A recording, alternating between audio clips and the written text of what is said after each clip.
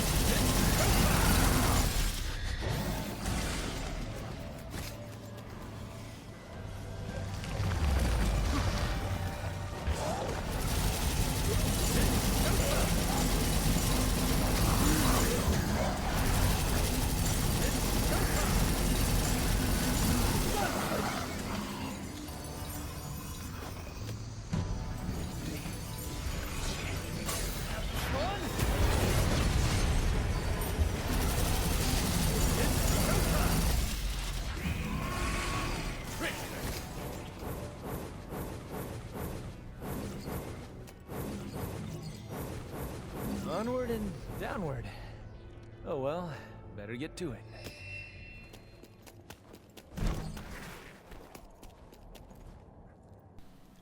Here she is. So this is a very similar strategy we're going to use on every other difficulty.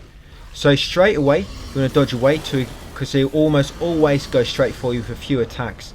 Well, he does on other difficulties anyway. So straight away, dodge away a few times.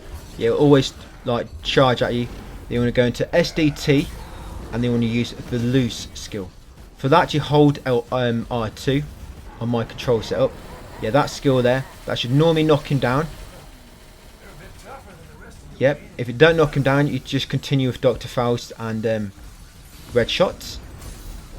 And then once he's knocked down, you charge Red Hot Knight, guys. Use Devil Trigger, and that should finish him off. If not, just finish him off with a little bit more red shots. That's pretty much a very similar strategy we're going to do on other difficulties as well. And as long as you're taking no damage, that should get you an S rank.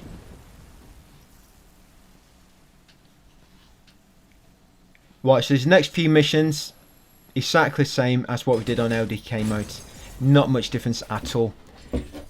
I've changed the mission 18 strategy a little bit.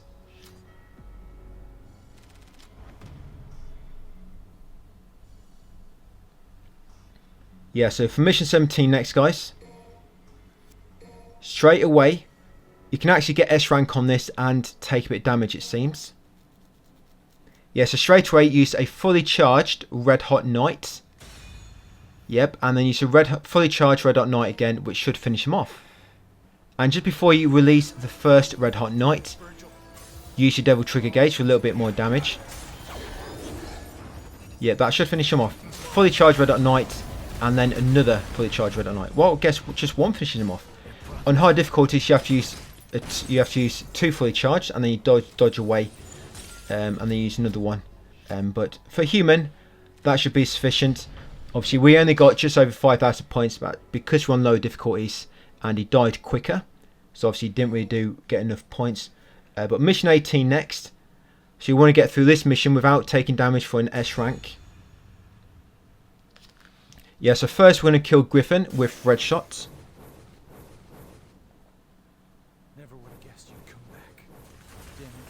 Yeah, don't worry about your STD gauge on this, guys. All we want for the boss is a full, well, not full, but we want to save some Devil Trigger gauge for the boss, just to increase our attack. I used to use the SDT gauge on the final boss here, but it leaves you too vulnerable after using the SDT, and you go back to just normal Dante. It leaves you too open to attack, so I don't really go into SDT anymore on the final boss. But yeah, you destroy Griffin, destroy that blood clot, and then come over here and go for Bloodstream. And we're going to kill Griffin next. Sorry, not Griffin, Shadow next.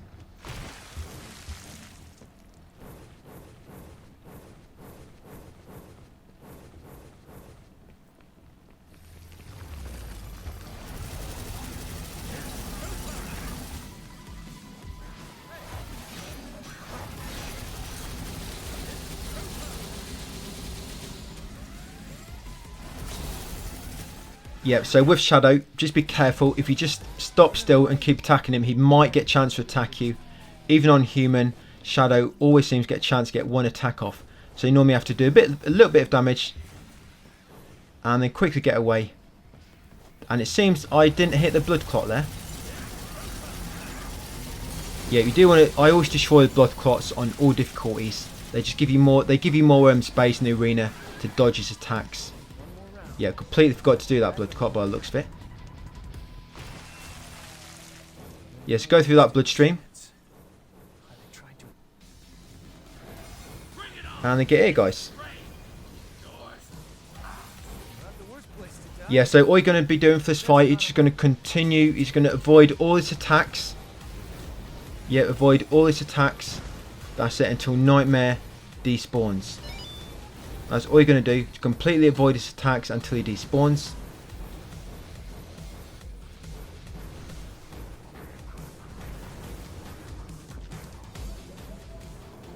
That's it. Once he's despawned, you'll know, because the sort of sky will get a bit lighter. Then just focus on killing Griffin and Shadow. Watch their attacks. Again, just keep evading, guys. Try not to attack for too long. These guys seem to try to attack you even if they're not in the camera. Yeah, then once you've completely destroyed the health gauge, Nightmare should spawn back in. The screen will go dark. Keep moving around because he'll try to fall on you. And since he spawns in, just wait a second or two and start charging Red Hot Knights. He'll teleport away, then he'll try to revive them. You want it to land just as he teleports away, like so, and use Devil Trigger Gauge just before you release it for extra damage. And hopefully that should finish him off, guys. That's it, then do a bit more damage and that should be him. KO'd. And as long as you didn't take any damage yourself, you should still get an S rank. I think this is another one where the score gets very close. I mean, I got 4,500 there. But it's probably because I didn't destroy the blood clots. Because we're on a low difficulty, them earlier bosses did die a bit too quick. It'll be different on high difficulties, guys. That same strategy can still get you over 6,000 points, even on Dante Must Die. So don't worry about that. Right, and so mission 19 next. So this strategy is exactly the same to what we did on LDK mode. Again, we want to do this without taking damage. Yeah, you want to do this without taking damage. So what you'll do, you want to have the Sword Master style equipped by pressing right on the D-pad. You'll dodge his attacks by jumping. And when you've got Sword Master equipped, you're going to hold circle to charge your swords. Then this is called the round trip skill. If you look into Sword Master on the skill list, this is the round trip skill. You hold circle. So yeah, Sword Master, hold circle to charge them up. And once he doesn't attack, he doesn't seem to do it as much on human. So on human, you just need to wait for him to finish an attack chain. Yep, and then release it. And as it's attacking him, start charging Red Hot Knight straight away. And just before he's about to attack again with maybe his little knife projectiles, use Devil Trigger to deflect the attacks. And then that should deflect his attacks and give you enough time to release a full Red Hot Knight, guys, and kill him. On all difficulties, that should work. Yeah, mission 20 is quite a bit different. Because Nero doesn't have like any crazy skills like Dante, you do have to learn the moves quite a little bit. But that's the magazine I go with. So you want Buster Arm. Sorry, no, that's wrong. I have Overture times 3 and Buster Arm times 2. On other difficulties, it's slightly different. But yeah, for sake of human mode, yeah, I've got you want Overture times 3 and Buster Arm times 1 on human mode. And what you're going to keep doing, guys, you want to evade all his attacks. Again, we want to do this without taking damage. You're going to charge up your shots, and you're going to wait for him to finish an attack chain. Then you're going to shoot him 3 times, then wire snatch him, and then do a combo of 2 or 3, just until you knock him back. So 3 shots, wire snatch, little combo, and then again start avoiding his attacks. Basically, you'll wait until you stagger him. Just keep running left or right, and you can dodge his attacks. Just try not to get too close to the wall. That's it. Once you knocked him down, you want to charge Overture times 3. And then use 1 Buster Arm, and that kills him on human mode mega easily and skips this Devil Trigger phase entirely. So yeah, human mode, he's mega weak, he's mega easy to kill. Like I say, just keep running left to right, dodge his attacks. When he's finished an attack combo, use 3 charge shots and then wire snatch him and combo him, and repeat that until you knock him down like so. And then 3 Overtures, Breakage, and then Buster Arm Breakage, guys, for the kill. Mega easy. And now you can skip the credits now. No need to kill the enemies like we did on LDK. We've done that. We've got them trophies. Yeah, skip the enemies. Just press options to skip through the credits if you want to. You get a trophy. Let's rock. That's for completing the game on human mode. And also Hell of a Hunter. That's for getting an S rank on all missions, guys. Yep, and that's it. That's human mode done.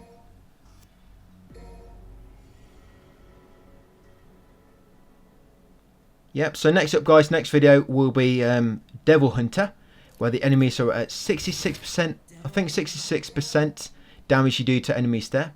So quite a little bit of a drop. I think, well, at the time of making this, I think I'm the only one which is doing a full, complete platinum guide for this. I know you've got loads of like smaller guides for certain S ranks and difficulties, but yeah, I think I'm the only one covering the whole thing. But anyway, yeah, this is Devil Hunter mode, difficulty. And before we get into Son of Spider, which will be the next one, all the enemy placements in Devil Hunter are the same as human mode. Once we get onto Son of Spider, all the enemy placements will change, and then they will be the same for all the other difficulties. You have Son of Spider, Dante Must Die, Heaven and Hell, and Hell and Hell. They're all the same enemy placements. And as you saw then, guys, what we are taking into the prologue is 1 Jabira and 2 Buster Arms. Yeah, 1 Jabira and 2 Buster Arms. And this first mission, we don't need to worry about doing this no damage. If you remember, if we kill this boss on the prologue, you automatically get 15,000 points. So it doesn't matter if you take damage, have a really bad rank. As long as you're not wearing a super suit, you're pretty much guaranteed a S rank as long as you kill the boss on the prologue. Yeah, so while we're getting through this, guys, and like I say, you'll see me killing the boss. So yeah, Devil Hunter mode. This is the second difficulty. I mean, we've done Legendary Dark Knight already. But that's more like a PS5 sort of extra sort of thing, which you still need to do. So there's a PS5 trophy connected to it. So yeah, Devil Hunter mode. You deal only 66% damage off what you did on human. Yeah, only 66% damage. And I confirmed that using the Void. Yep, and it's the same for your defense as well. You have lower defense. Your score, you need an S rank on this, of course. But to get an S rank, you need 5,000 points. So while going through all these levels, we're going to be getting S ranks as we go along. And as I've done on the previous videos, what I will do is at the start of each chapter, or a particular tricky battle or boss fight, I'll come back and give you some tips and my strategies or anything else you need to know, guys, which will be helpful. But for the most part, I'll just let you go through it yourself. You can obviously see me what I'm doing. But yeah, you'll see me coming back if there's anything useful to know. No collectibles to get. We've already got them all on the other difficulties. There's still 1 or 2 missing trophies we need to get. We're going to be getting one of them here on mission... I think it's mission 13. Mission 13, you have to do that mission with all your characters. So far, we've done it with Dante, we've done it with Nero, and on this difficulty we're going to do it as V. And then once got that trophy on all other difficulties, we'll do it as Dante, because he's the most overpowered with his red orb skills. So yep, get through this, guys. Remember, don't wear super suit. You don't want to have auto assist on for any missions now. Going forward, no more auto assist. Don't need to think about that thing. It gives you a bit of a penalty, but if you've got auto assist on, when you play with V, you'll find it can be a bit tricky getting S rank still and take damage. If you don't take damage, you can use auto assist for V, but some missions it's quite tricky to avoid damage altogether. And of course, on the final difficulty, it's a one-hit kill anyway.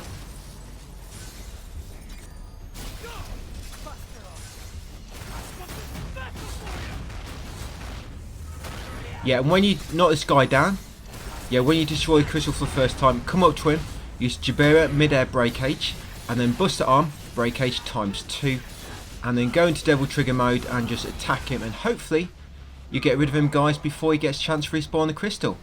If you just respawn the crystal, just again start attacking the crystal with just normal charge shots, and then repeat, guys. It should fall soon enough. This next mission, guys, mission 1. Yeah, we want to do this one without taking damage. All the fights in this one you can pretty much just run past. And if you still need the trophy for finding 100 Devil Breakers, just make sure you keep an eye out for any, guys, and pick them up along the way.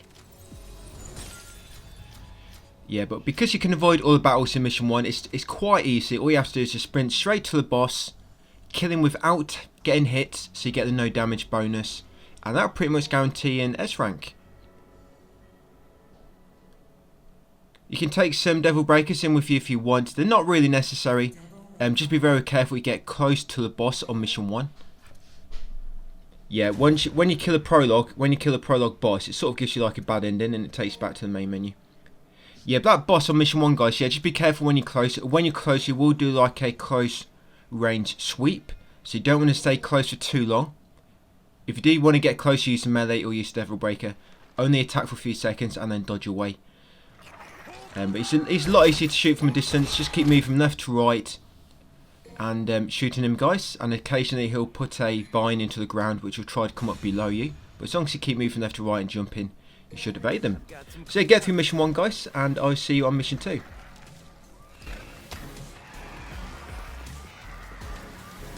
I'm really getting the hang of this new toy. Nico leave this here? Sweet. What a mess.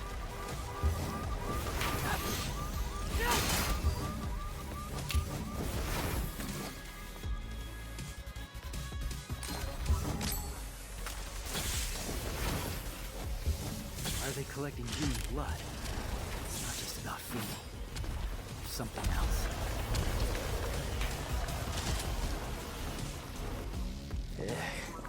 What a lovely house plant.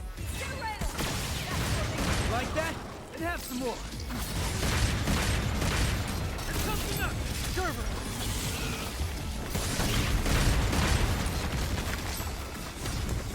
They're everywhere. Makes me sick.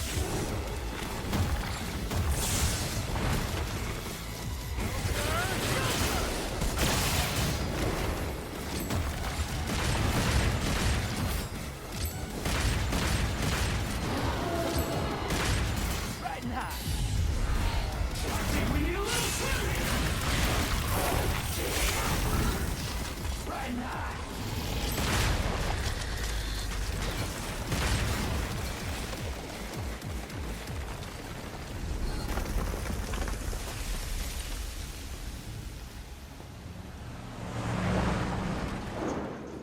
Hey, tough guy. That'll keep him, but not for long. What do you mean?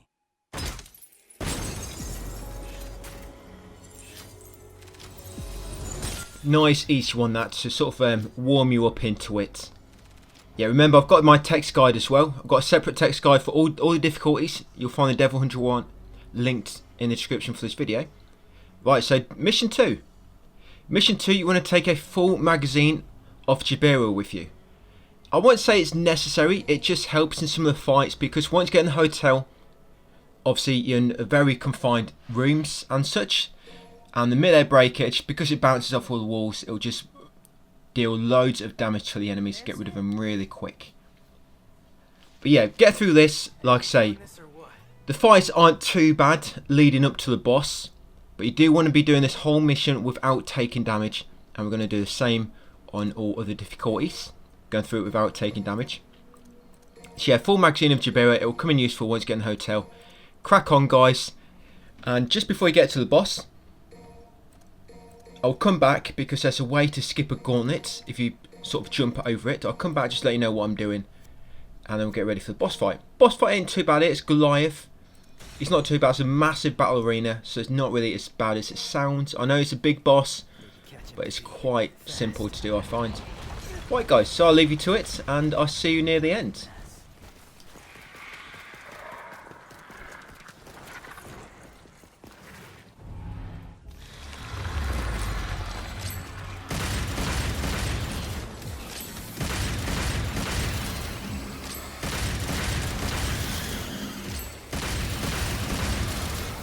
Let's get airborne.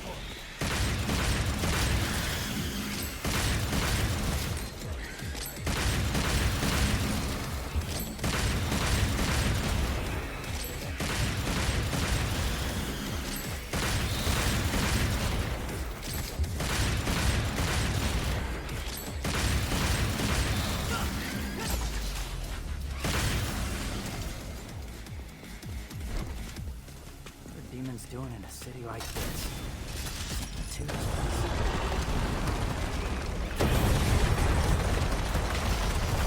Not making it easy for me, huh?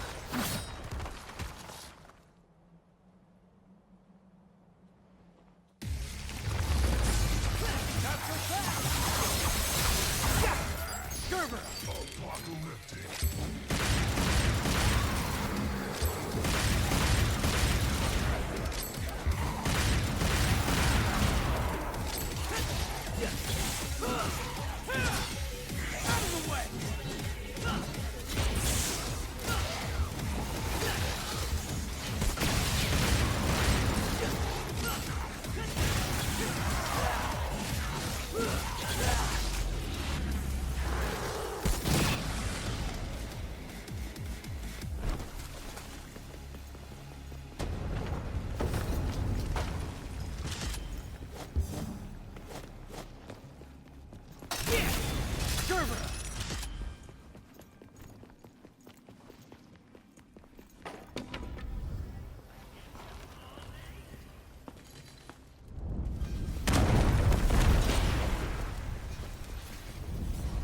gonna stop me. Oh, whatever shall I do? Yeah, I can make this work. Just hack my way through. He doesn't seem like a demon to me.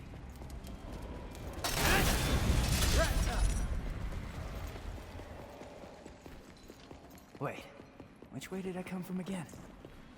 Yeah! Mega Buster!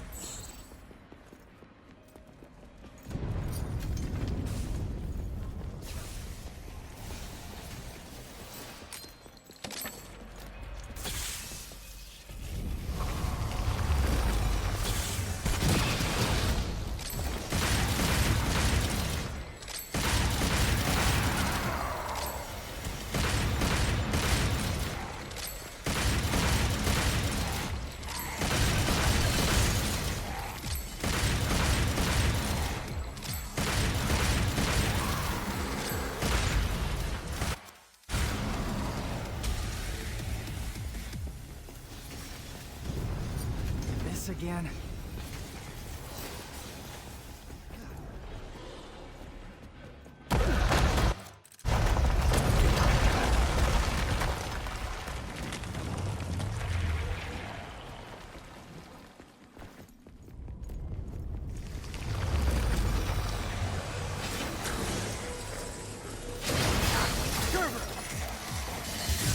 Run from this!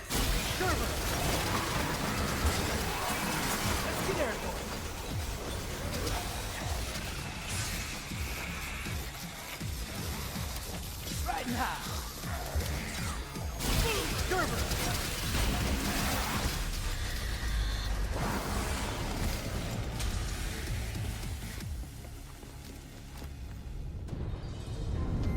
Getting really sick of this stupid tree.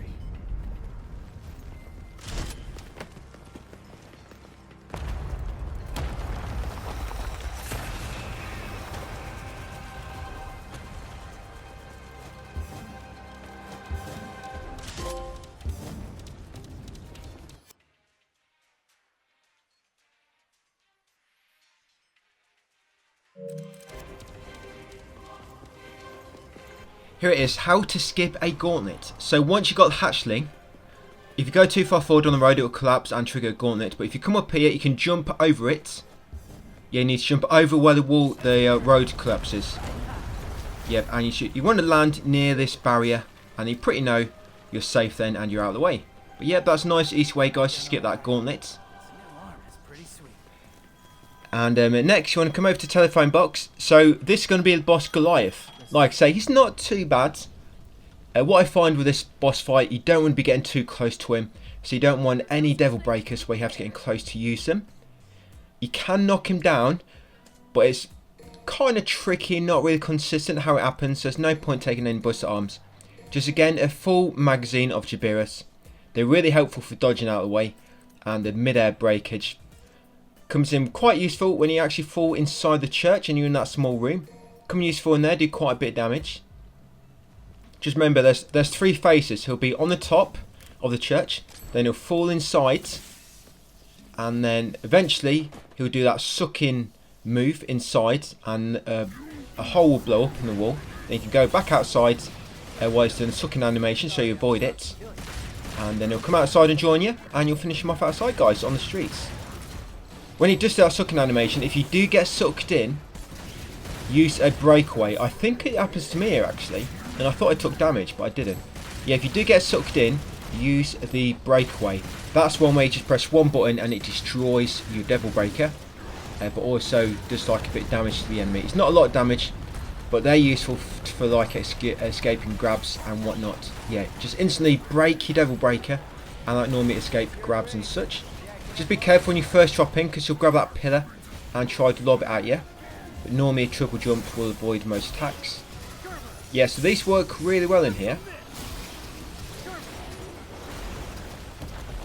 Yeah, I was going to say enjoy it while you can, because on all other difficulties it's going to take much longer to kill. But one good thing, I know the enemy's placements change in reference to gauntlets on other difficulties from Son of Spider and above, but all the bosses are pretty much the same. Obviously they might be more aggressive or have more health, especially Dante must die when they get a devil trigger. But yeah, the bosses are more or less the same. just obviously more takes longer to kill them because they've got more health. So yeah, he'll join you and just finish him off, guys. And normally when he gets out here, he gets sort of angry, goes into rage mode. But yeah, that's pretty much it, how to get rid of Goliath.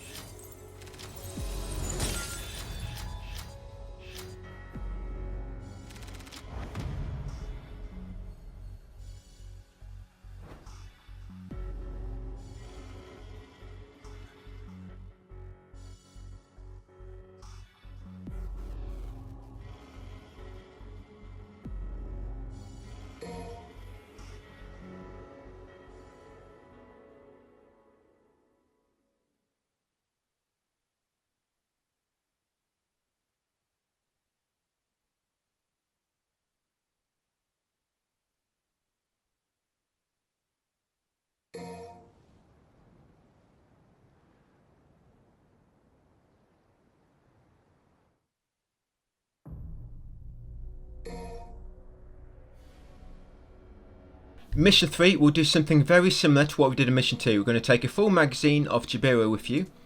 Again, once you get into the sewer, and also in the library if they're Death Scissors, they come in really useful, the mid-air breakage, because it ricochets off the walls, kills all them really quick. This one, the boss is quite tricky on this one. But what I will say, I should have mentioned this on Mission 2 actually, if you do take damage, I've mentioned this in human mode anyway, so you should know about this. But I just remind you, if you do take damage, obviously you're going to avoid that no damage bonus, which doubles your score.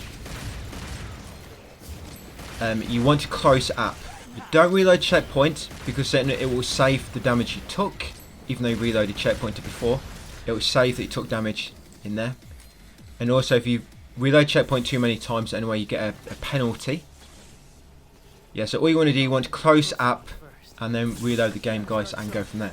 That doesn't count the damage or the checkpoint reload. Yes, if you take damage, just close up, boot the game back up, and just jump back in. You know all this, like I said, I've mentioned it in human mode, but I'm just reminding you about that. Okay, so yeah, get through this, guys. Very shortly, there's one, when you pass below that bridge up ahead, sometimes there'll be two different paths to take. If you get the one, it's not a big problem, it's literally like a difference like 5 seconds. And then you're back on the same path again by the time you get into the sewer. Yeah, get through this, guys. Get to the boss. Try to save some Jabira for the Death Scissors if you can in the library, because you'll get rid of them really quick. And save them all for when you get in the sewers anyway, because you're in a confined space. Yeah, get to the boss and then come back on the boss. Like I say, this boss is pretty tricky on this one. It's not too bad when you get used to it, but just getting used to it can seem quite daunting at first. But yeah, once you do get used to its moves, it's not too bad, I don't think.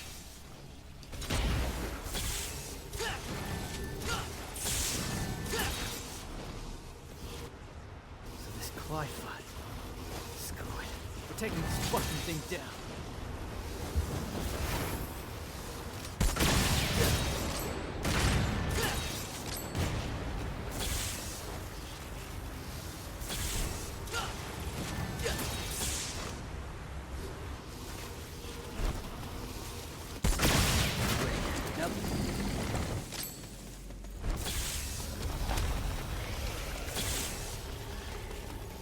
Roots have to be coming from somewhere.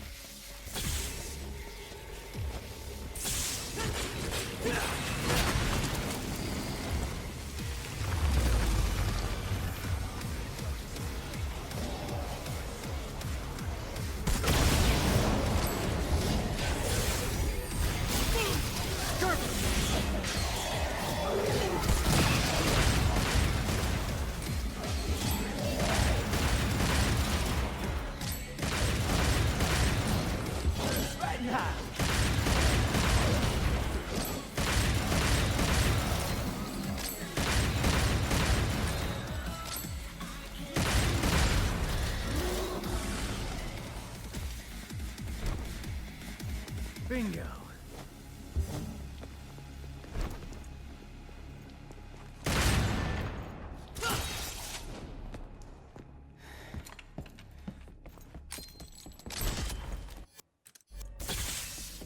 You want me to follow you? No way, ass. You bring that shit to me.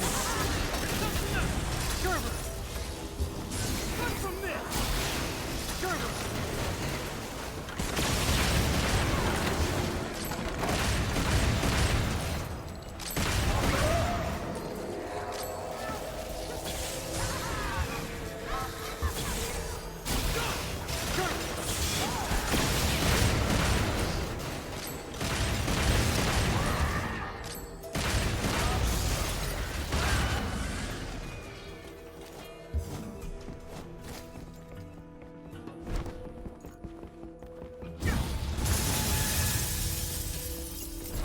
Without strength, you can't protect anything. I know that.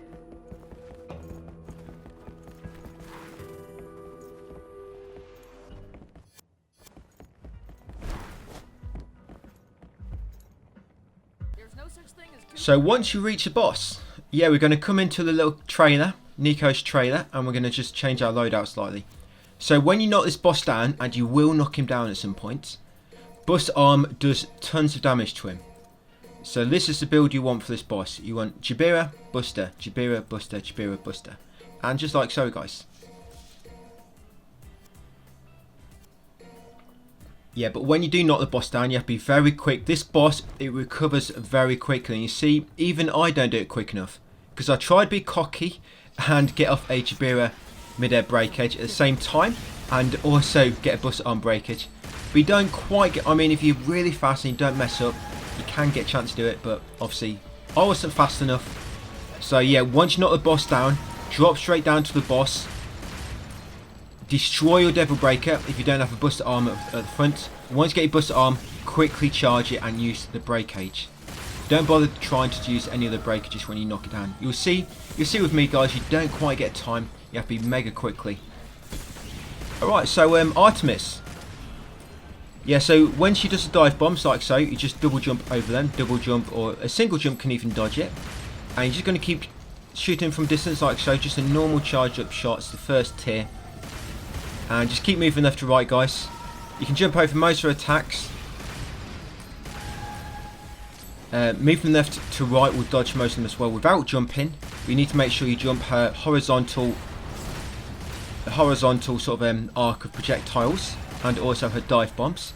And watch out for the little bombs she tries to shoot at you that slowly float through the air. There's two then, and watch out for the little minions she spits out as well. Them two there, just make sure you shoot them as soon as they get released so you can sort of make them inactive. And once you get her to about half HP like so, she'll move to the middle of the arena, and this indicates she's about to float up to the top. Just watch out, because normally when she does this as well, the current little orbs around the area will try to dive bomb you, and then she'll respawn new ones. So make sure you're ready to dodge them or shoot them. Then quickly shoot the new orb she spawns. Snatch up to her and just keep attacking her, guys. You can use enemy step on her as well. Be quick here or she's going to do a massive attack. Now this is it. You need to be very quickly. You'll see I took too long. Useless. Yeah, you want to get straight down there. Use that Buster Arm as quick as possible, guys. Breakage. That would have finished her off. So I've got to go through it again. On high difficulties, especially down at You Must Die, even after you knock it down, and even if you do get a Buster Arm breakage off, it won't kill her because of how long it, how little damage you do on the difficulties. But it'll be a pretty good boost to her damage. So yeah, she'll start doing this sort of proton ray when she gets to low HP. At this point, I know I'm not going to knock her down again, so I'm just sort of getting close and use my breakaways. But if you want to play it safe, guys, just always keep to a distance. Don't get close. She can melee you if you get close to her. And if she spawns some little orbs when you're like really close to her, you might not get a chance to dodge away, and they might just like hit you instantly. So be very careful. If you want to play it safe, like I say, just keep a distance. Watch out for these dive bombs. Yeah, sometimes she'll do 2 dives in a row, sometimes 3. It's never normally more than 3. And they have it. Got her. Remember, if you do take damage, just close the app and reload. There we go, mission 3. So mission 4 will be next. Mission 4 is V. You can still get an S rank in this mission and take damage. So you do not need to worry about, guys, about not taking damage in this mission. Obviously, just make sure you don't reload checkpoint. Never reload checkpoint on any mission, because the 1.2 bonus for not using checkpoints is crucial. You want that 1.2 bonus. If you use any checkpoints, that bonus will disappear. So if you ever need to reload at any point, close the app and boot the game up again and do it that way. But yeah, like I say, guys, as long as you don't have auto assist on and you get your no continue bonus 1.2 and you're doing pretty good with your S ranks, you can still get an S rank with all of these missions pretty much. I do use the X taunt quite a bit, you'll see, in his first few missions, but then a bit later on I seem to stop using it as much. Yeah, just focus on attacking the enemies really quick. The attacks I normally do, I normally just spam square and triangle. Sometimes I hold them in because they do additional attacks. I don't really do the lock-on attacks because I want to always try to keep my camera off the enemies. Yeah, you can also spawn Nightmare occasionally. Nightmare will count as different attacks, which will boost your rank. So you can sort of call Nightmare, sending him away, calling him again. That sort of boosts rank as well. Nightmare attacks himself, of course, so he helps with boosting your score. Just because he attacks himself, as long as you're not riding him, then it's a bit different. But yeah, to get through all this mission, guys, like I say, it's not too bad. The boss is quite annoying on this mission. Yeah, this boss is actually quite tricky to do no damage, even on the easiest difficulties. Yeah, get through the mission, get to the boss, guys, and I'll come back at the boss.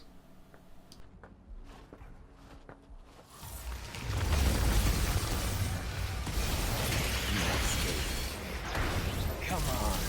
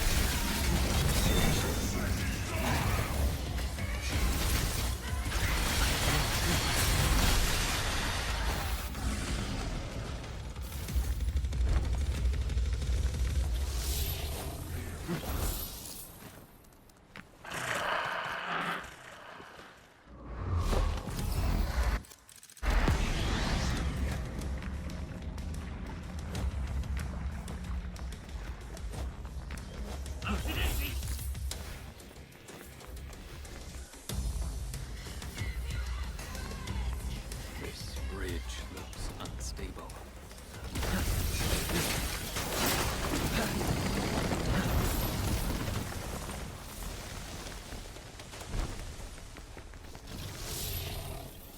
I will not allow him to gain any more power.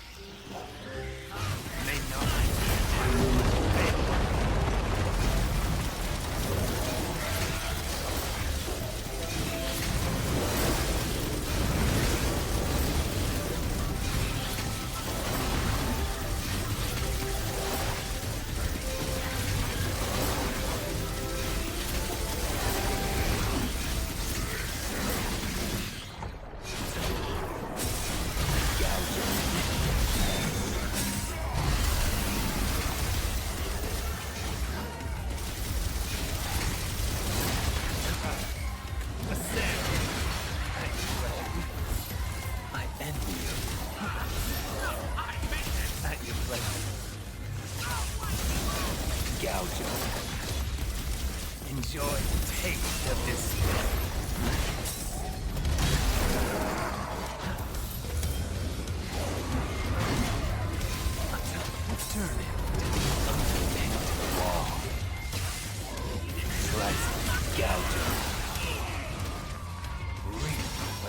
so. Pardon me.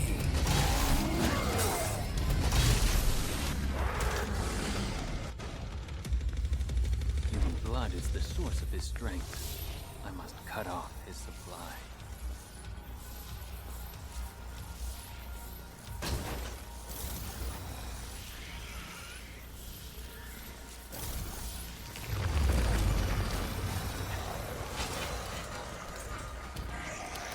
Awake now.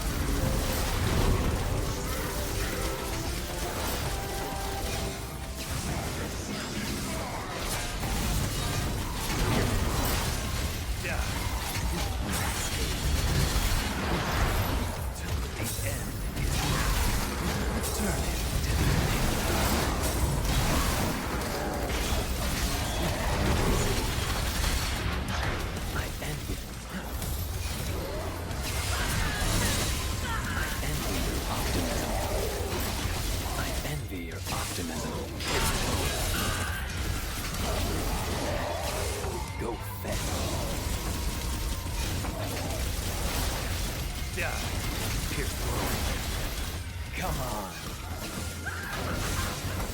Rest in peace. Come on. May my flesh fail on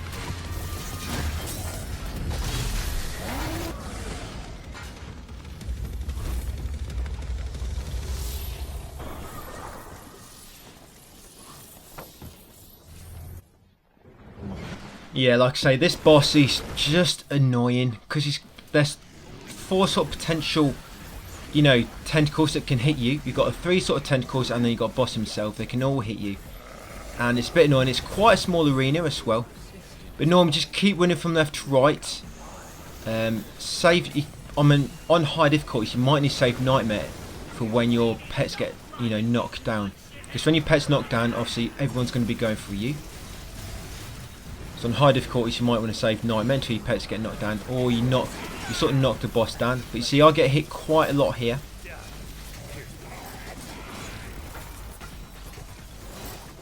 Yeah, this is probably going to be quite a tricky one to do on the final difficulty, where you have to do it without taking damage. And if you do take damage and use the orb, you lose your no continue bonus. So it might be a bit tricky. But for all these other difficulties, guys, yeah, you can still take damage and you can still get through it. Like I say, you just got to be reasonably well with your style points. And when them tentacles, when they spit a sort of black orb of oil at you, whatever it is, yeah, even if that misses you when it lands, it can still do a bit of splash damage for a few seconds. So try not to run near any orbs when they land afterwards, because they can still damage you, sort of when you walk on them. And yeah, just keep tackling him, guys. Like I say, it's quite an annoying boss, just because it's a small arena. It can be tricky to avoid them all at once. But normally running to left and right, like I say, and jumping, or using shadow and sidestepping can work quite well. But yeah, get rid of these, and I'll see you on mission 5.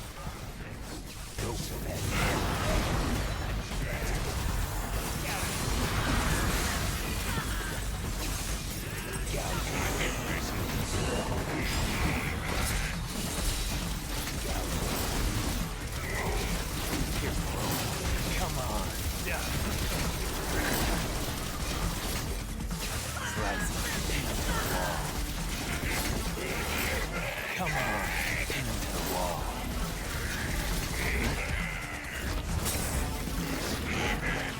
The cut worm forgives the plow.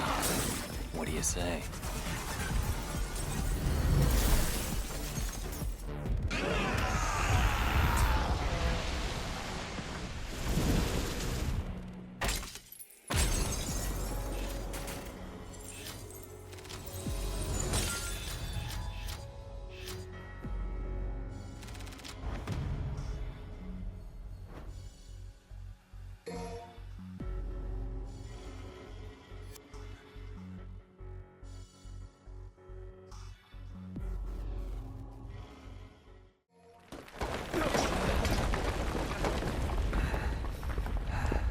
Mission 5, you can still get an S rank on this mission even if you do take damage, as long as you do pretty well with V, guys, and don't have auto assist unlike the previous mission.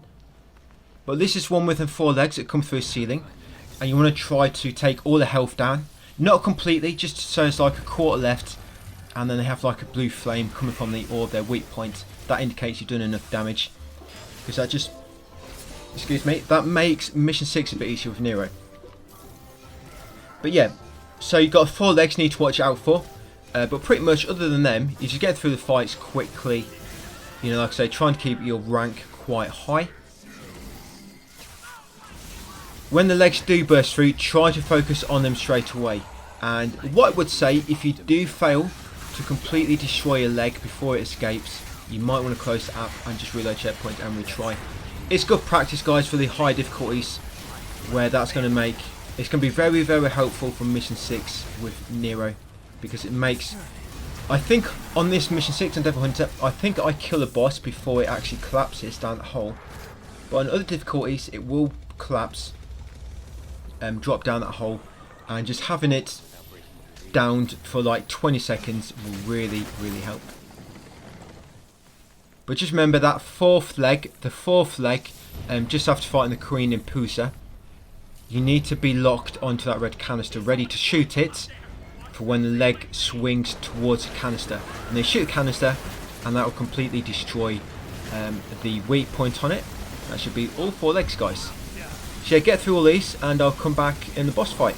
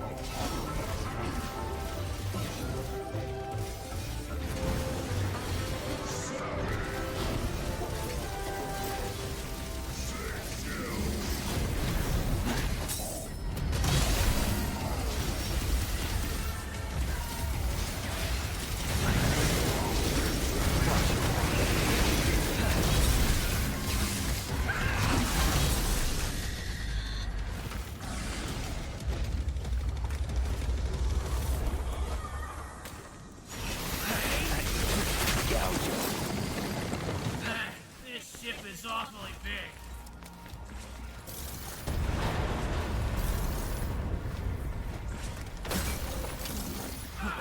So high maintenance.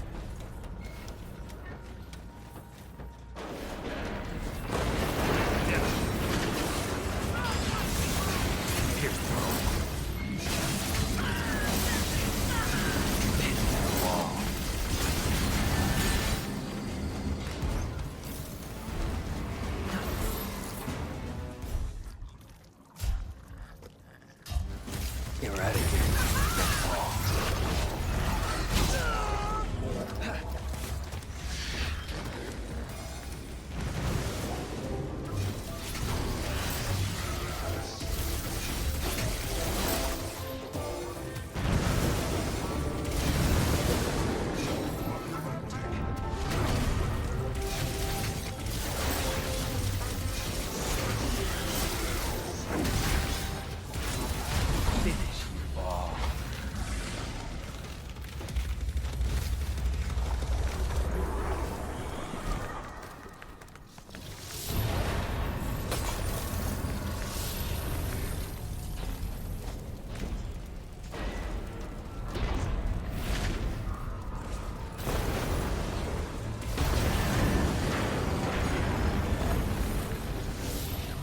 Escape route. High maintenance.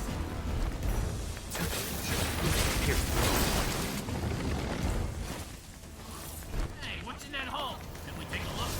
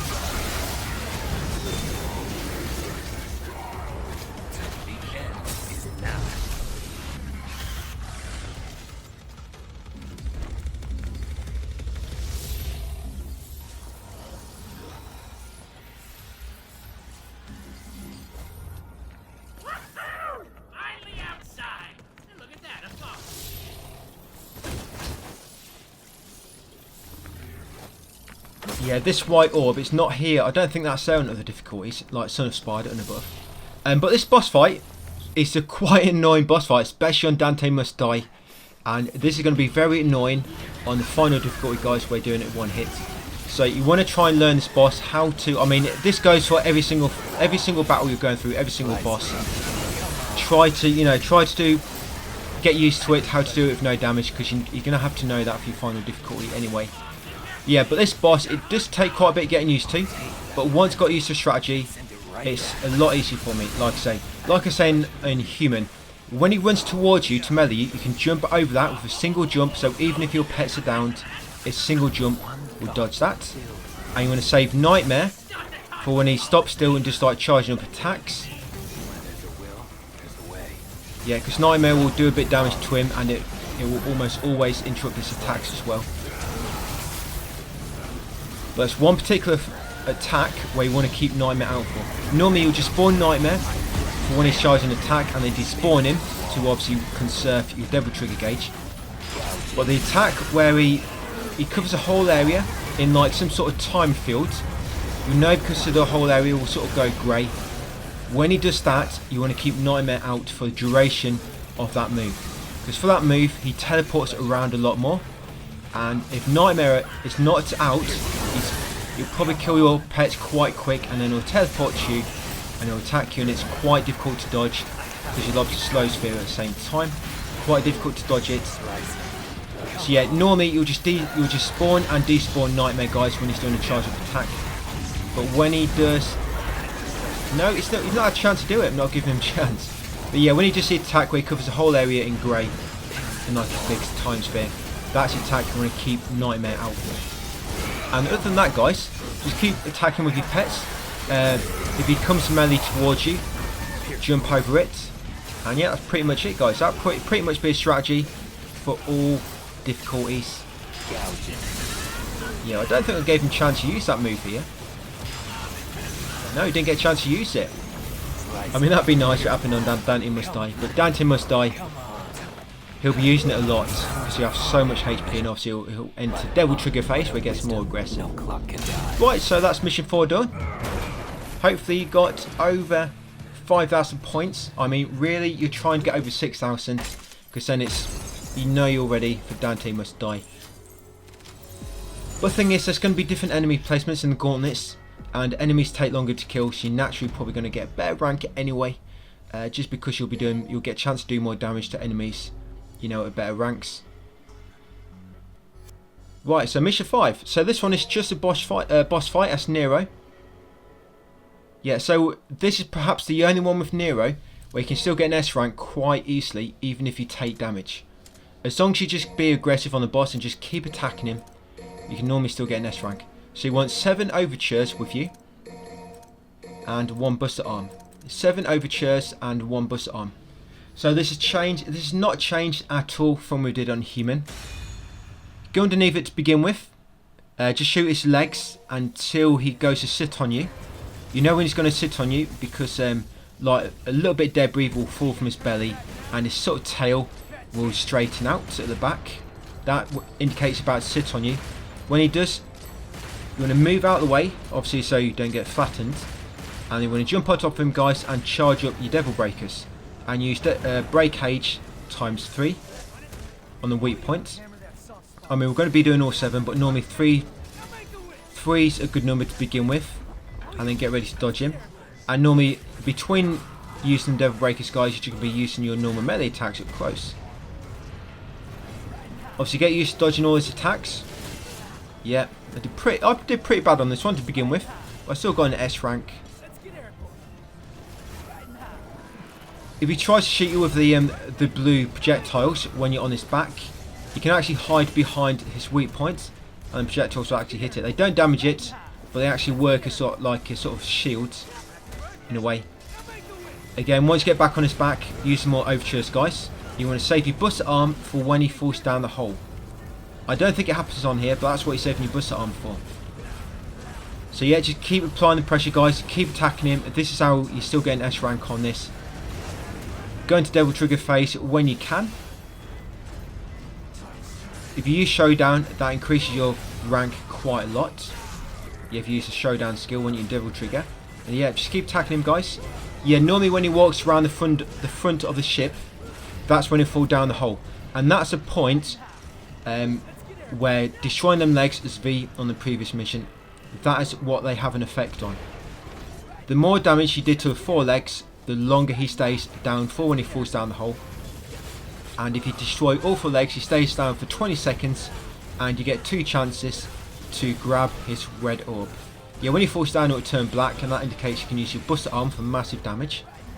But if you destroyed all 4 legs completely, he'll fall down, it'll go black, then it'll go red. You can get about 10 seconds worth of damage in, and then it'll go black again for a few seconds, and you can just use that buster arm again. But I get rid of him beforehand, so I don't really need to. But yeah, that's pretty much mission 5, guys. That's going to be the same for all difficulties, nothing's going to change. As long as you get through it quick, apply pressure always to the boss, so always sort of damage him at reasonably high ranks, and you should be able to get a S rank. Yep, obviously you do need to try to do it with no damage for your final difficulty. But yeah, I still got 7,000 points. I got a lot of points there, a lot of points, and I still got attacked. So next one is mission 6. Sorry, that was mission 6. Getting mixed up here. Yeah, so we just did mission 6. Mission 7 is next. So mission 7, we're going to choose V. We're always going to do this mission as V from now on. You can choose between Nero as V. But we've done it with them both. We've got relevant trophies. So what happened to him and Trish? And I think I got that trophy somewhere, didn't I? For getting 100 Devil Breakers. Yeah, I got it somewhere. I don't think I cut it out, did I? But yeah, I did get a Devil Breaker trophy with Nero. Or maybe it's going to be coming up soon. Yeah, you know, for getting 100 Devil Breakers with him. I think I got it in the on mission 2, perhaps. But yeah, mission 7, guys. We're always going to choose V, like I say, because it's quicker with V. It's quicker to get through with V. I think he's got 1 less gauntlet, I think, on this mission. I'm pretty sure he's got 1 less gauntlet to get through. But yeah, we're going to get through as V. Obviously going to get rid of, I think it's 3 gauntlets you have to defeat enemies. Is it 3? No, it's 4 actually. Yeah, sorry, there's 4 gauntlets you have to kill the enemies. So you kill them, you get to the boss. The boss is quite easy on this one, so I don't really think I need to come and give you any tips for that. The sword guys on the boss are Proto Angelos. They have a lot of HP, so just be careful with those guys. And just be careful you don't get attacked when you're trying to finish off an enemy. Yeah, just be careful of that. Yeah, so get through this, guys, kill the boss, and I'll see you on mission 8. Mission 8 with Nero. It's the only mission where we have to do combos with, because it's too hard to get an S rank. Well, it's too hard to no damage on high difficulties. You do get 15,000 points automatically in mission 8 if you kill the boss. But it's just he's the hardest boss, pretty much, in the game. So it's just too difficult to do. So yeah, get through this, guys, and I'll see you in mission 8, ready for our combo strategy.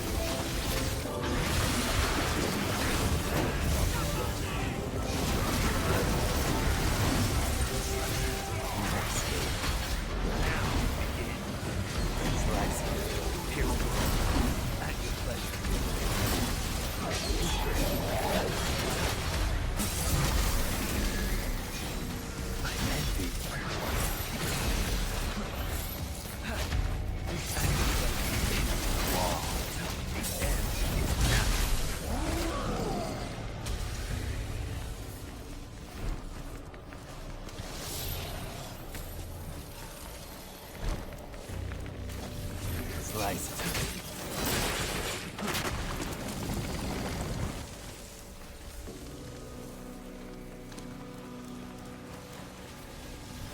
This way.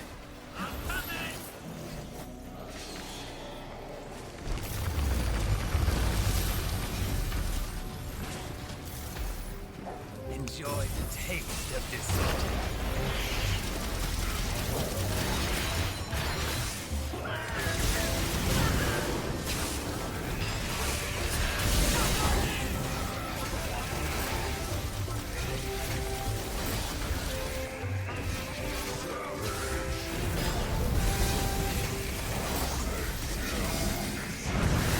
Into nothing gouging. Fall to hell.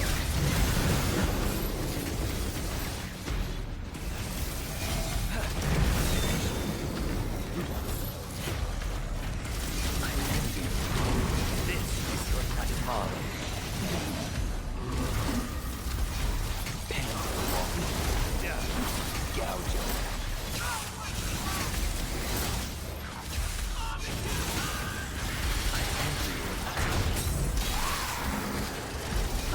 Let's turn it. Wall. At your pleasure.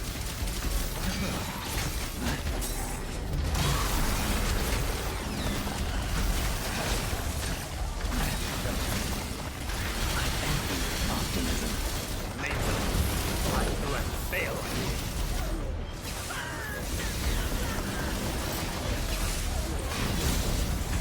I envy your optimism. Pardon me. I envy your optimism. Rest. The end is now.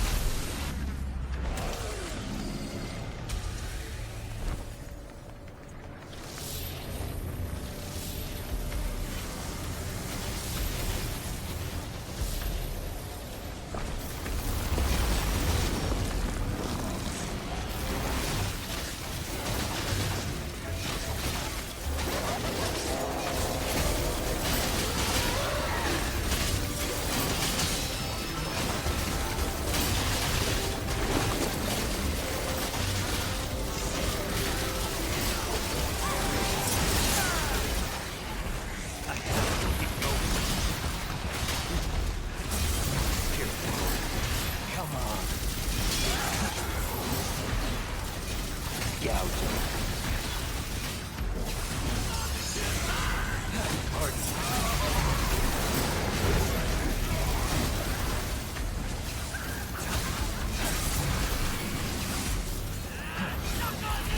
I envy your optimism.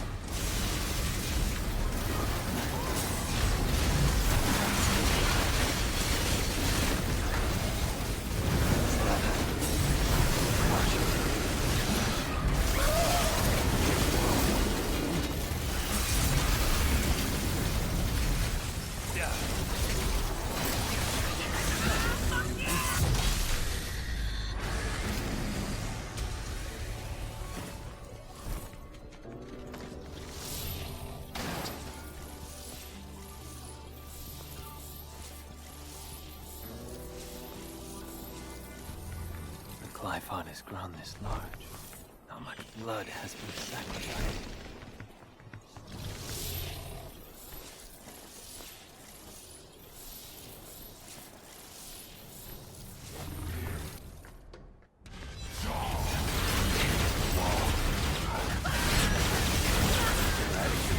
Them all.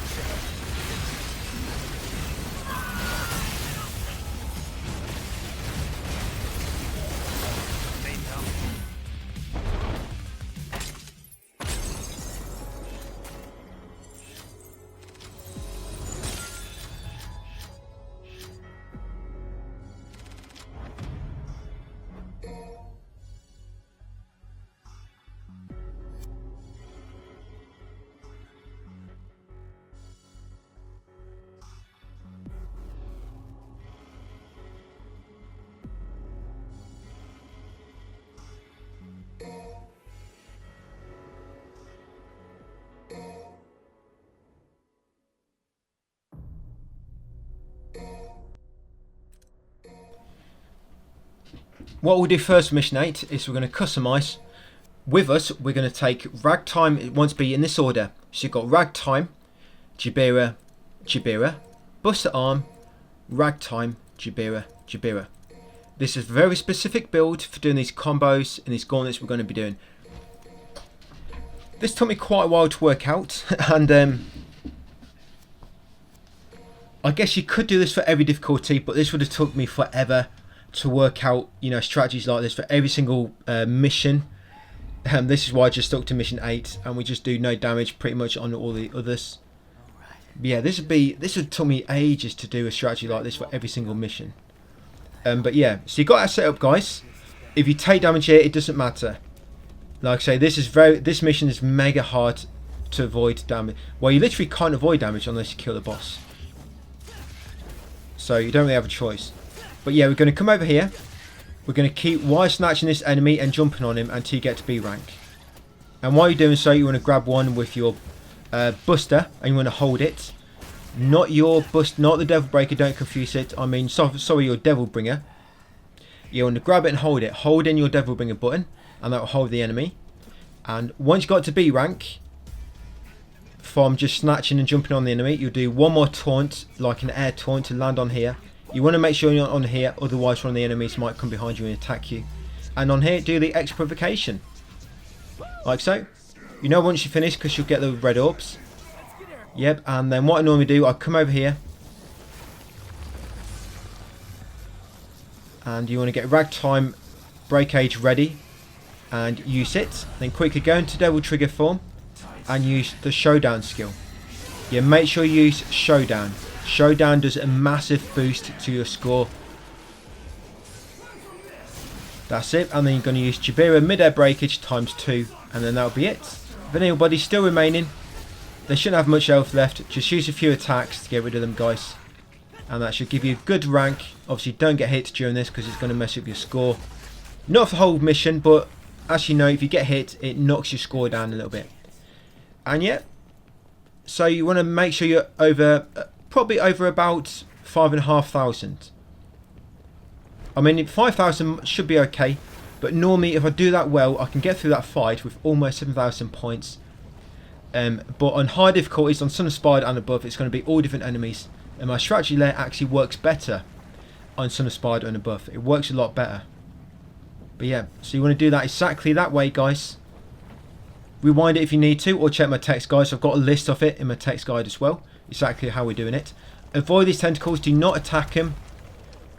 On high difficulties they can increase your score. Because they die too quick on these difficulties, these lower ones, they will actually decrease it. So leave them tentacles. Yeah, once you go through a bloodstream, carry on. Yeah, I can't imagine doing strategies like this for every single mission. Probably I'd still be working on it now. Yeah, so here, make sure you jump across this pit. This is a optional battle you do not want to engage with. So yeah, just jump across the pit, jump, air taunt, jump, air taunt. You got a triple jump and of course your air taunts give you a little bit more air time. Make sure Buster Arm, by the way, is your next Devil Breaker. Yeah, Buster Arm wants to be your next Devil Breaker. Okay, so again, just like we did on the first enemy, We're going to wire snatch it and then use enemy step until we get to B rank. Yeah, like so. Now this is your only enemy which is going to spawn until you kill it. Then a few more will spawn. So this one's nice and easy on Devil Hunter and below, because you've only got this enemy until you kill him and then more will spawn. So yeah, get to B rank and then you want to grab him and hold him and then do your X provocation, your X taunt. Obviously while you're in the air you can actually do an air taunt before you land. Yeah, I messed up here. I thought I grabbed him but I hadn't. So I'm going to have to do my X provocation again. I've lost a bit of score here. I've probably actually done quite bad with my score on this mission. I mean, I've more or less shown you how to do it. But you see, even if you're not perfect, you'll still get a pretty good score. Like I say, I actually find doing this a bit easier on the high difficulties, because I actually did more extensive testing on the high difficulties.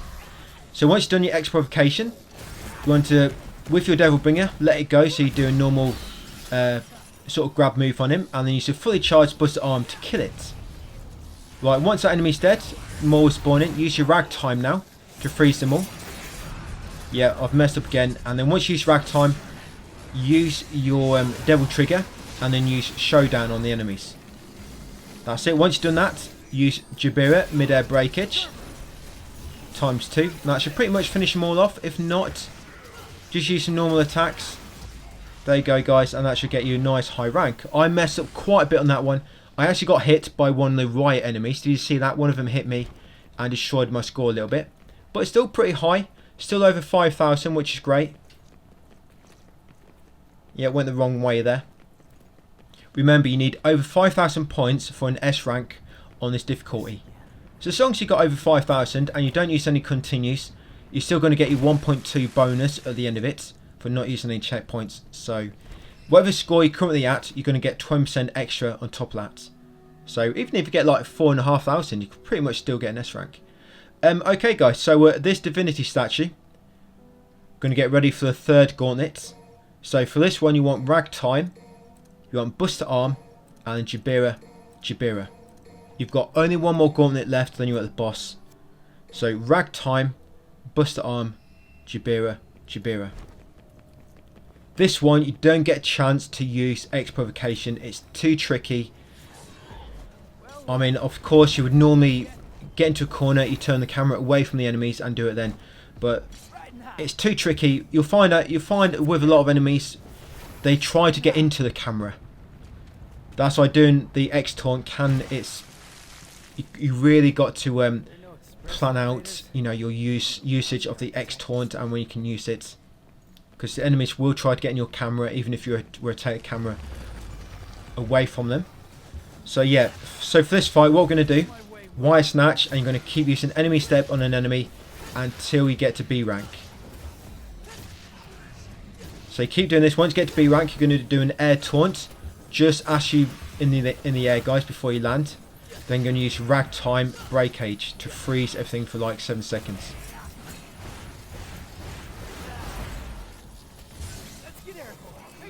There we go. Once you've done that, use your Devil Trigger and use Showdown on any enemy for a massive increase to your rank. Yeah, Showdown, there you go. Right, then you're going to use Buster Arm on one of the enemies. Yep, and you use your Jabira Mid-Air Breakage.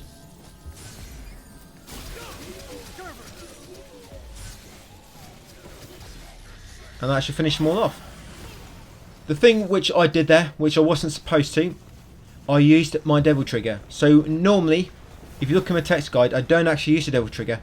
I go from Ragtime straight to Buster Arm. If you notice, I took a bit of damage when I was using my Buster Arm move.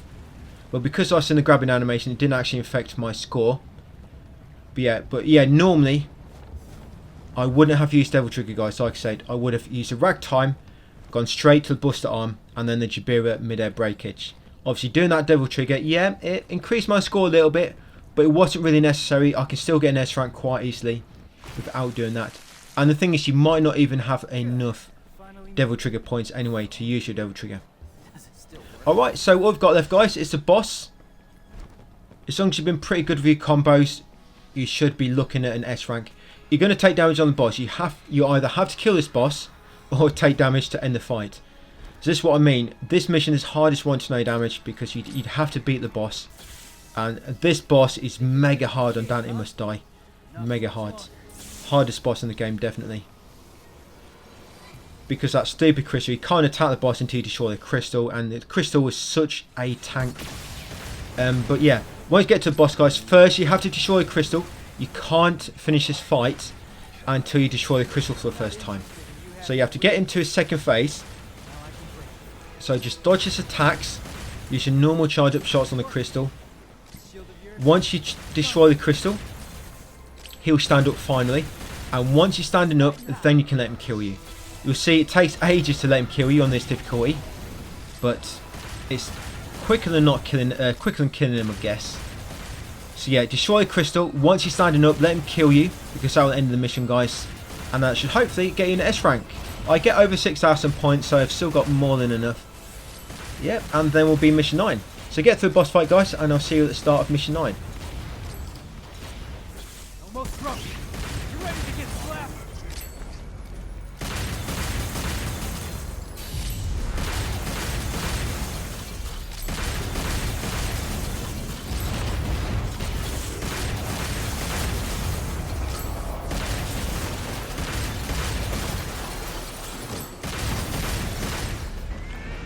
Scatter like dust.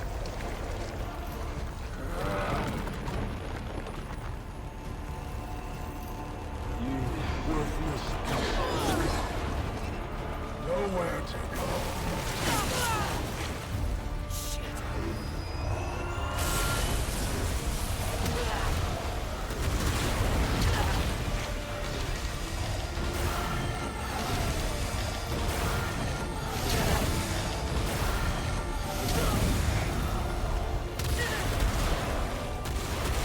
Run wild.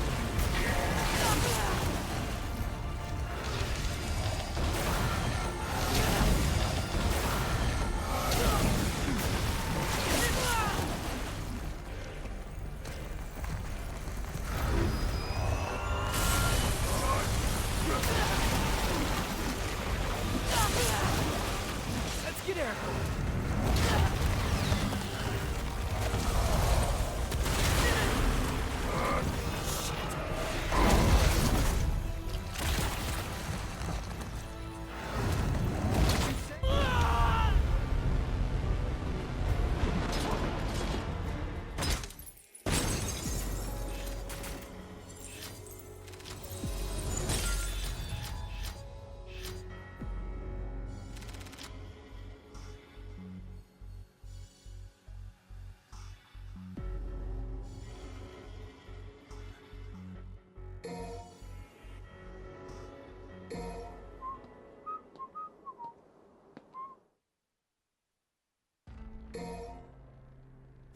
Yeah, so this is another one with V. Quite an easy one because the boss on this level is just 3 nobodies.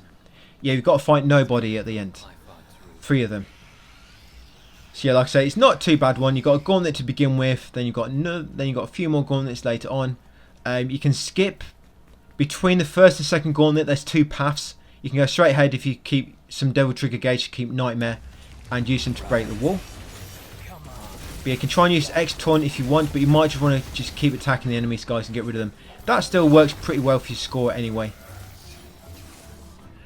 So yeah, get through this, guys. Like I say, it's not a too bad mission.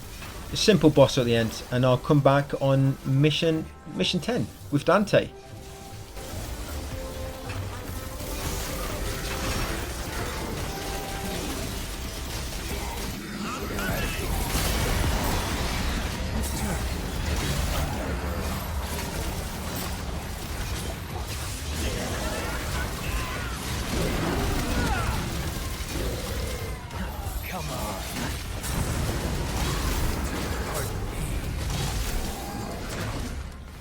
Resist all you want.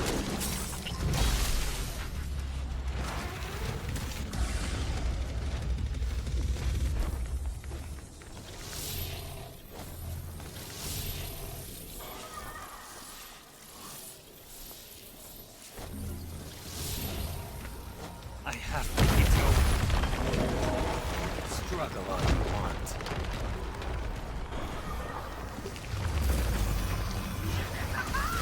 Running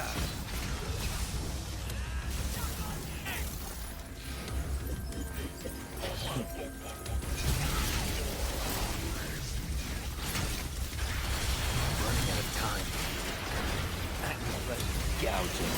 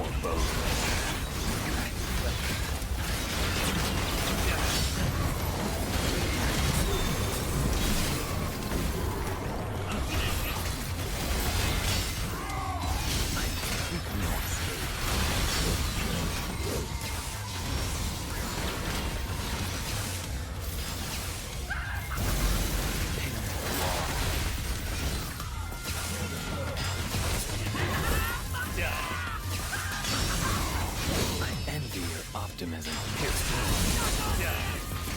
Keep struggling.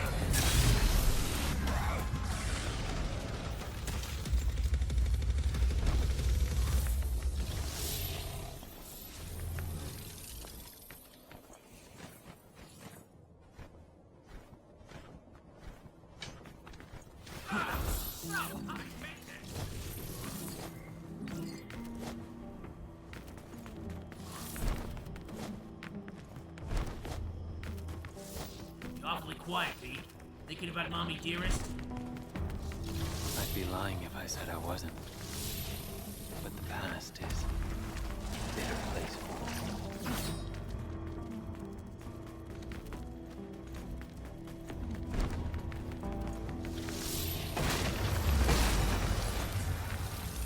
Eradicate the wall. Now it begins.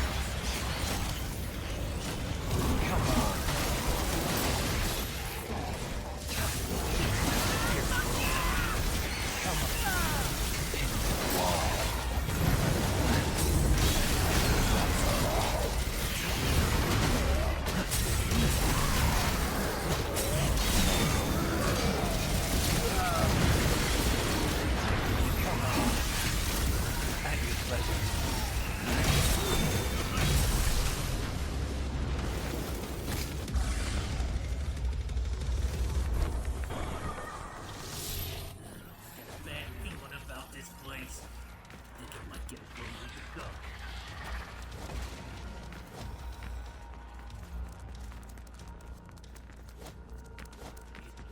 Dead? Quite possible. Just one thing here, guys. You will see me skip this gauntlet. If you do that, you can sort of teleport past the gauntlet barrier before it spawns. Yeah, with your lock on and circle attack, which makes you teleport. It's if you teleport into an enemy to finish them off quickly. You can sort of teleport past that gauntlet, but you have to be quick. But the thing is, if you do skip that gauntlet, some of the enemies do follow you down here. Anyway, you see there'll be a Baphomet that's followed me down. This guy, he's actually followed me from that gauntlet. Yeah, just let you know you can skip that gauntlet, but it's a bit tricky. I don't normally pull it off. So yeah, carry on guys for the rest of the mission, and I'll see you on mission 10.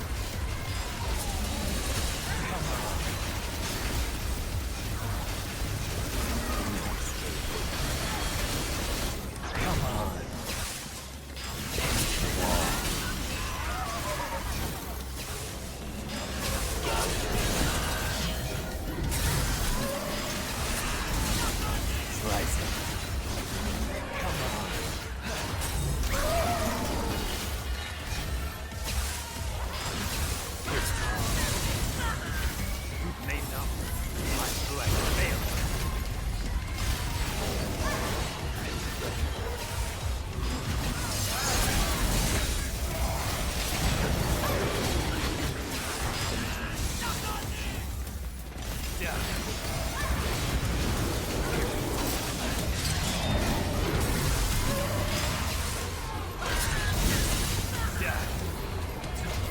in peace.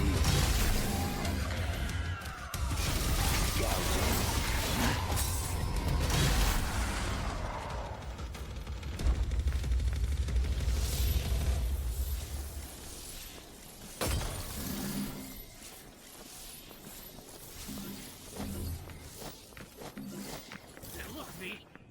Oh, check this. Present.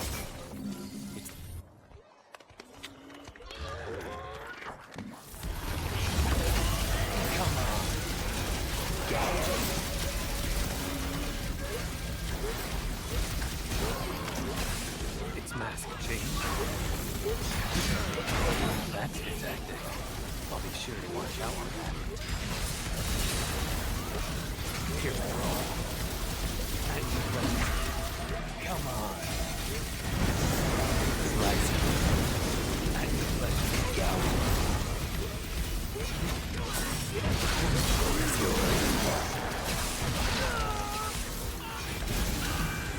Enjoy the taste of this. Come on. Gouging. It's my turn to play with the devil.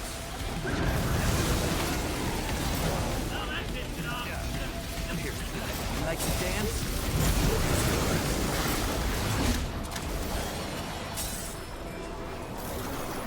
Blast.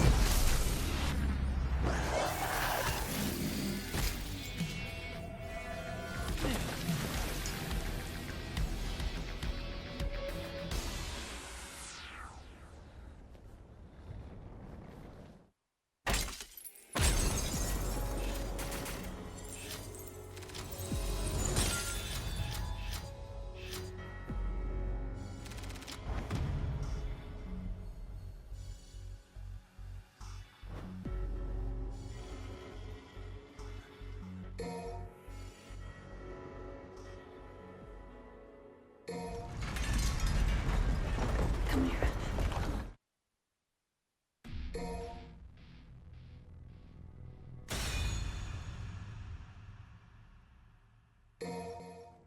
Right, so here we go, Dante. Dante's so overpowered, but the thing is, because his skills are so overpowered, you don't seem to get much score with him. Yeah, you don't seem to get much score. You will need to do no damage on this mission to get an S rank.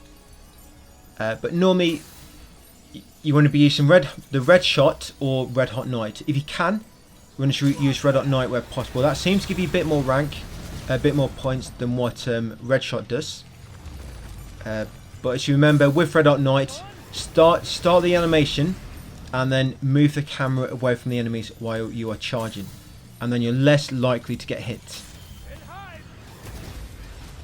Yep, and there we go. You don't really get a chance to do the X taunt with Dante, unfortunately. I mean, you can start it off with some enemies, but for the most parts, you just want to be as the enemies are spawning in, start charging your red hot knight. So as they spawn, you can sort of release one or two and finish them off almost instantly.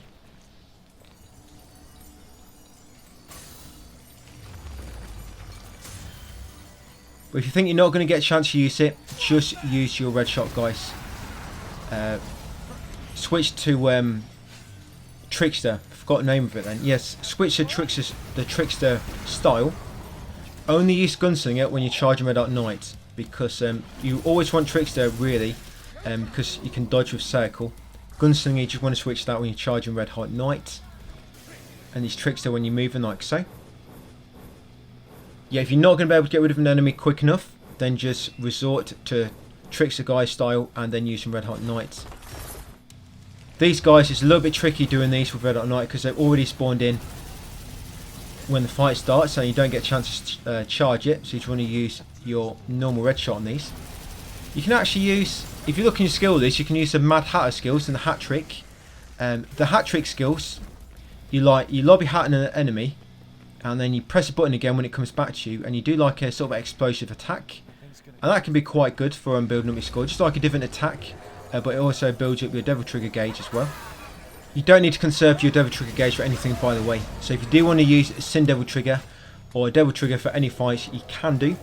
Sin devil trigger along with the judgment skill can be really good for clearing out enemies, by the way, if you do want to use that. But remember, if you do take any damage, so we want to be doing this mission without taking damage, close up and just reload, guys. Yeah, close up and reload, because we want to make sure we do this without damage and without using any checkpoints. So I'll leave you to it, guys. I'll come back very soon though, because it's a way to skip a gauntlet and I want to remind you about it.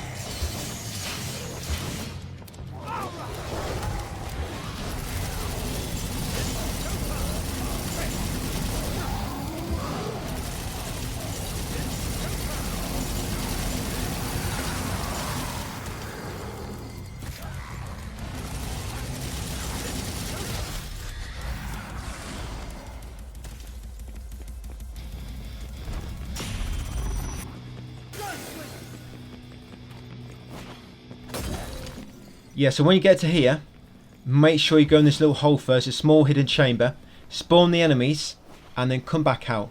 Then quickly sprint down this hallway, and if you're quick enough, guys, that should skip this gauntlet. Yeah, normally a enemy gauntlet triggers in this corridor, but trigger those enemies in that little chamber, it sort of bypasses this gauntlet if you're quick enough, and that really helps.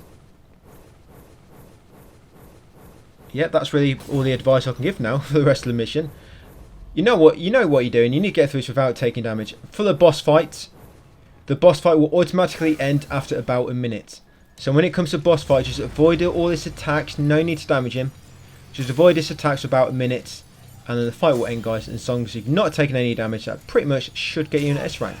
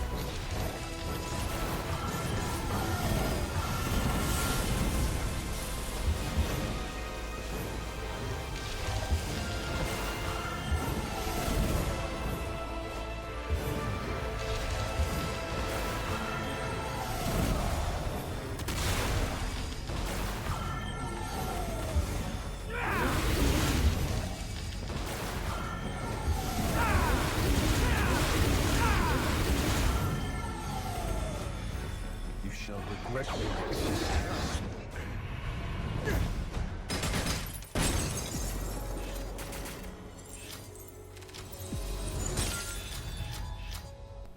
Yeah, just over 6,000. It gets close. On Dante Must Die, you need 6,000 points for an S rank.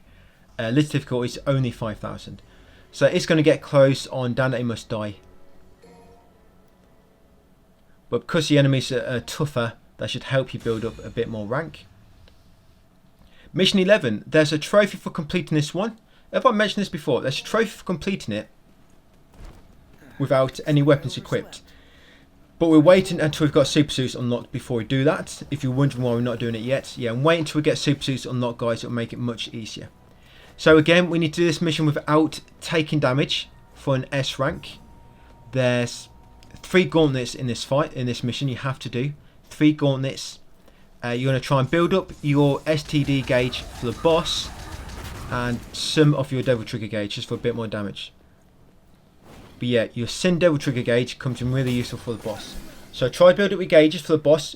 You'll see me in some fights. It's the second gauntlet can be a bit tricky to use for Red Hot Knight, and even your red shot can be a bit annoying because you got stupid Hell Judesha enemies, then purple ones with the double swords, and they keep teleporting. So what you see me do with them, I use my hat trick skill. It builds up quite a lot of points for me. And it also builds up quite a lot of Devil Trigger. And then the third gauntlet, quite a lot of enemies spawn on that, but they all spawn, it's sort of like all timed. I'm not a fan of Like 3 will spawn to begin with, then 5 seconds into the fight, another 3 enemies will spawn. And then once you kill like them enemies, a few more will spawn. So yeah, the third gauntlet, you can normally get through it if you use like a single Red Hot Knight each time. You get rid of most of them. Just be quite careful on the third gauntlet, like I say, it's quite a small arena, and there'll be hell bats at one point as well, so just got to be careful there. Yeah, so get through this, guys, and just come back at the boss.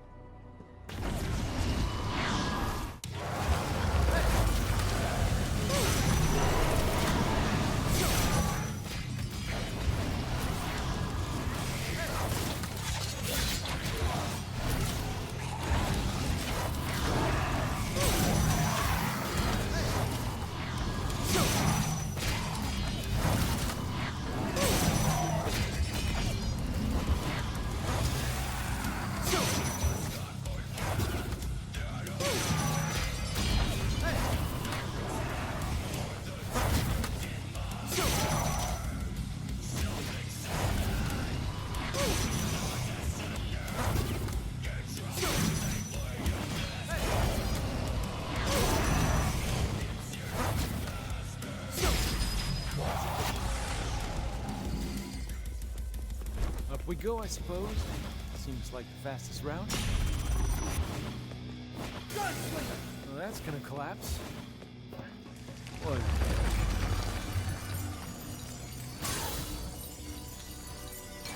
And hide!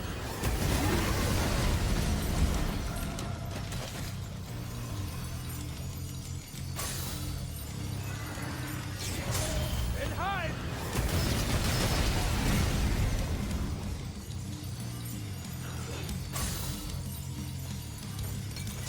And hide!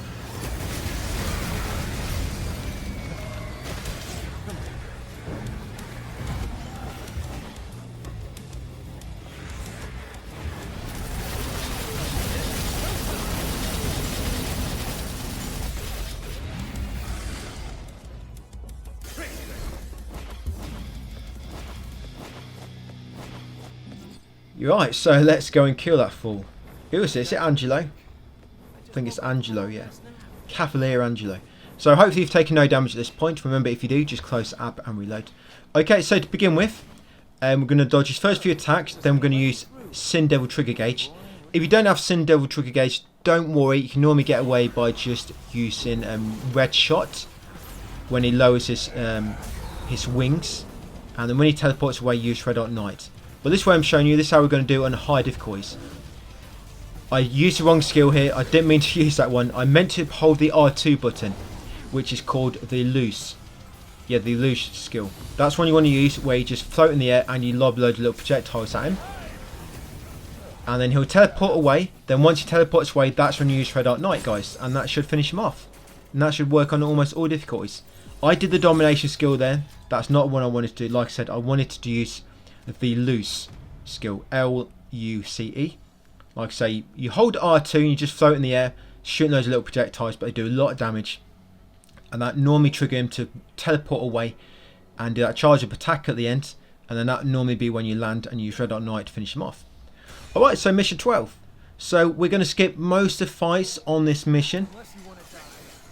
Yeah, skip most of fights on this mission. The first enemy gauntlet here, be very careful because a chaos enemy drops in almost straight away. Yeah, just there. Yeah, so just straight away you want to be using either Mad Hatter or Red Hot Night. Now for this mission, don't bother about building up your Sin Devil trigger gauge.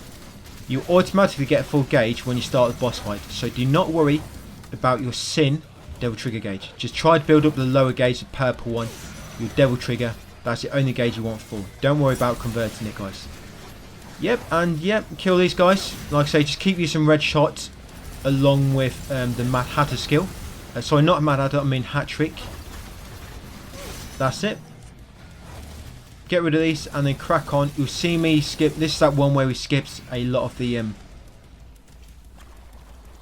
gauntlets by jumping up the courtyard, jumping up to the windows by using Cavalier, high sides, and our extra jumps in the air, along with Trickster and Dash.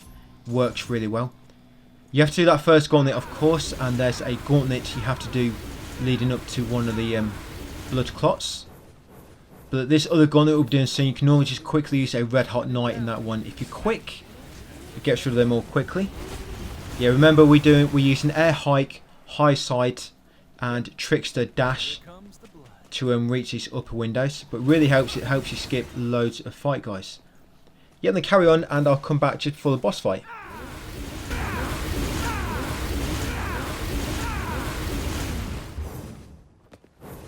Oh, great. Crossroads. Decisions, decisions.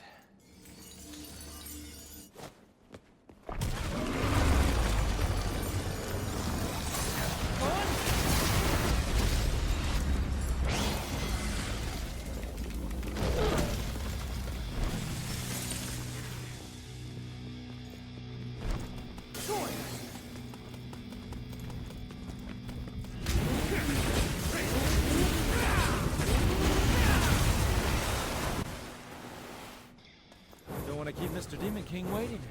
Gotta pick up the pace.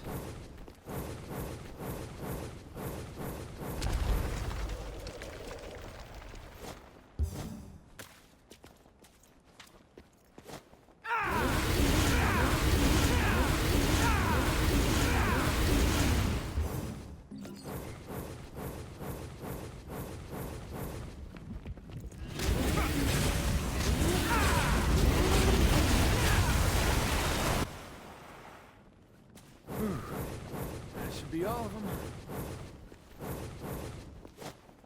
It's been a while since I used my brain this much.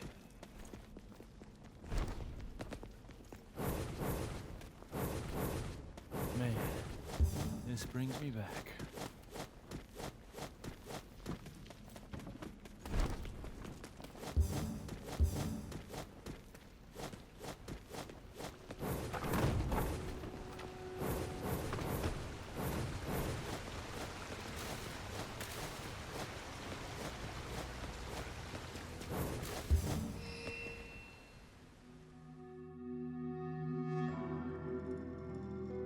No need to enter the shop. Don't know what I'm doing there. That was a little mistake by me. Yeah, so this boss fight, you start off in Sin Devil Trigger form. So straight away, what you would normally do on high difficulties, you're going to use the loose for literally like a second. You know, where hold R2. Remember, we still need to be no damage. You'll use loose for like a second, and then you'll use Judgment. For Judgment, you press triangle and L1 together, depending on what your loadout is. Triangle, basically melee and shoot together. Judgment, that should destroy his crystal. Yep, then you dodge away, dodge his first tentacle. That's it. And then start using red shot, guys. Use Devil Trigger as well to do more damage. That's it. And that should keep him like a stun lock. He might get chance spawn the crystal again. If he does, keep shooting him, dodge a few more attacks, and you should be able to finish him off quick enough.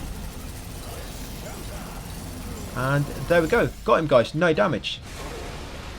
On my strategy for the high difficulties, I've got it in a way where he doesn't spawn the crystal again. We actually knock him down. But you have to be quite careful. I found on other difficulties, if you use Devil Trigger Gauge, you do too much damage, and it triggers him to respawn his crystal. But if you don't have the Devil Trigger active, you don't do enough damage, but you knock him down, you sort of stagger him, and then you can actually use Devil Trigger. So I think he respawns crystal like of course over a certain time limit, or when you do a certain amount of damage. But you can actually skip that if you knock him down while you sort of pass that damage threshold for when he respawns crystal. But anyway, that's high difficulties. So mission 13 next. So this is that one where we have to complete it with all 3 characters for a misc trophy. We've done it with Dante and Nero, or I have. Hopefully you did if you've been following me on Human and Legendary Dark Knight. But basically we're doing this with anybody you haven't done it with yet. Like I said, I've done it with Nero and Dante, and that's what I advised in the other playthrough. So now we're doing it as V. As V, you're pretty much going to have to destroy... You don't actually have to destroy all the enemies here, except for the very first gauntlet. I'm just gonna double check. The very first gauntlet, you have to kill the first enemy, but after that, when you drop into the massive chambers with the enemy spawners and the blood clots beneath them, all you have to do is destroy the spawners and then destroy the blood clots beneath them to remove the vines, and then drop down the hole in the middle. It's only this very first enemy you have to kill. Yeah, all the other battles, you just have to, like I say, destroy the blood clots, drop down the hole, and keep doing that. Problem with V is it's a lot trickier for him to lock onto a specific blood clot and focus on that. So you'll find with V, you'll pretty much have to destroy all the enemies. But it's not too bad. It should increase your rank, and of course, because you're playing as V, and you're going to be hopefully getting a good rank, it shouldn't really matter, guys, if you take any damage. Yeah, it shouldn't really matter if you do take any damage with V. As long as you do get a good rank with him. Yeah, it shouldn't matter too much. Yep, and then get this fight, guys, and I'll see you on mission 14.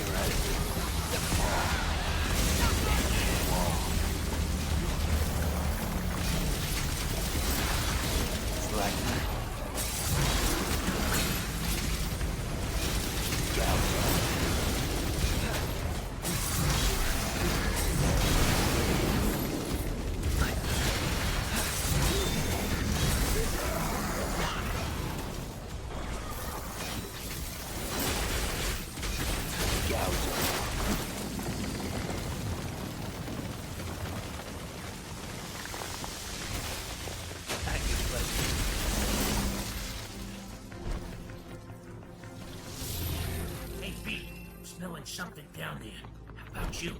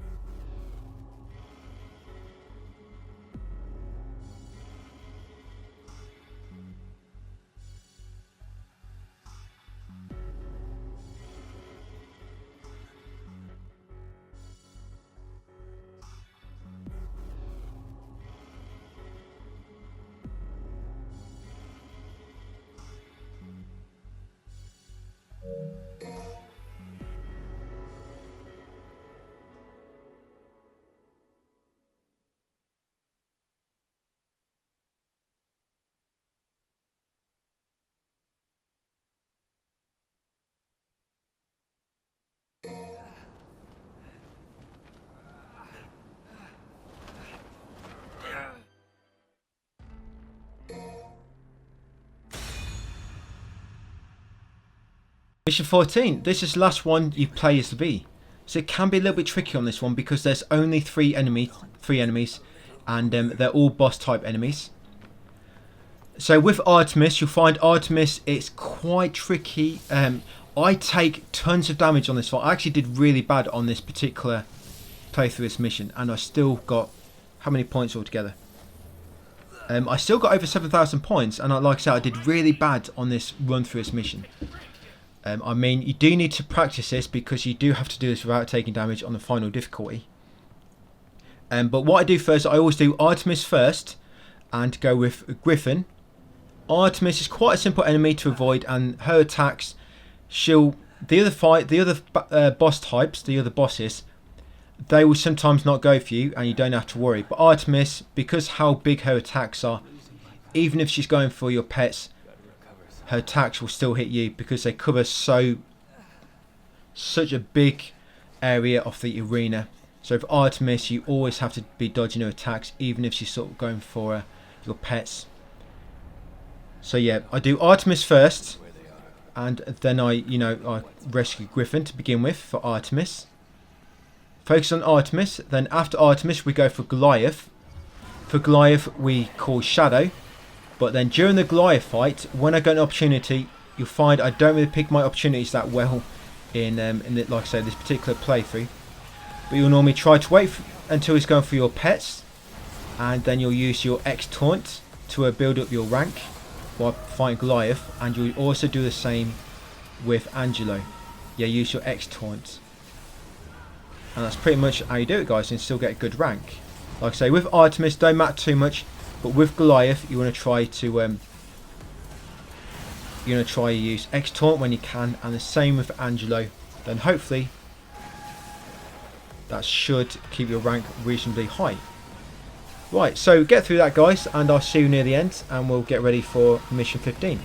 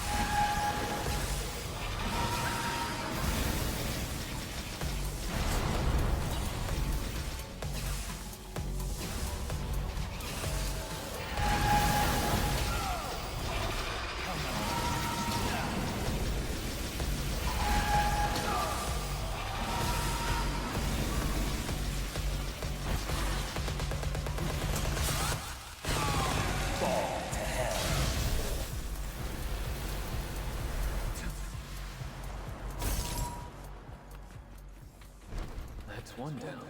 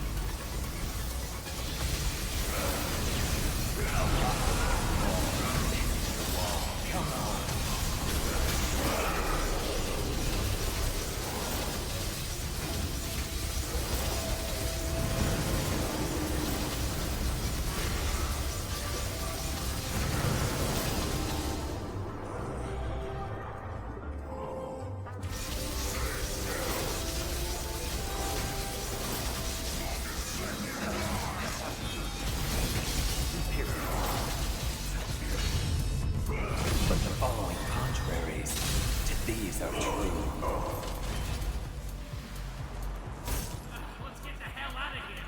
Humanity is killing me.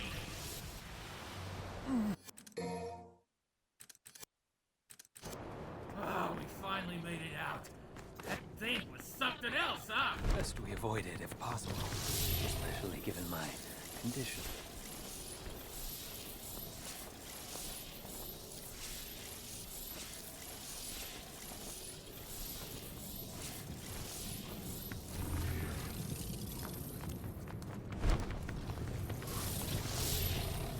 They're safe. No time to worry about them being.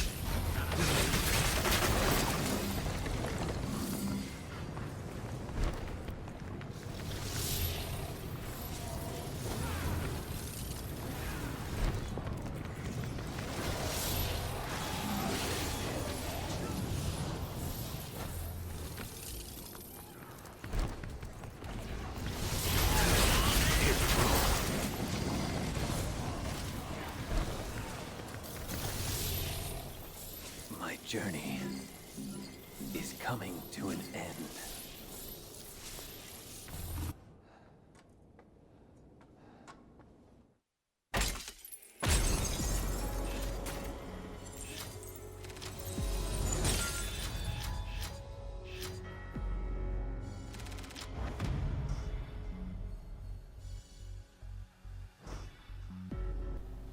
Yeah, still got 7,000 points. So I did reasonably well. I mean, even with all that damage I took, I still got a lot of points. Alright, so mission 15, guys. Back is Nero. So you might want to take a full magazine of Chibiris in this battle. The mid-air breakers will come in. The very first gauntlet, they come in really useful because you're in like a really tight corridor. It's mega useful in there. And it's reasonably helpful in the other fights, just not as, because the arena is much bigger and a lot of the projectiles sort of get lost. But yeah, get through this, guys, and I'll come back on the boss fights.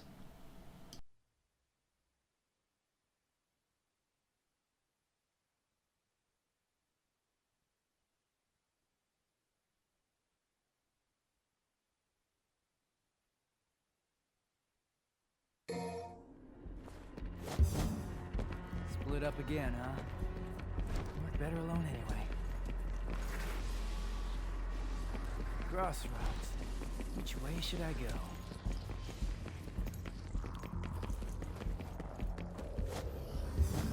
Riding high.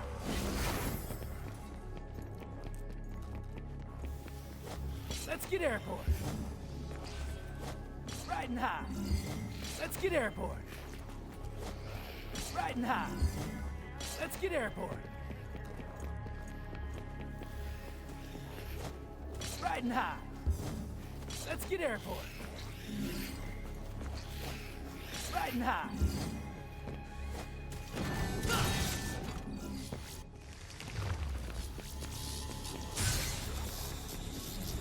Let's get airport. Open up, Gerber! Gerber!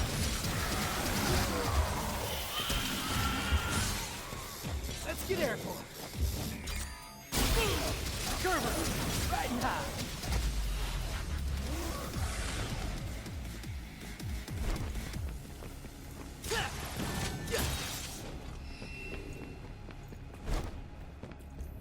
Sorry, Dante. The Demon King's mine.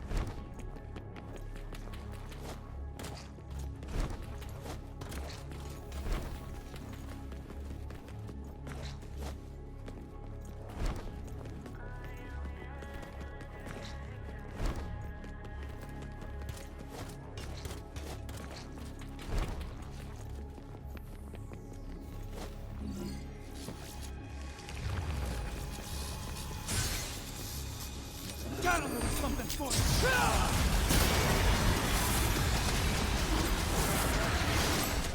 Gerber! Let's get airport. Try this on the side. Gerber! Let's get airport. Gerber! Open up, Gerber! Gerber!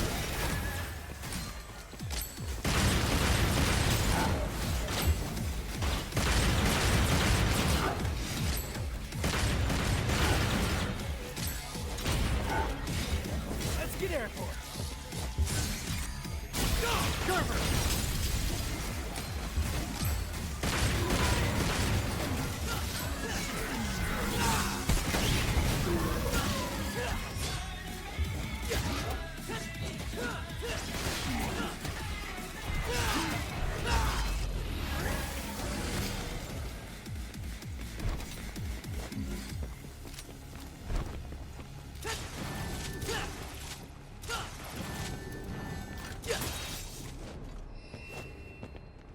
That's awfully generous.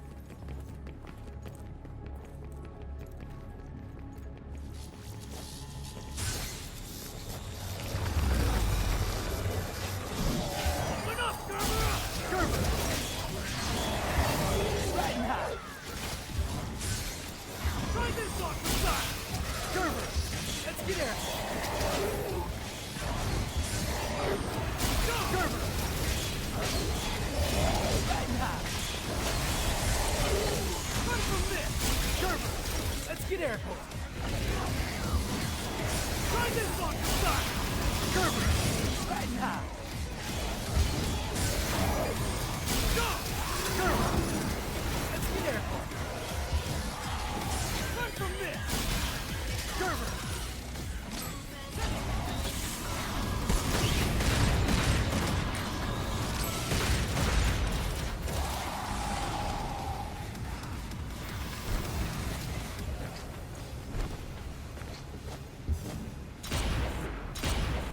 So we're coming up to the boss now. So we're just going to go into the shop, the divinity statue, and for our magazine we want Jabira, Buster Arm, Jabira, Buster Arm, Jabira, Buster Arm, and just keep going on with that pattern. The way we're going to fight this boss is the same on all difficulties. His attacks will change a little bit. He'll be a bit more aggressive, of course. He'll have more health. Like I say, some of his attacks do change a little bit. Normally, most of his attacks are easy to dodge. It's when he charges at you, you need to be careful. But you'll normally know when he's going to charge because his body will turn black, like oily. So you know when it turns black, he sort of goes into rage mode and will keep charging. To dodge his charge, you need to triple jump. Otherwise, you won't be able to dodge it. That's why it's quite hard. You don't get much time. If you don't triple jump, it'll hit you, and it'll ruin that no damage. Yeah, we have to no damage. Did I not say that? Yeah, we have to no damage this mission. Yeah, that attack there when he charges at you. And then since you knock him down, you use some charge up shots in the meantime. Since you knock him down, use a Jabira breakage, either mid-air or ground breakage like I just did. And then quickly use a Buster Arm breakage. If you're quick enough, you'll have time to use both for a massive amount of damage. Yeah, massive amount of damage.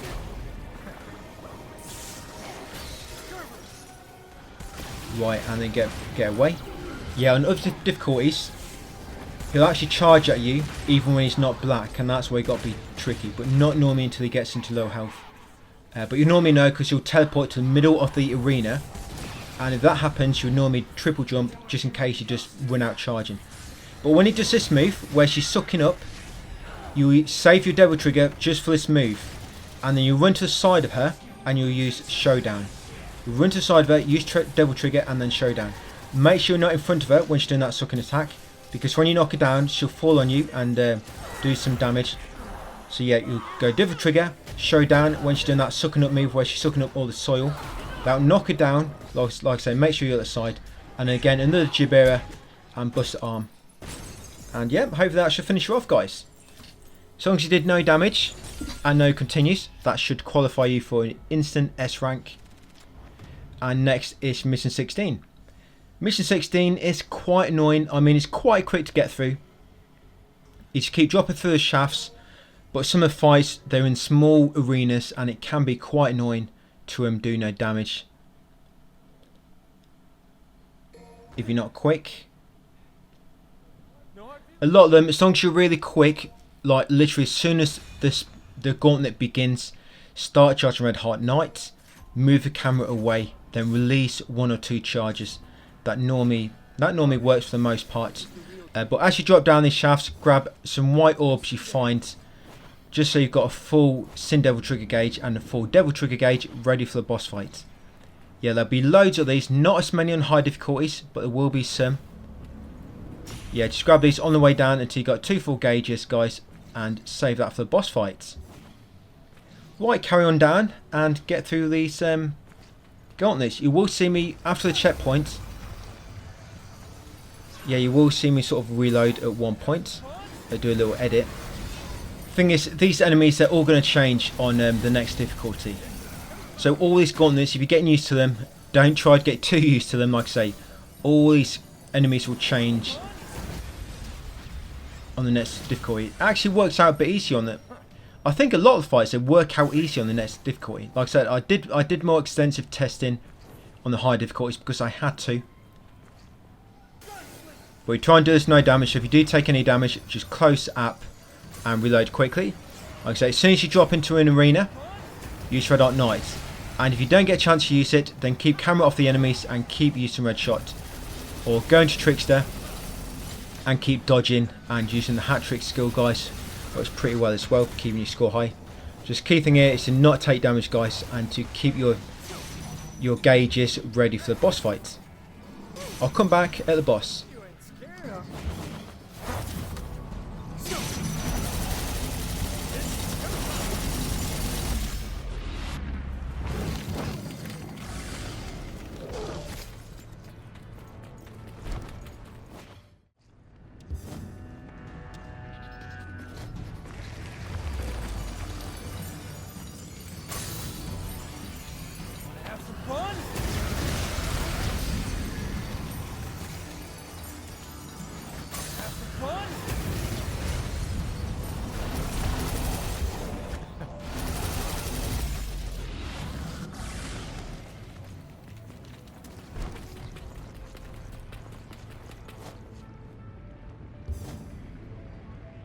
Time to screw around.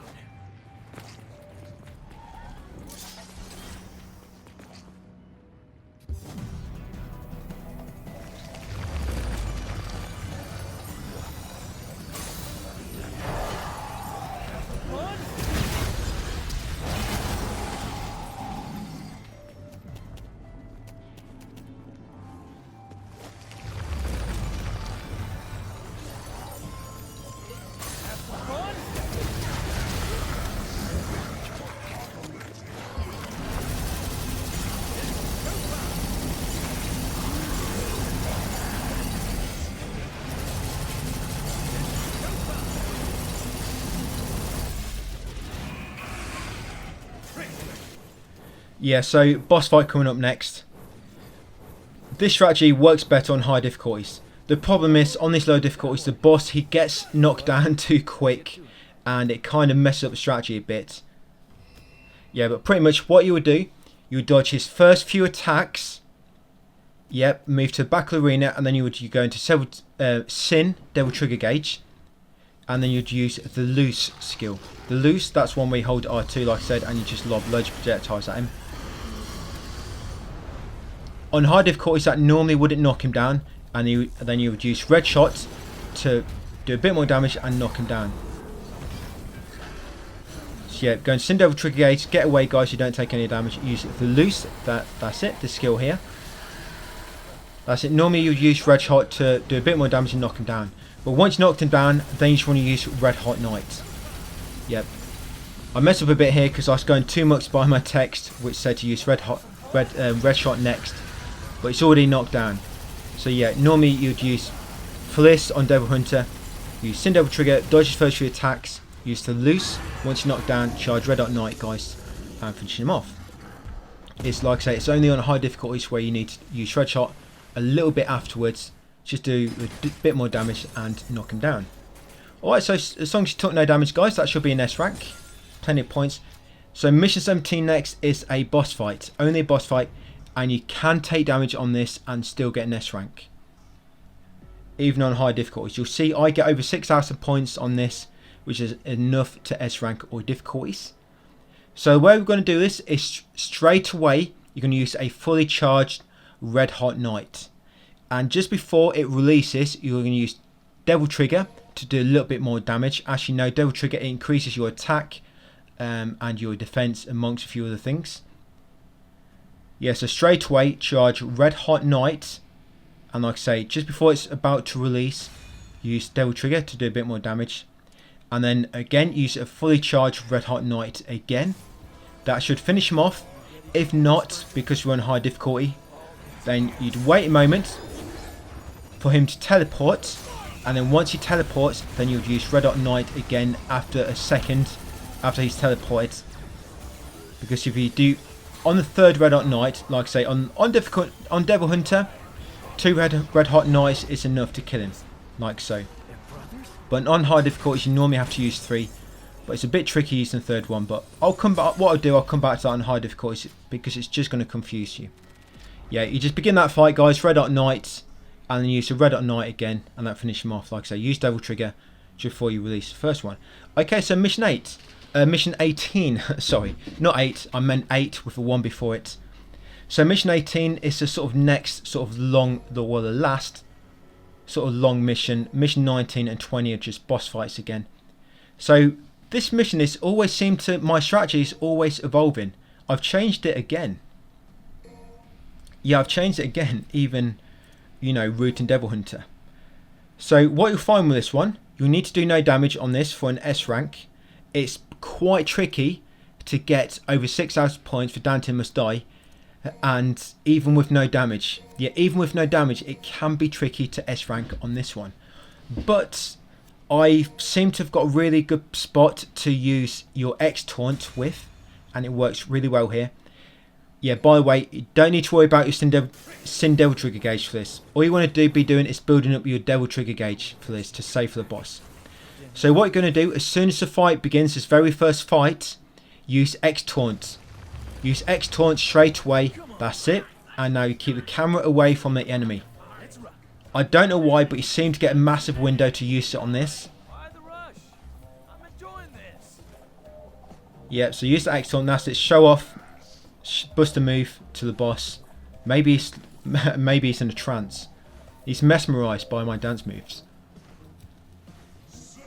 That's it. Once you've done it, start using your red shot to down the enemy. And then once you do, use Red Hot Knight. That should start you with a massive boost to your rank, guys. That gives you a massive starting boost. Yeah, normally I'd have 2,000 points after this fight. But now, I think I end up with like 4,000 or so. Yeah, you probably want to go and hit that blood clot. I avoid it in this playthrough. I just want to see what happens. I've always destroyed blood clots. I mean, they make the arena bigger at the end. But I want to see, you know, how much of a difference it makes. Yeah, 5,500 points. Crazy, just from using the X taunt at the start. And that gives you a massive boost, guys. So this guy, you don't get enough chance to use X taunt, so don't bother. Just straight away start attacking him. Yeah, don't really bother. It's too risky with this guy. Just straight away start attacking him. Should be very careful because this enemy can attack you very quickly. So never stay in one place for too long. Shoot for a few seconds, then move. Shoot for a few seconds, then move. And just keep doing that, guys. That's it, that's him down. Now your score will start going down quite a bit now. That 5,500 to begin with was a massive boost. So you might want to go right here and destroy that second blood clot. I will be destroying the blood clots on high difficulties. Like I said, just avoiding them here. I just want to see how much of an impact it makes. So as soon as you start this fight, straight away start attacking the shadow. And if you kill him quick enough, guys, hopefully you'll skip the fight with Griffin as well before Griffin spawns. Or get a chance to attack. There you go. Right, that's going to lower your score even more. Now it's on 3,000.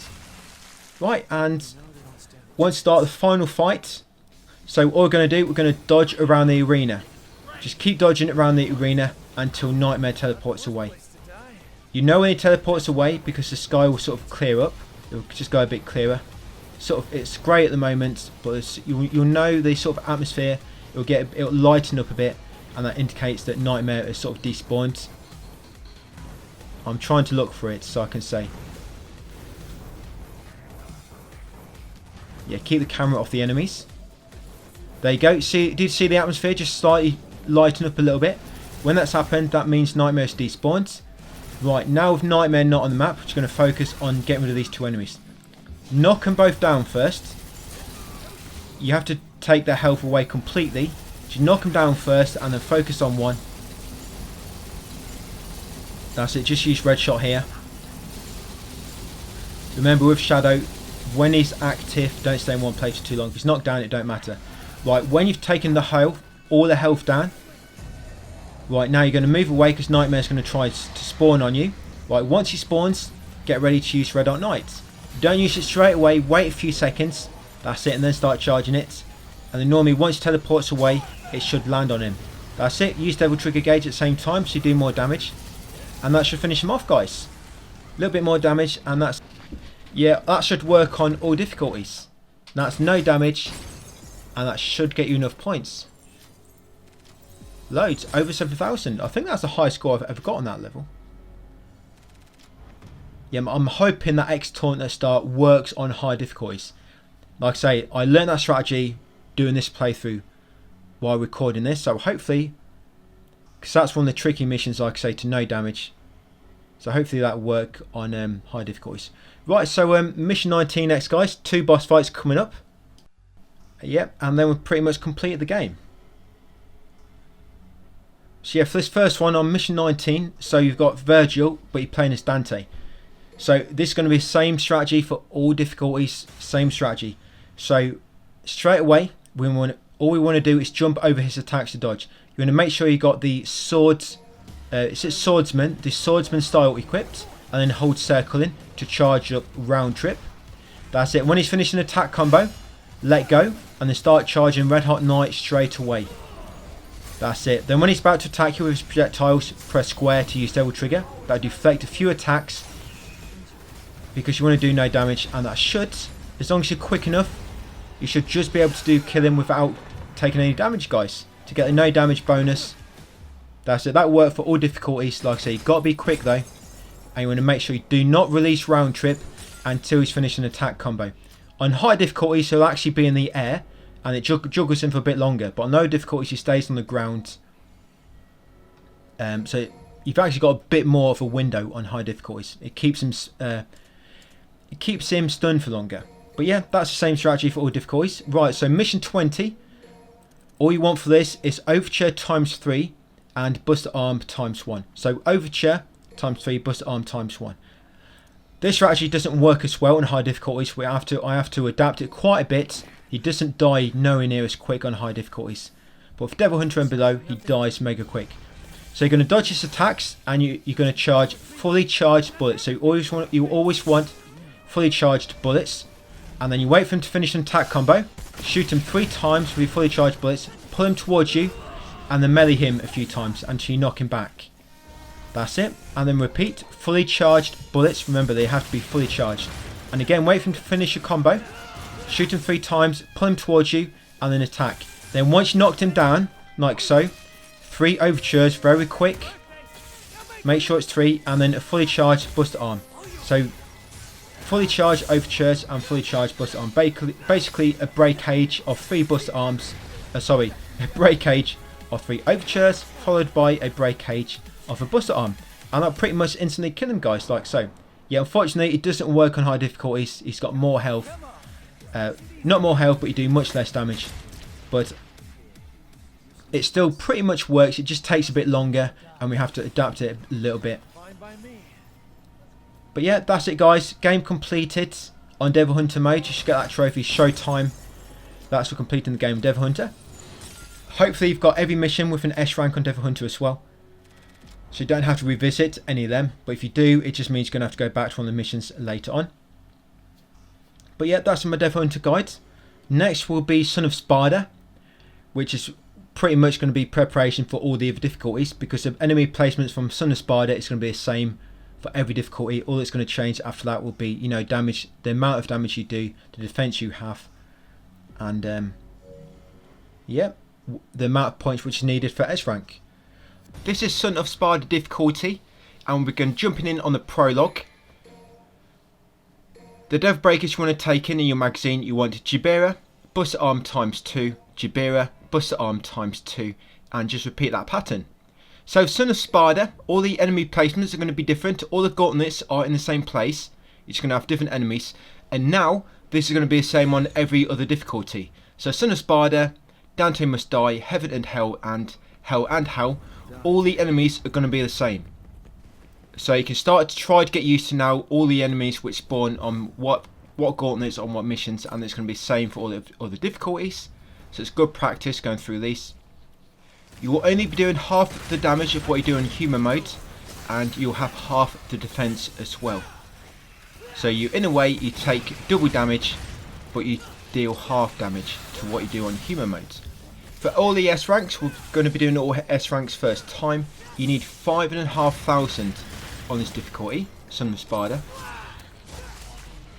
And the final difficulty, Hell and Hell, that is the same as this difficulty, only you die in 1 hit. Yeah, so as we're going through these, try to get used to doing them no damage. I mean, there's a few levels where even I get hit a few times, but just try to get used to the way I'm doing it. You'll see even I make, like I say, I'll make a few mistakes, but you're just trying to get used to that muscle memory and the strategies involved. So by the time you get to final difficulty, it's not going to be too much trouble doing it without damage. And what I'll be doing, just like I've done in the other videos guys, I'll just give you a bit of tips at the start of missions and through tricky gauntlets and boss fights, let you know my sort of loadout. But if there's anything crucial you need to know, I'll come back and let you know. Like mission 8 for example, most missions would go through without taking damage for the ×2 modifier, and along with that, along with the continue bonus, 1.2 bonus for not using any continues, that's usually enough to get S ranks on all difficulties on all missions without worrying about your combo. V, you're okay to take damage as V, that's not a problem. Just with all characters, do not use auto assist with anybody. And mission 8 is pretty much the only one I work on my combos. Mission 8. All the rest, it just bottles down to playing as no damage or as V. The thing with V, it's really easy to keep his combo going. So I'll leave you to it guys. Yeah, this one, the prologue, it doesn't matter if you take damage here, because if you beat this first boss, you'll automatically get 15,000 points. So you don't need to worry about avoiding damage on this one. And you don't quite kill him in one knockdown on some spider. You'll see I get very, very close. It's literally got a tiny bit of HP left, but then you respawn to the crystal. So what you'll normally do, you'll just keep shooting the crystal with charge up shots. Just the first tier, you don't need to charge it any longer. It's better DPS if you just charge it once. Yeah, keep shooting the crystal, dodging the attacks. Like I say, it doesn't matter if you take damage. And when you do smash a crystal, when you use Jabira, mid-air breakage on him, then you want to use 2 Buster Arm breakage. And then use your devil trigger and just keep attacking him. Hopefully, you'll be able to kill him in one. If not, just repeat that guys. And you should easily beat him on the second knockdown, if not the first. So yeah, get through the prologue guys, and I'll come back at the start of mission 1.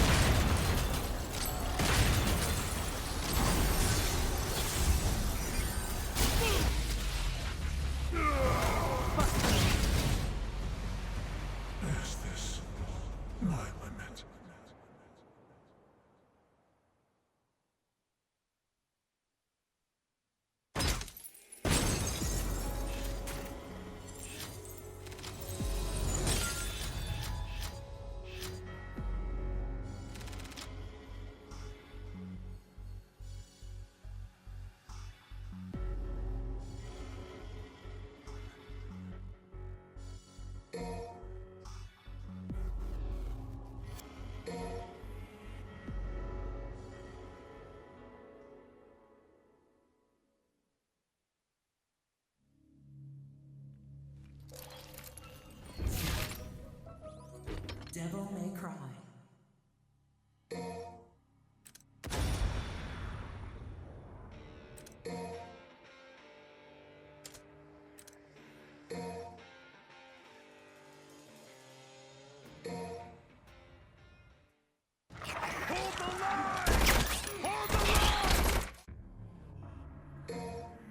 For mission 1, all you have to do is sprint to the boss. You only have to sprint to the boss. So you don't need to worry about any gauntlets. And overtures really work well on him. If you take 7 overtures with you, and then 1 buster arm. Because once you've done enough damage, you will knock him down, you'll sort of stagger it, and its heart will turn black. When it turns black, you can do a grab move. And that's when you want to charge up your buster arm, and use your break cage for massive damage. But throughout the fight, you can stay at a distance if you want and just use charge up shots. Or you can keep doing what I'm going to be doing. I'm going to use an overture breakage, dodge away, dodge his attack, overture breakage, dodge away, dodge his attack, and repeat that until you've used all of your overtures, which will probably almost kill him by that point. And then you just finish him off with the buster arm. He will spawn an enemy on Son of Spider and a buff. He will spawn 1 enemy when he gets about half HP, so just watch out for that. It will just be a hell anti-Nora. So watch out for them guys. But yeah, kill this guy, and I'll see you on mission 2.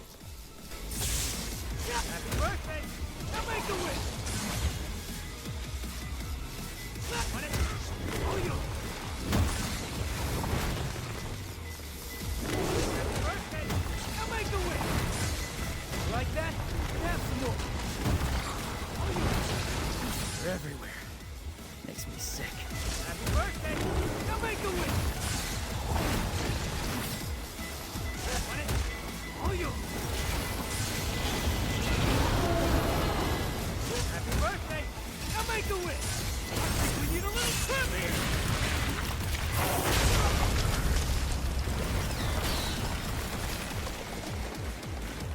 Let's get airborne.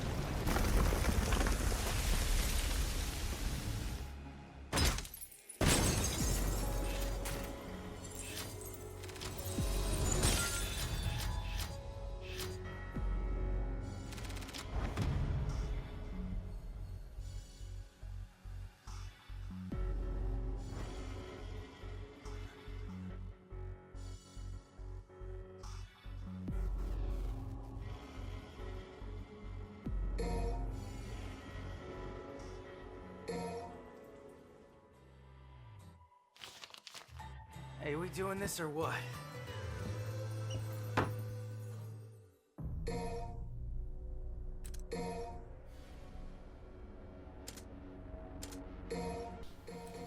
Mission 2, you just want to take loads of Jabiras with you, because these work really well in the hotel. I'm going to be going through this whole mission without taking damage, just like on mission 1.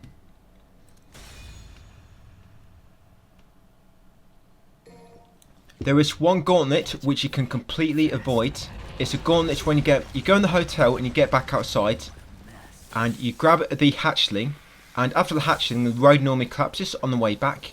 If you jump up on the side of the house, the apartment building, and then you jump over the road, so you land at the Nidhogg barrier, you'll bypass that gauntlet and you will not have to fight them enemies at all. The Hell Antinoras that spawn. Yes, you can completely avoid them. And when you get to Goliath, guys, you'll see what I do. It's just a case of taking a full magazine of Jabiras with you and just keep dodging in the best you can. Try to stay at a distance so you can just keep using charge up shots, and you'll get more of a window to dodge his attacks. You'll get more chance of seeing them come in. He'll start off on top of the church, then he'll go inside where Jabira mid-air breakage works really well, and then he'll go outside. But when he's outside, he will sort of go into rage mode. Be careful when he charges at you. It can charge at you very, very fast, and you need to sort of triple jump to avoid it. So just watch out for his charge. And if you do get sucked into this sort of vacuum attack, you can use a Devil Breaker, guys, to interrupt it. That's only really if you get sucked in. Right, I'll leave you to it, guys, and I'll see you at the start of mission 3.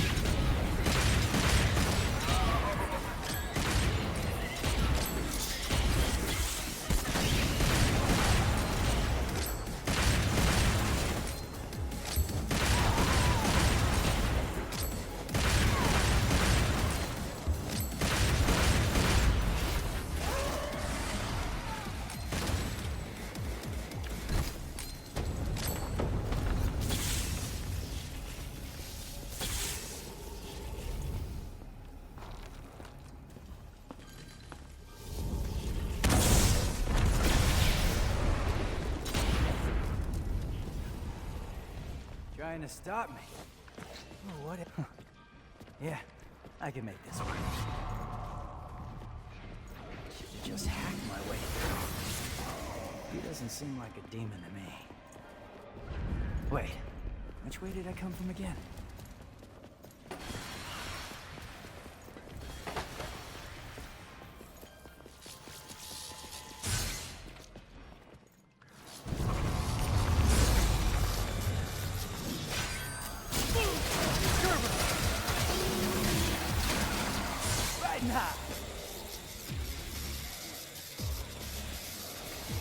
Let's get airborne. Open up, Gerber!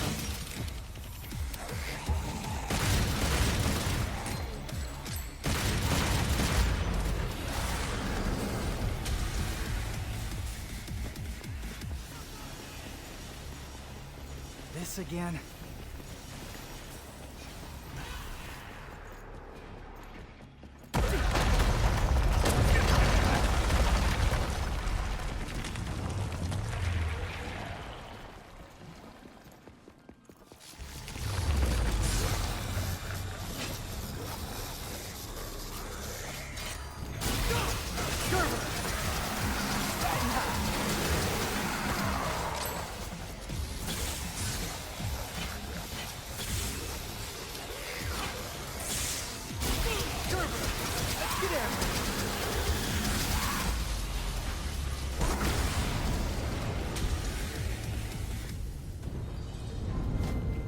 Really sick of this stupid tree. Right now!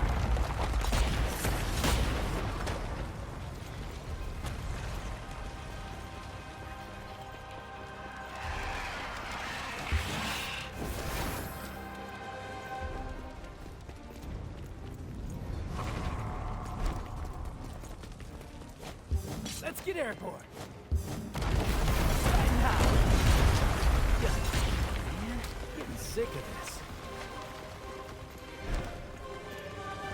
Not gonna lie, this new arm is pretty sweet.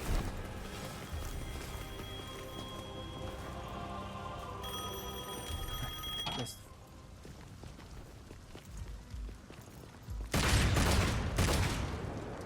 There's no such thing as too prepared.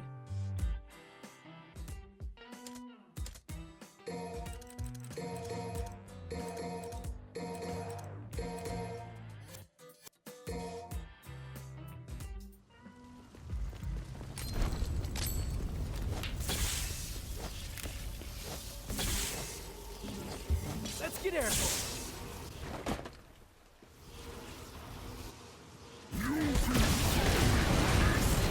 Yeah, maybe I will. Sorry I'm about to kill you.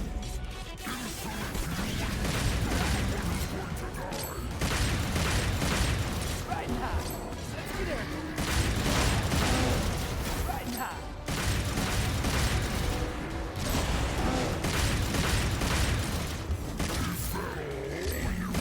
Let's get airborne! Right now!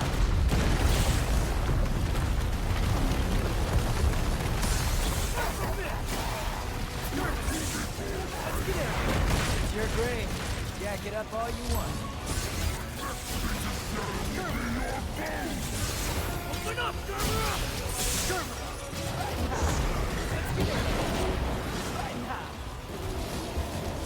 Run from this! Gerber! Open up, Gerber! Stop pushing up! Let's give him a little taste of the good shit!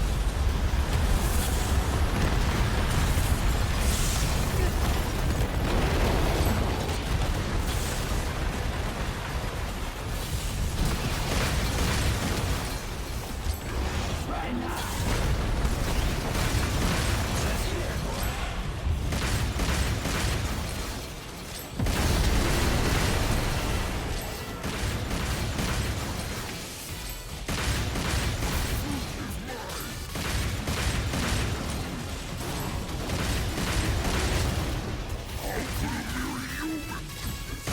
Says a mere demon. How about we wrap this up?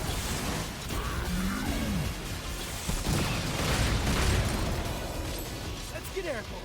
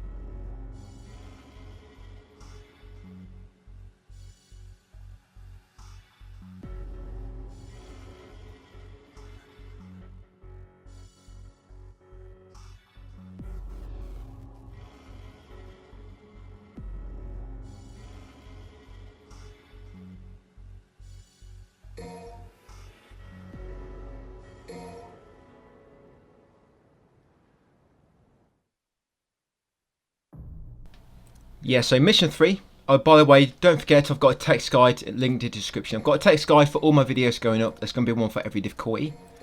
Yeah, so you want Jabira, Buster Arm, and then just a full stack of Jabira after that. You want the Buster Arm second. What happens when you get into the sewer for the first time, and that very first gauntlet in the sewer, when you get into that sort of big chamber, there'll be a Lucichia. That's that big sort of purple blob enemy which teleports and can sort of use magic on you. Your Buster Arm comes in really well on that enemy, getting rid of it. It works on all difficulties, even Dante must die.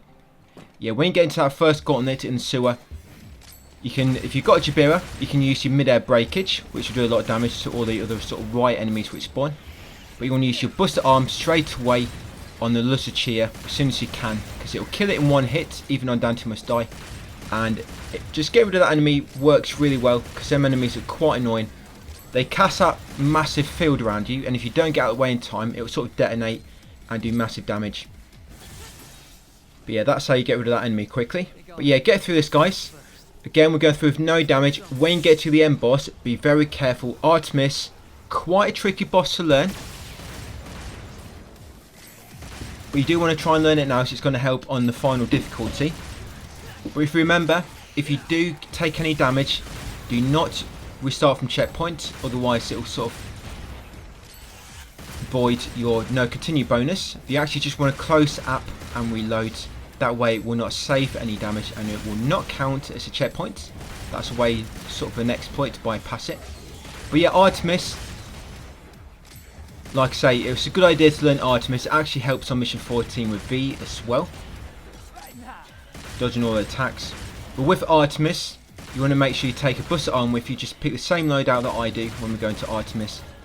And when you knock Artemis down, just get ready to drop down to her and quickly use that Buster Arm breakage. And yeah, and just dodge your attacks similar to the way I'm doing, guys. You just keep basically running from left to right, using the blue rose, and watching out for dive bomb attacks, jumping over them, jumping over horizontal projectiles, and most rares you can just dodge by running from left to right.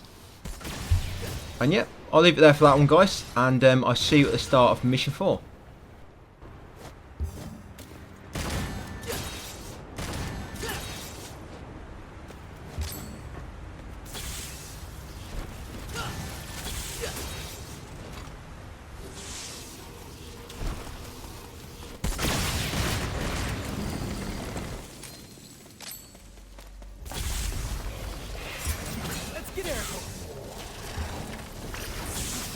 have to be coming from somewhere.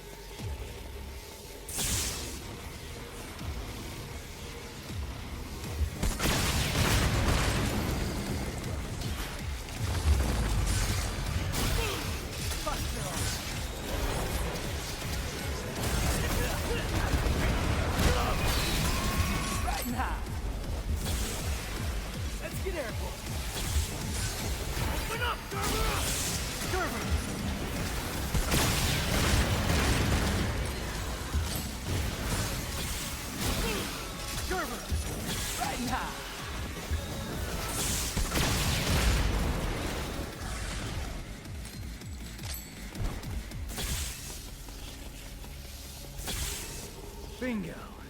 Let's get airborne.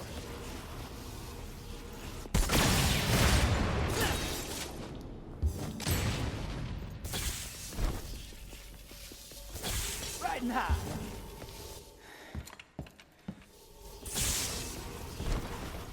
You want me to follow you? No way, asshole. You bring that shit to me. Run from this! Gerber!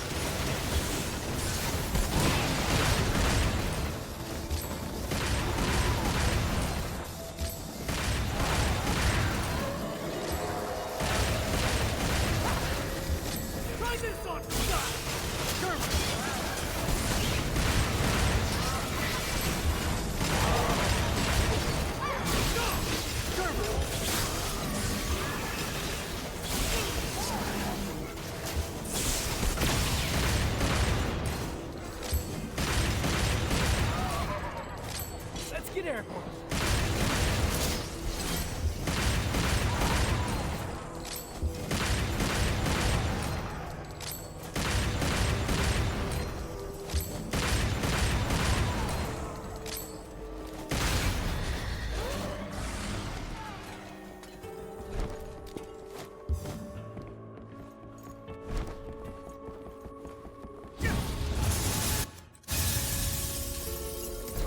Without strength, you can't protect anything.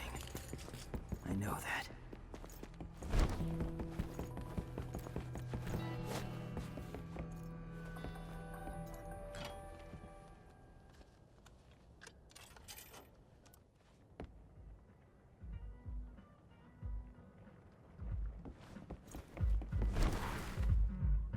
Hi.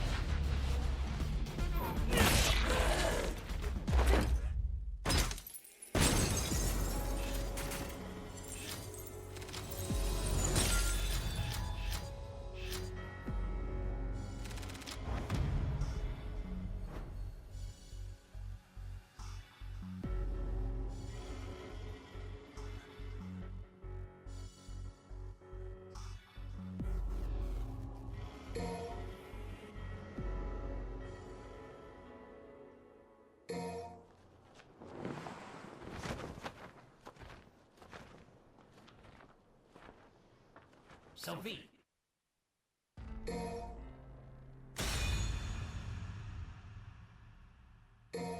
We have a minor errand before we reach yours then. Yeah, not really much to say as V. I mean, even if you take damage, you can still get S ranks with V quite, you know, fairly easily. It's gonna be a bit tricky on this on Hell and L though. Avoiding damage, that's gonna be a problem. Getting the S rank isn't a problem. It's avoiding damage. It's the end boss on this level. This is perhaps one of my most annoying bosses in the game, I think. Mission 4 boss. Yeah, it's got to be one of the most annoying bosses for me. Yeah, just dodging the attacks are quite tricky because there's like 4 enemies. But yeah, you're going to get through this, guys. Just keep attacking the enemies. Try to manipulate the camera with V. Always when you're playing with V, try to keep the camera off the enemies because they will not start an attack if the camera is not on them. It works quite well with Dante as well. When he's using red shots and you, for example, fighting the Furies, keep the camera off the Fury, then it'll keep teleporting around, but it won't attack you because the camera isn't on it. And you just keep using red shot, works really well. I guess even with Nero, with this blue rose, can work well. But yeah, get through this, guys. Get through all the battles. So I'd say take note of all these enemies because it's going to be all the same for all the difficulties going forwards. And then on the boss, yeah, the boss is just very, very annoying. Normally, just running from left to right, jumping over most attacks when you can. Remember, you can spawn Nightmare, and you can ride Nightmare to avoid damage. Problem is, Nightmare doesn't last forever. That's the thing. But calling Nightmare sometimes can help to boost your combo. As long as you're not riding Nightmare, he will attack automatically, and that will all boost your combo as well. So yeah, I'll leave you to it, guys. Get through mission 4. And I'll see you at the start of mission 5.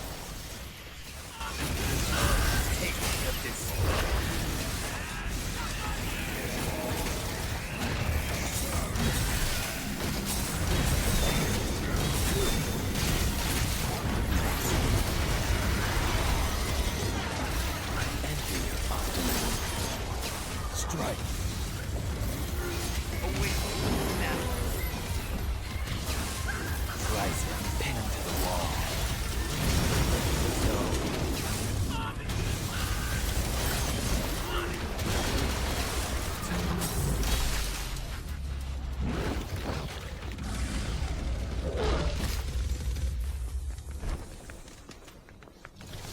Descend it is.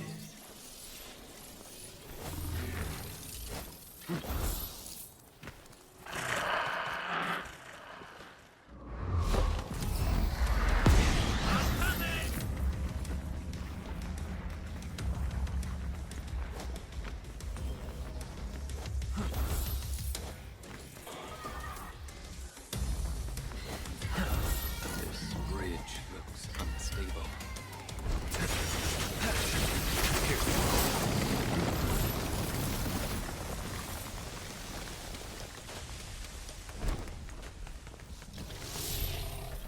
I will not allow him to gain any more power.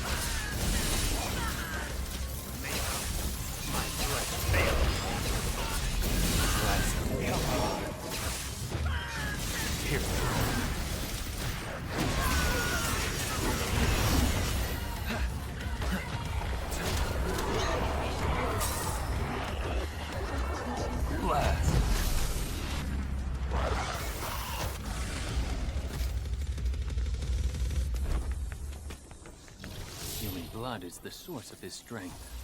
I must cut off his supply.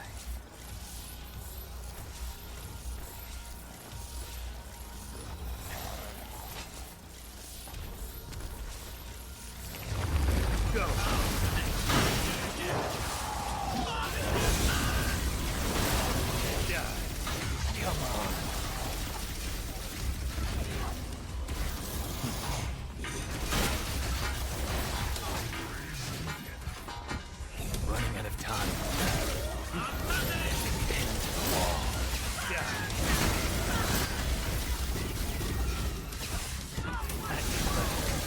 Come on.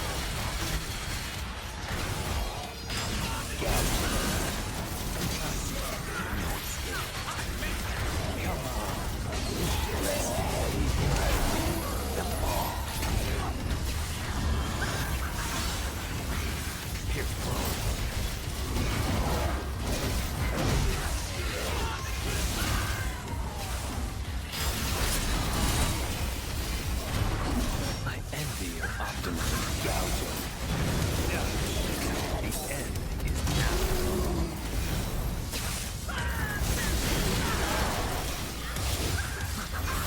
Pierce through.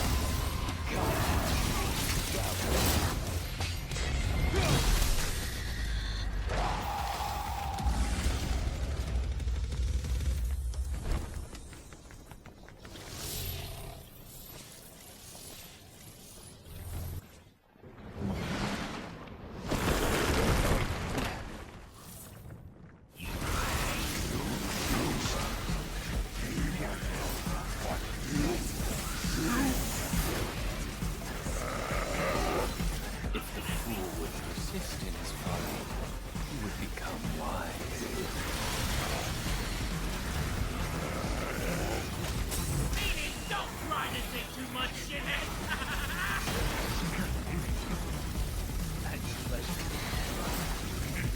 Come on. We all high and mighty. Watch him down, me!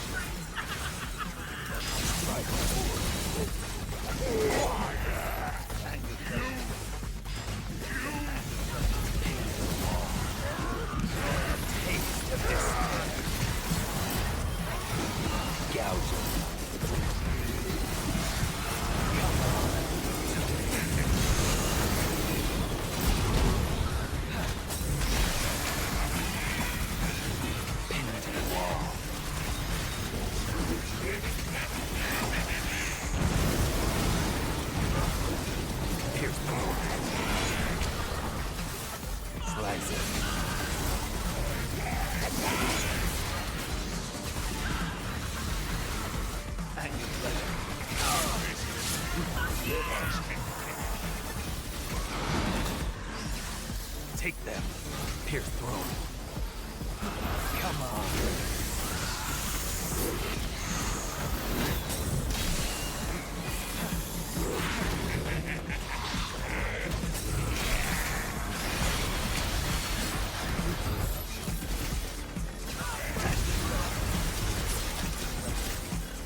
Go fetch.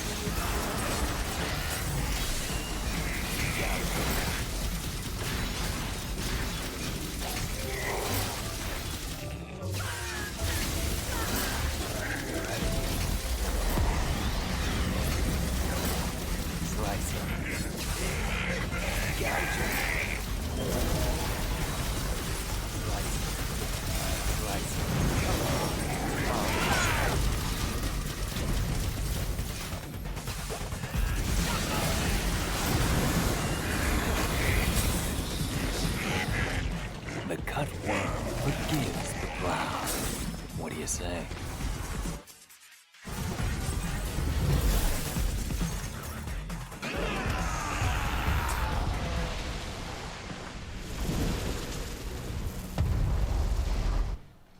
Yeah, worst boss ever. The Nidhogg. So yeah, just got over 6 ass points, but that's with the continue bonus. So when you're doing it on Hell in Hell, if you take damage, you're going to lose that bonus. And there's no checkpoints, of course, on Hell in Hell. So it's going to be a bit tricky, this one, mission 14. Mission 4. But we'll see when we get to it on the final difficulty. But you know you can do it on Dante Must Die. Dante Must Die, you need 6,000 points. So as long as you're getting over 6,000, that's pretty much Dante Must Die covered. Just Hell in Hell is the one you got to worry about, I guess. Taking no damage. And if you do, obviously, I think on Hell in Hell you can use gold orbs, but if you die, but it'll count as a penalty and you lose some of your score. But you do only need 5,500 on Hell in Hell at least, so it's not too bad. Okay, so mission 5. So this is that mission where the 4 legs come through.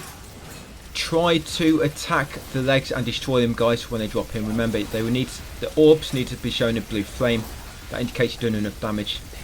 Destroying all 4 legs in this mission will make it so the boss in mission 6 will be stunned for much longer when he falls down the hole at the front of the ship, about 3 minutes or so into the fight. Yeah, I've mentioned this a lot of times, I know, in all my other playthroughs, but I've got to mention all this again just for any sort of new viewers which are coming just for these sort of harder difficulties. But yeah, this particular battle, because it's in a tight corridor, when I was trying to do this no damage, I guess you will need to on Hell in Hell, I just come and sort of keep jumping into the wall like this. If you're jumping off a wall, you can double jump, but it doesn't actually interrupt the Griffin's attack. Because normally when you double jump, Griffin will come and try to, double jump with you. But if you jump off a wall, it doesn't count, so Griffin can keep on attacking. And that way you can keep the camera away from the enemy so they don't attack you as much. So that's that first fight. But yeah, get through all these other fights, guys. Remember, try to destroy the 4 legs when they spawn. It's going to be really helpful on Dante Must Die. On the 4th leg that spawns, just make sure you're ready to shoot that explosive canister when it swings close to it with Griffin. That's the only way sort of to destroy the 4th leg in time, by using that explosive canister. And what I do on this boss, I'll come back on this boss fight, because you do sort of need to know the strategy for this. It's quite a tricky boss if you don't approach him in a very specific way. But this approach we're going to be doing, it will work for all the higher difficulties. So yeah, get to the boss, guys, and I'll see you back then.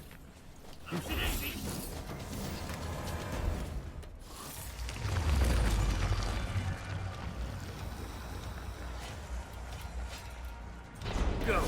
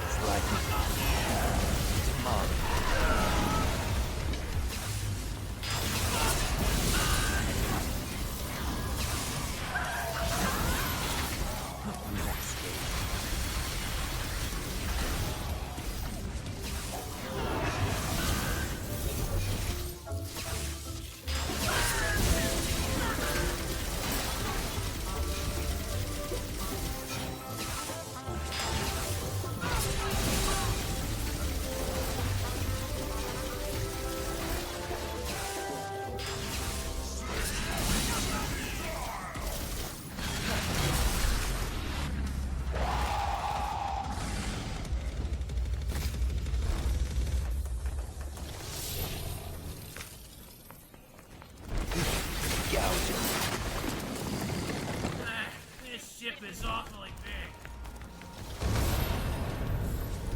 I'm coming!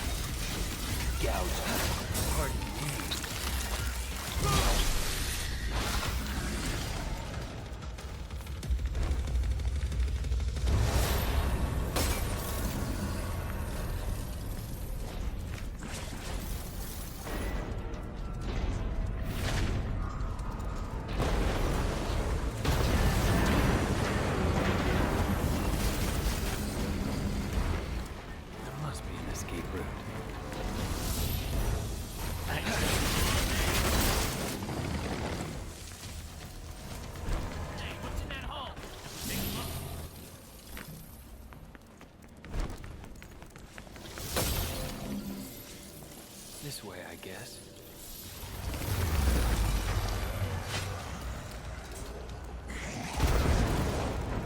Come on.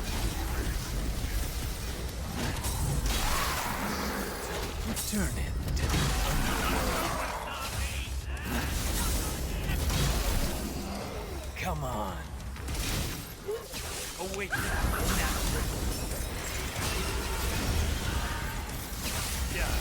Gouge it.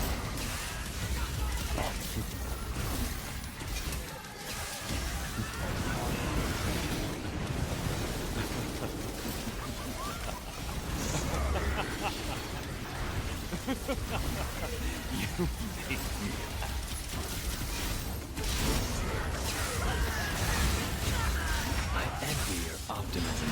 Pin the wall. Slice it.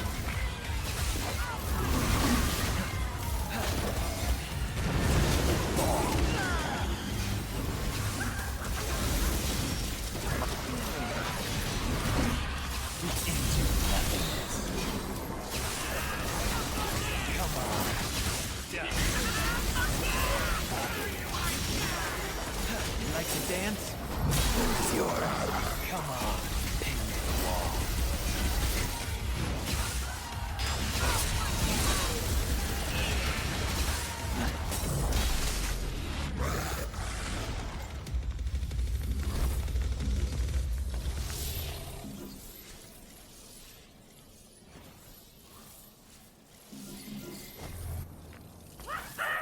Finally outside!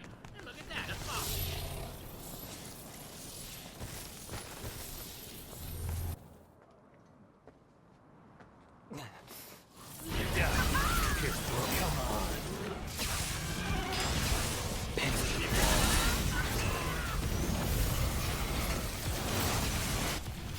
So this boss, is it, what's his name again? I forget now. Is it Angelo?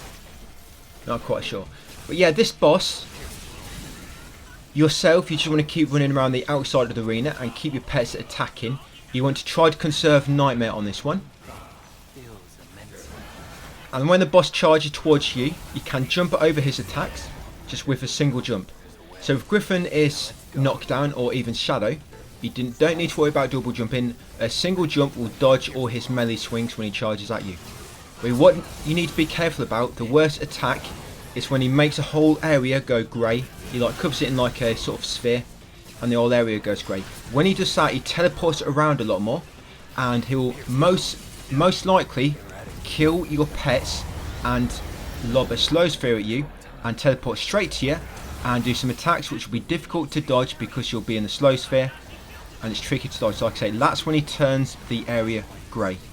So what I normally do, this is it now. See, he's turned the area grey. This is it. When he turns the area grey like this, you want to make sure Nightmare is out. So if he's not out already, make sure you're ready to spawn him in.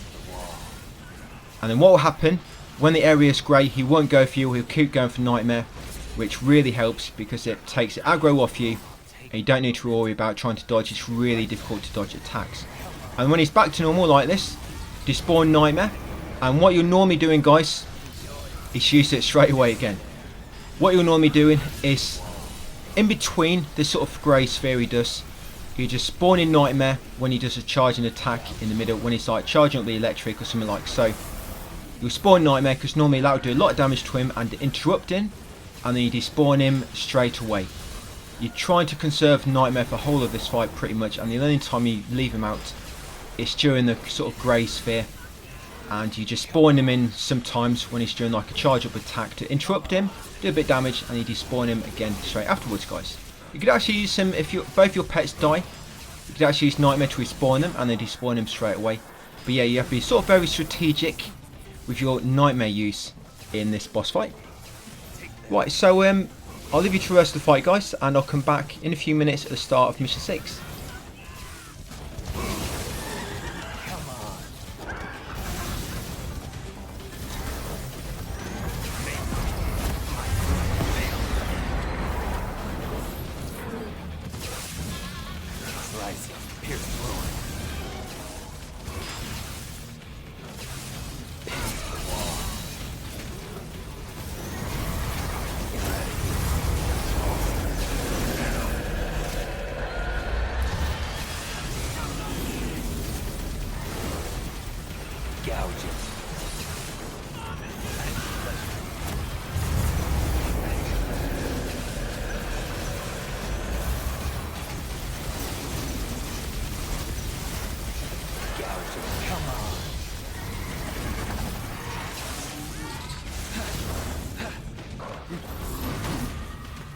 Powers of folly are measured by the clock, but of wisdom, no clock can die.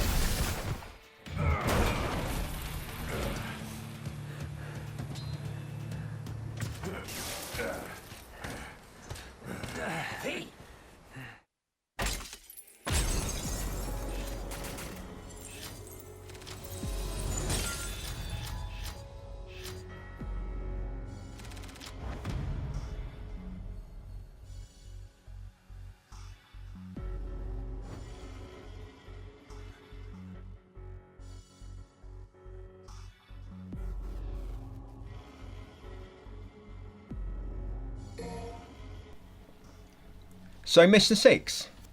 Yeah, this is just a boss, Gilgamesh. You'll be playing as Nero. You want to take 7 Overture into this fight and 1 Buster Arm. You want to save the Buster Arm for when the boss gets knocked down at the front of the ship. That's where you sort of get a cutscene with V, and depending on how much damage you did to the 4 legs in mission 5, that determines how long he gets knocked down for. If you destroyed all 4 legs, he'll get knocked down for 20 seconds, and you'll get 2 chances to grab him when he's knocked down. First, it will turn black, his heart will, meaning you can do a grab attack, for example a Buster Arm, but then it will turn red, but it will still be stunned, but when it turns red you can't grab him, only when it's black. It will turn red, it will stay red for about 10 to 12 seconds, and then the ship will sort of move upright for a moment, and after a second it will go black again, just for a few seconds, allowing you to do another grab.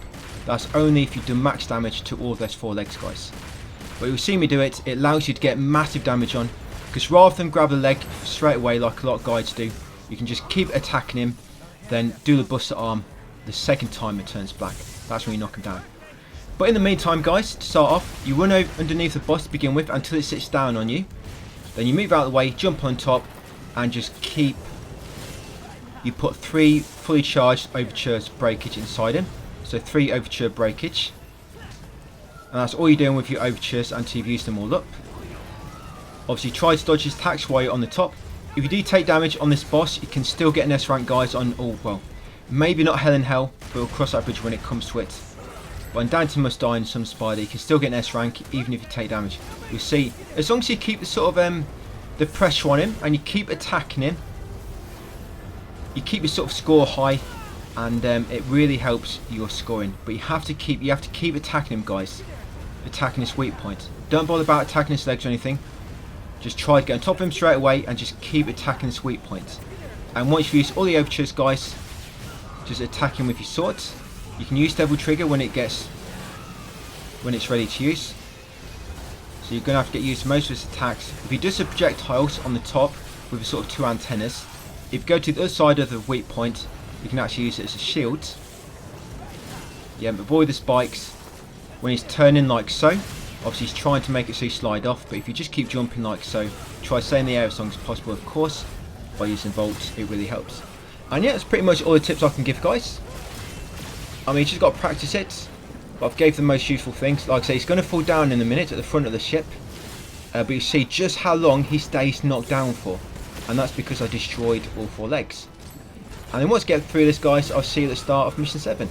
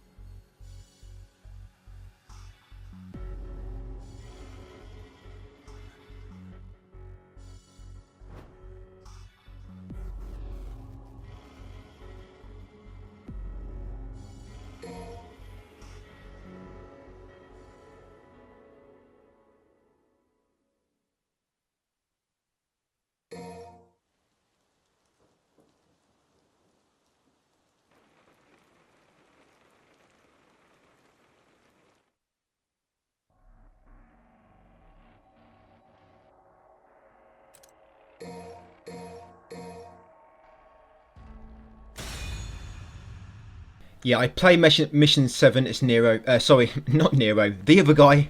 The guy with 1 letter. Yeah, V.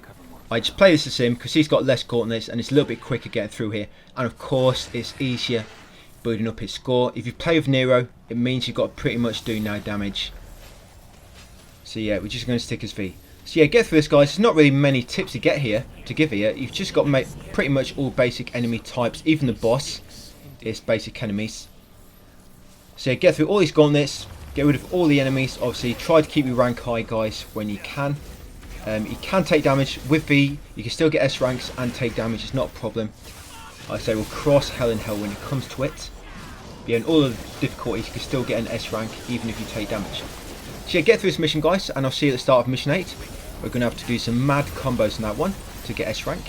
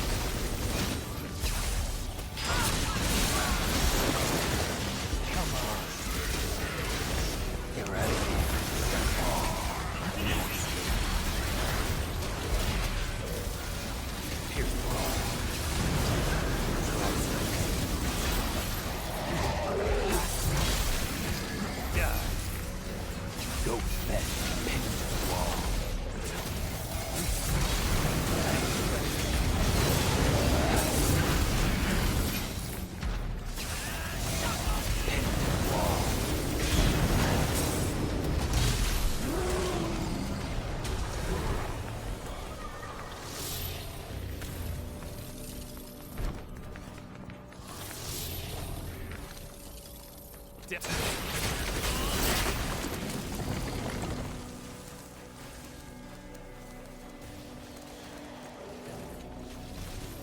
way.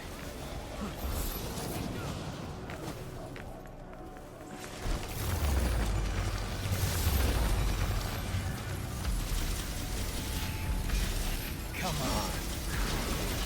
Come on. Come on.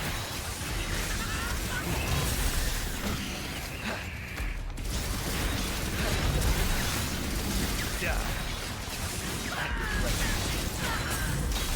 Yeah. Here, come on. Gouge.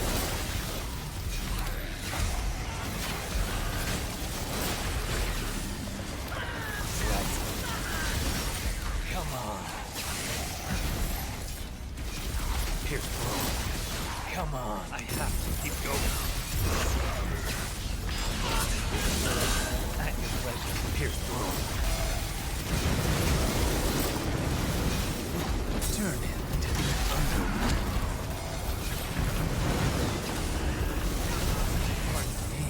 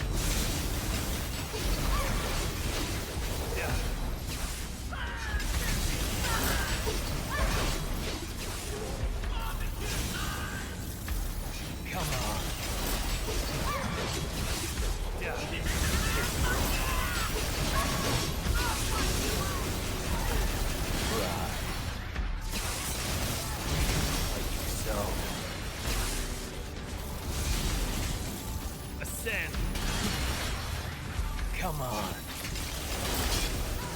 Slice it, pin to the wall. Slice it, pierce through. Come on.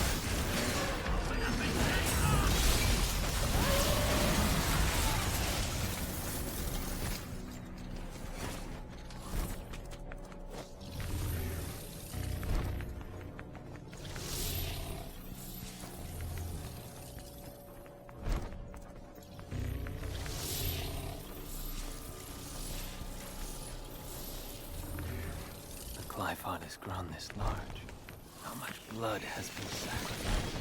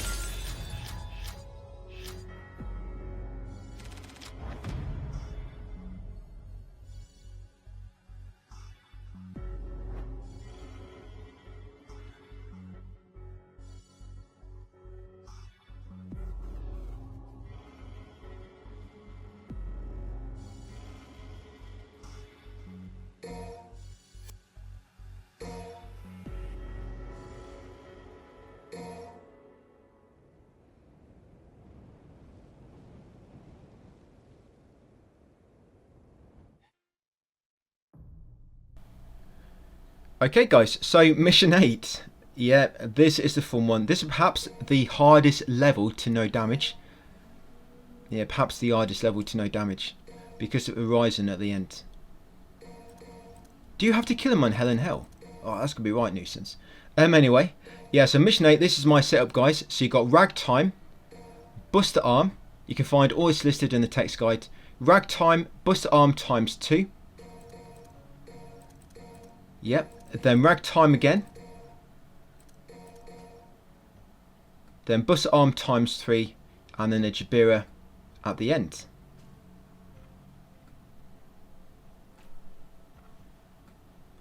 Yeah, normally on Dante Must Die you'd have to lob a punchline in there as well. But in Son of Spider you don't need to, because you do just a little bit more damage of course. So yeah, make sure you got a correct setup guys.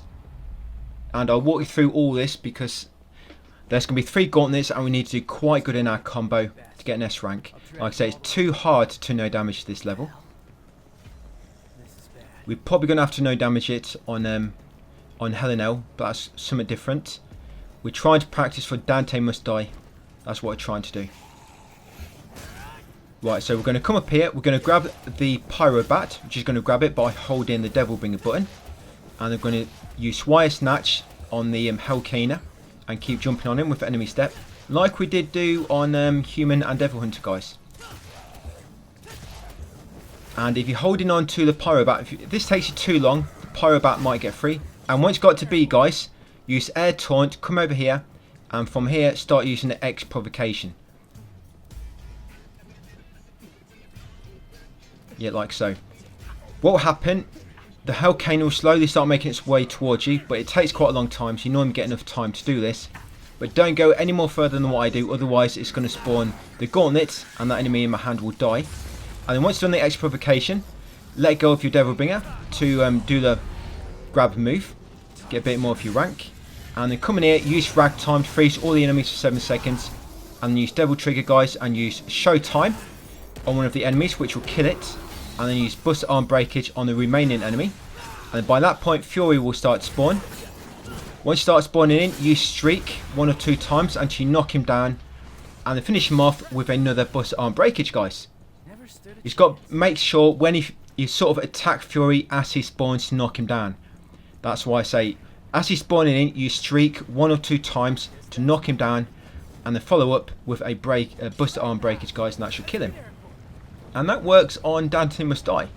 Just like I say, on Dante Must Die you have to take a punch line in as well. Because you know that Showtime, on Dante Must Die that Showtime won't actually kill that first enemy like it did just now. You actually have to, what I normally do is I use Showtime on Dante Must Die, then kill the other enemy, then use punch line on that first one, which we did Showtime on, to finish him off. But the rest of it all pretty much works the same. The Fury dies with 1 Buster Arm Breakage even on Dante Must Die. So we're going to skip them enemies. That's the first gauntlet done guys. You're up here, you want to jump over this pit. There's an optional battle here. Yeah, I've got 6,500 points. You want to make sure you're over about 6,000 points. I mean, if you're just under 5,000, you can still pretty much make it. The thing is, the third battle, we're going to lose quite a lot of points there. So you're going to try to get your points high before that. Right, so for this battle, guys, yep, there's going to be 2 Baphomet spawn and a Angelo. You don't really need to worry about the Angelo for the time being. But what you want to do, because there's 2 Baphomets, one might try to hit you with ranged projectiles while you're doing this enemy step. So you might want to grab one. Yeah, grab one and then use enemy step on the other. Then you don't have to worry about them. Because you've got one grabbed and the other one you keep jumping on it.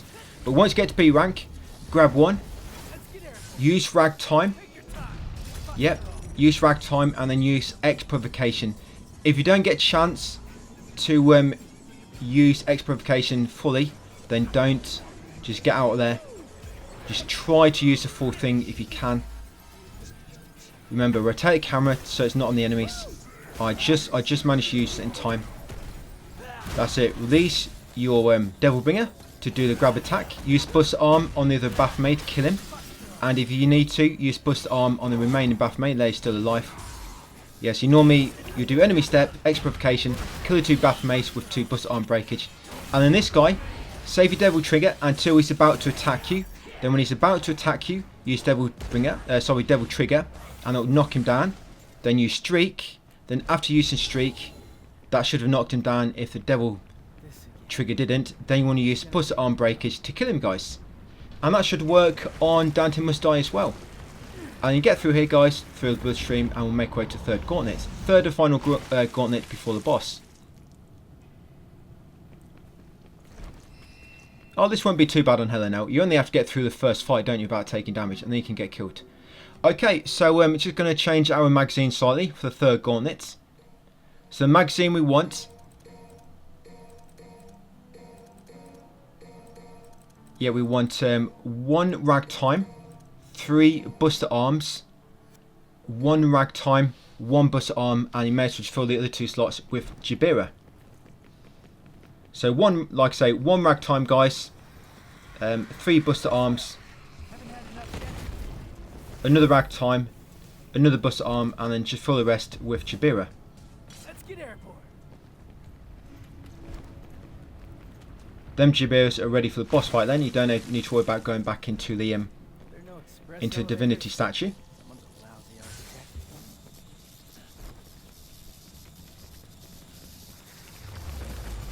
Okay, so for this third gauntlet, we're going to start off by using ragtime breakage, and then you're going to kill all 3 of these with a buster arm breakage.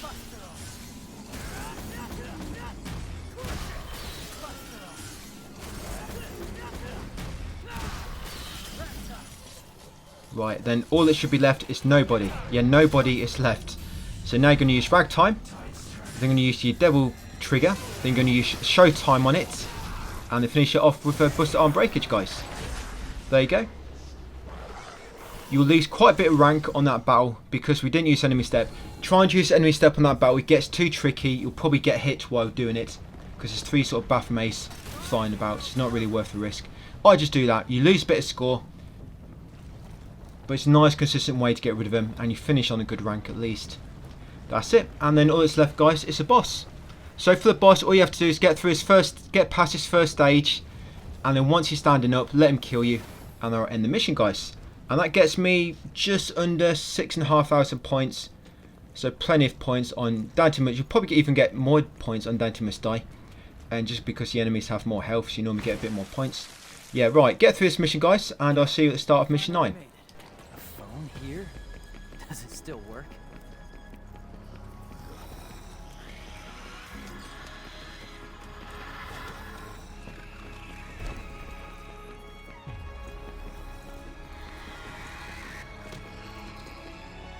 Think it's good to be king, huh? Not for much longer.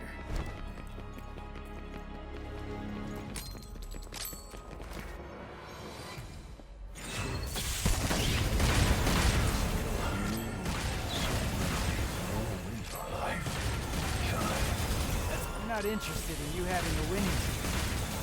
Now I can break it.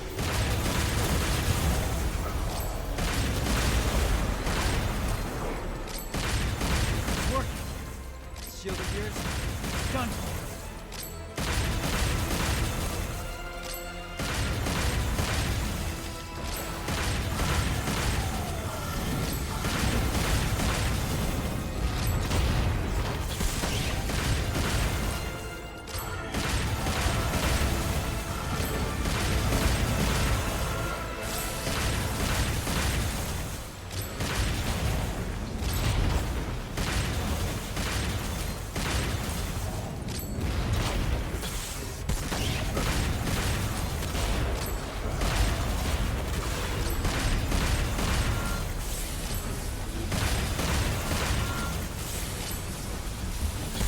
You ready to get slapped?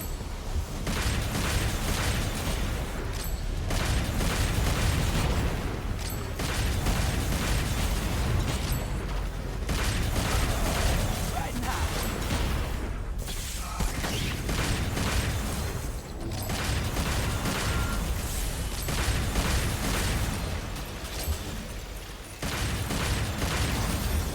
Let's get airborne. Scatter.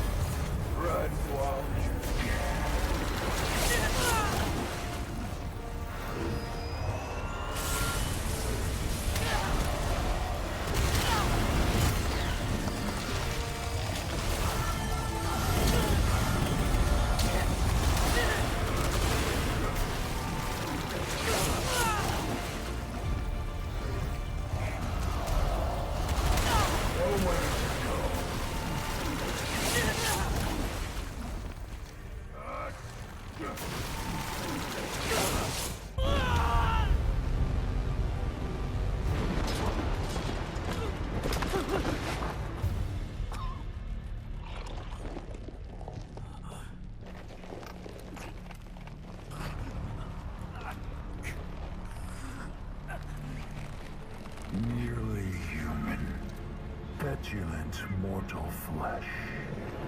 Cursed the moment you were brought into this world.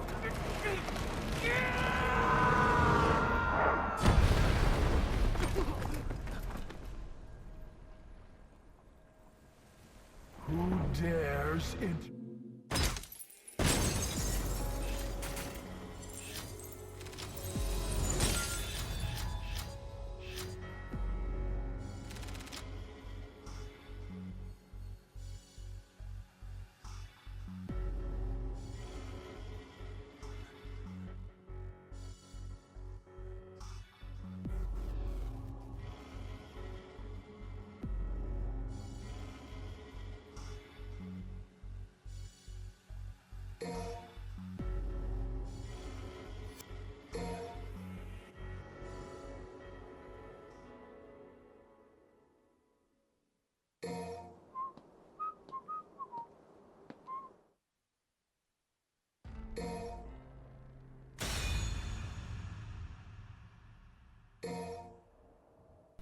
Yeah, mission 9, it's just another one with V, so you can take damage in this and still get an S rank as long as you're doing pretty good with your combos.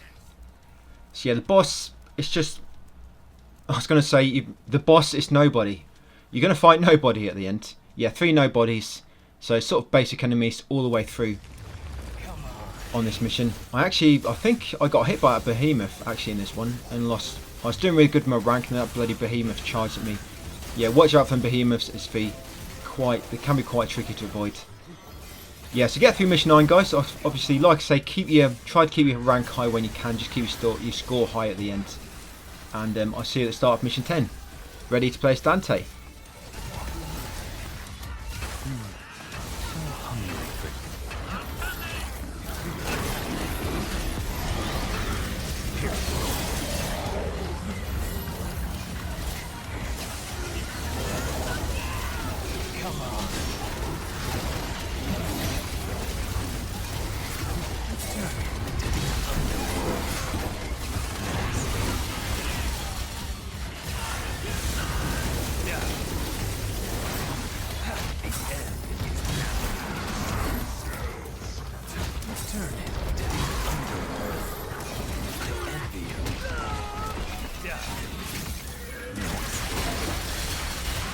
Resist all you want.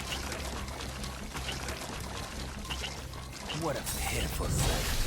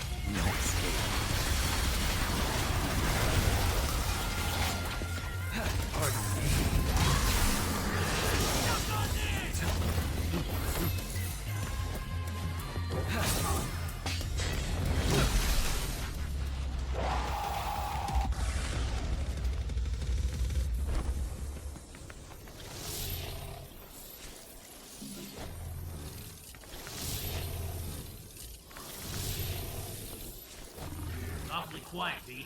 Thinking about Mommy Dearest? I'd be lying if I said I wasn't. But the past is a bitter place for me.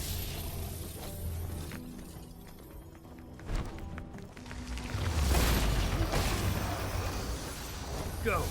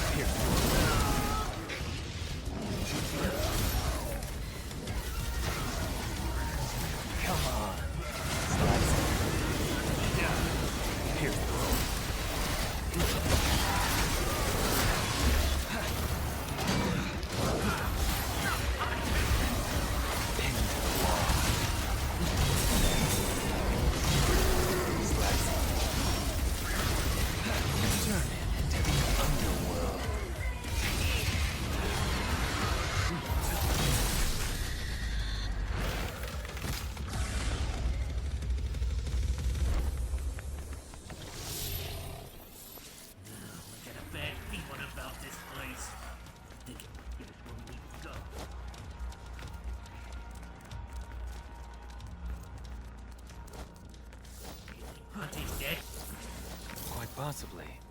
He has no reason to keep Dante alive. Slice it.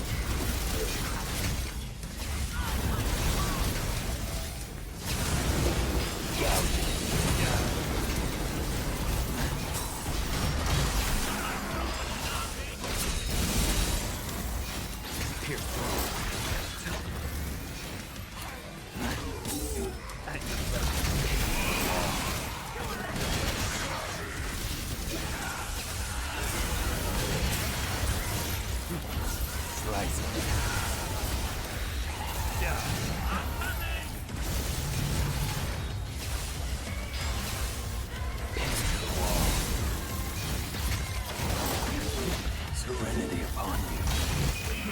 Come on. The end is now.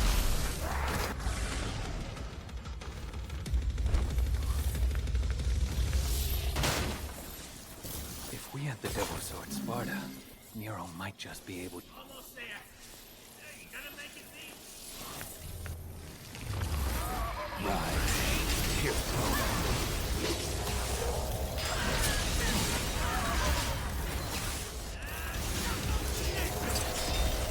Slice them. Gouge them. Come on.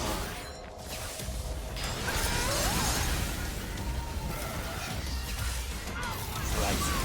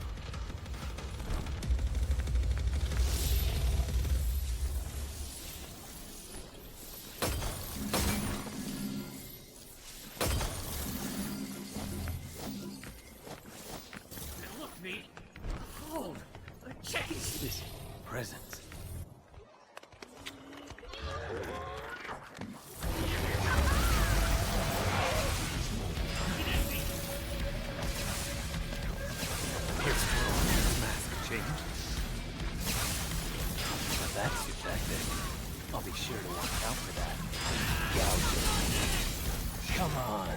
Enjoy the taste of despair.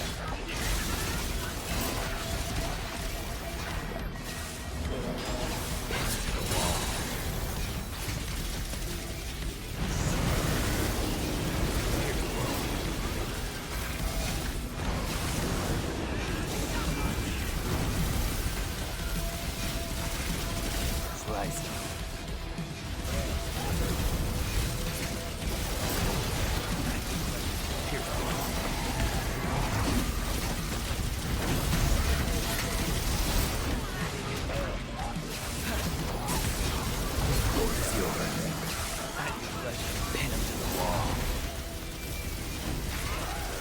Like to dance? The floor is yours. I envy your optimism.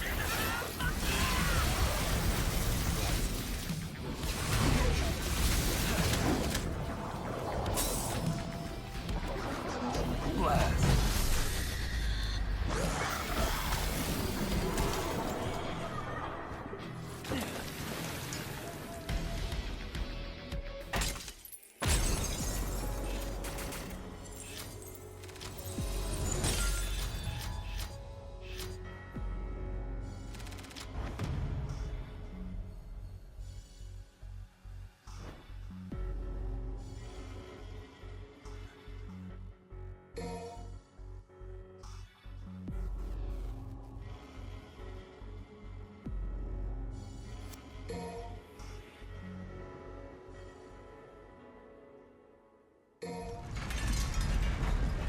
Come here.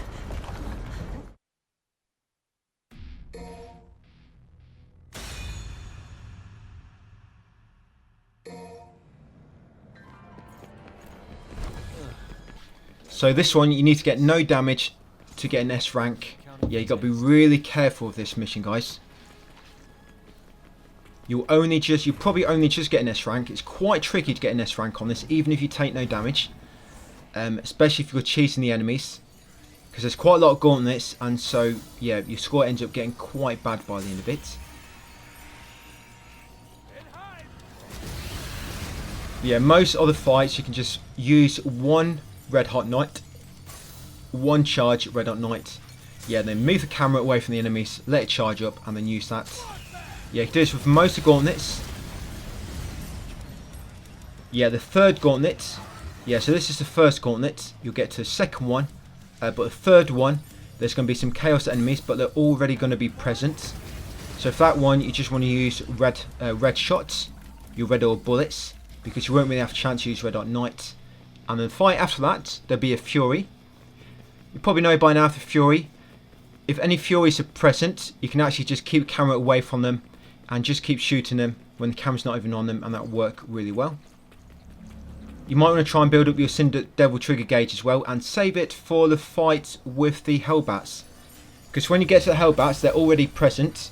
But if you use your Cinder Devil trigger gauge, you can get rid of them really quickly. And get a bit of score as well. So you get through this first few gauntlets, guys. I'll come back just before. There's one gauntlet you can skip.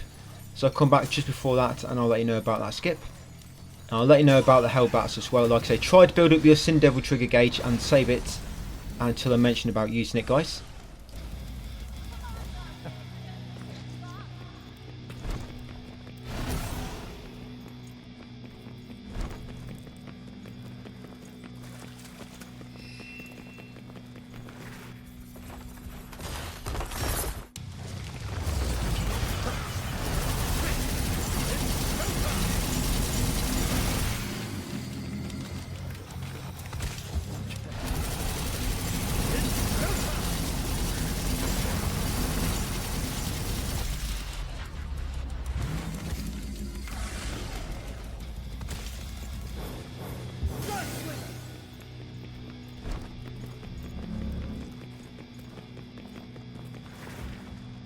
Thing's gonna close if I don't hurry.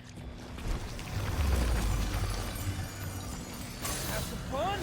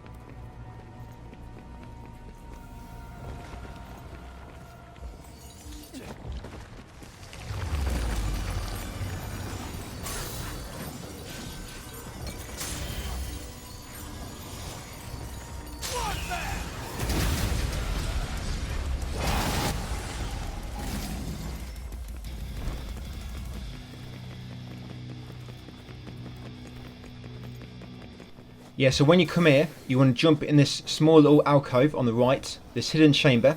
They'll spawn some enemies, and then go back out to the corridor and sprint down the corridor, and you'll completely avoid this gauntlet. Yeah, because something happens when there's enemies already present, it sort of bypasses other enemies from spawning. And yep, there's normally a gauntlet which spawns there, guys, but that's how you avoid it, by just triggering them enemies in that small chamber. And these enemies which are going to spawn next, this is one where you want to try to use your Sin Devil Trigger Gauge and then use the Judgment skill. Yeah, judge these guys. So these will already be spawned and present, so you can't really use Red Hot Night. So yeah, use Sin Devil Trigger and then use Judgment, and that should get rid of most of these pretty quickly, and then you can try to use Red Hot Night. But a Fury will spawn here. If you don't get a chance to use Red Hot Night, then move the camera away from the enemies and then just keep using your red shot, and that should get rid of them. You can't see it attacking or hitting them, but it will be hitting them, so don't worry.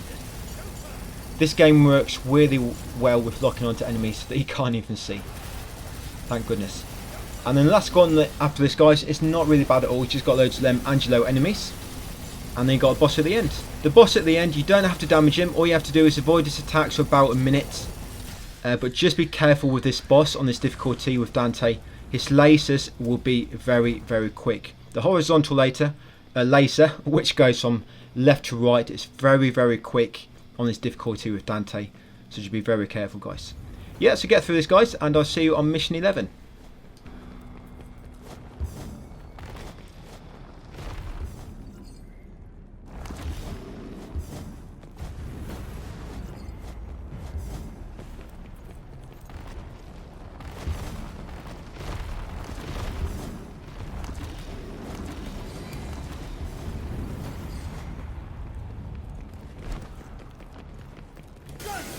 Yeah, getting close. I can feel him.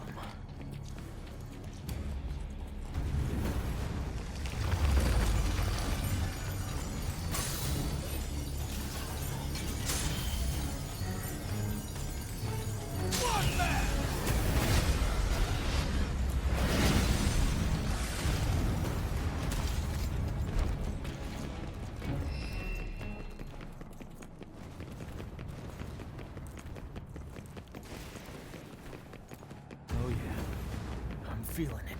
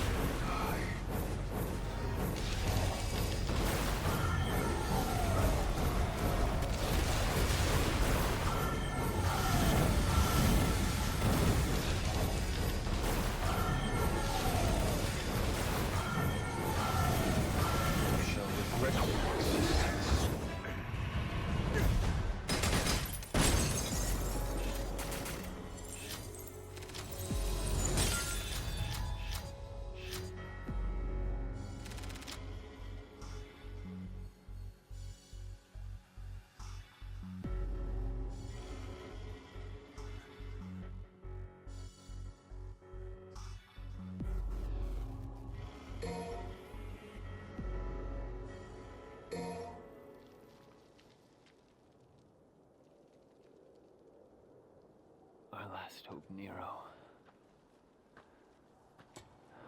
was completely useless. Get her out of here! This is about...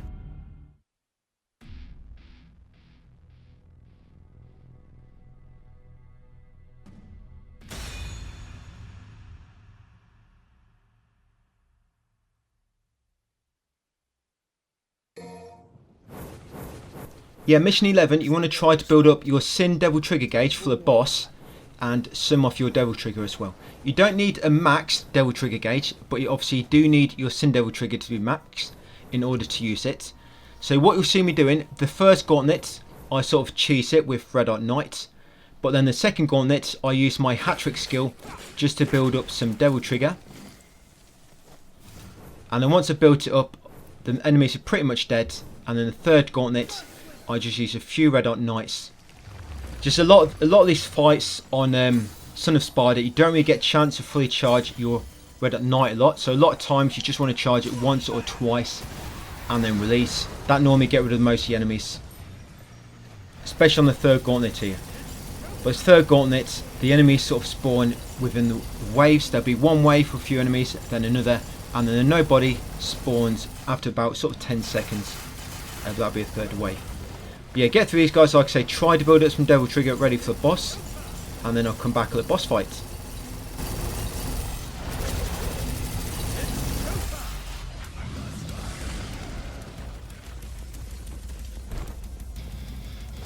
I'm not a fan of ruins. Like my city's lively. What a pain in the ass. Just gonna take it down.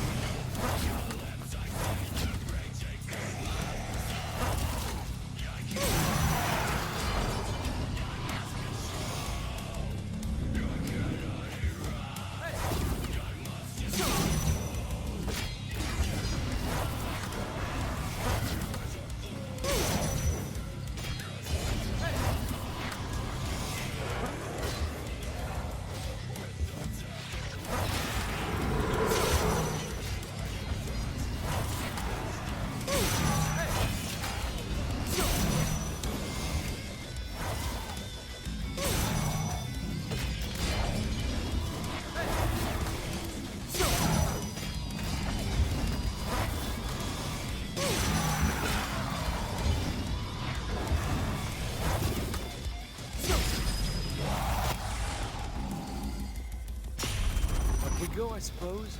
Seems like the fastest route. Well, that's gonna collapse. What?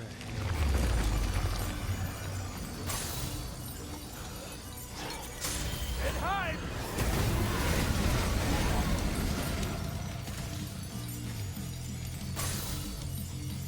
Wanna have some fun?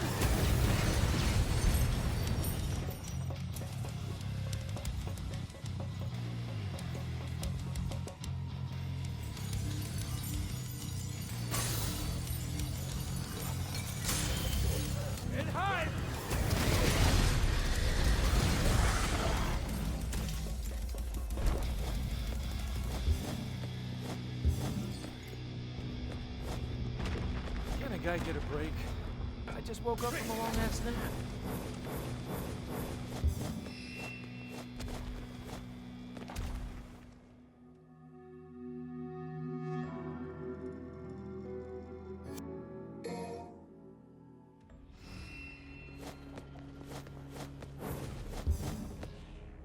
Oh, they're just gonna let me through. Boy, wouldn't that be... So what we're going to do here, straight away, we're going to use Sin Devil Trigger. Okay, and once that's active, we're going to dodge his next attack. That's it. Once he finishes his attack, we're going to use the Luge. the loose skill. That's one way you hold R2. That should do enough damage, quite a bit of damage, and it should cause him to teleport. And then quickly use Gunslinger, so, well, go into Gunslinger stance, sorry, and start charging Red Hot Knights. If you've got a Devil Trigger, you can use it as you release. I mean, I don't have any there, but I still did more than enough damage. And that's it, guys. So straight away, you use Sin Devil Trigger, dodge his next attack to get an opening, then use the loose. He'll teleport away, and then just finish him off with Red Hot Knight, and obviously use Devil Trigger before you release Red Hot Knight if you've got it active. Yep, and that's mission 11. So mission 12 can be another tricky one with Dante, but you can skip a lot of the fights in mission 12. You can skip quite a lot of the fights here. You do not need to worry about building your Sin Devil Trigger gauge, because it'll be full automatically during the boss fight.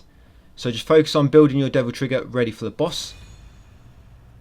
And the very first fight, what I do on that first fight, I sprint straight to the middle and use a Red Hot Knight ×2, and that kills almost all the enemies. So this first gauntlet, get into the middle, charge a Red Hot Knight ×2. That's it, that normally get rid of all these enemies. And there'll be one more gauntlet where you can use another Red Hot Knight and then get rid of that. So yeah, get through this, guys. Use the little shortcuts that I do.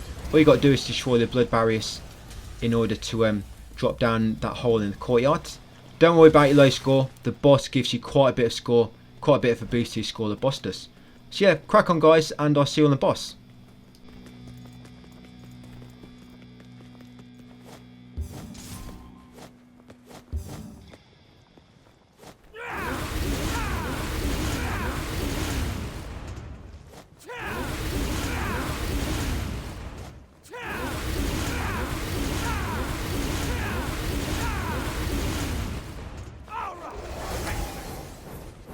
If I follow these grooves, when in doubt, smack. That's what's happening.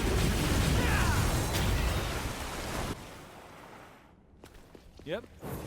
Here comes the blood.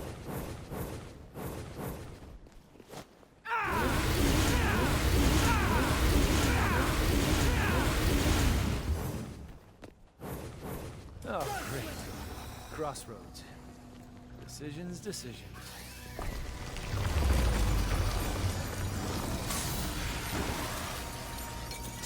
And hide!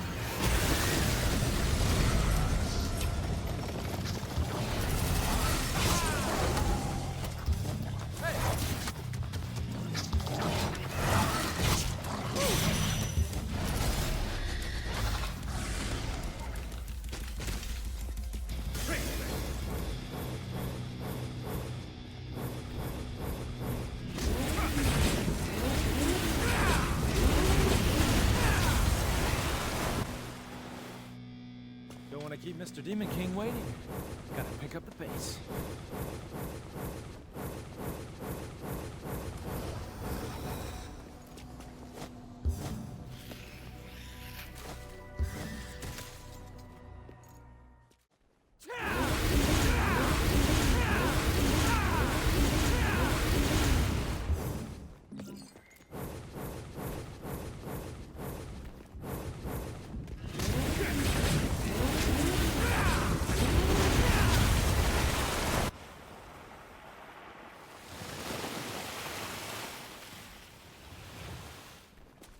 Whew.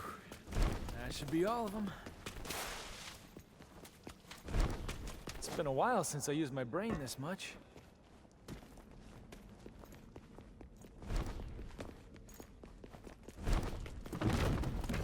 Man, this brings me back.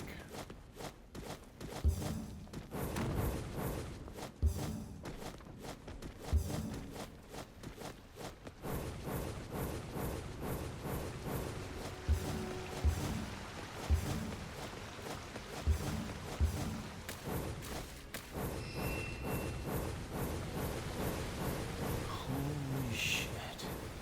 Can't believe in you.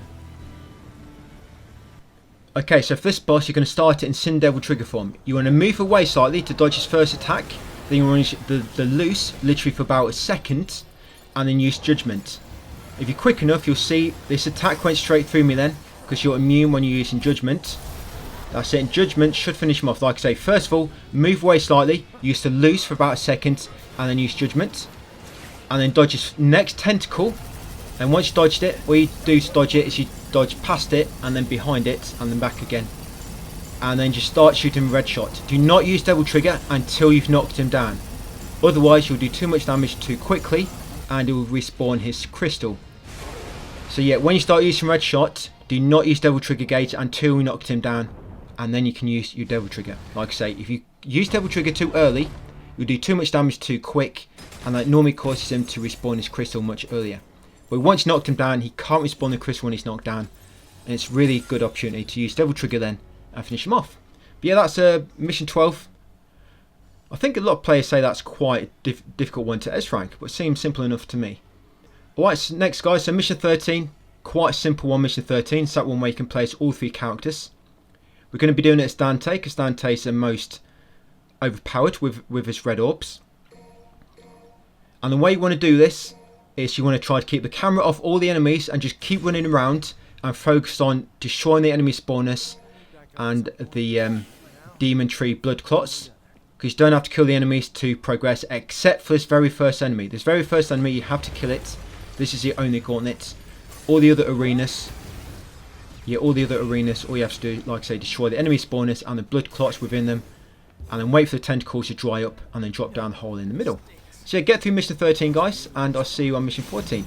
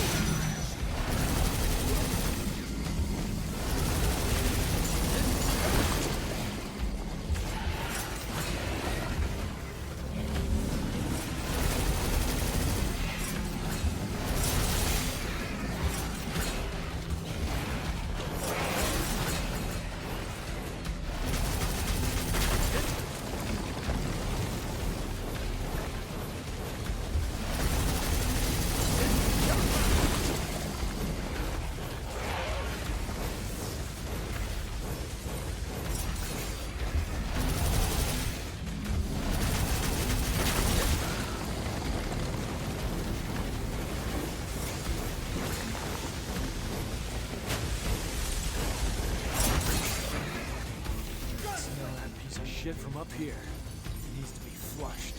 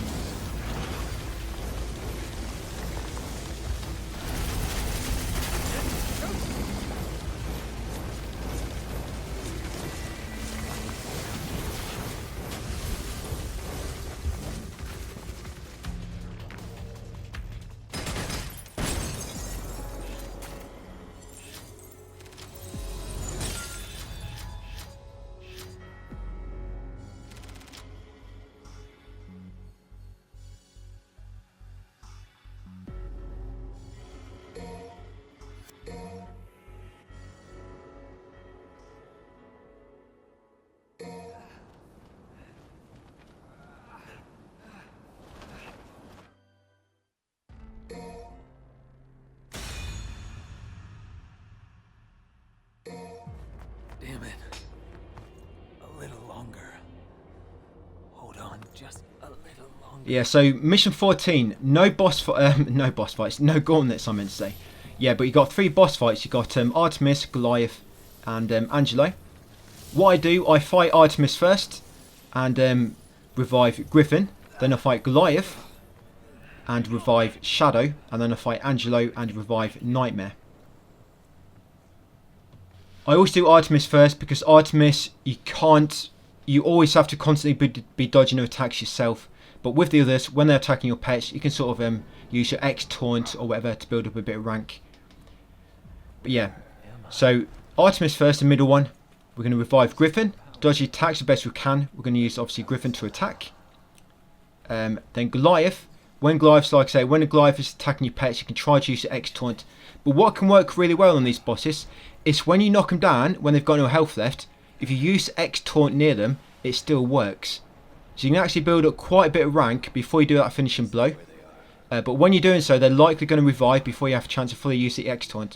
So if you make sure your pets are ready with charge up attacks, they can normally use them just as they revive and knock them straight back down again. But you see, it will work really well on these. You'll see me doing not on Artemis, but I do it on Goliath and especially the Angelo. I use X taunt when the boss is dead, and it allows me to just get a bit of a booster score at the end. So yeah, get through these guys, and I'll see you on mission 15.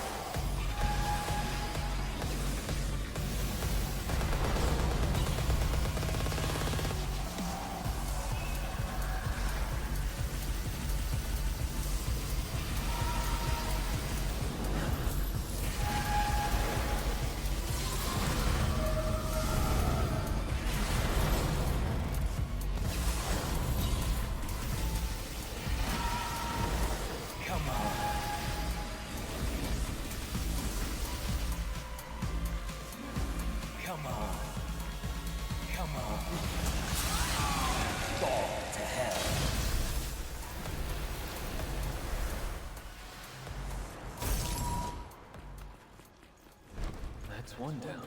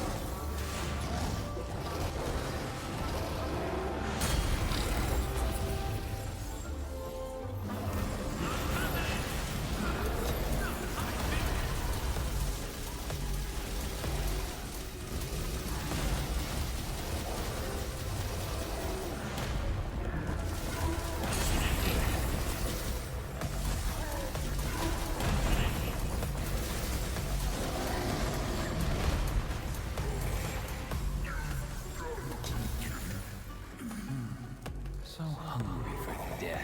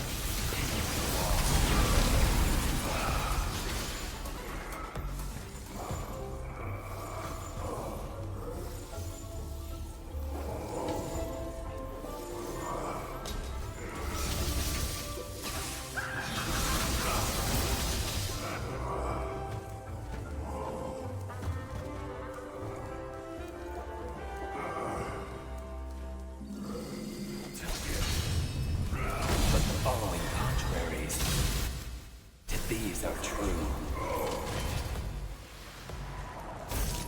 Let's get the hell out of here. This humanity is killing me. Oh, we finally made it out. That thing was something else, huh? Best we avoid it if possible, especially given my condition.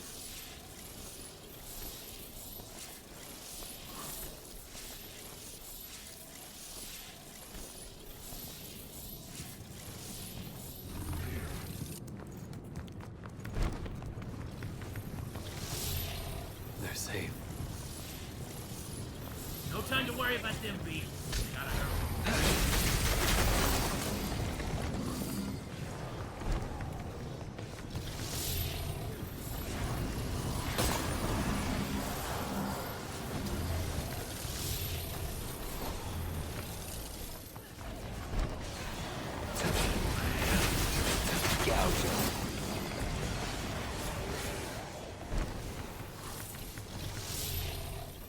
My journey is coming to an end.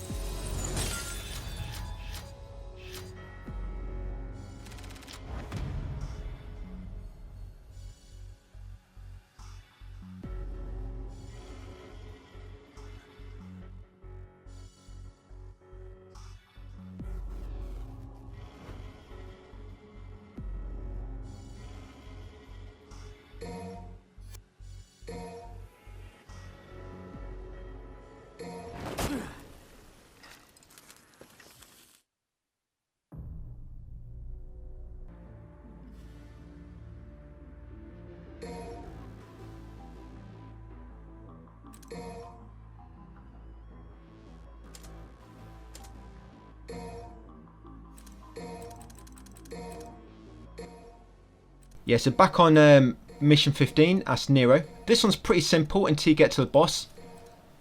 You can take some Jabira and Buster Arms with you to begin with. They get rid of the first enemies in the first gauntlet really quickly. So you're in this tight corridor, you can either use Buster Arm or Jabira mid-air breakage. But kill all the enemies from a distance by using Blue Rose or Jabira mid-air breakage.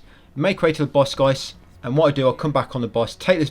There's quite a few different paths you can take in this one. Take the paths that I do. Obviously, because then you know what to expect, because you'll see me running the same path.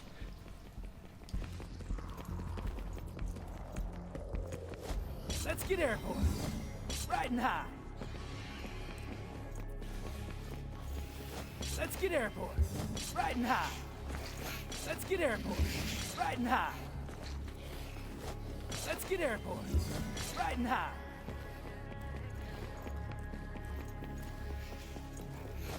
Let's get airborne. Riding high. Let's get airborne. Riding high.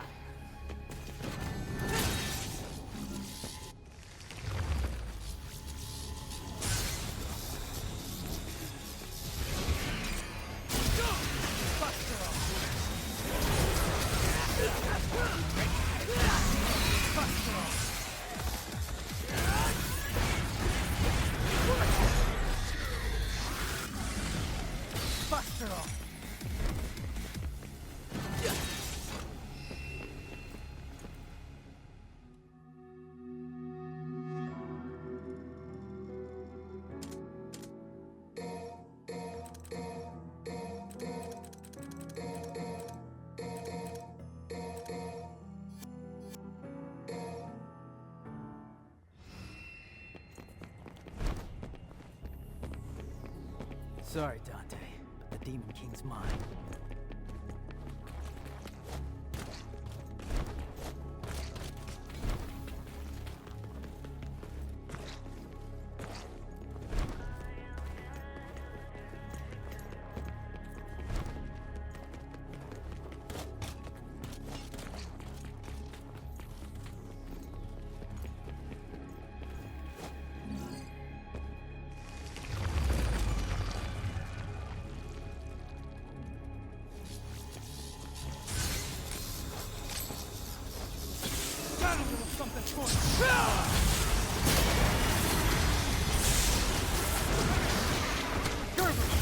Let's get airborne.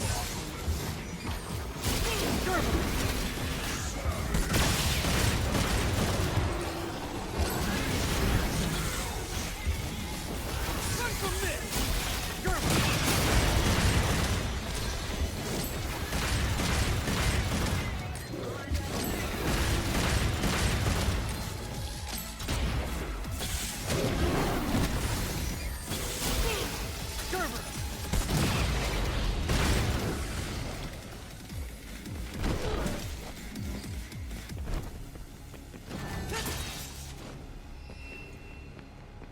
That's awfully generous.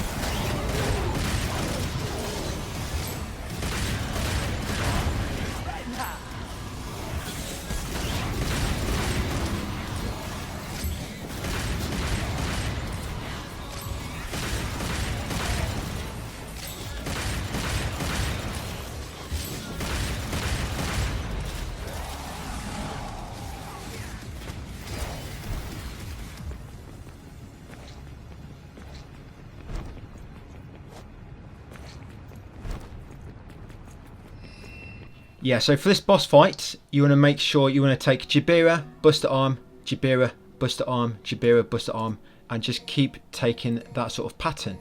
Just completely fill out your magazine with that same pattern, guys. And so with this guy, you're going to kill him from a distance with your blue rose. You're going to keep running around him. But when he turns black, he'll charge at you. So get ready for that. When he turns black and he charges, the only way to really dodge it is to triple jump. So get ready to triple jump when he turns black. But I'm not sure if he really does it on Son of Spider. It might be when he goes into Devil Trigger phase on Dante Must Die. But on Dante Must Die, like I said, I'm not really sure if he do it here. But when he gets about half HP, he'll charge at you even if he's not black. But his indication for that will be he'll teleport to the middle and then he'll sort of be sprinting straight out of the portal. So you've got to be ready for that. But like I said, that might be something for Dante Must Die. But when he turns black, he will definitely charge at you. You need to be ready to triple jump that. And when you knock him down, quickly get over to him, guys. Use a Jabira breakage, either in the air or on the ground. And then quickly use the Buster Arm breakage as well for massive damage. If you're quick, you get a chance to use both of them. And then you just continue running around the arena, guys, shooting her. Normally just running left to right will dodge most attacks. When she gets to low HP, she will start lobbing sort of projectiles at you a bit more and stuff. But just keep moving left to right, like I say. If she turns black, get ready to triple jump to dodge it. And if she sort of buries herself in the middle and starts sucking up all the dirt, run up to her. That's what you've been saving your Devil Trigger for. Yeah, run up to her and use Devil Trigger from the side of her. Make sure you're not in front, because sometimes when you knock her out of it, she'll fall on you and damage you. So use Devil Trigger from the side and Showdown. That knock her down, and then you can use Jabira and Buster Arm Breakage again, which will like a killer, guys. Yep, and that is that fight. So get rid of her, guys, and I'll see you on mission 16.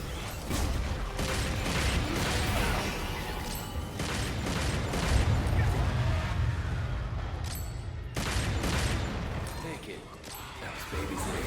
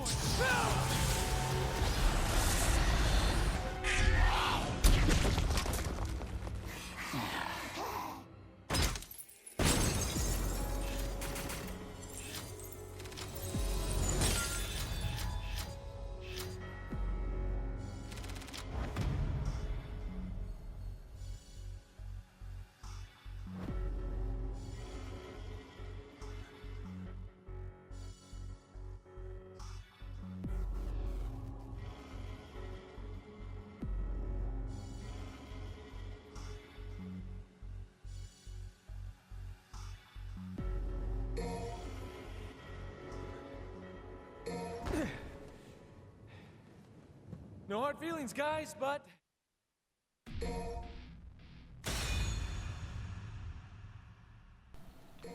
Mission 16. This one's quite quick to get through, but it's quite a few gauntlets and they can get a little bit annoying. We need to make sure we do this with no damage. Try to grab the white orbs on the way down, because you want to have a full Devil Trigger gauge and Devil Trigger gauge ready for the boss. It'll make it easier. So yeah, get through these shafts. A lot of these fights, the gauntlet won't actually trigger until you get close to the exit. So you can get ready to cast Red Hot Night as soon as the gauntlet starts. So you can normally cast one. Don't try to cast too many in these gauntlets, because the enemy's close on you too quick.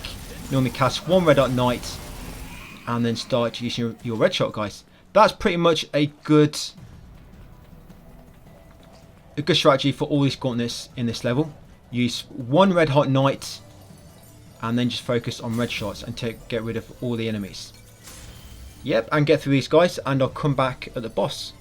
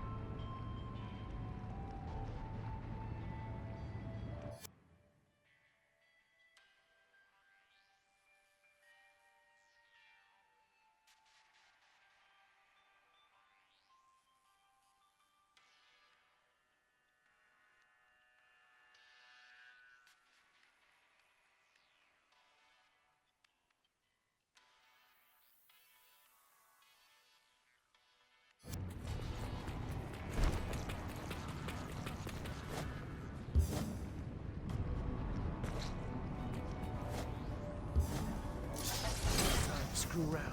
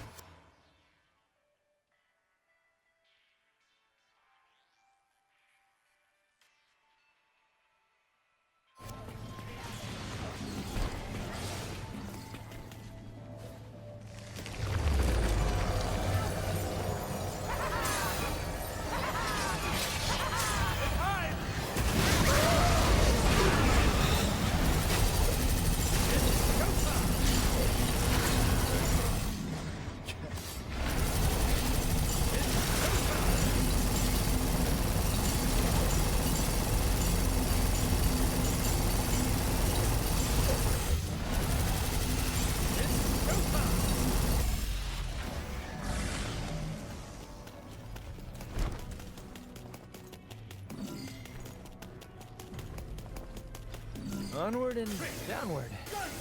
Oh well, better get to it.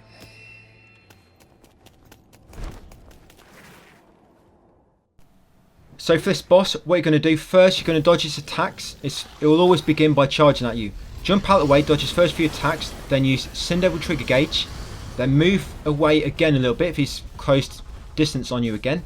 Then you want to use the loose skill, which with R2. Yeah, that should knock him down.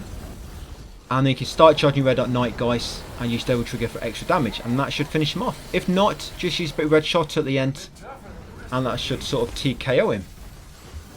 Yeah, so do that. Move. You want to all the time make sure you're not too close to him, because when he sort of stands back up, it'll do like an area of effect blast. So make sure you're not too close to him, like so. That's it. And Red Hot Night, guys, will finish him off. And that's mission 16 done. So mission 17 is next, which is basically just a boss fight.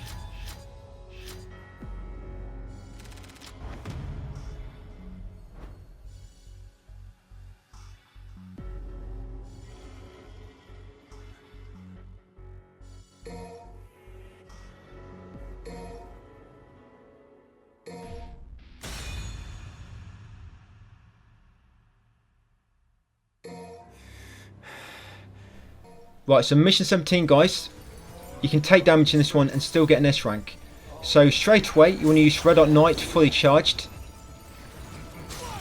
And use Devil Trigger just before you release it, so more damage. And then again, use another fully charged Red Hot Night. And this might not finish him off on Son of Spider and a buff, like so. So now what you're going to do, you're going to wait for him to teleport again. We've done 2 fully charged Red Hot Nights at this point. It will teleport closer. You're going to jump away a little bit. You're going to wait just a few seconds after he's teleported. Then you're going to start charging it up again. You'll see why, because if not, it will land just there and it will jump out of the way. That's why you have to wait a few seconds when he teleports before you start charging up again. But normally jumping out of the way just actually use them few seconds anyway. And there you go. Still get quite a bit of points even if you get damage on that one, guys. So next up is mission 18.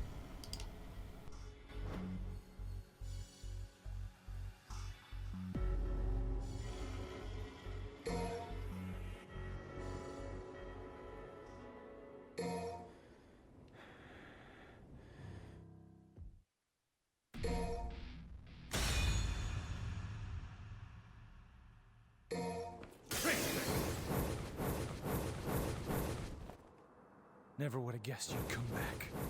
Damn it. Yeah, so mission 18 can be quite a tricky one, but I've got a new tip on this which works really well. So as soon as you get to his first fight, you want to use X provocation.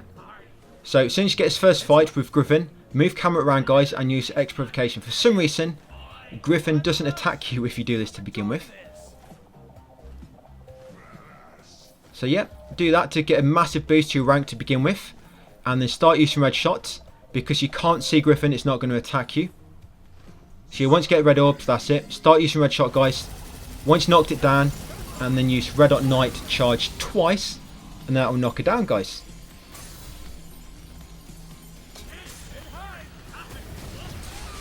Yep, there we go. And then what you're going to do, you're going to destroy all the clusters. So what you're going to do now, you're going to make your way to the boss. But along the way, you're going to destroy the 3 blood cots. And all the bosses that appear, you're just going to destroy them with red shot. Just when you fight in shadow, don't stay in one place for too long when you're shooting. Because normally, you'll get a chance to do an attack on you. So you normally shoot for a few seconds, move. Shoot for a few seconds, move. Yep, and then quickly do that, guys. And I'll come back at the boss fight. Try to build up Devil Trigger for the boss, but don't worry about Sin Devil Trigger. It's not needed for the boss fight.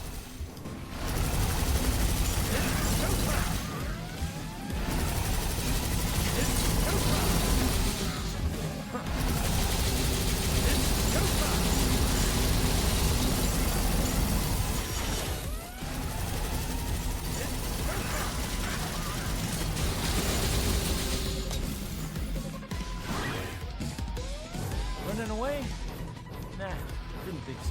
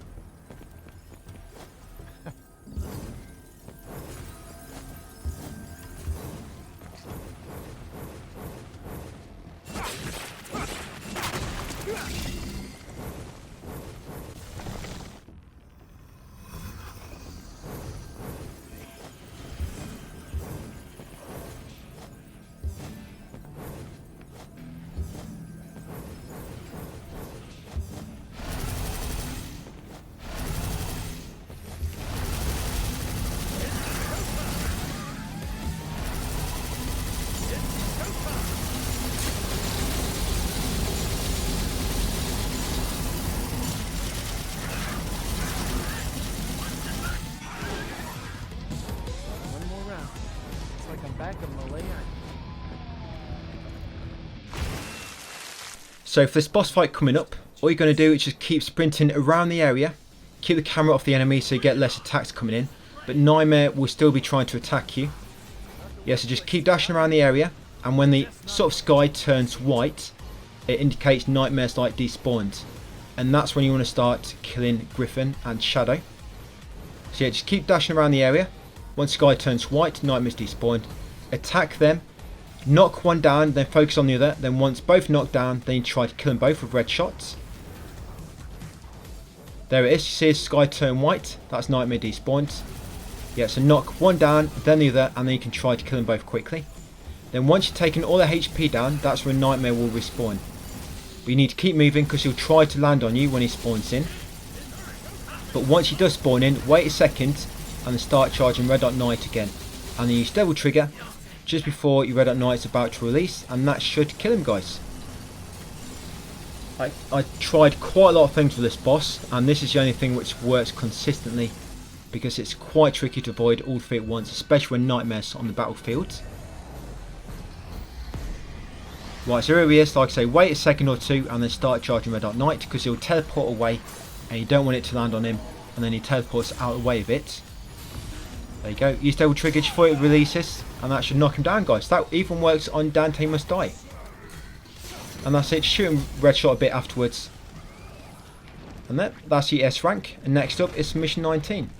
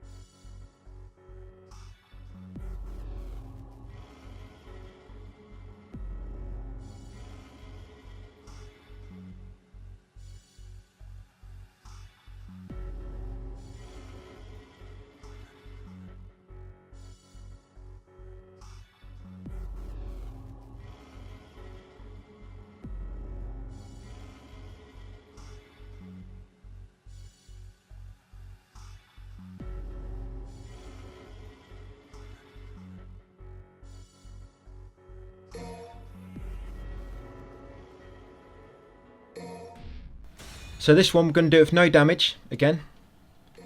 So you have to do this in a very specific way to do it very quickly without taking damage. So you're going to have Sword Slinger style active, and then hold circle in for the round trip skill, and then wait for him to finish the combo where when he's in midair, then release it, then straight away go into Gunslinger and start charging Red Hot Knight. And then when he's about to attack with his swords, his little projectiles, cast Devil Trigger. That will deflect a few of them and help you avoid taking damage. And then you should be able to just hit him with Red Hot Knight before he attacks you guys. It might take a few attempts, but it does work most of the time. And the next up is the last mission, mission 20.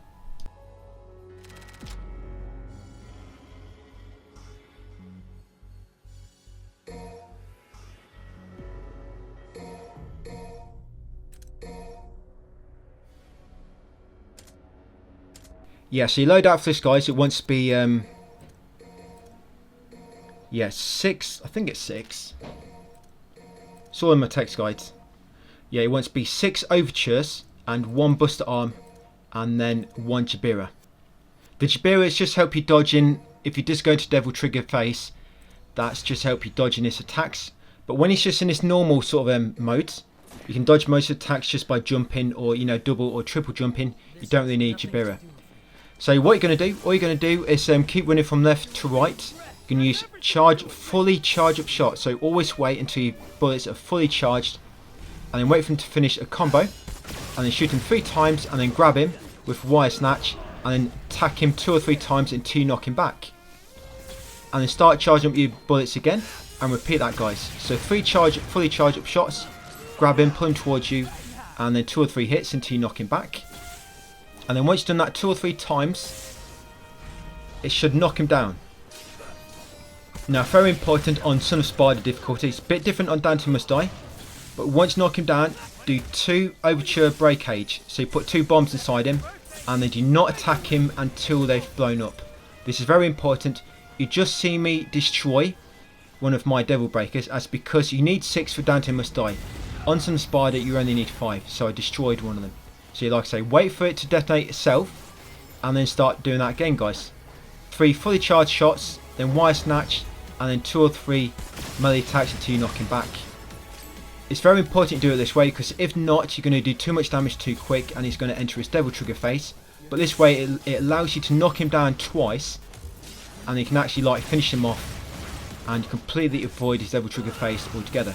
So again, like I say, we're just doing that same cycle until we knocked him down. Wait till you finish the combo, and then 3 fully charged shots, grab him, and a few melee hits. Just be ready for when you do knock him down. Yeah, like I say, most of your attacks, you can just keep jumping to dodge him. I think this is it where I knock him down. Yeah, there it is. So you need to be very quick here. Use 3 Overture Breakage. 3, you can just get 3 in, and then use Buster Arm Breakage for maximum damage. There we go. And that should kill him, guys. Completely avoided his Devil Trigger phase. There we go. Got a massive triple S rank as well at the end of it. Yep, so that's it. Game completed, guys, on Son of Spider with S ranks. That's pretty much how we're going to do that on Dante Must Die and all the other difficulties. Obviously, Dante Must Die, enemies take a little bit longer to kill. And the final difficulty, you've got to be careful because you die in 1 hit. But yes, you'll get a trophy for doing that. Yep, doing Daddy proud. And that'll be it, guys. S ranks, all S ranks on Son of Spider. Next up is Dante Must Die. We're doing Dante Must Die in this video. Yes, quite a long one. That's mainly due to how long enemy takes to beat them. They're real bullet sponges in this difficulty. So we're going to jump straight in, guys, for prologue. My setup's going to be Jabira, 2 Buster Arms, Jabira, 2 Buster Arms, Jabira, and just repeat that pattern. So the difference is compared to normal mode, human, you deal only 33% of the damage you would deal in human mode. So say human is 100%, on Dante Must Die you deal only 33% damage. Your defense as well, you have only 33% of the defense as what you'd have on human. But also, when enemies get to about half HP, they will enter a Devil Trigger phase once you give them a chance to do so. I say that because if you're sort of attacking an enemy and they're sort of stun locked, They won't change phase. It's only if you sort of give them a chance to do so, or they've sort of finished their attack chain as well. So yeah, Devil Trigger phase is the same as what you do. Basically, if an enemy enters Devil Trigger phase, they'll do 50% more damage to you, but they also have 50% more defense. So you can imagine if you're killing an enemy and their HP seems to go down pretty fast, but then it just seems to slow right down. That's because, like I said, they've entered Devil Trigger phase and they've got 50% more defense. You need 6,000 points on this for an S rank. So yeah, you're going to have to be really, really careful with your S ranks on this one. 6,000 points. It's a little bit easier because the enemies take more to kill. It gives you more chance to increase your score. So it's not all bad. But yeah, there'll be some boss fights. The fight's just gone for ages because the bosses don't want to die. Like this one, for example. The prologue, we're going to be doing this the same as we've done on most of the other difficulties. We're going to be killing the boss. He takes 2 or 3 knockdowns on this because he's got so much HP, and when he enters Devil Trigger phase you do less damage to him. But if you look at my text guide, I've actually swapped it a bit. So in my text guide I'm going to have, once it's done, I've only done the Son of Sparda, Dante Must Die, Heaven or Hell, and Hell and Hell part at the moment. But in one document I've put all the 4 difficulties, which are basically the same enemy placements. So the ones I've just said, SOS, DMD, HOH and HAH. I've got all of them on the same doc now, guys. So if you just go through it, it tells you what points you need, what difficulty, all the differences, and I've got strategies there. I'll put little notes for when you need to change it up a bit for Son of Sparda, or slightly different for Heaven and for Hell and Hell, for example. Or Dante Must Die, so got more health. So yeah, I've just made a few tweaks, but all, like I say, all the enemy placements are the same for the sort of last 4 difficulties. So yeah, we're just playing it safe. You can take damage on this one, on this mission, prologue. If you remember, if you kill the final boss, Urizen, on the prologue, you get like the bad ending, but it gives you an automatic 15,000 points, which pretty much guarantees an S rank, as long as she wasn't wearing a super suit. And one good thing about its difficulty is when you complete it, you're going to unlock the super suits, which is going to come in very, very useful for doing Bloody Palace. Yeah, we're going to do Bloody Palace with the super suits, guys. So it should make them a bit more fun than what they should be. Yep, so do this, guys. Kill the boss. Hopefully you should know what you're doing with this guy by now. Like I said, it's going to take much more to kill. Try to save your Devil Trigger if you can. I mean, I've used one to begin with, but I just know that it's going to take ages to destroy the crystal. So yeah, keep dodging the attacks. Once you destroy the crystal, getting close, use the Jabira, probably mid-air breakage, and then use 2 Buster Arm breakages. Then use your Devil Trigger and just keep attacking him. And he should be hopefully below half health at that point. Once the crystal respawns, just repeat the strategy. Once close and the crystal is destroyed, get close, another Jabira mid-air breakage, followed by 2 Buster Arms, and then use your Devil Trigger again, just keep attacking him. Hopefully that will finish him off, but if not, you might just have to do a 3rd cycle to finish him off, guys. But remember, if you do make a mistake, it doesn't really matter so much on this prologue because you're going to get 15,000 points. On them ones where if you get hit, it will void your no damage bonus, or if you use a checkpoint, you'll void your no checkpoint bonus. Remember, there's still checkpoints on Dante Must Die, so if you need to reload a checkpoint to reset any mistakes you made, just hold PS button, close the app, and then load it back up, and that will not save any little mistakes you made. Right, so I'll leave it to this one, guys. Beat this guy up, and I'll see you at the start of mission 1.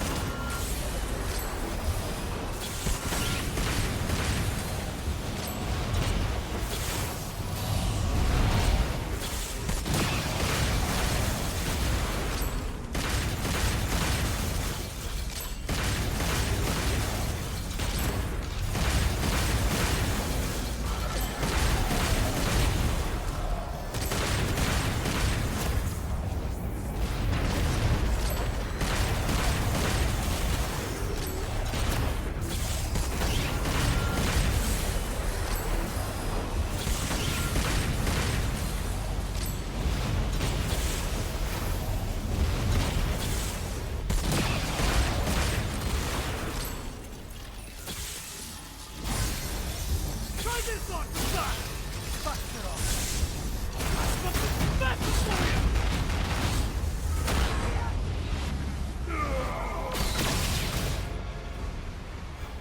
this my limit?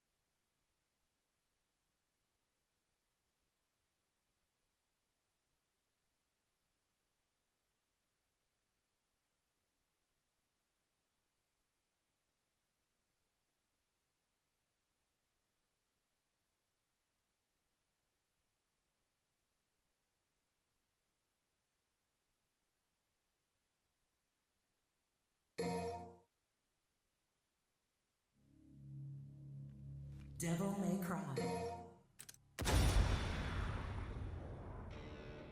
He took absolutely ages, didn't he? So, mission 1 now, guys. Mission 1. So all we need to do on this one is sprint to the boss, kill the boss, and we are golden.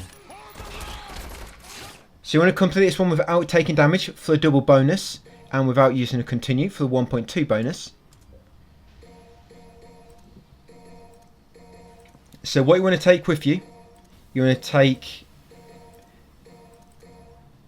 Yeah, so I've actually changed the strategy a little bit. What you actually want to take, you want to take 3 overtures, 1 buster arm, 3 overtures, and another buster arm. So don't just take 7 overtures like I did and a buster arm at the end.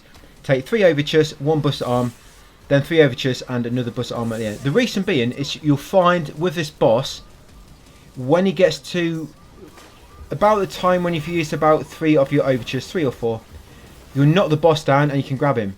But if your buster arm's right at the end, you're not really going to be able to use it.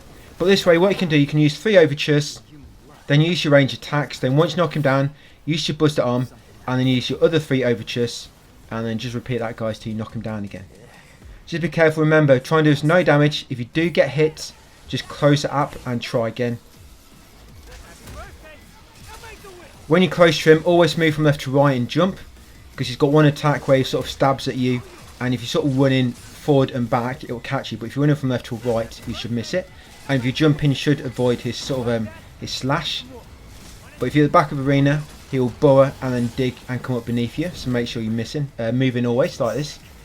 And when you get to him about half HP, he'll spawn a Hell Antinora.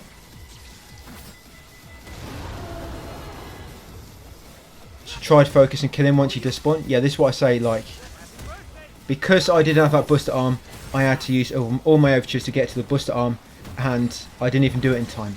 But with the 3 overtures, 1 buster arm, 3, you got a chance to do 2 buster arms.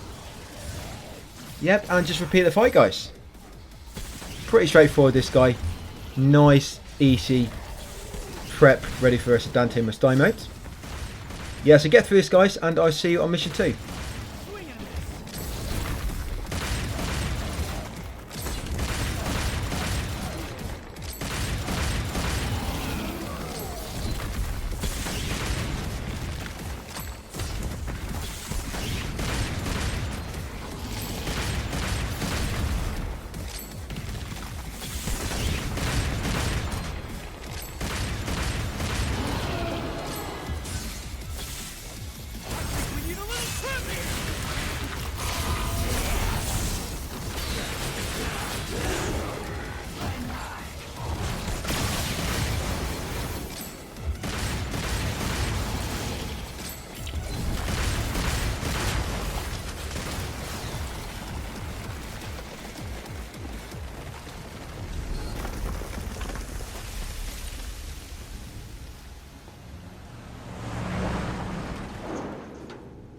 Tough guy. That'll keep him, but not for long. What do you mean? Soldier Boy said city's gone to hell and back, taken over by the underworld.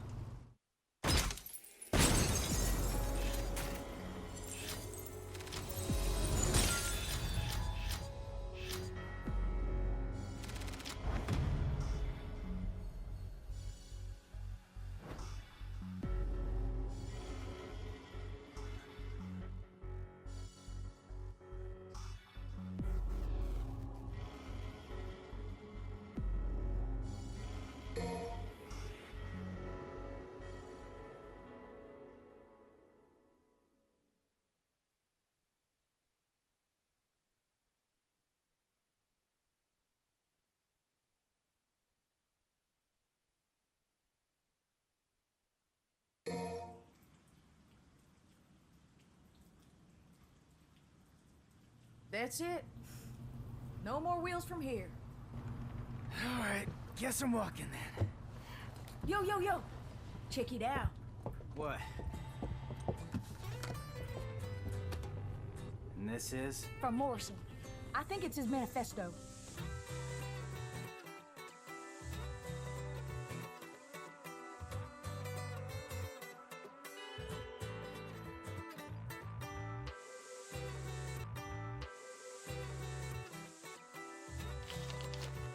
Hey, we doing this or what?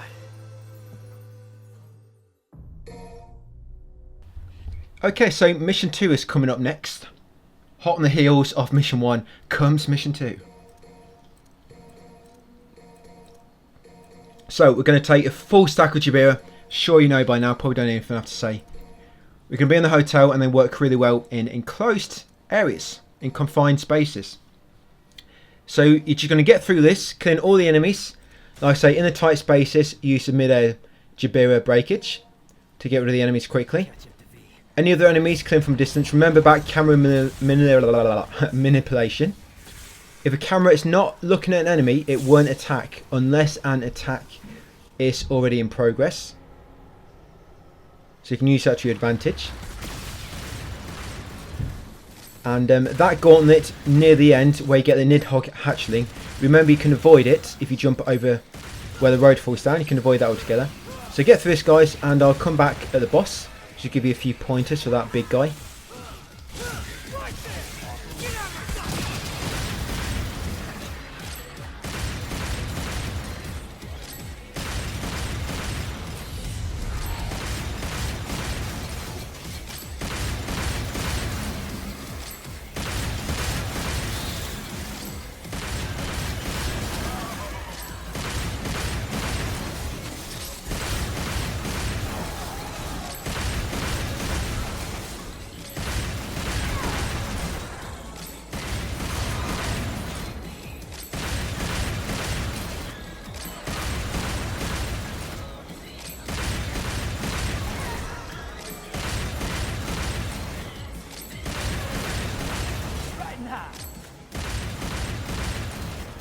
Let's get airborne.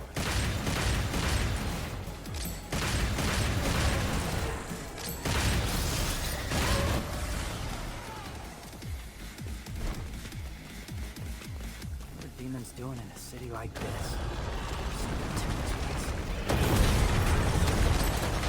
Making it easy for me, huh?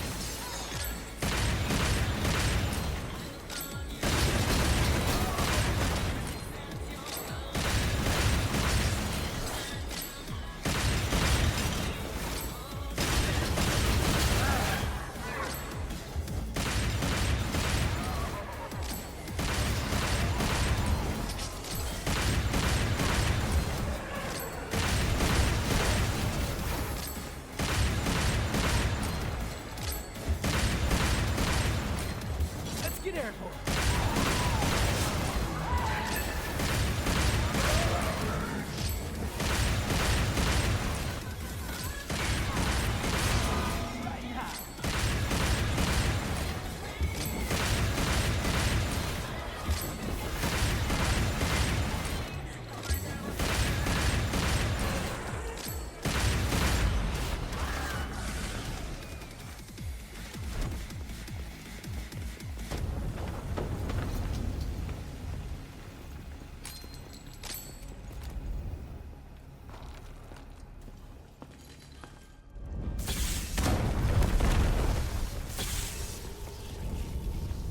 gonna stop me. Oh, whatever shall I do? Huh. Yeah, I can make this work. Just hack my way through. He doesn't seem like a demon to me. Wait, which way did I come from again? This again?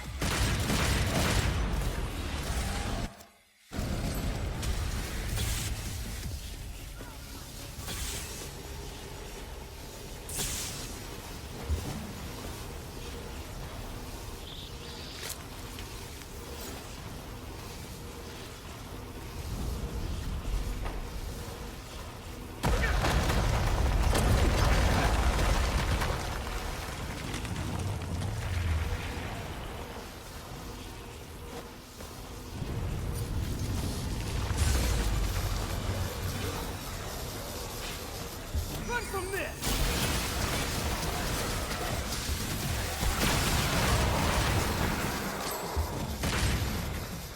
Right now! Try this on the side! Turbo!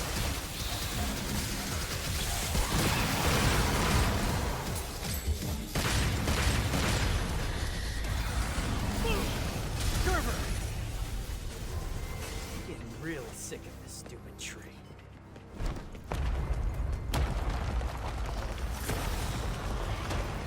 Man, getting sick of this.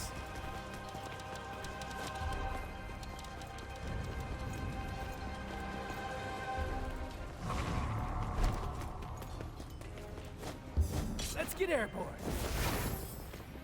Right now. Let's get airborne.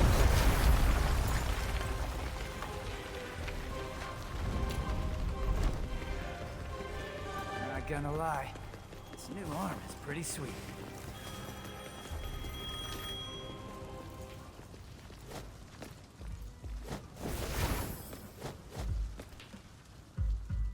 Hey, Right, we've got a big guy coming up, Goliath. So yeah, jump into the English phone box and call Nico. Hopefully you got a few pennies in your pocket, a few quarters. Yeah, call Nico, customise.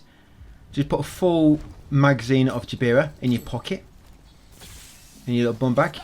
Right, and come over here and engage the boss. Is that him? Is he waiting on top of the church? But yeah, he'll, as you know, he's got three sort of phases. He starts outside, then he goes inside, and then back out again in the square. Once outside in the square, he will eventually go into short rage mode. And of course, remember, when Dante must die, so he will enter Devil Trigger at some point. And at that point, it's going to seem like he becomes an even more of a sponge than what he already is.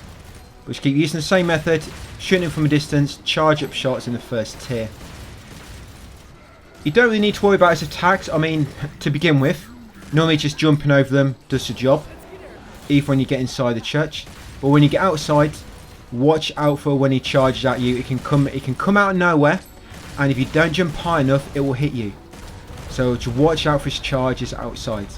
And if you get sucked in to his vacuum attack, use a breakaway or trigger devil trigger.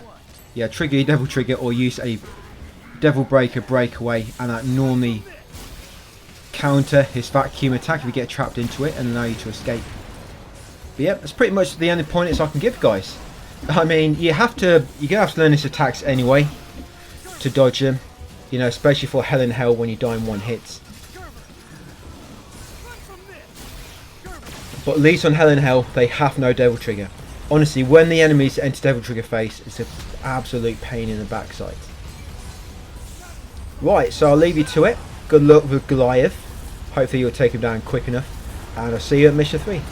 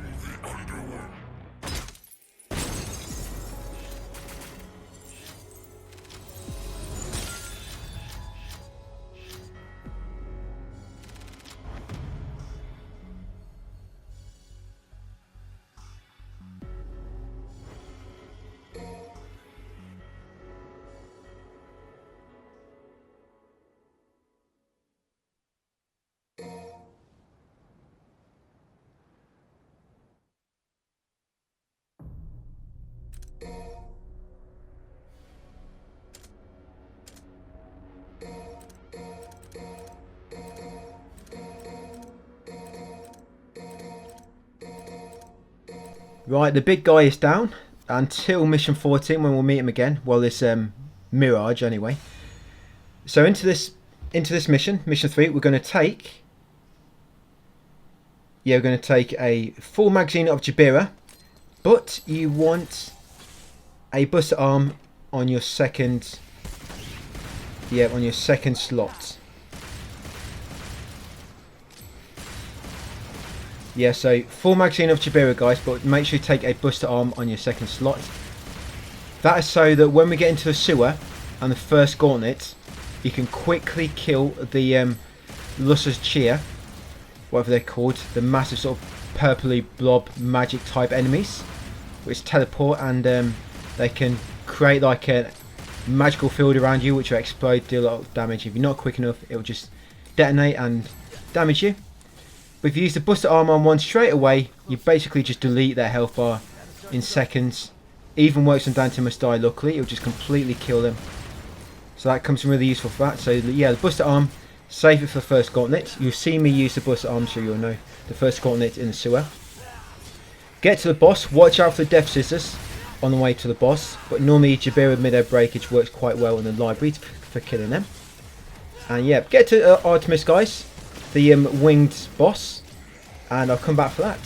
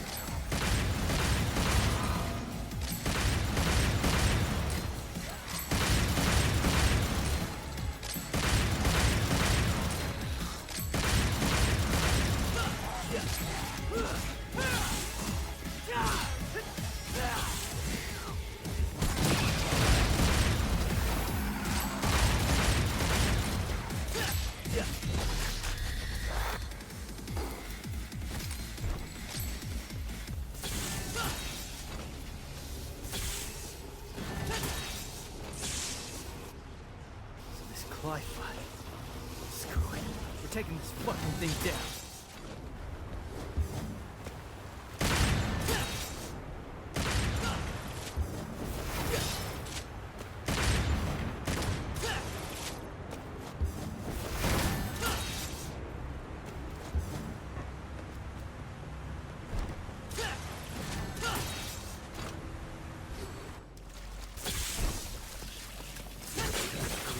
Now the roots are in the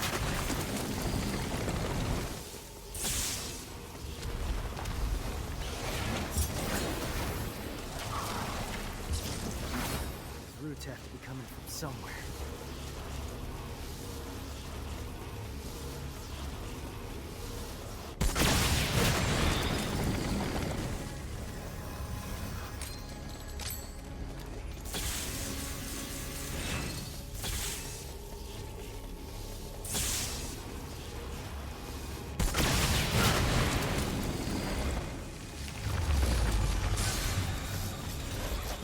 From this!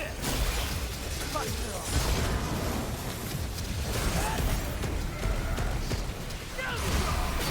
Gerber! Gerber! Run from this!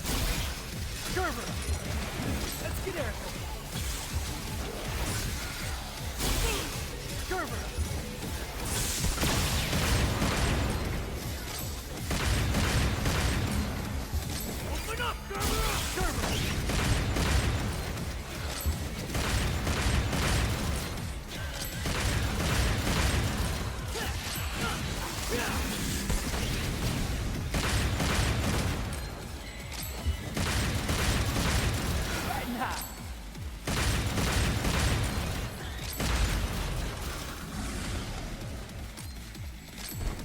Bingo.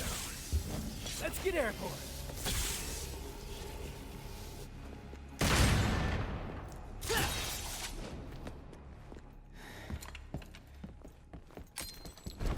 want me to follow you? No way, ass. You bring that shit to me.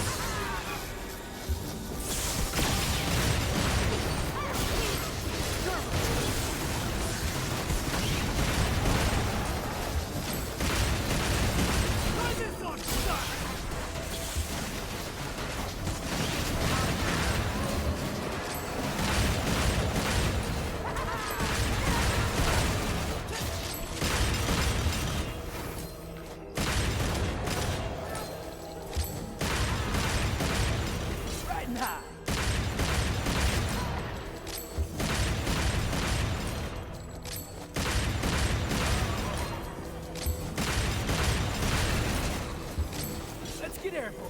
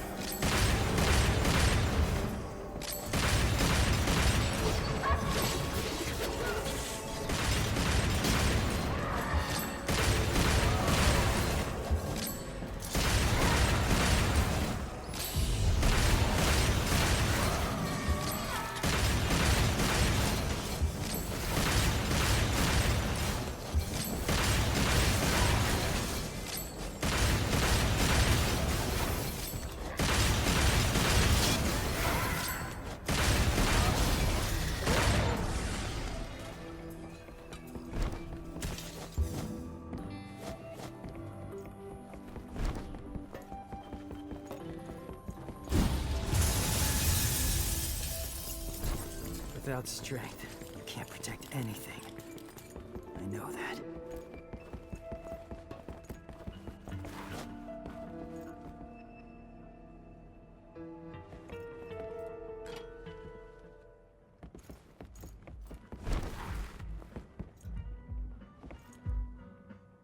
Hey,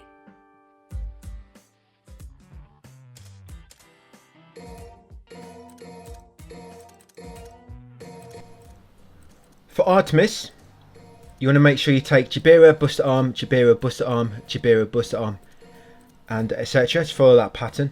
You'll find you'll likely knock her down at least twice, maybe 3 times if you're lucky. Because she's got so much health, you'll end up doing basically enough sort of knock back or knockdown damage. I'm not sure exactly how it's calculated.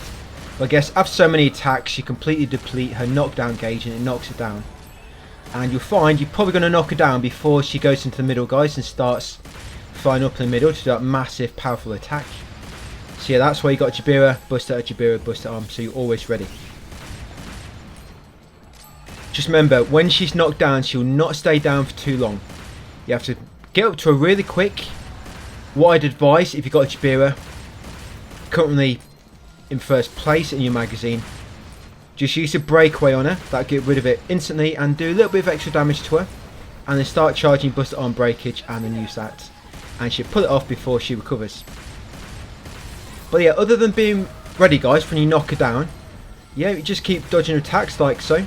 This is going to come in useful for Helena. But yeah, you can just keep moving sort of from left to right. You need to watch out for the orbs. Yeah, watch out for any of them orbs. I mean, when you shoot them, it will disable them. But while they are not disabled, they'll, you know, they fire like rings at you, and they can sort of follow you around the arena. So be very careful with the rings that them orbs throw at you before you get a chance to disable them. If you get caught one of them rings and it can sort of come out from nowhere, yeah, it will damage you. Obviously, you don't want that in Hell in Hell. And obviously, we're doing no damage here anyway for a double score bonus. Yeah, you see, I'll probably knock it down very soon. Just remember, when it gets knocked up into the middle of the arena, you need to quickly follow it up by destroying the orbs. Use them to grapple up to it. Deal enough damage. You want to save your devil trigger, by the way, for when the boss flies up in the middle, so you can deal more damage quicker. Yeah, save your devil breaker for that. And since you knock her down, obviously drop down to her, use your Buster Arm, and repeat. So yep, should knock her down in a minute, I'm hoping.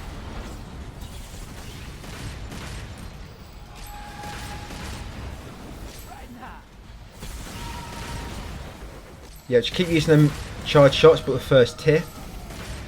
You can use Jabira to evade quicker if you need to.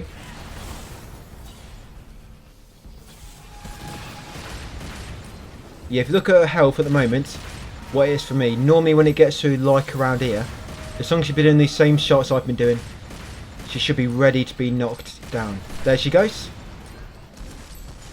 So you can normally knock her down, quickly use Buster Arm if you're quick enough. I think I was just in the nick of time there. Yep, so just finish her off guys and I'll come back on mission 4.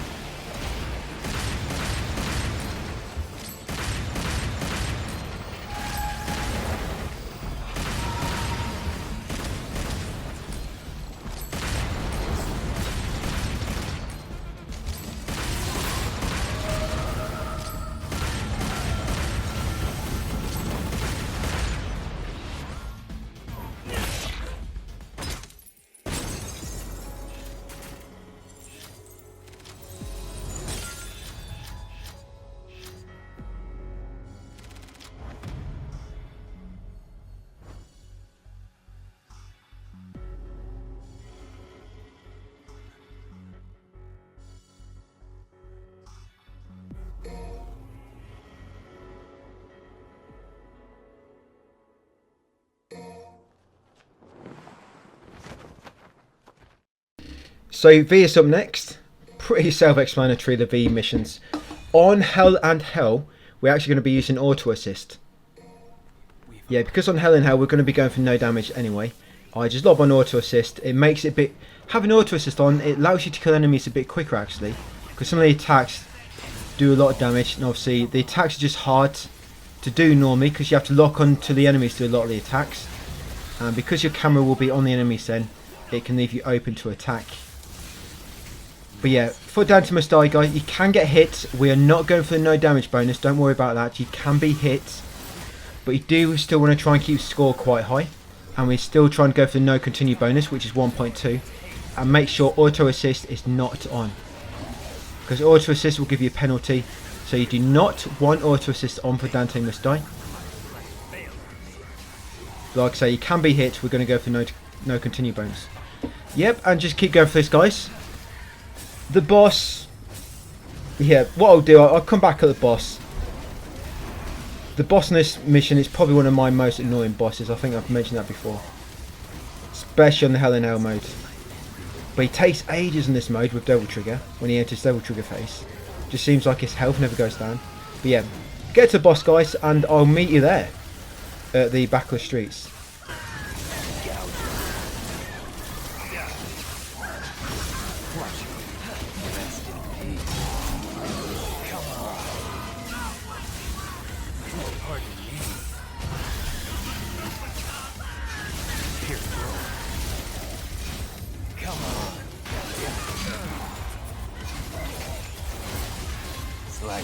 Pierce through. At your pleasure. Come on.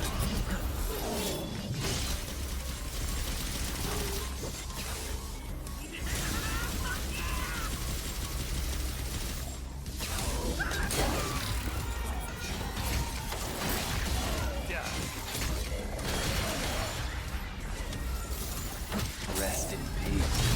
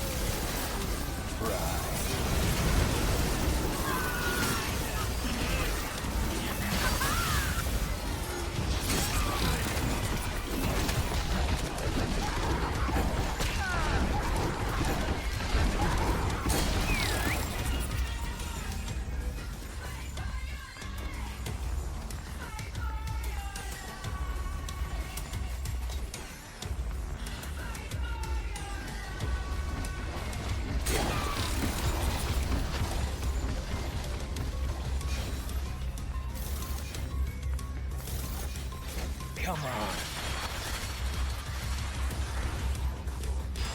Pin to the wall. Come on.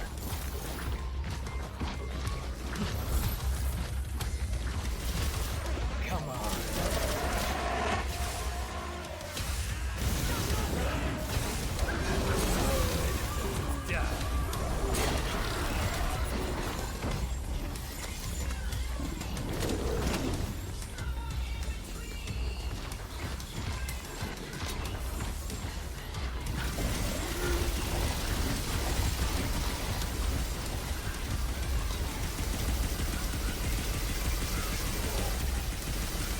Come on.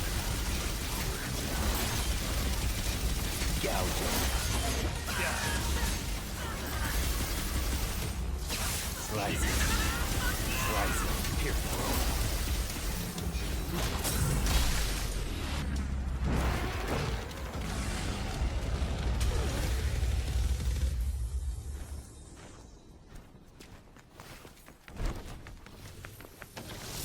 Descend it is.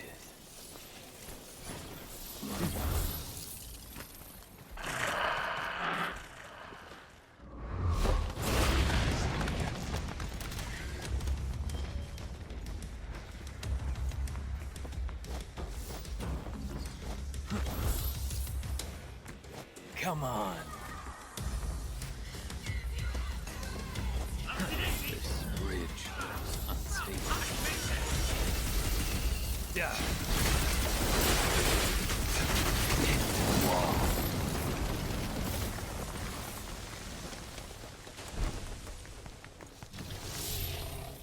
I will not allow him to gain any more power.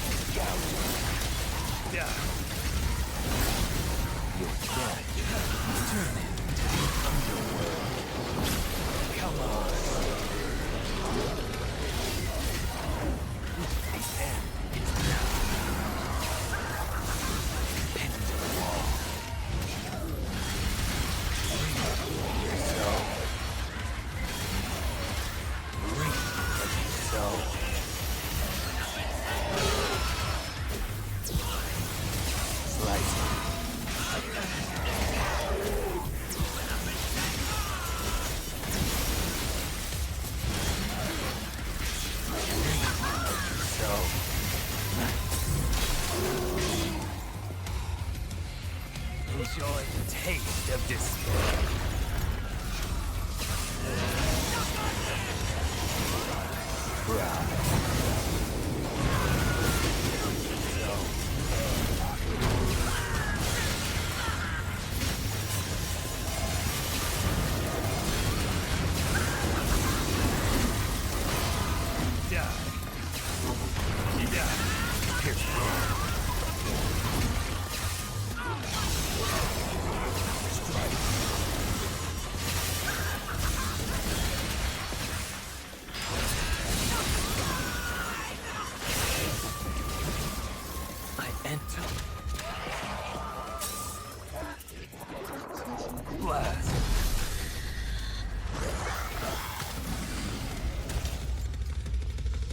Human blood is the source of his strength.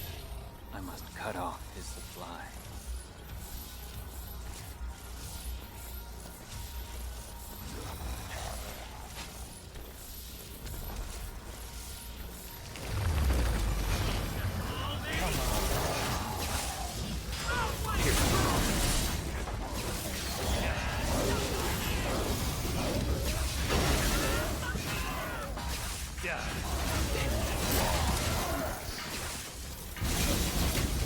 Come on.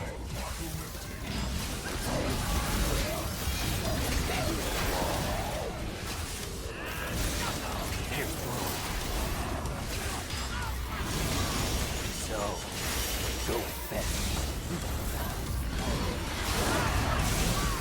Eradicate them all.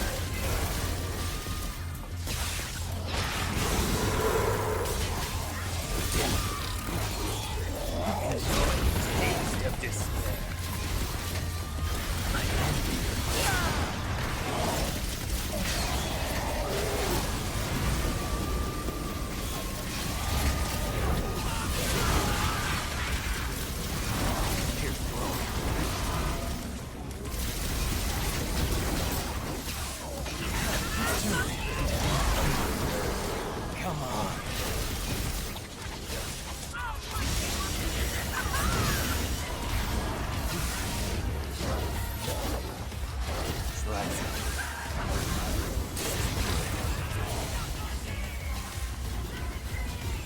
Come on.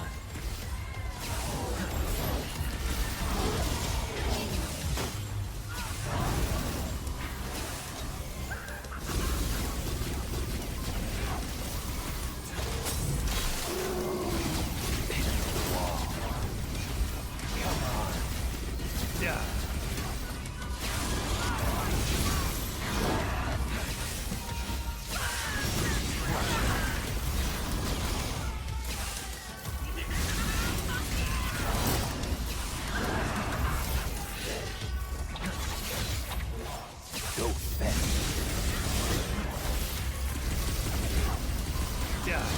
Gouge him. Come on. Here.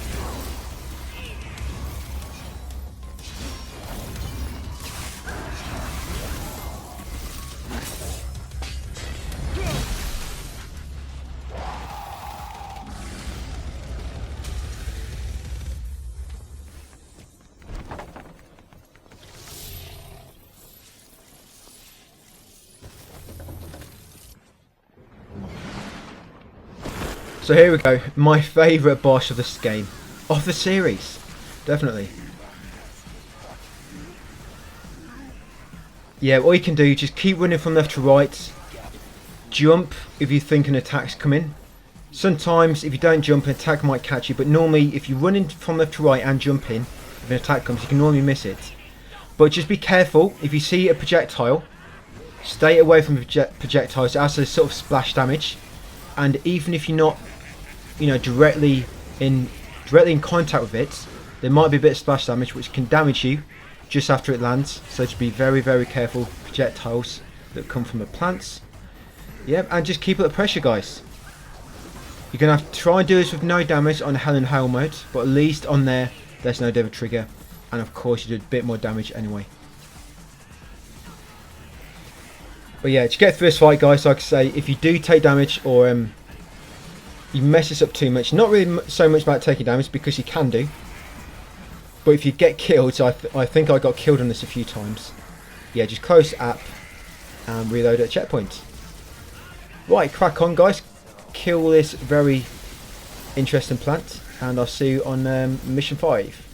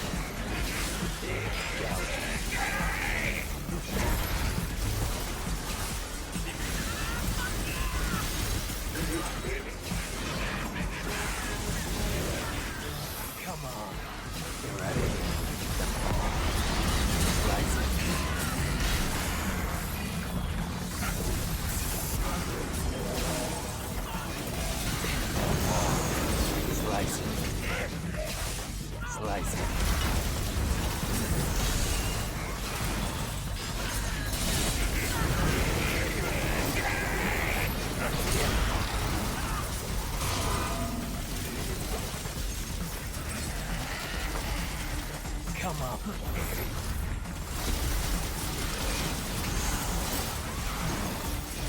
Pierce through.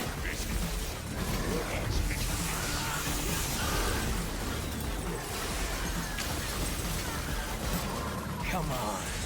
This is good. Slice it. Gouge it.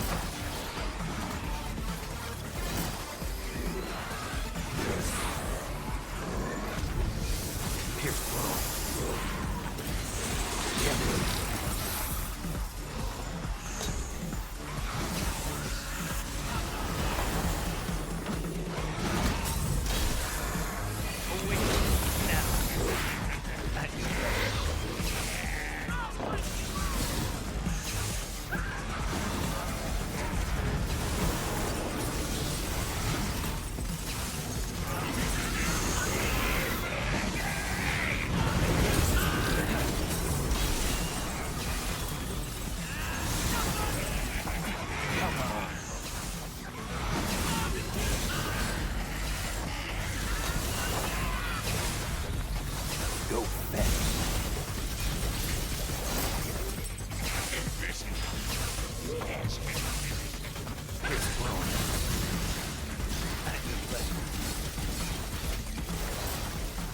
Eradicate the wall. Come on.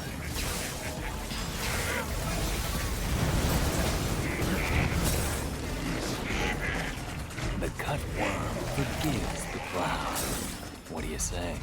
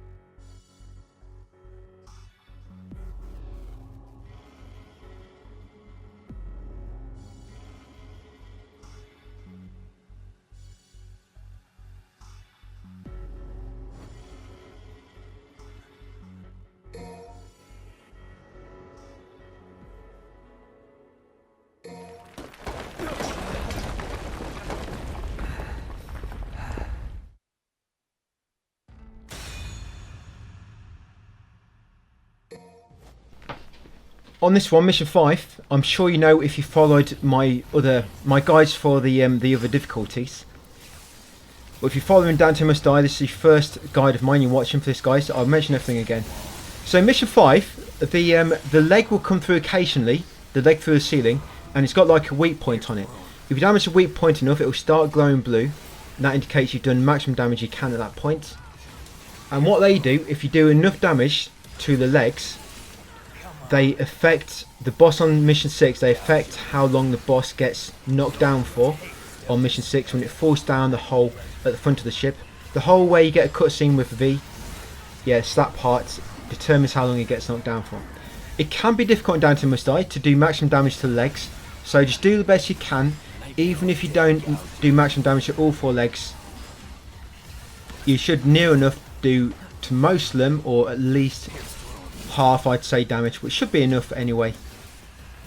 But you can take damage in this mission, guys. You can take damage, but make sure auto assist is off. We want the no continue bonus, so don't use any checkpoints. Just close the app and reloads if you do need to retry anything. And just trying to keep your combo high, guys. So try to avoid damage if you can. Obviously it knocks your combo down if you do take damage. So yeah, get to the boss. Remember, like I say, any legs that come down, make sure you're ready to shoot them. Just remember, on the 4th leg, the only way to really damage that one in time is to be ready to shoot the canister when it swings towards it. And then shoot it. And that'll damage the orb and scare the leg away. Right, crack on, guys, and I'll see you at the end of the boss.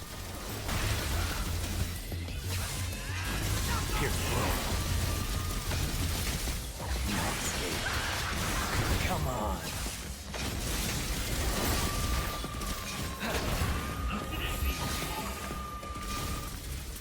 At your pleasure.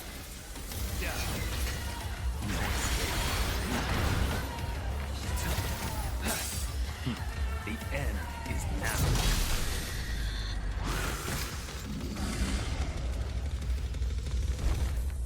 Can't move forward without breaking through these.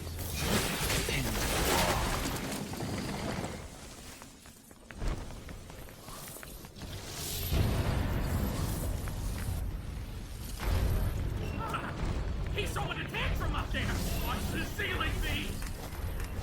They know my blood fails.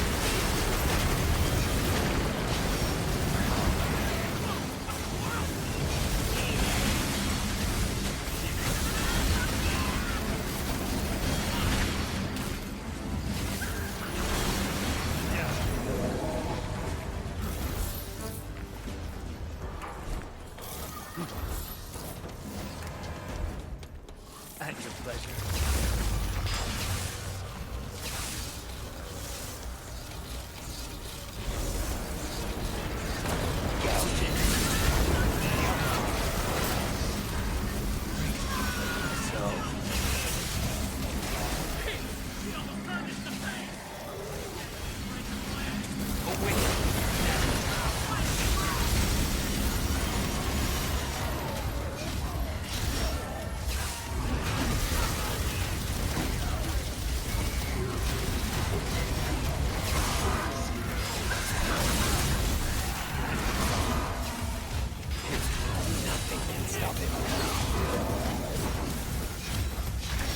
Watch.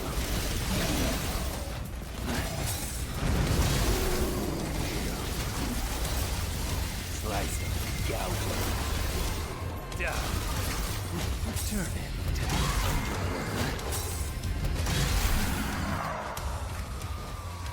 I envy your optimism. No escape.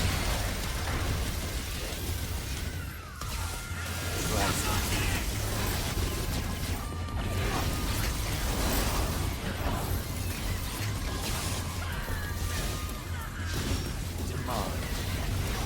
Come on.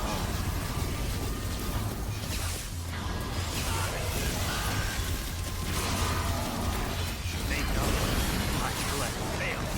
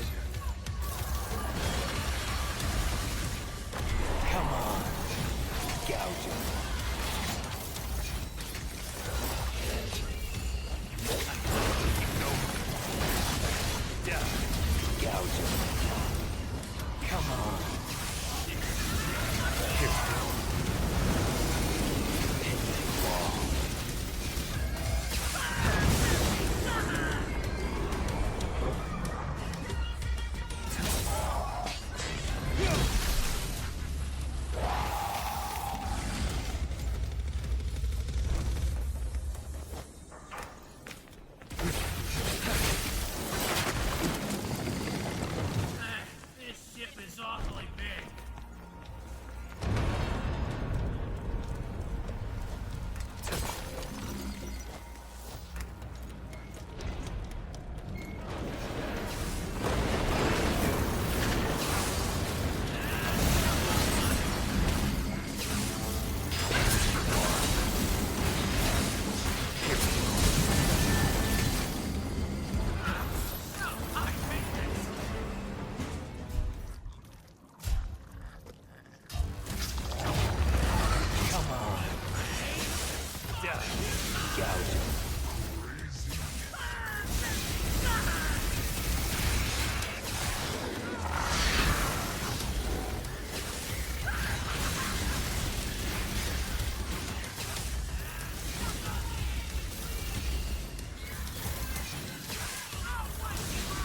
Pierce through. Enjoy the taste of despair. Come on. What a nice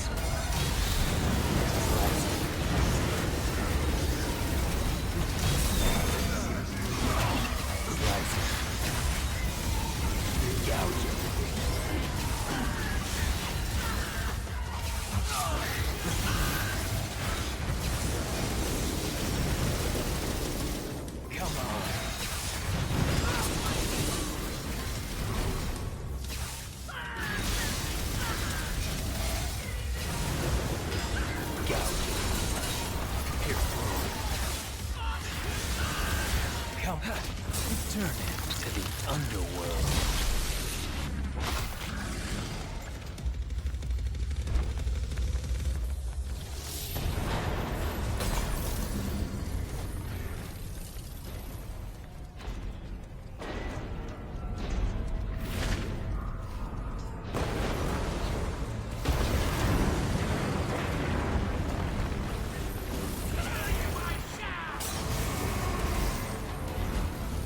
Must be an escape route.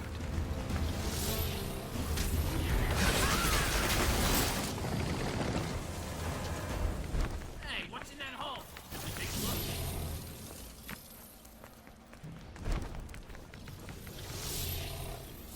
This way, I guess.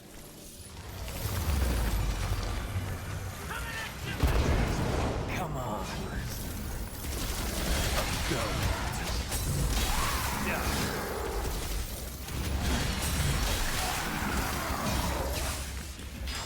Gouge it. Really hurt yourself. Pierce through.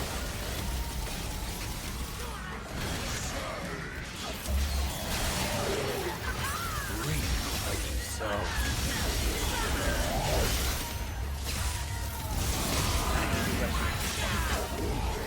Come on.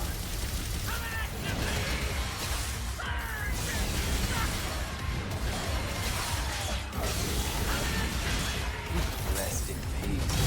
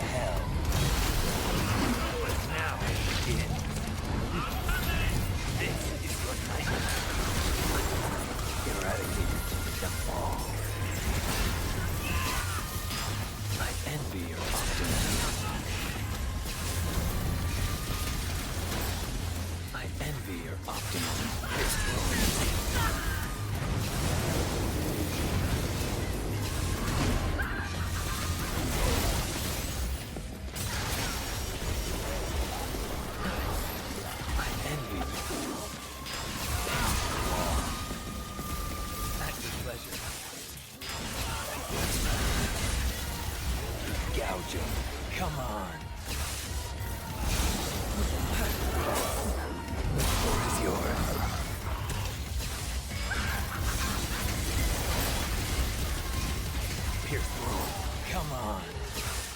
Reap what you sow.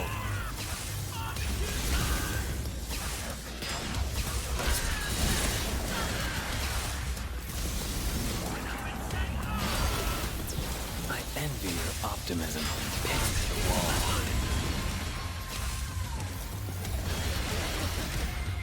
You like to dance? The floor is yours.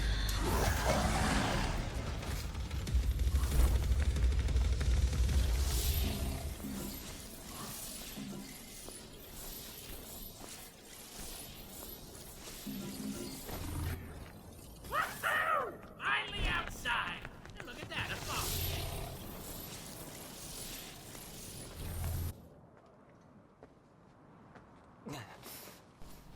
For those that have watched me beat this boss so many times before, sorry, but I need to explain this whole thing again. Because this needs a very specific strategy. So when we almost start with them lasers, them little electric projectiles, it will always start by lobbing them at you. For the most part, just keep running left to right to avoid his attacks, but if he sprints towards you and try to melee, you can dodge it with just a normal jump. Don't worry if Griffin's knocked down, just a normal jump like so will dodge it.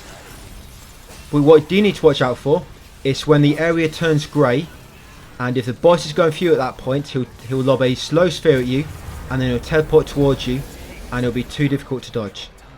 So what you do, you actually save Nightmare.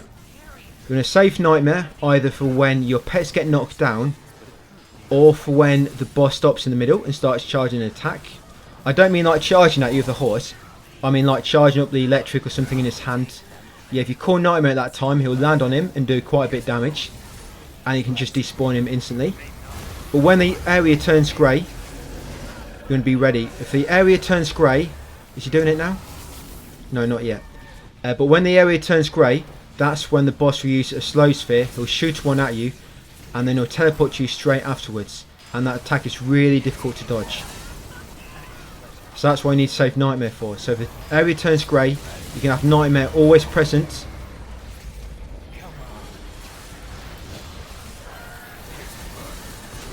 So the boss will just go for Nightmare. And then once the area goes back to normal, like so, you can despawn Nightmare. Is he doing it now? Is he going to turn the area grey? Yeah, here we go. So you see he's turned the area grey. This is when you want Nightmare out. So when this happens, make sure Nightmare is out for the duration. So like I say, some of his attacks during this part are very difficult to dodge, but it doesn't matter if he's not even going for you. So yeah, save Nightmare for this. Once the area goes back to normal, you despawn Nightmare and then just save him for if your pets get downed, or if the boss starts like charging up the electric in his hand or whatever in the middle. So I hopefully interrupt this attack and do a bit of damage. And then just repeat that, guys. That would be pretty much the same strategy for all difficulties. He will enter Devil Trigger, of course. He'll get more aggressive, and it will just seem to take ages to knock his HP down at that point. Yeah, look at that. Did quite a bit of damage, that one did. And the area's turned grey. This is it. He'll lob a slow sphere at you, and he'll teleport you like so. Somehow I dodged that. That's normally quite tricky to dodge that move. That's when Nightmare comes in handy. Right, so I'll leave you to it, guys. Good luck trying to knock yourself down a bit. But you'll get there. And I'll see you on mission 6.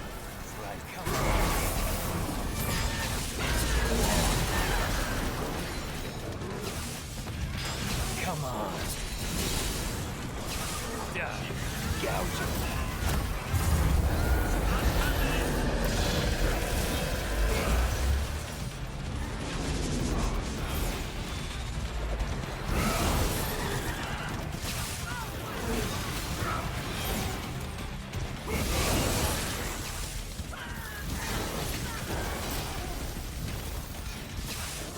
Slice him. At your pleasure.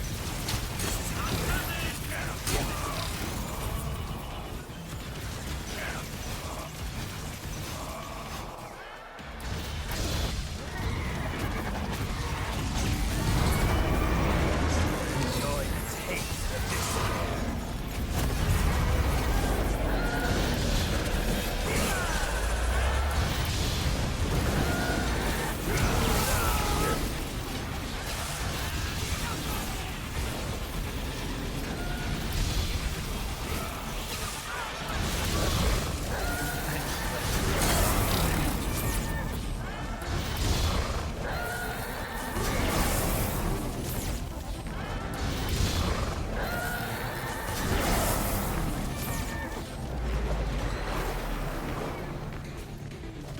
Come on. At your pleasure. Come on. Damn it. Pin him to the wall.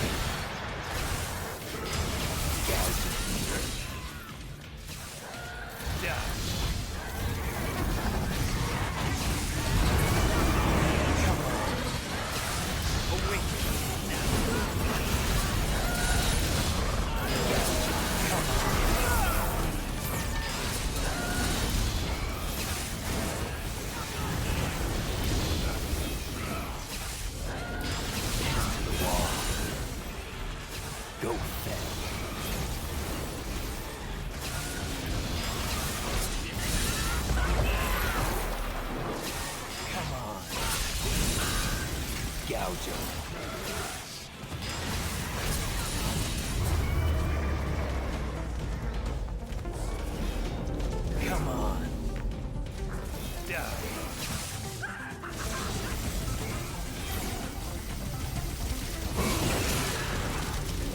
Come on. Pin him to the wall. Gouge him.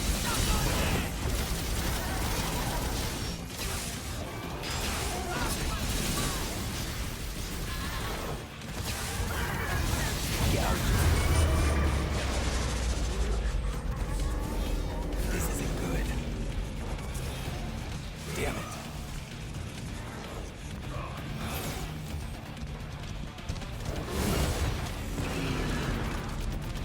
Enjoy the taste of this. Slice, pierce through. Slice, pin him to the wall. Come on.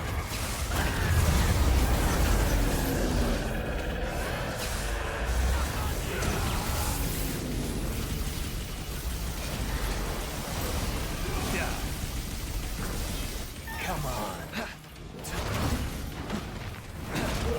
Hours of folly are measured by the clock, but of wisdom, no clock can die.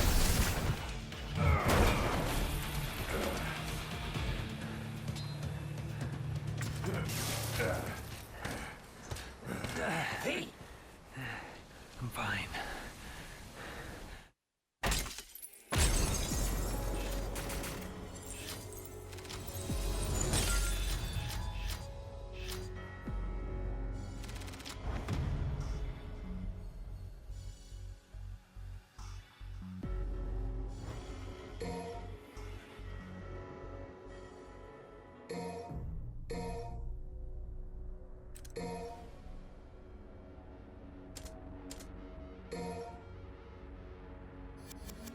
That bloody guy, it took about 10 minutes I think to knock down his last quarter of HP, about 10 minutes.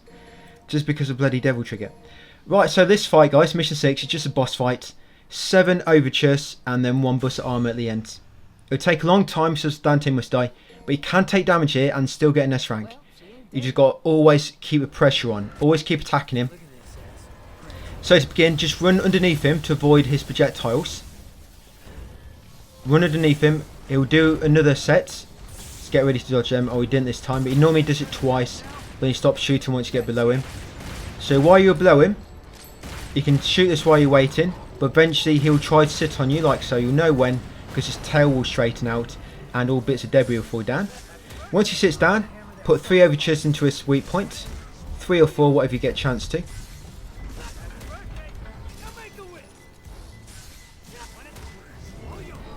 I managed to do. Did I manage to do 4 there? I think I did. Right, and dodge his attacks afterwards. Remember the needles. Don't jump up too early. That's remember to use your air taunt in the air to stay airborne for longer.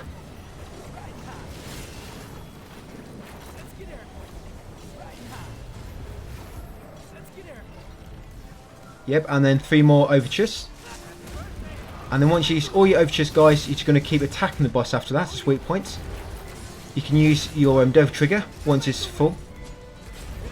There you go. I've used all my overtures, guys, so now it's just a case of just keep attacking the weak points. Like I say, keep the pressure on, dodging his attacks.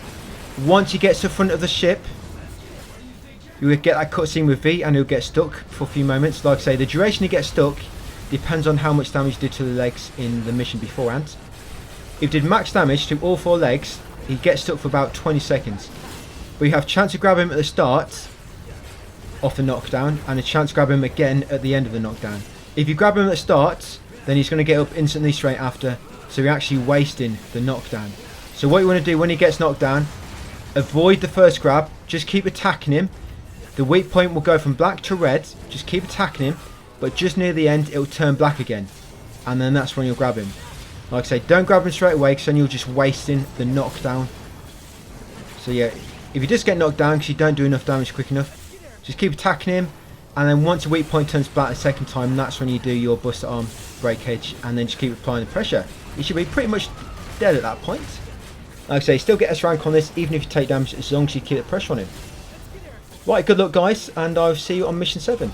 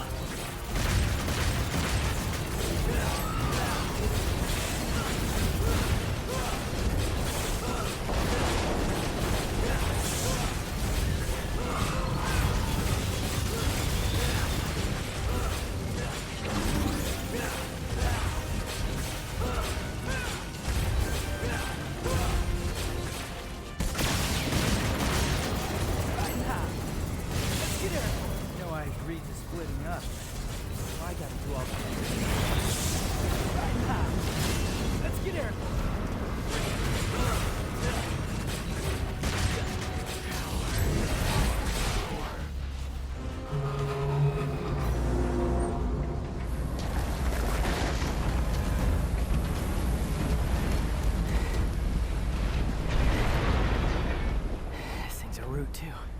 What's going on?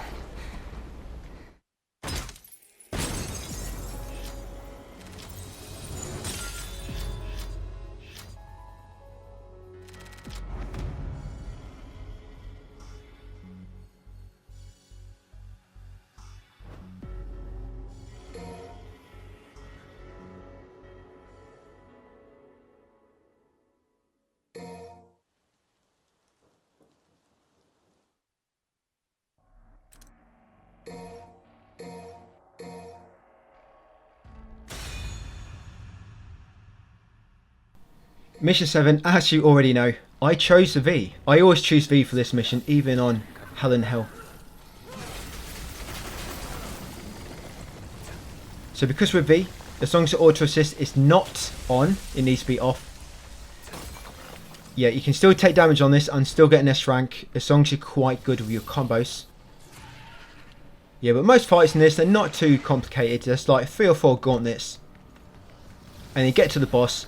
The boss is just a bunch of Angelos, Scudo Angelos and Proto Angelos. Just a bunch of them guys. So you just kill them, get to the end, and that's pretty much all there is to say about this one. Obviously in the Hell in Hell you will need to do this without taking damage. So yeah, get some practice in while you can. Right, and I see you on Mission 8 guys. Mission 8 is the one where you need to start doing the combos. So yeah, get yourself ready for that.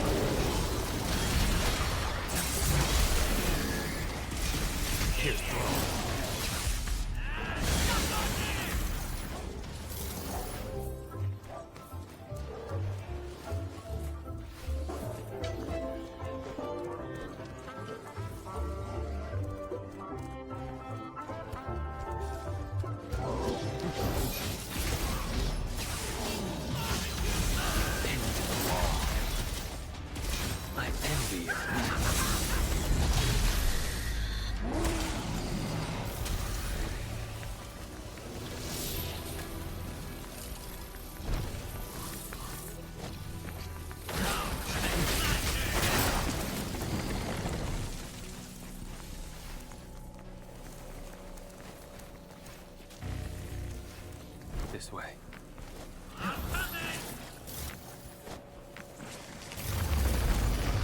on. Gouge him.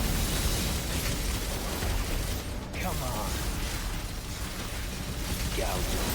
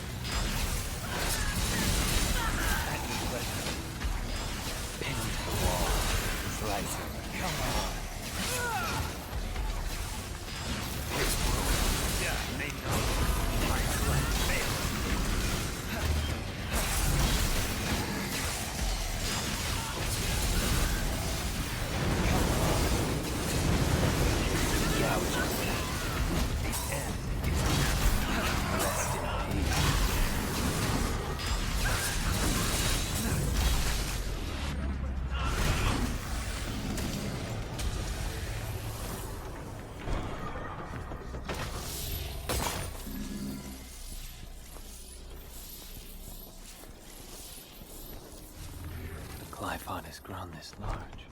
How much blood has been sacrificed?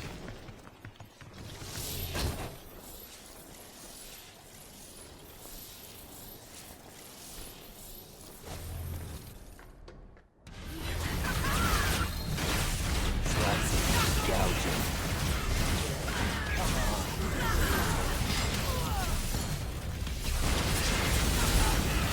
Gouging. I have to keep going. Draw their focus for a while.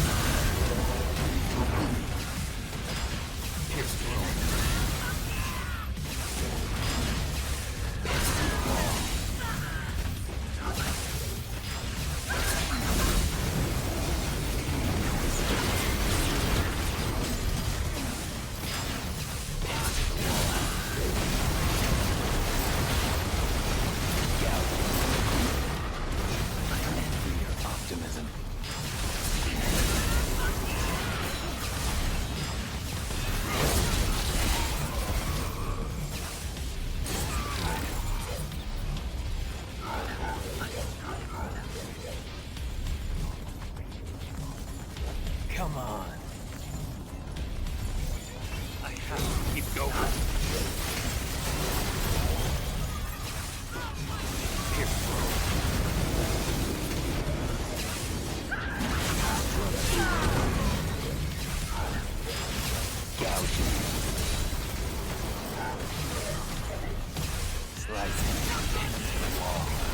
Come on. Enjoy the taste of this.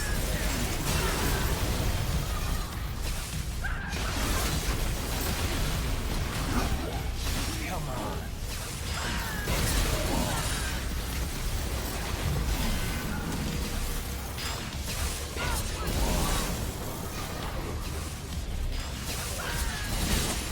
Slice them.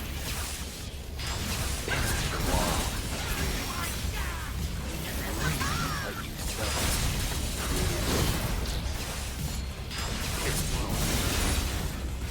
I envy your optimism. Keep going.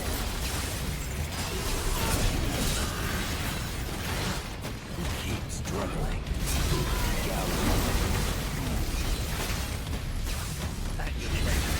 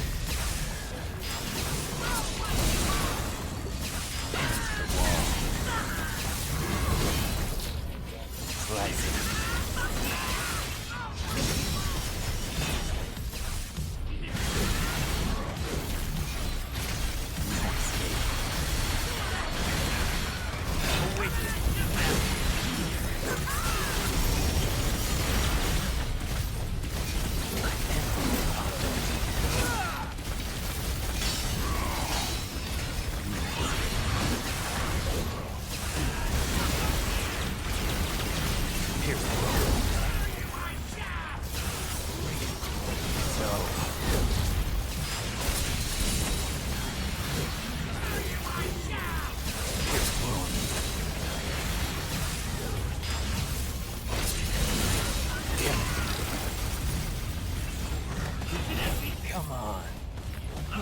Come on.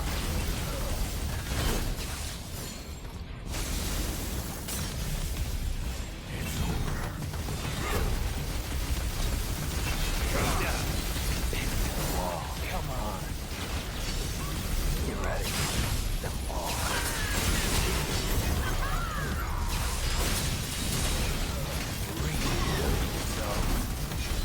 Pierce the wound.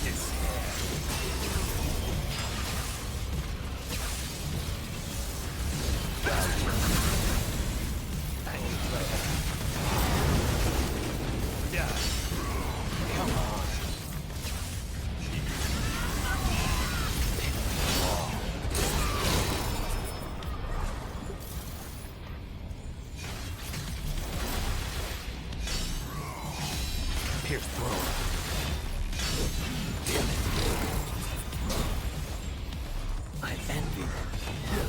May not my flesh fail. Come on. No escape. Right.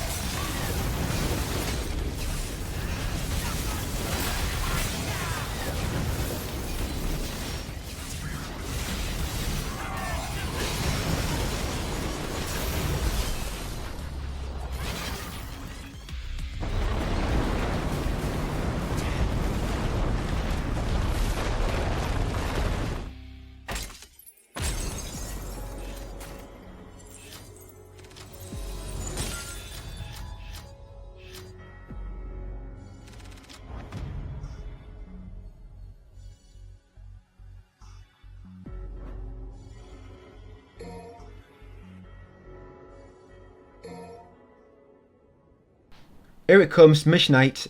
This mission is very difficult for a lot of players. A lot of players find this difficult, but honestly, I don't find it too bad with this strategy. You can take damage on it. You have to anyway, unless you can kill the final boss. The only way to get past the final boss is to kill it or take damage in this second phase.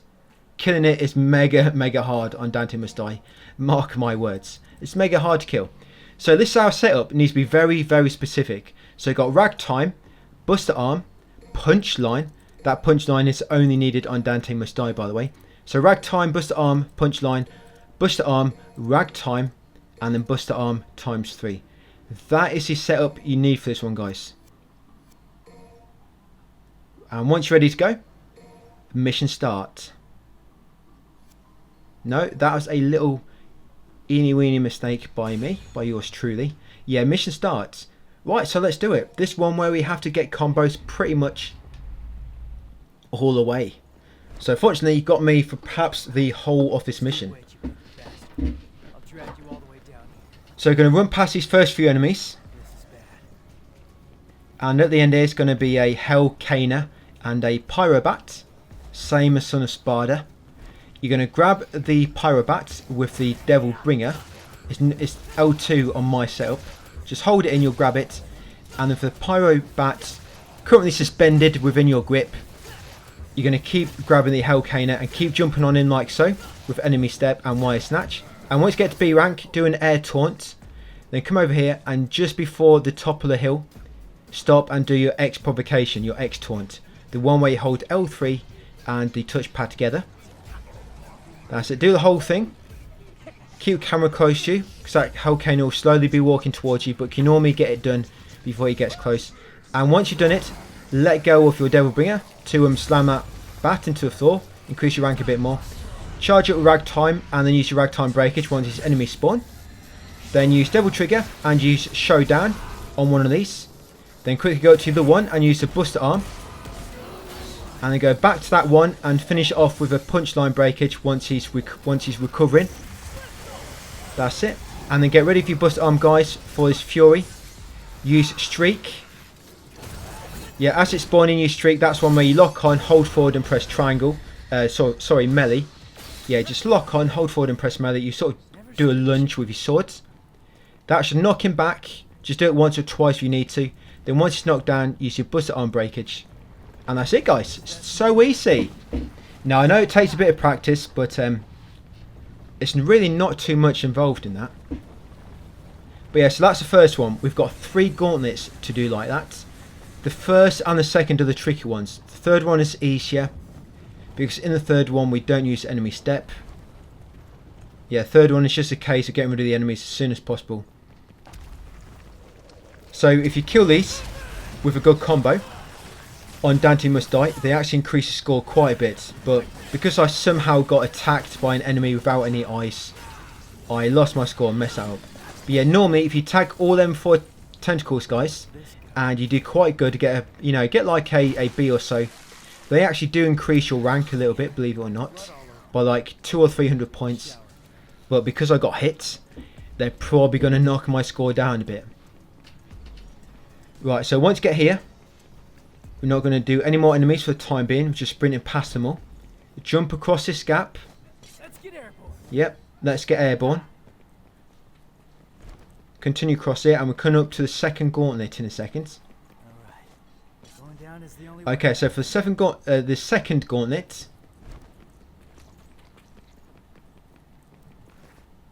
grab this first Baphomet and then start doing enemy step with him.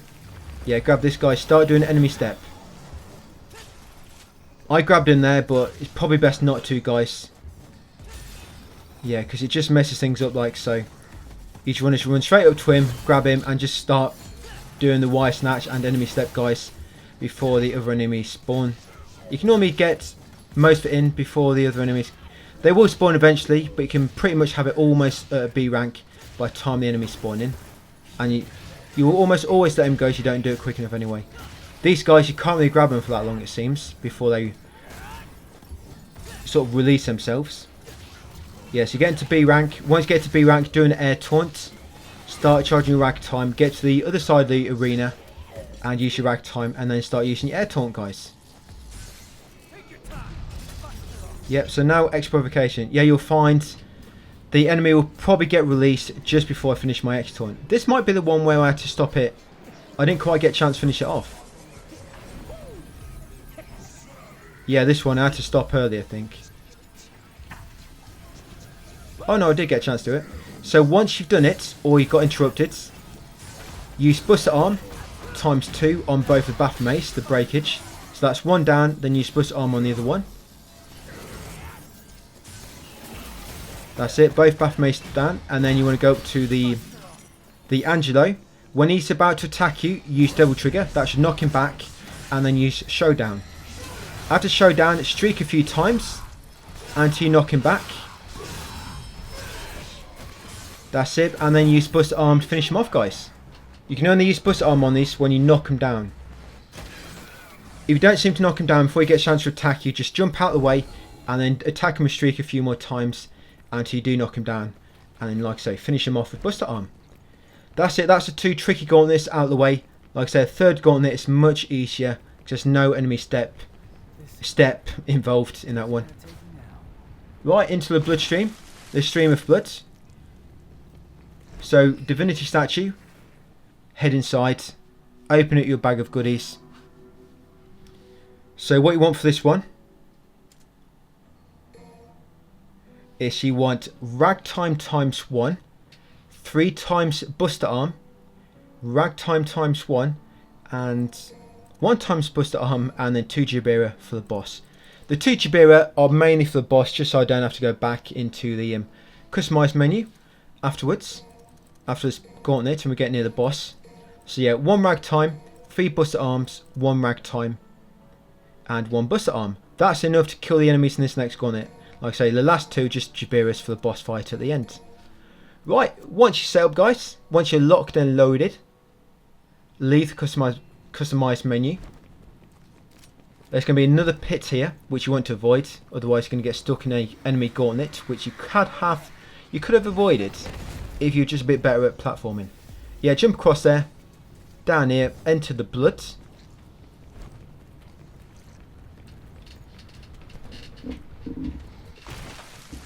Right, carrying along here, and it should bring you down to the third gauntlet. My score is quite high at that point. Don't worry if it's a bit sort of lower. You need 6,000 points on this. So if you're getting the 1.2 no checkpoint bonus, you're going to get 20% extra score. So as long as you've got about 5,000, you should get 6,000 to get the rank needed for S rank on Dante Must Die. So yeah, straight away you use Ragtime breakage, and then you kill the 3 Baphomets with a Buster Arm breakage. Then you use another Ragtime breakage to freeze nobody. Yeah, I just froze nobody. Then you're going to use Devil Trigger, use Showdown on the nobody. Be careful he's not attacking. And then that should normally knock him down, but it looks like I took a bit too long. Yeah, normally, maybe I did it at a time when he had super armor.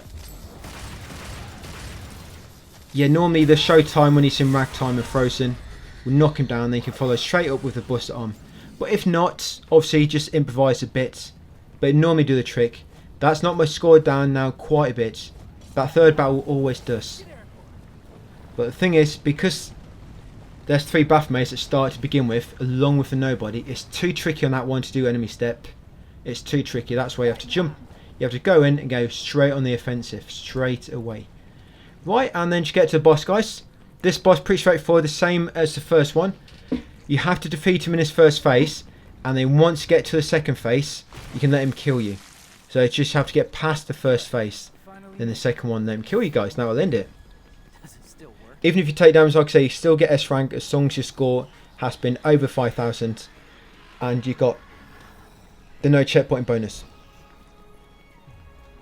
Yep, good luck guys on the boss, and I'll see you on mission 8. Sorry, mission 9. Think it's good to be king, huh? Not for much longer. Let's get airborne.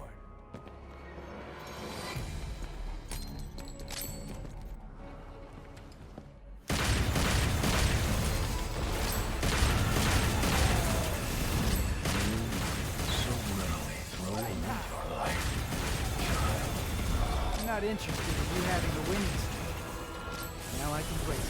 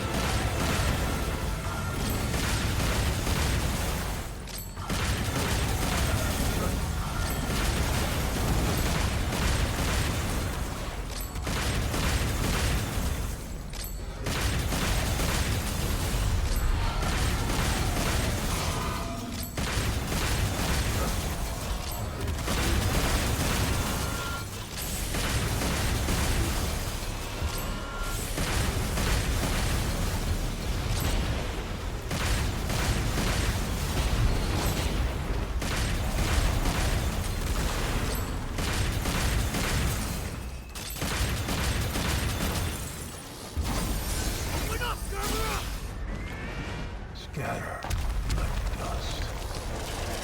Give him a little taste of it. True power. You worthless people. Run wild.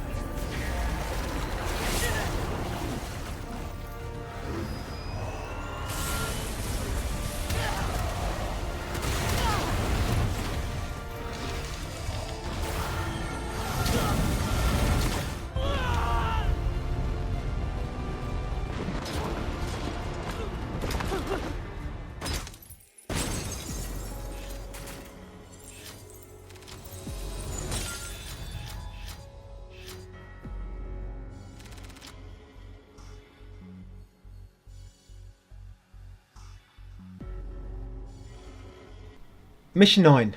Almost the last mission as V. You still have mission 14. I actually quite enjoy mission 14. I think mission 14 perhaps the best mission with V. I think a lot of players don't like it, but I don't mind it actually. I think there's only 3 enemy types. They are bosses, but I don't think it's too bad once you get a good strategy down.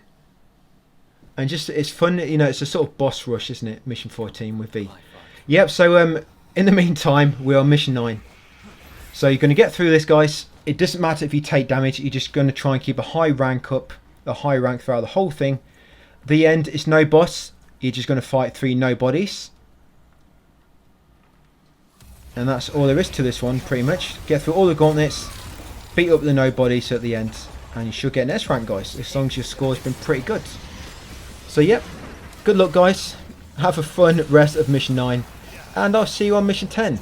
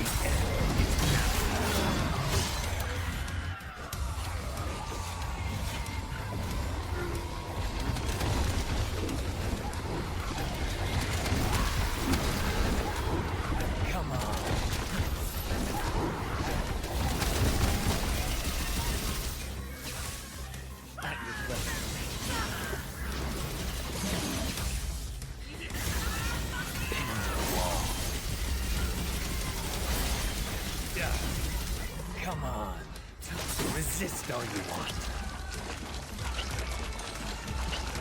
What a pitiful sight.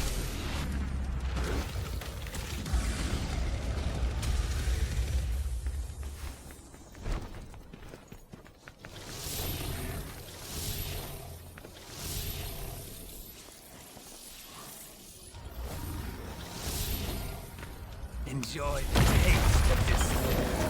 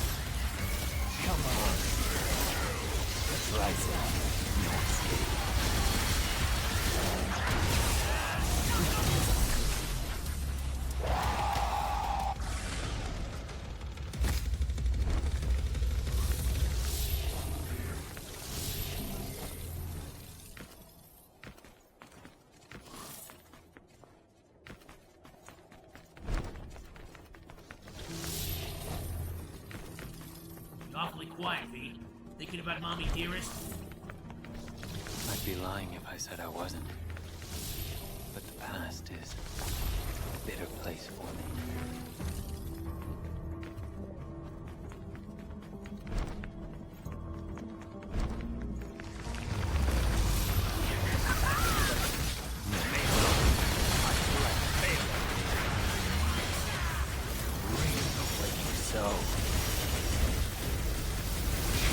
Gouge him. Slice him.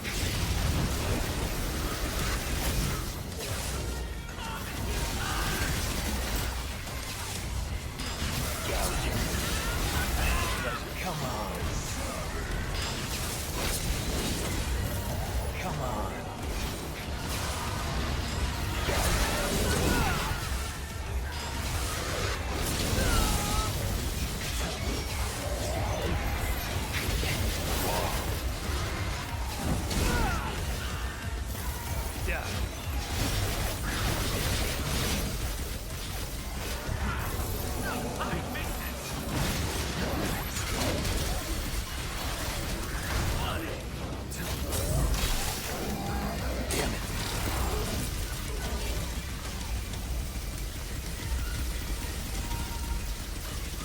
Come on.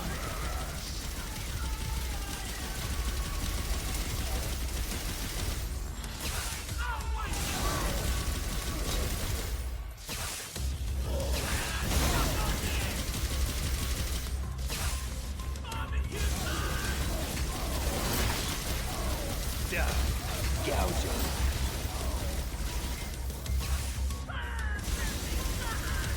Come on.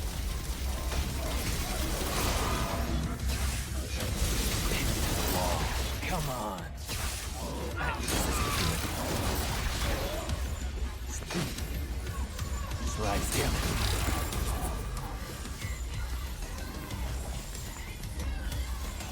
Come on. Come on.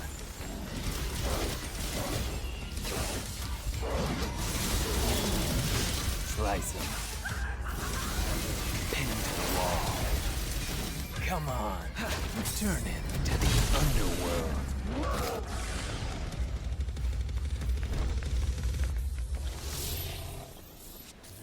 Gonna beg people about this place. Think it. Go.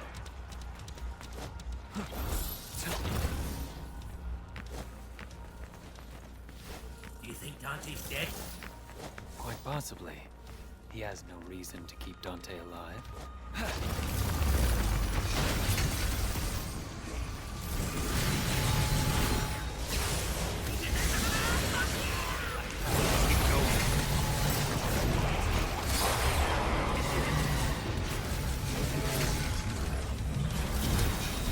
Come on.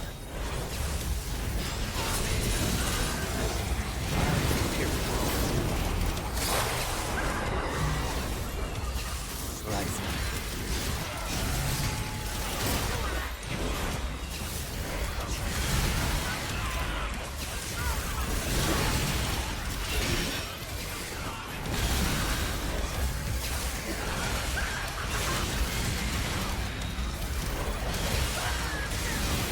Come on.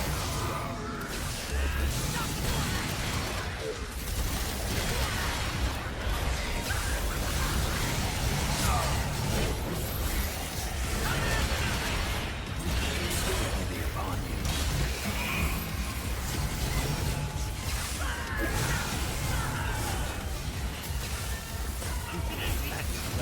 Here.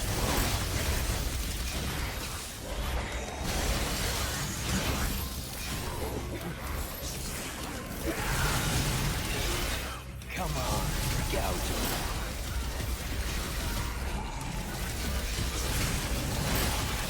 Reap what you sow. Come on.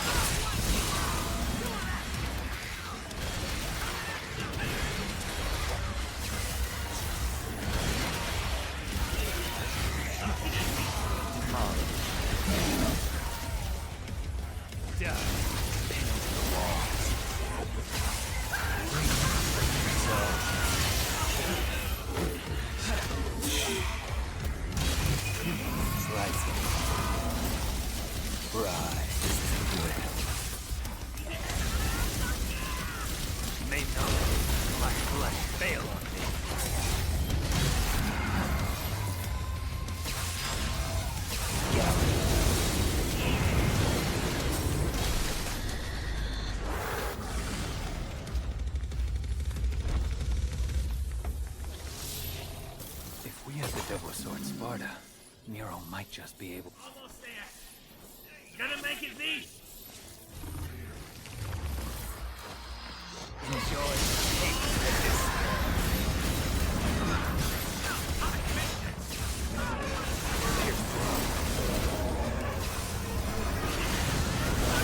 Come on. Yeah.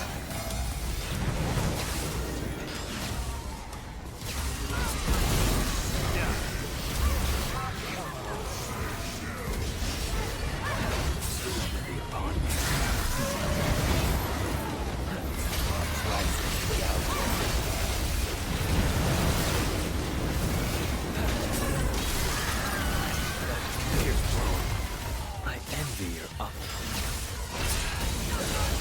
Gouging. Damn it. May not my flesh fail. I envy your optimism.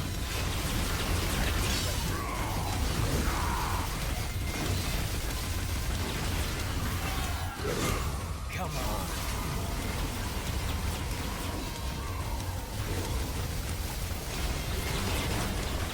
Slicing. Gouging. Slicing.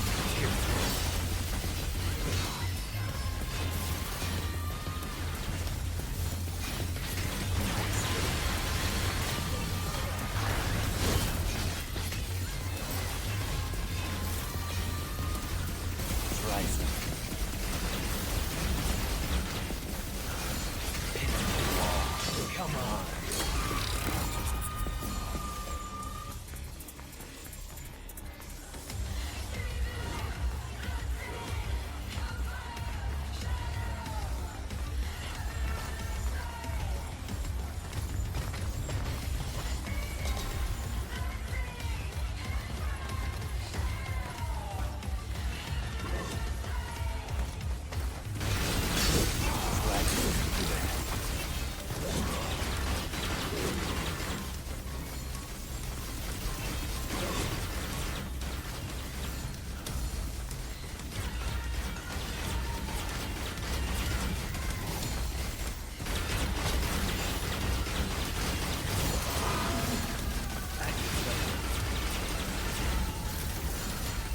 Slicing. Come on. Yeah. I have to keep going. Gouging.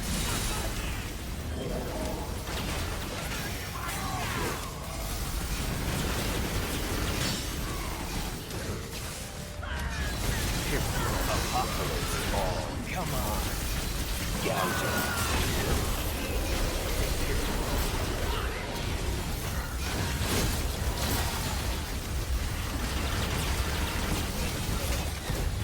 Come on.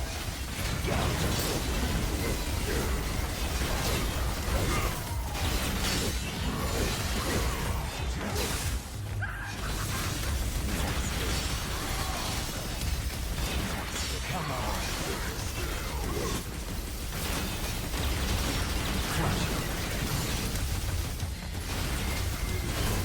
Slicing.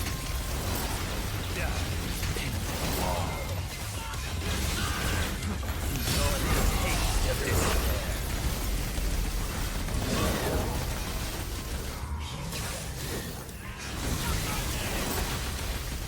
Slicing. Gouging. Nothing can stop it now. Slicing. Come on.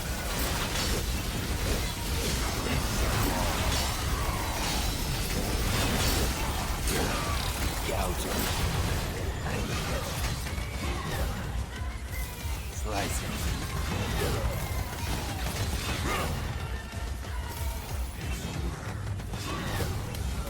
Come on.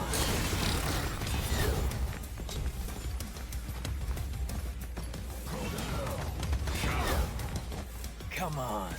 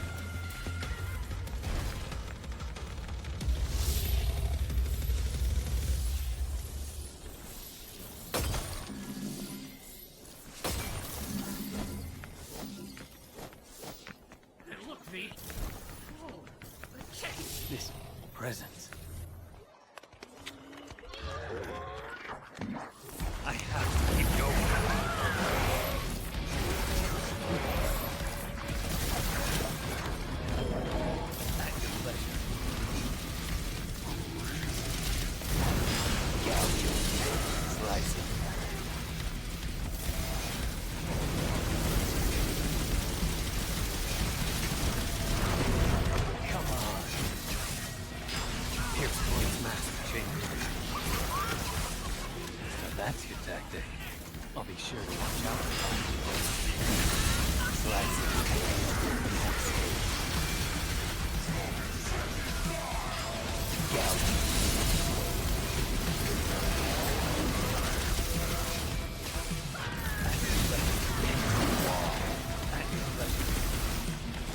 I envy your optimism. It's my turn to play with the devil's sword.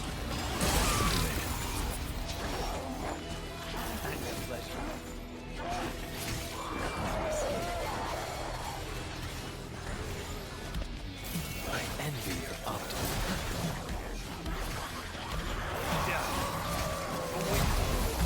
Well, I pissed it off.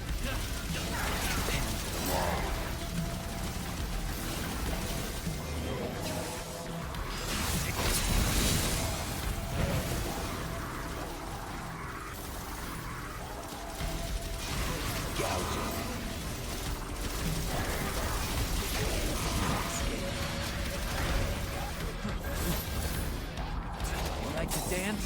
The floor is yours. I envy your optimism.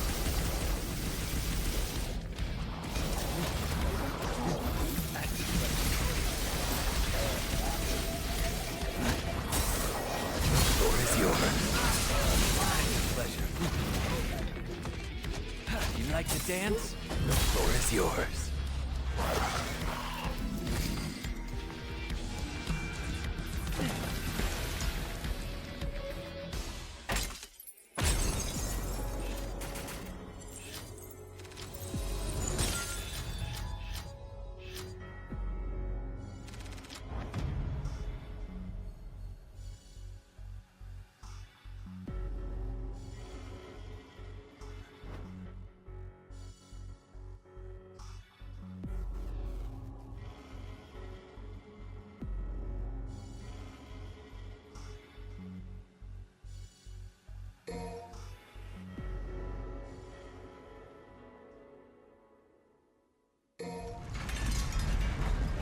Come here.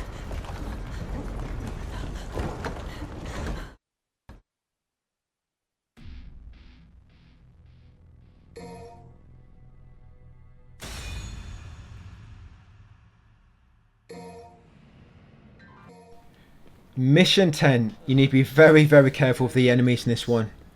If you're quick with the Red Hot Knight, you can kill almost all of them before they enter Devil Trigger.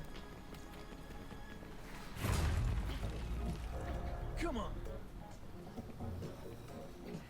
Let's rock. The thing is, for this one, your score can get quite low, so even with the no damage bonus and the no continue bonus, if you perform too poorly, your score might be quite low, and you have to get over 6,000 points with Dante must die. That's why you might see me using X Provocation a few times.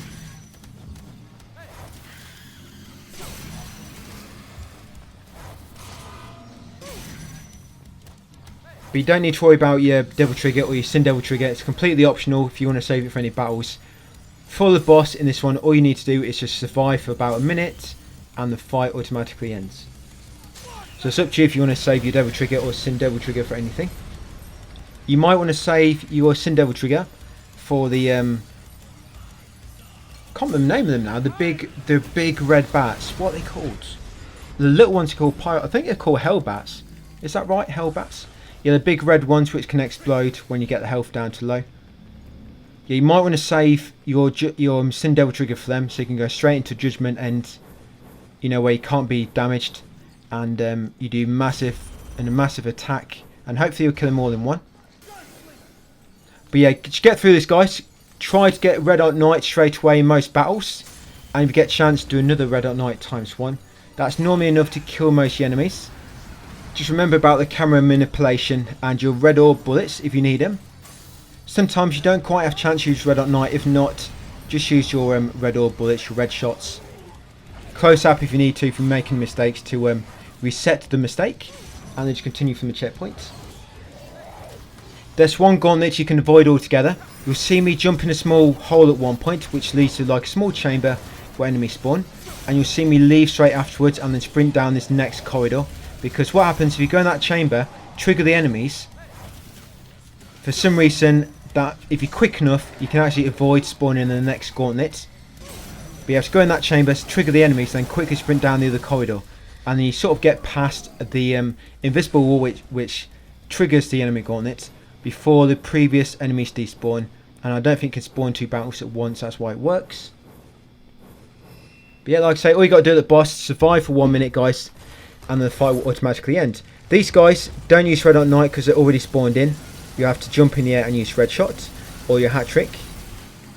Yep, I'll leave you to it, guys, and I'll see you on mission 11.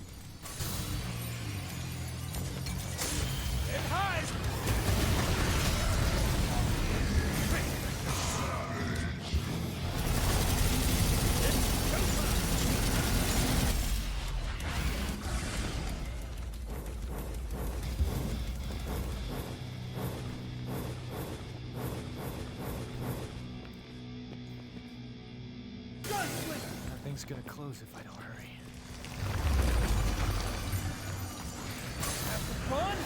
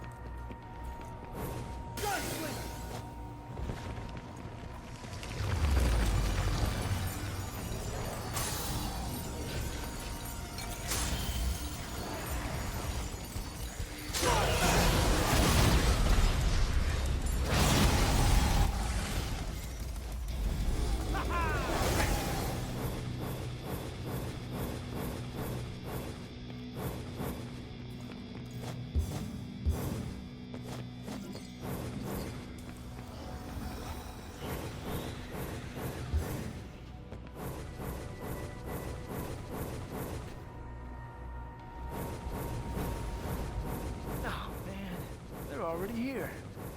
These ladies work fast.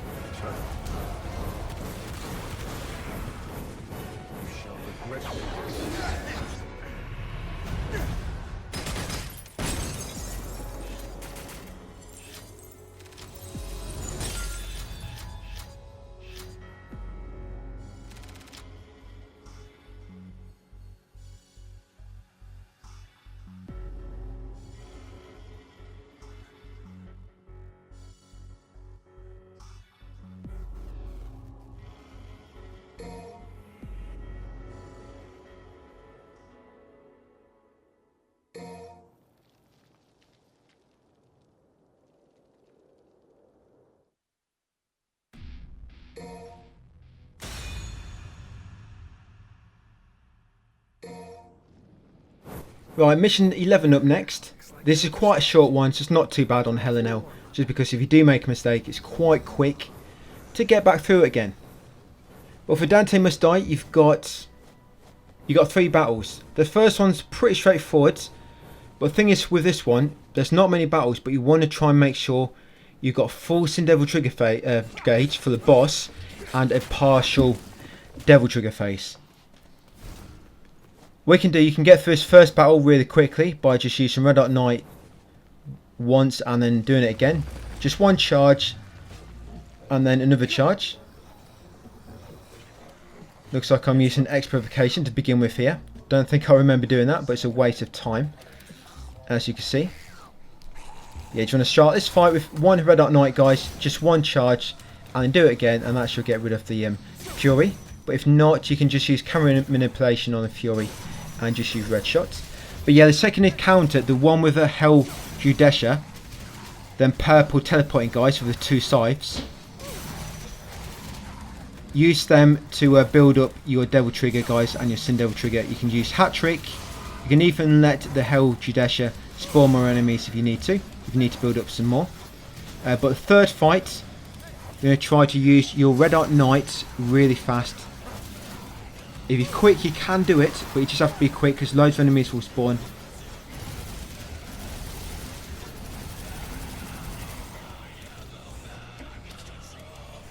The way I normally do it is the third battle after the HOH HAH, you get straight in, use Red Hot Knight ×2 to begin with, followed by Red Hot Knight ×1 charge, and then again Red Hot Knight ×2 or 1 charge when nobody spawns. And if you need to, just use red shots.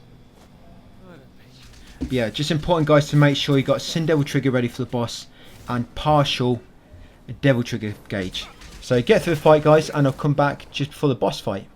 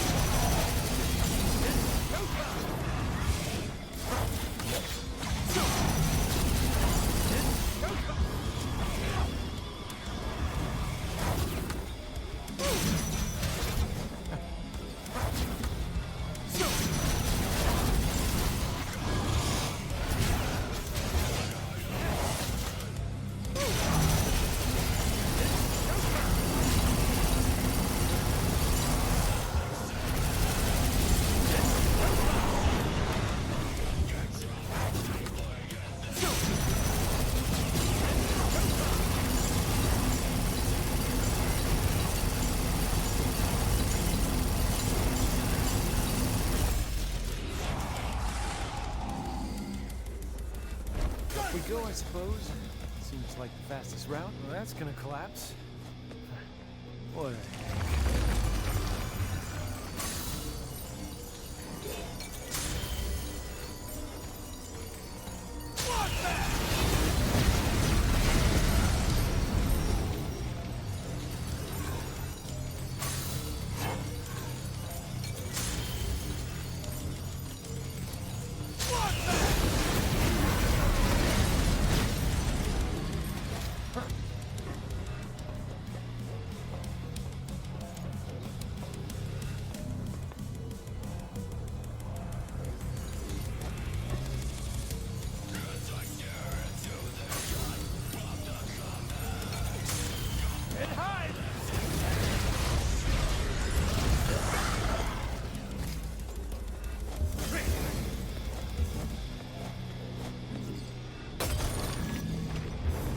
guy get a break?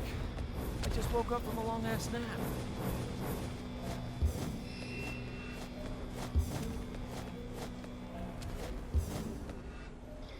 Oh, they're just gonna let me through.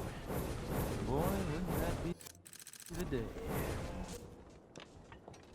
So this strategy will work for every difficulty. So straight away, run to the side and use Sin Devil Trigger as soon as it becomes available.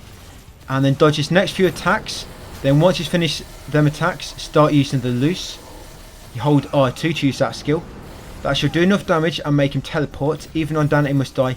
And straight away, start charging Red Hot Knight, guys. We're going to fully charge Red Hot Knight. And then let it go along with Devil Trigger so you do more damage. And that should, hopefully, in theory, finish him off. That's very similar to how we're going to do it in Hell in Hell mode. Yeah, you should get plenty of rank for that as well. Yep, 13056. Right, mission 11 out of the way. On to mission 12 next. Mission 12. If you remember with mission 12, you can skip most of fights by jumping up the courtyard with some clever platforming. You don't need any Sin Devil Trigger gauge because you automatically start the boss in Sin Devil Trigger form. So all you want to do on mission 12, guys, is build up your Devil Trigger gauge. That's all you want to do. Do not convert it to SDT. All you want is a DT. Not even an STD. You don't want that either. So the first fight, sprint up here and use 1 or 2 Red Hot Knights. I mean charged once or twice. That should immediately kill these enemies that spawn. There you go. If not, just finish them off with red shots. You might want to use one of them just to be safe, and then use Red Hot Knights. Red shot afterwards.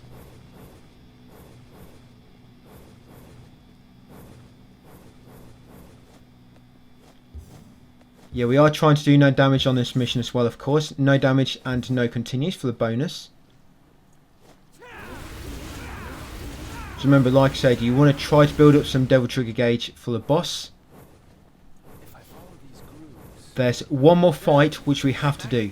So if you're low on Devil Trigger, you might just want to use that fight to farm some Devil Trigger, some of the gauge. But yeah, get through this, guys. Use clever platforming to get up. Remember, we use double jump.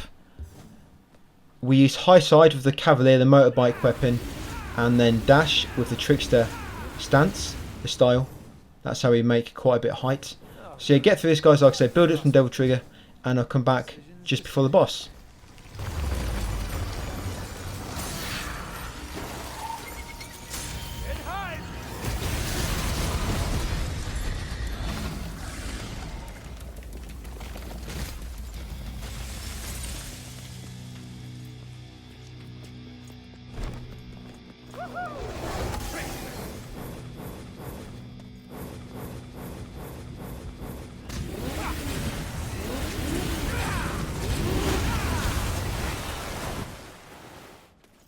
Don't want to keep Mr. Demon King waiting. Gotta pick up the pace.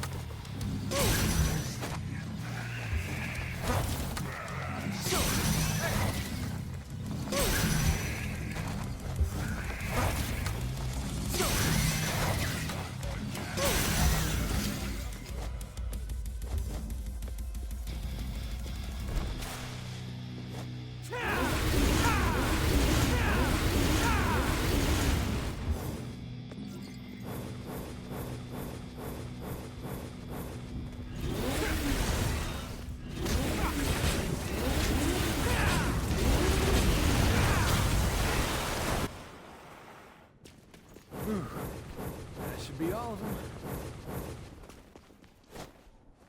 It's been a while since I used my brain this much. Man, this brings me back.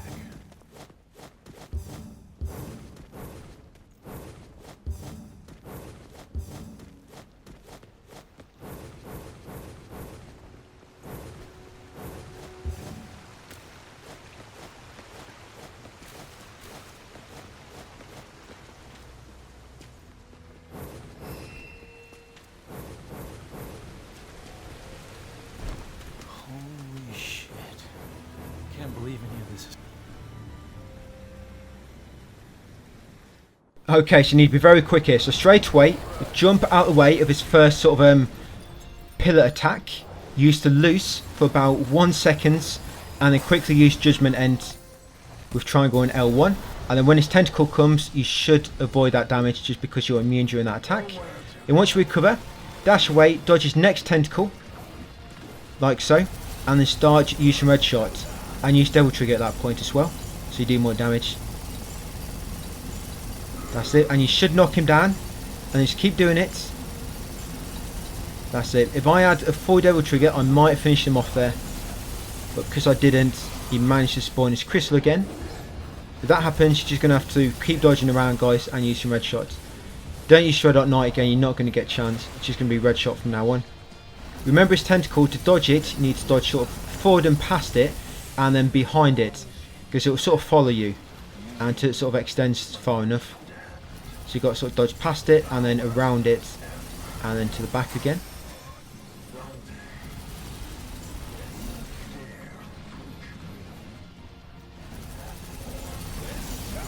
Yep, so I messed that up. See, he managed to spawn his crystal twice there, within a quick time of each other.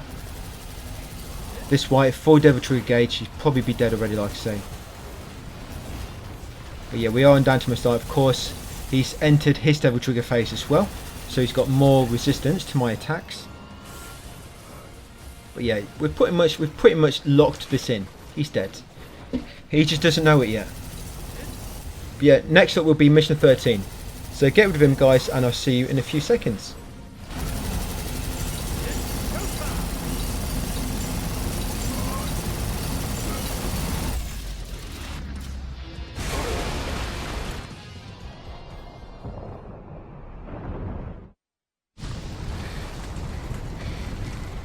What's happening? Bad news! Gotta go now! That houseplant is pissed off!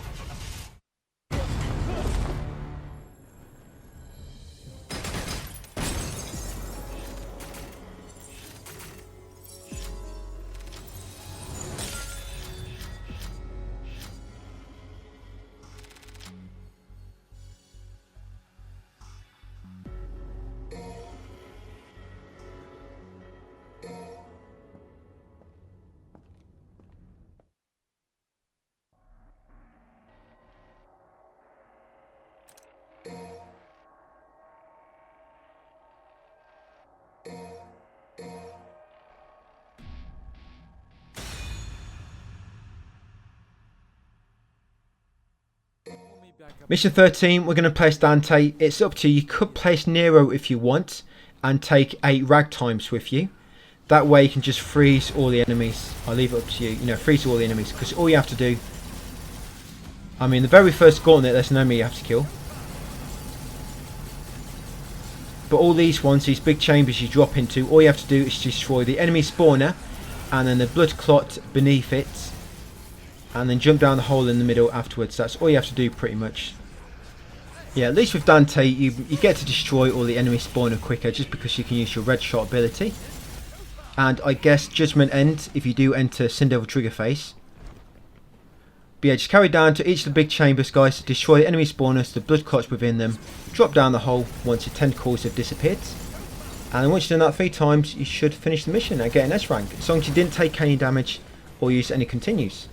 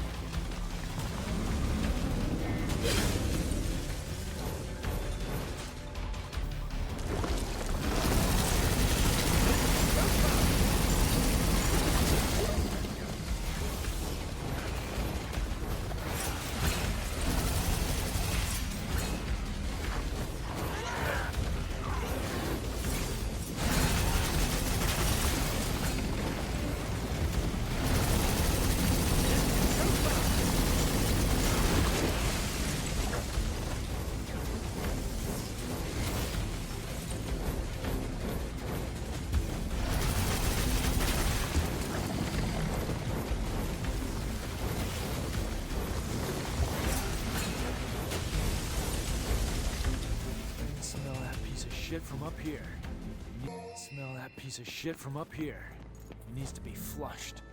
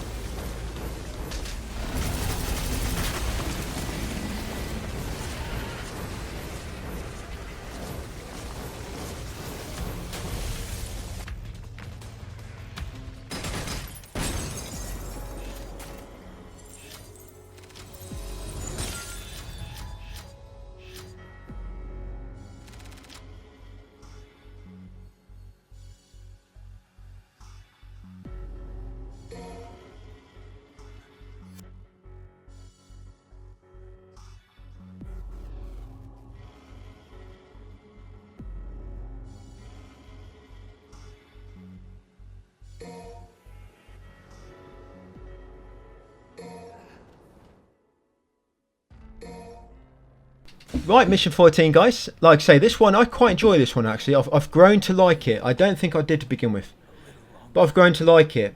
So you've got 3 boss fights. You've got Artemis, you've got Goliath, and you've got Angelo. I always do Artemis first, and then Goliath, and then Angelo. I think Angelo is the trickiest one. That's why I leave him till last, when you've got all 3 pets. Artemis, there's no way. You have to actually have some play input yourself to dodge your attacks. So that's why I go with her first. And her attacks are not too bad. They're easy enough to dodge with just yourself and 1 pet. Goliath, you can just stand still most time with Goliath. But because he's big, obviously he's more mobile himself. You want both your pets flat, and obviously, like I just said, Angelo, probably one of the most tricky ones. It's nice to have all your pets flat. So yeah, we'll go for Artemis first. Like I say, Artemis, you're going to spawn Griffin. He's going to keep running from left to right. This is good practice when you do it on Hell in Hell, and you do these bosses with Nero as well. So you keep running from left to right. You can jump over the attacks. If your pet Griffin is knocked down, you can just jump over all her attacks. But running from left to right to avoid a lot of them as well. Just begin with, watch out for all these sort of massive rocks hanging about. They will get in your way. Eventually they will get destroyed. So just watch out for them for the time being until they are destroyed. Yeah, then once you get to Goliath, you're going to spawn Shadow. And when it comes to spawning Shadow, again, just the Goliath should go for your pets, and you can just sort of stay at the back. But just be ready if your pets get knocked down to jump out of his charging attack. But when it comes to using your X taunt, you might see me doing it during the fight. I'd advise just leave the X taunt and just focus on evading the enemies and damaging him. But when you actually knock the enemy down, when all its health is depleted,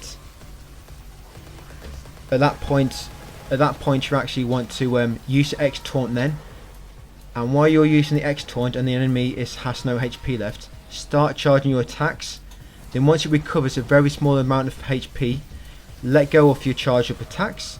That should knock him back down again and give you a chance to finish off your X taunt. That's a nice easy way to build up some points without having to worry about the boss attacking you. You do have all 3 bosses. I advise to do it for all 3 as well. Yeah, use the X taunt when you've took all its HP down. And once you get to Angelo, you'll have all your 3 pets at that point, so it should be easy enough to evade him.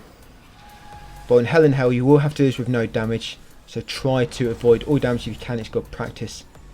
But if you do take damage, you can still get an S rank. Just like I say, with Hell in Hell, you will not be able to take any damage at all, so it's good practice. yeah, that's pretty much it, guys. All the good pointers I can give. That doing the X taunt when the boss has no HP left is probably the best tip I can give for all these. And the order I do them in: Artemis, Goliath and Angelo. So yeah, crack on guys, and I'll see you on mission 15.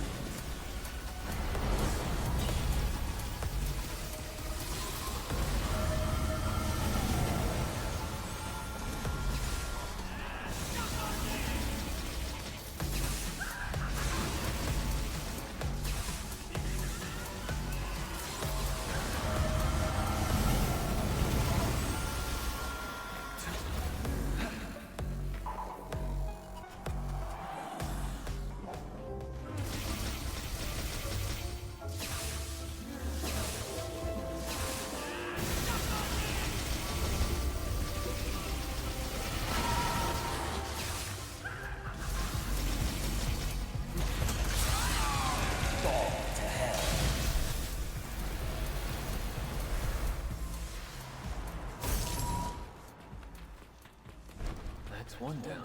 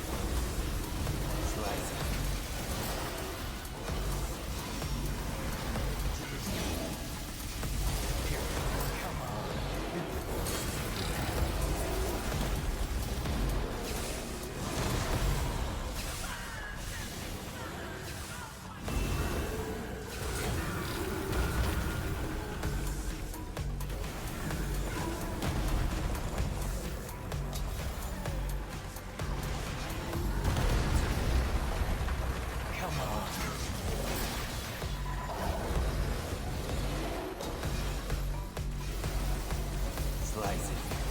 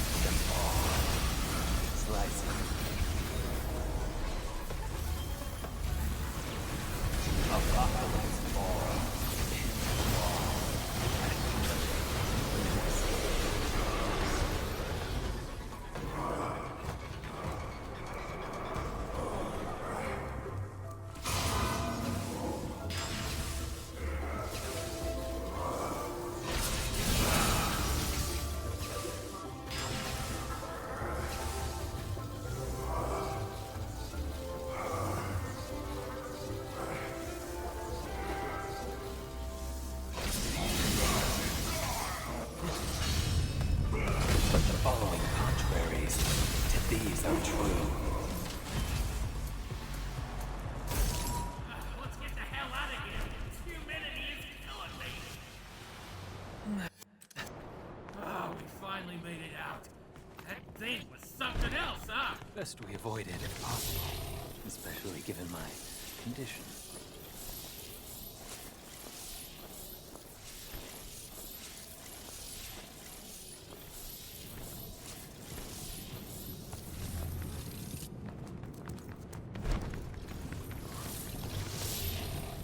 They're safe. No time to worry about them beasts.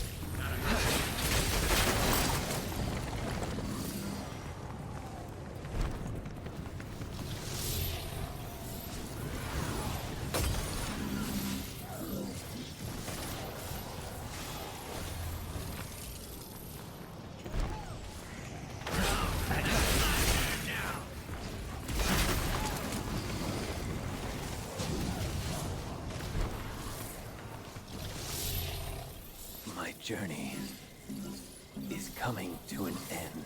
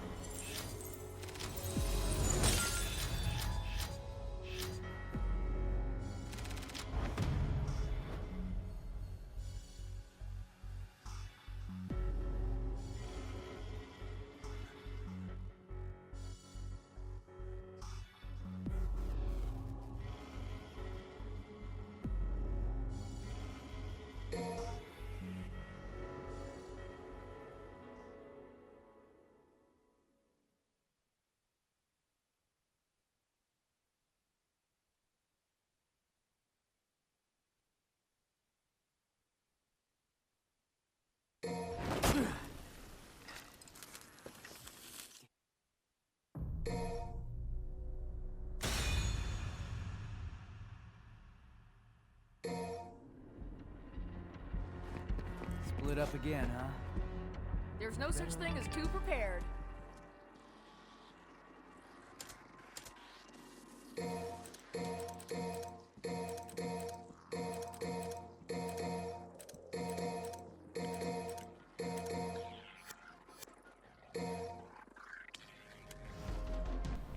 Right, so mission 15, guys. You'll see in my magazine, I've actually taken Jabira, Buster Arm, and then Jabira in the remaining slots. You can actually avoid the Buster Arm.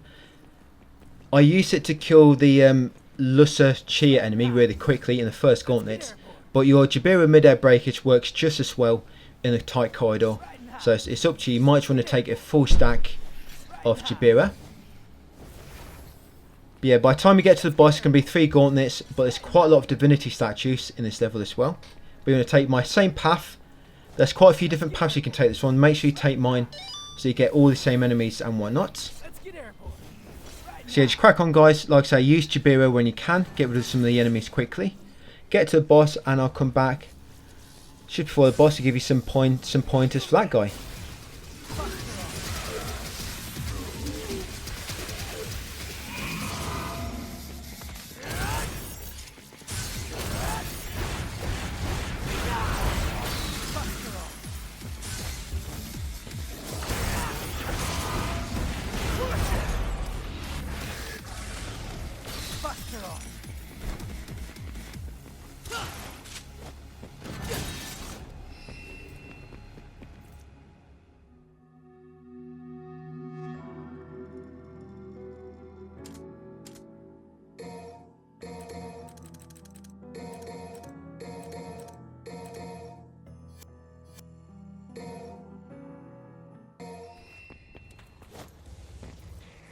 Sorry, Dante, but the Demon King's mine.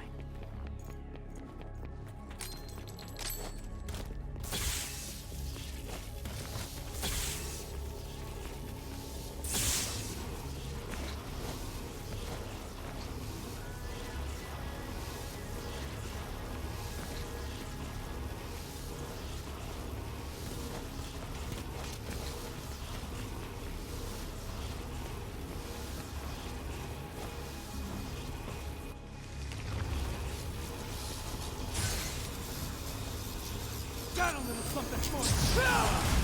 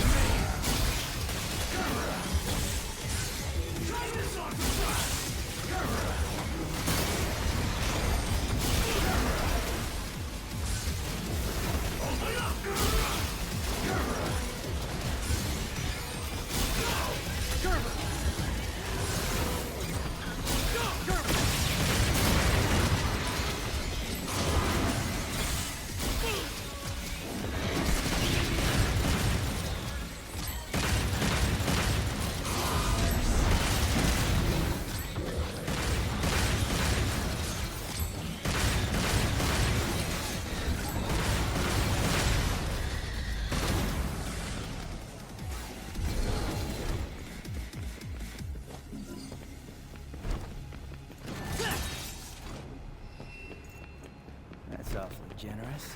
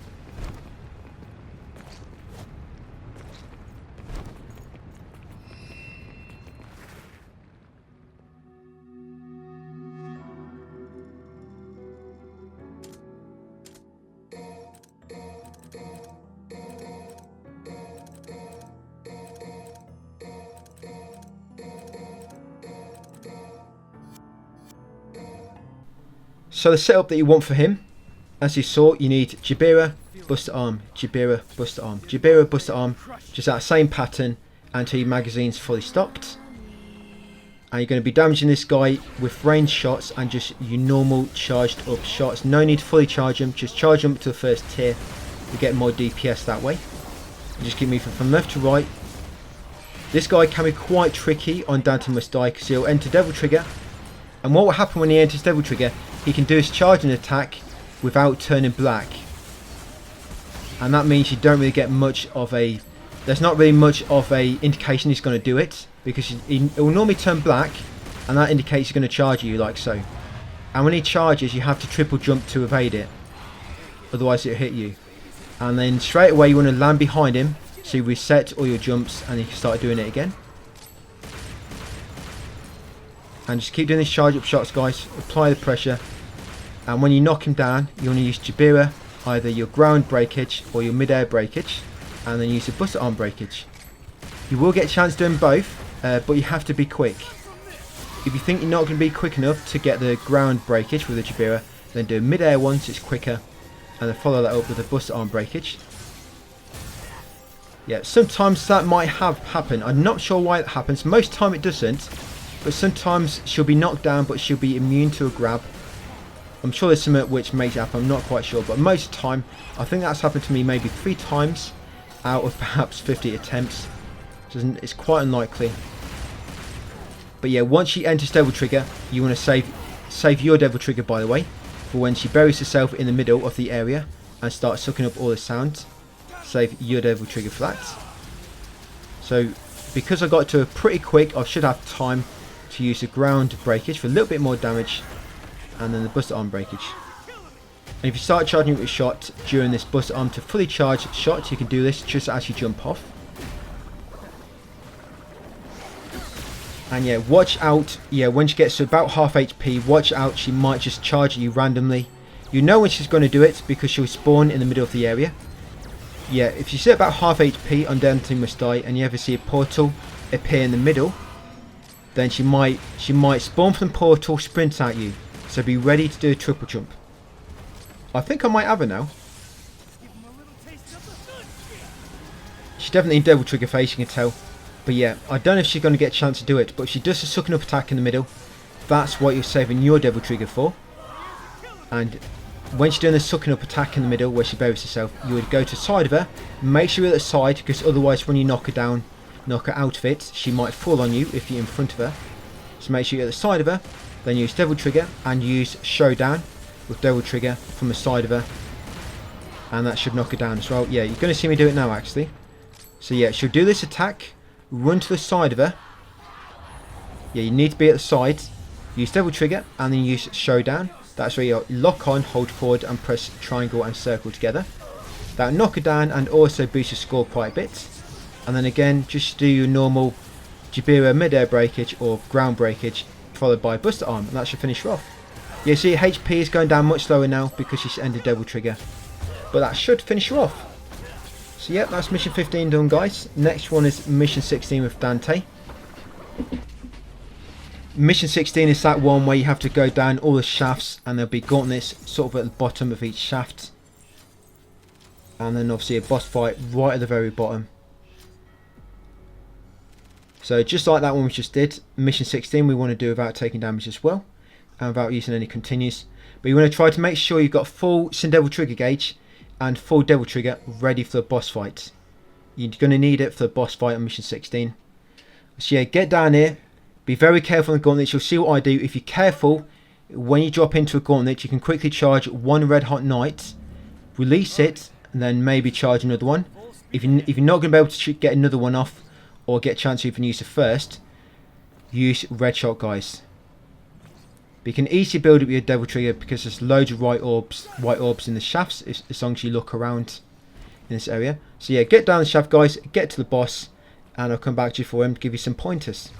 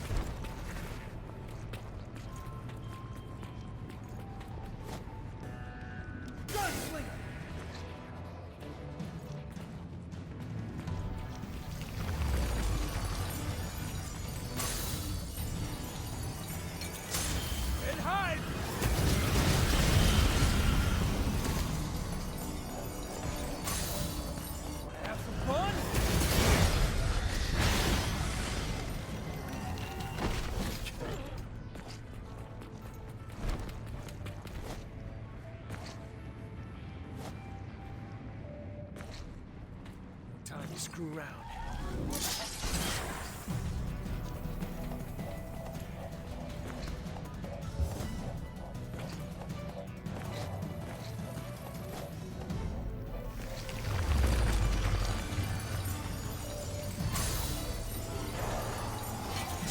And hide!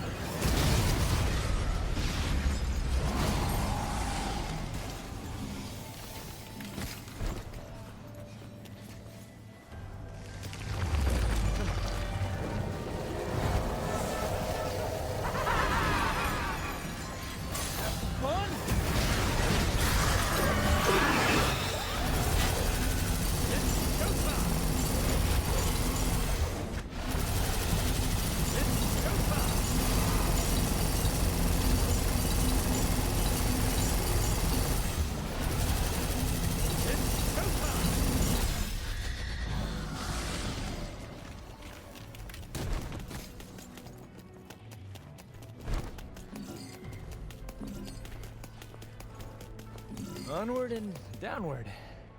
Oh well, better get to it.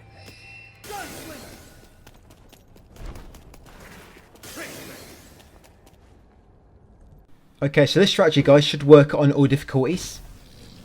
So you're going to dodge his first few attacks. You'll always charge at you to begin with. Dodge his first few attacks, and then use Sin Devil Trigger once you've got a sort of good opportunity to do so.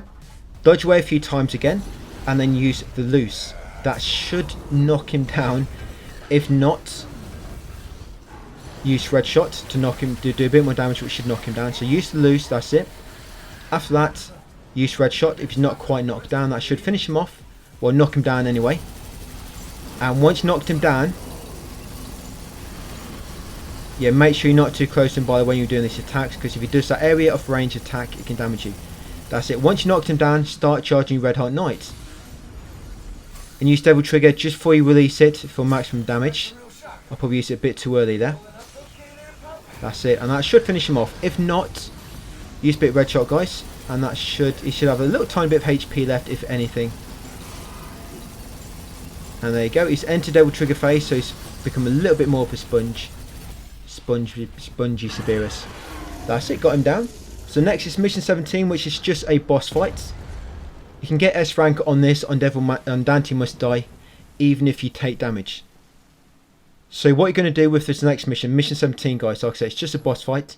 You're going to start with a fully charged Red Hot Knight. And you're going to use Devil Trigger just before you release it for maximum damage. And then straight away, you're going to charge another fully charged Red Hot Knight.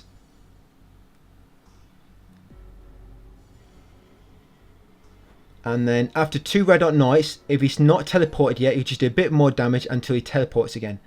And then once he teleports, after that second fully charged Red Hot Knight, you'll normally wait about 2 seconds and then start charging another fully charged Red Hot Knight. So first, fully charged Red Hot Knight, and use Devil Trigger just before you release it. There you go, you're going to take a bit of damage doing that. And then again, fully charge another one. He'll teleport because he did so much damage to him.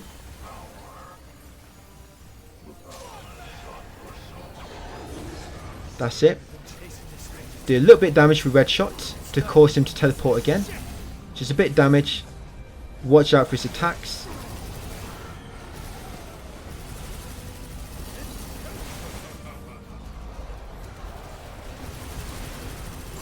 And once he teleports again, here we go. Wait for him to teleport, wait 2 seconds, and then start charging Red Hot Knights. There you go, and that should finish him off. If not, just use a bit of Red Shot at the end.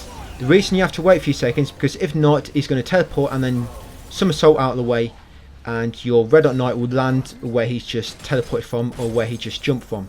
That's why you have to wait about 2 seconds. And there you go, S rank, guys, on mission 17. So next up is mission 18.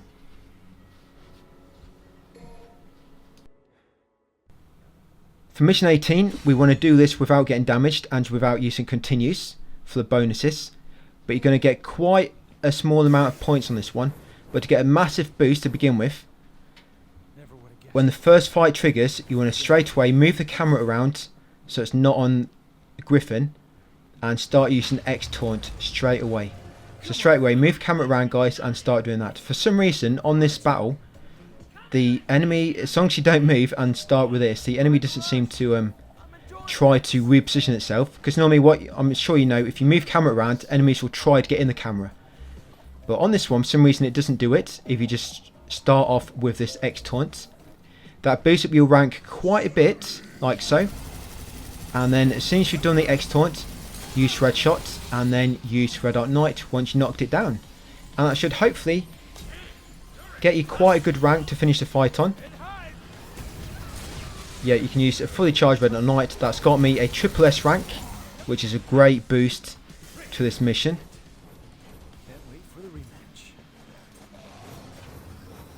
And then we're going to destroy all his blood clots because they're going to make the boss arena at the end much larger and just give you more dodging space, more space to evade in.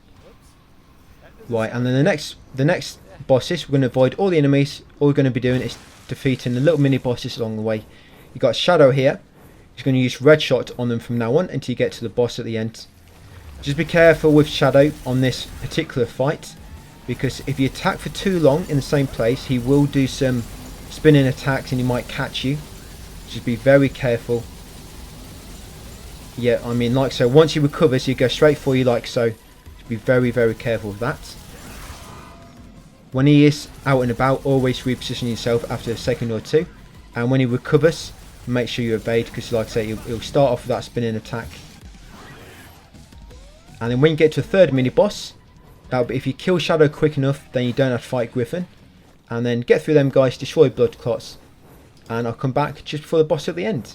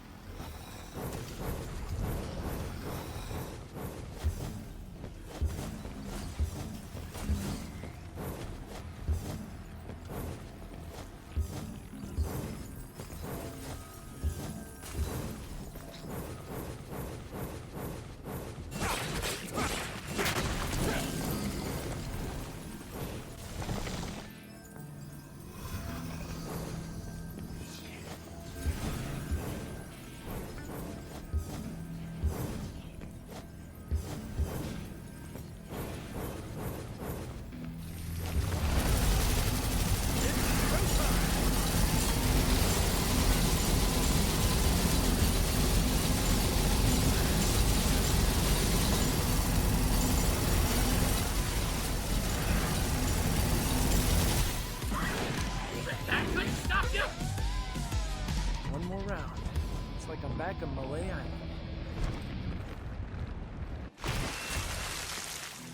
know they didn't stand a chance. Right, so for all three of them, the three musketeers, we've got Griffin, Shadow and Nightmare to fight all at once. All you're going to do to begin with is dodge around the outside of the arena. Try to keep the camera off the enemies. The problem with these pets is even if the camera isn't on them, they can still attack you. Pretty sure they can, so just be very careful. So you want to keep dodging around, evading. What you're waiting for is for the sky to go white. That indicates that Nightmare has despawned. So just keep evading. I think he despawns after about 30 or 40 seconds or so. There you go, the sky's gone white, so Nightmare's despawned. Now quickly kill these two before he spawns back in. Be careful, like I say, they can still attack you even if the camera isn't on them, so just be very careful. Yeah, you just want to make sure camera's on them and you want to be looking at them. Attack, like very, very close there I was. Yeah, just be very, very careful. Once Nightmare's despawned, you pretty much want to look at these while you're killing them. That's it. Once you kill them both, Nightmare will spawn back in if he's not already. So you want to dodge away because he'll try to land on you when he drops in. There you go. Once he drops in, switch to Gunslinger and start charging Red Arc Knight, guys. You want to wait probably about 2 seconds when he does drop in before you start charging it. Otherwise, you might release it when he jumps out of the way, so it doesn't actually hit him. And just before it hits him, you want to start your Devil Trigger, so you do more damage. And that should finish them all off, guys, without taking any damage. And get you more than enough points for your S rank on Dante Must Die. Right, all that's next is 2 boss fights. Mission 19 and Mission 20. So So you're going to do these 2 without taking any damage for an S rank, and of course with no continues. So for mission 19, this works for all difficulties. You need to switch to the swordsman stance, swordsman style, and you want to hold circle in to charge up your round trip attack, your skill. So yeah, switch to, you want to make sure you got a sword equipped, switch to the swordsman stance, I think that's the name of it, the S style, hold circle, start charging up with the swords, the round trip, and once he attacks you and he goes in the air, let go and start charging up your Red Hot Knight, like so. So as soon as he attacks and he finishes combo in the air, let go, switch to Gunslinger, start charging Red Hot Knight. And then once he sort of recovers from your round trip and his little daggers start coming at you, press square to use your Devil Trigger, guys, and that should deflect a few of his attacks, and that should just give you enough chance to get off that fully charged Red Hot Knight. If you don't get enough chance, because it's a little bit random, he might do a few different attacks and he might attack you too quick while you're charging up, just try it again. Most of the time that will work, like pretty much like 80% of the time that should work, as long as you get all the steps correct. Yep, and that's it, guys. Mission 19. It's the last one. Mission 20 on Down to Must Die, almost there. So it's very similar to Son of Spider strategy, but of course he's got more HP now, and if you let him get into Devil Trigger, he's going to turn into a right bullet sponge. So, but this way you can get him to like a very tiny bit of HP left when you just turn to Devil Trigger. So the setup you want, guys, you want 6 overtures, 1 Buster Arm and 1 Jabira.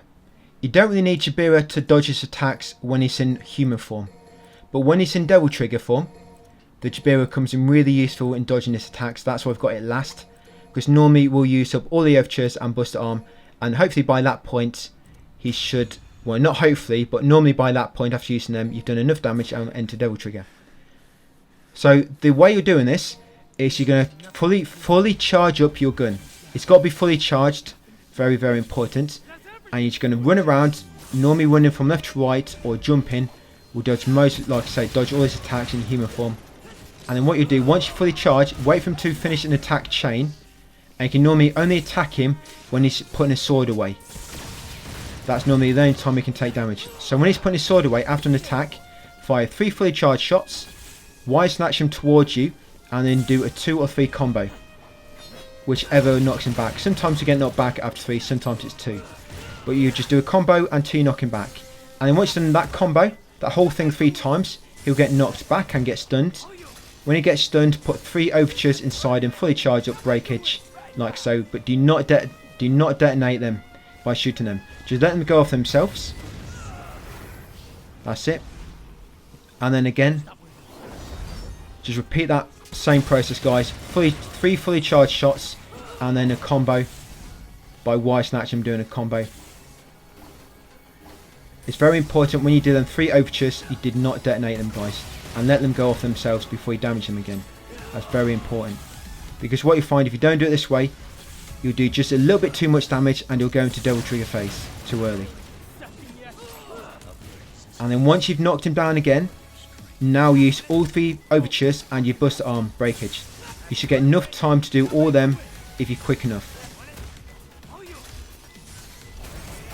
That's it, that'll do massive damage to him, that should almost kill him. He should not have much HP left. That's it, and then now you've got to avoid him, guys, while he's in Devil Trigger. Yes, attack's going to be much harder to dodge once he does. But now, when he goes into Devil Trigger, you just want to keep jumping up. Keep sort of triple jumping, using Jabira. His combos have much more attacks to them now, so be careful. Yeah, much more attacks to them, but just same thing applies.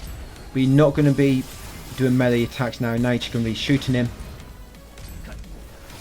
And yeah, like I say, now you want to be triple jumping and using Jabira. There you go, Devil Trigger. And yeah, just repeat that strategy, guys, and you'll get rid of him soon enough.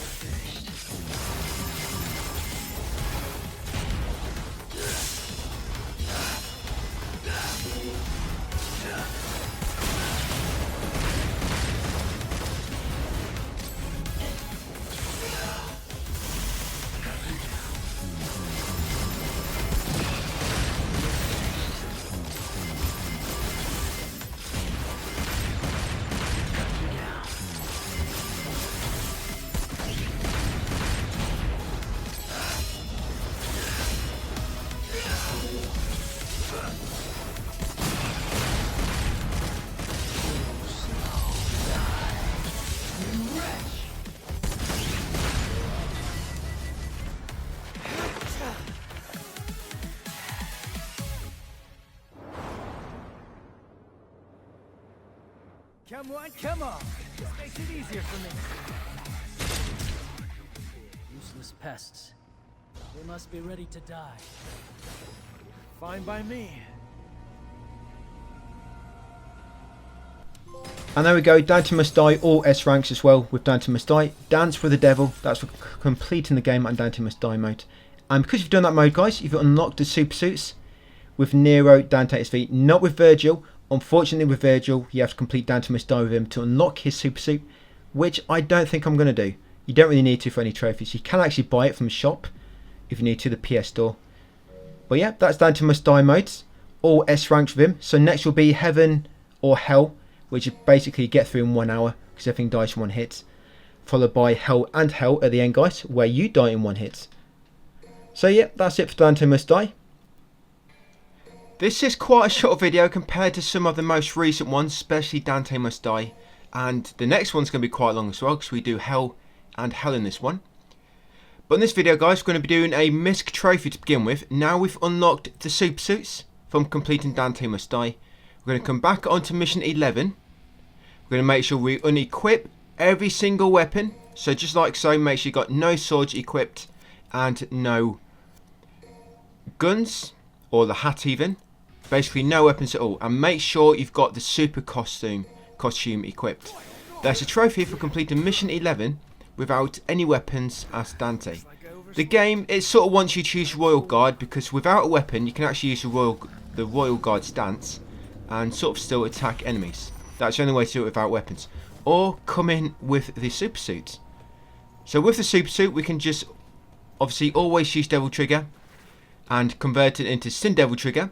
And Sin Devil Trigger opens up a brand new, not brand new, you've been playing it quite a bit now, but it opens up loads of different attacks which you don't need weapons for, which are exclusive to the SDT.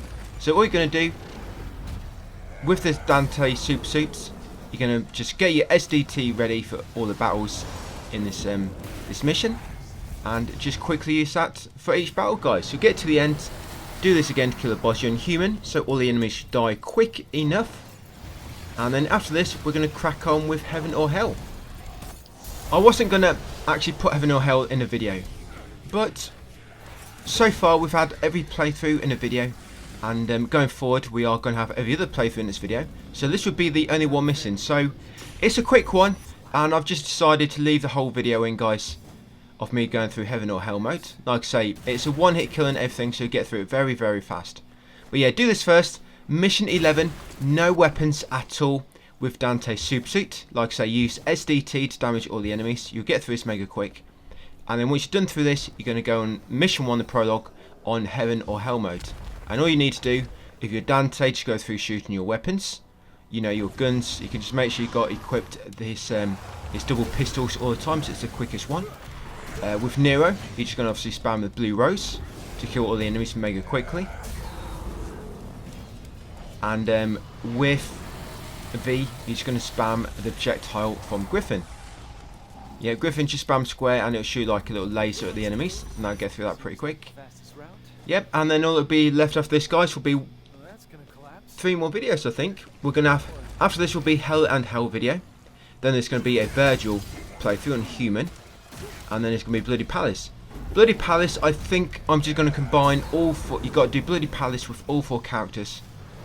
And depending on the character, it can take a bit longer, but we are going to be using the super suits. But we won't have super suit with Virgil unless you unlock it yourself or buy it from the shop.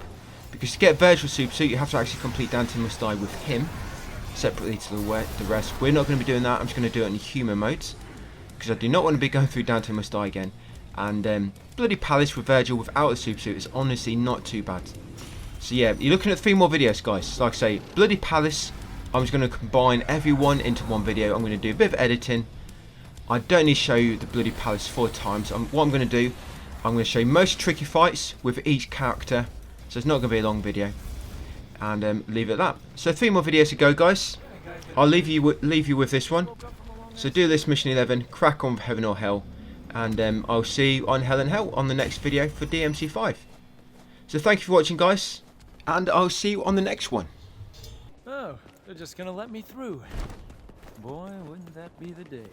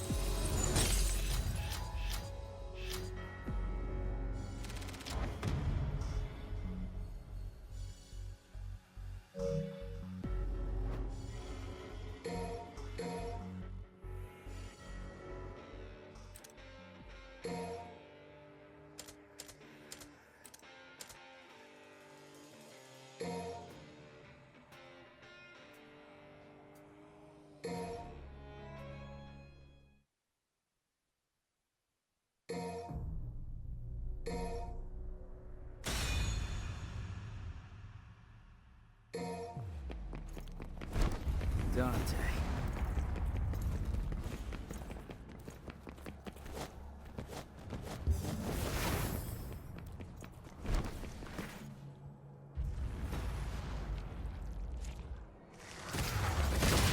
I can take you with no.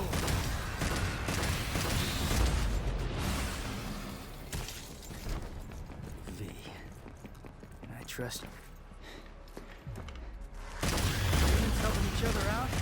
What's the world coming to?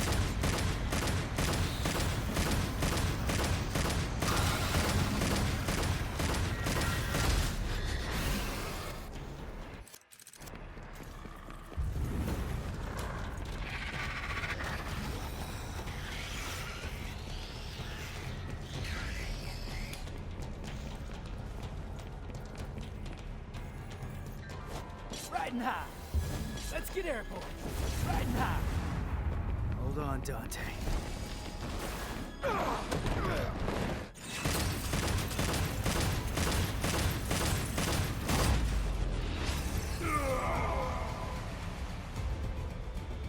Is this my limit?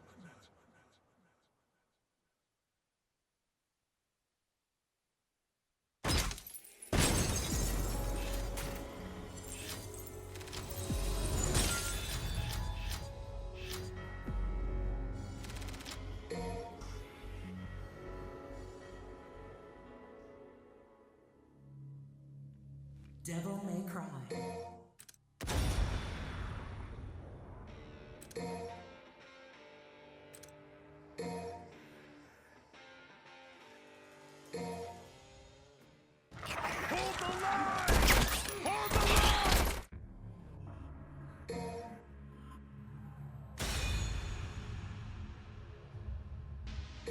I've got some cleaning up to do.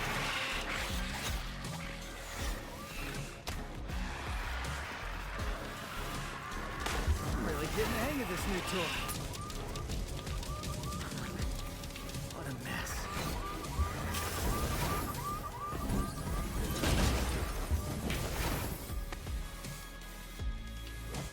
Let's get airborne. Riding high. Why are they collecting human blood? It's not just about feeding. There's something else. Ugh, what a lovely houseplant. You like that? And have some more.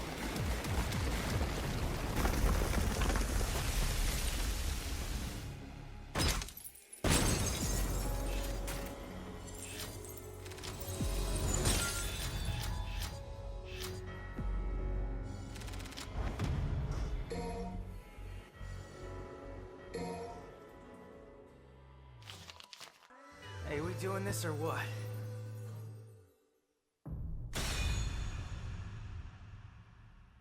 I need to catch up to V. Fast. What a mess.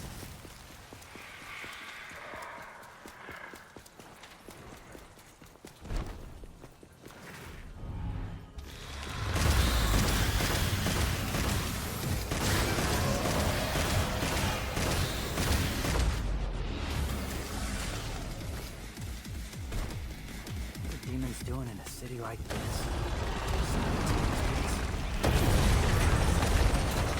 Making it easy for me, huh?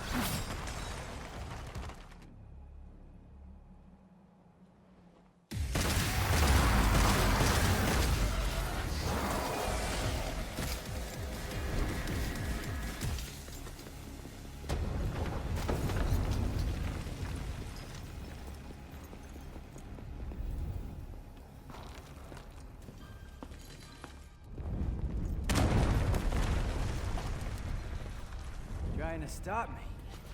Oh, what happened? Yeah, I can make this work. Should've just hacked my way through. He doesn't seem like a demon to me. Wait, which way did I come from again? This again?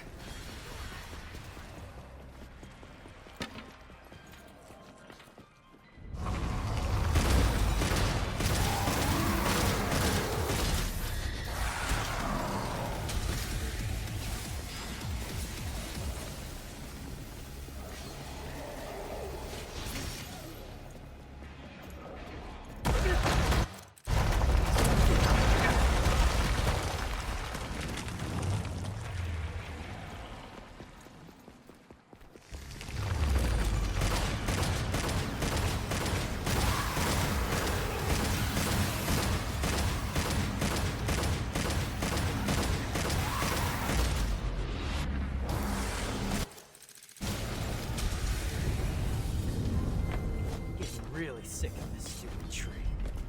Let's get airborne. Riding high. Let's get airborne. Man, he's getting sick of this.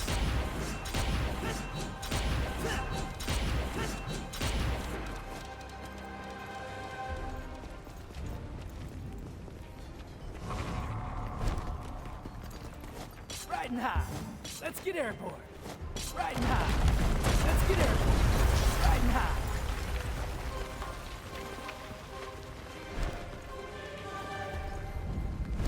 Not gonna lie, this new arm is pretty sweet.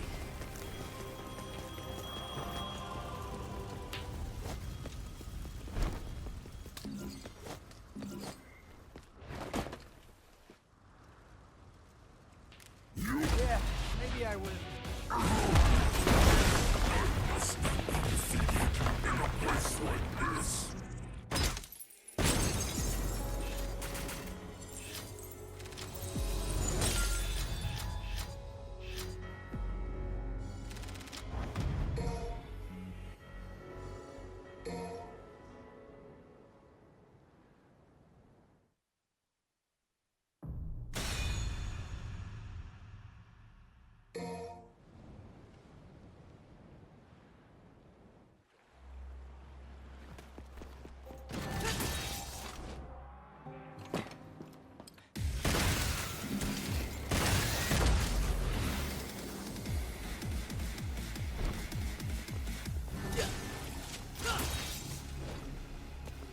Think I'll handle the closer one first.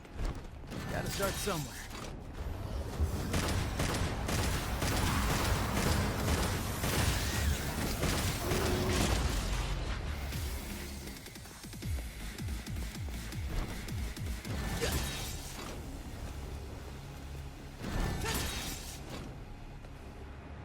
So this Clyfot. Screw it. We're taking this fucking thing down.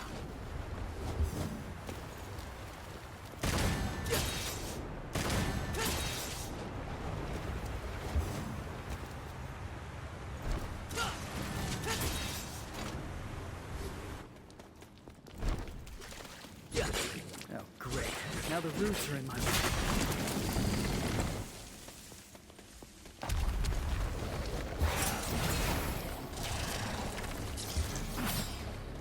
These roots have to be coming from somewhere.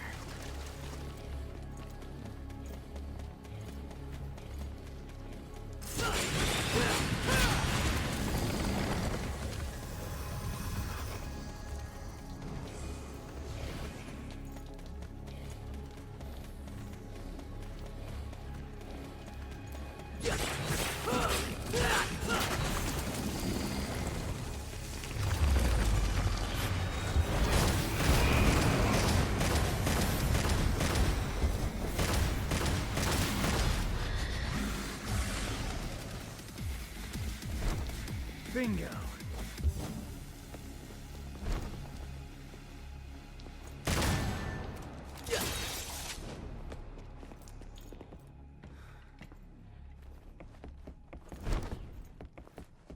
You want me to follow you? No way, Adam. Bring that shit to me.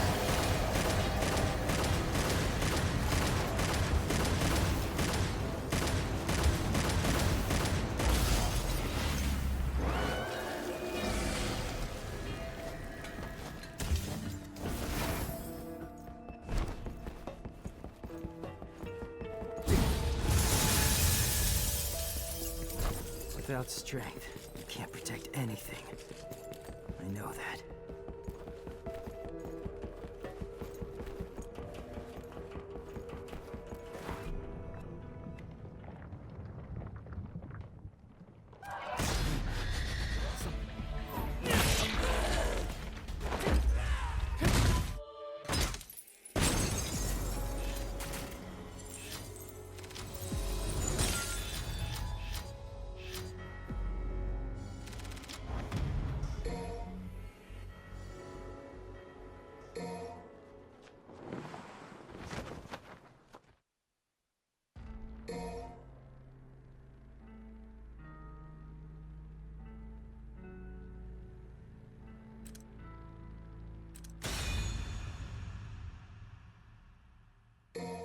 We've a minor errand before we reach Urza.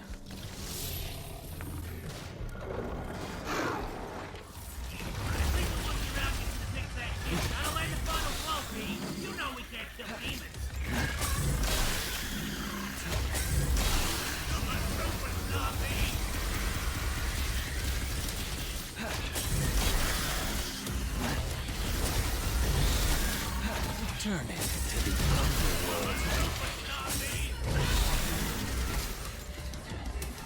Pardon me.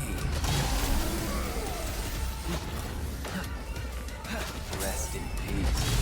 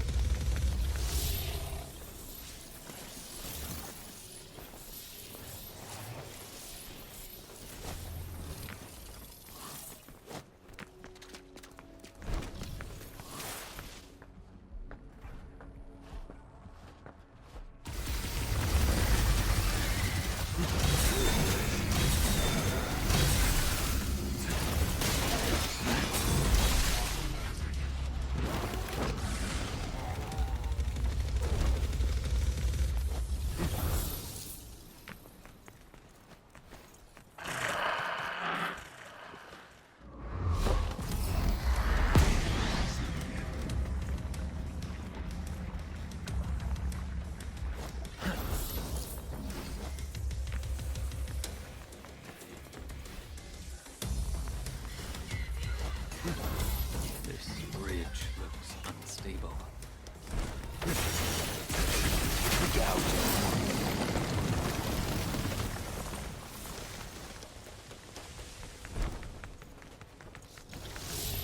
I will not allow him to gain any more power.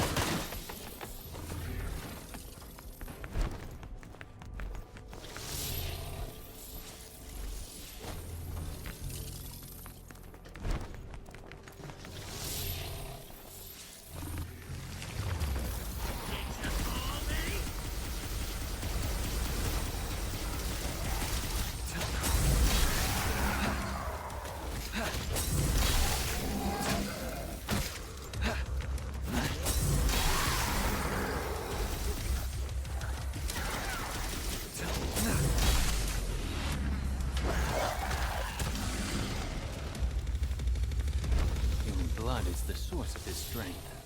I must cut off his supply.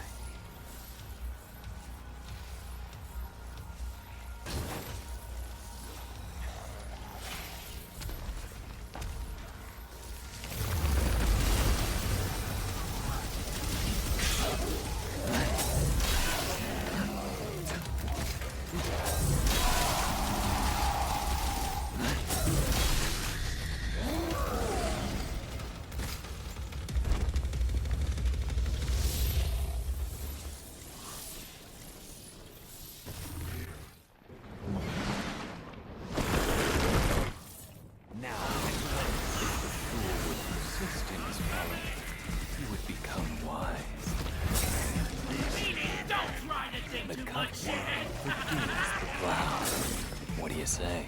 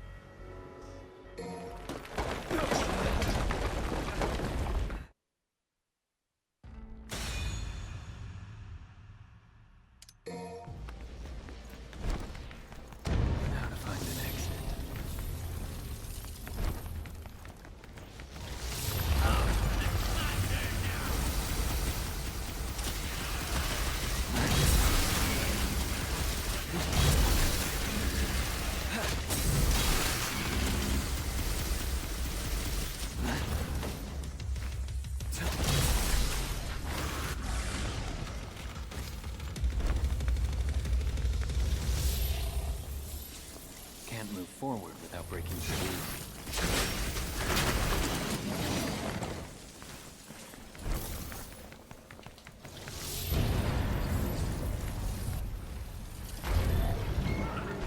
He's throwing his head from up there! What's the ceiling be?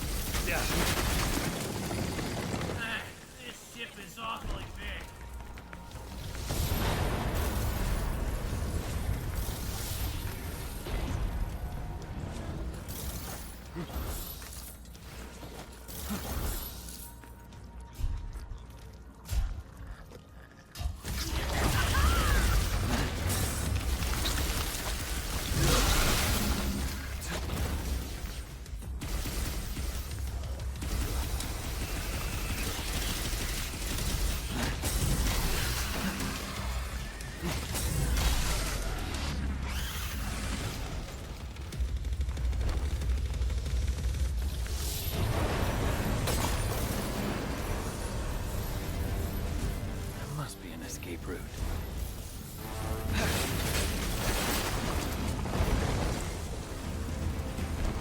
Hey, what's in that hole?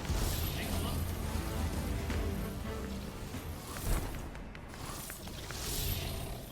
This way, I guess.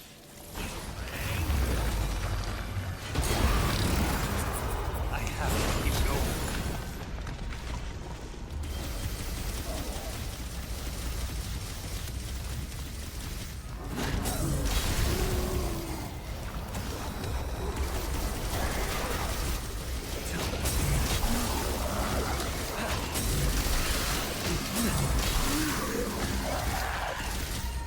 Fall to hell.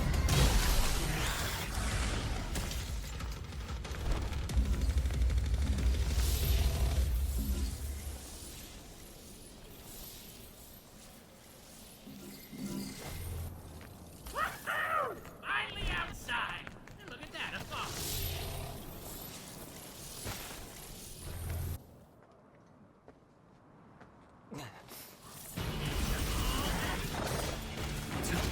Powers of folly are measured by the clock, but of wisdom, no clock can die.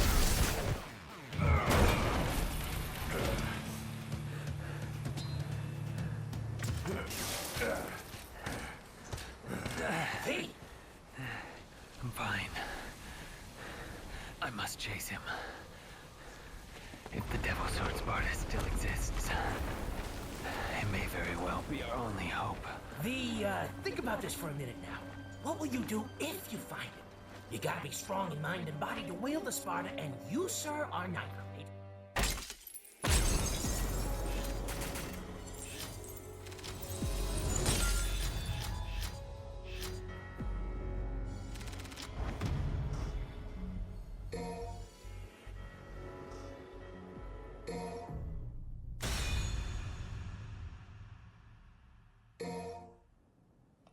Well, she ain't dead.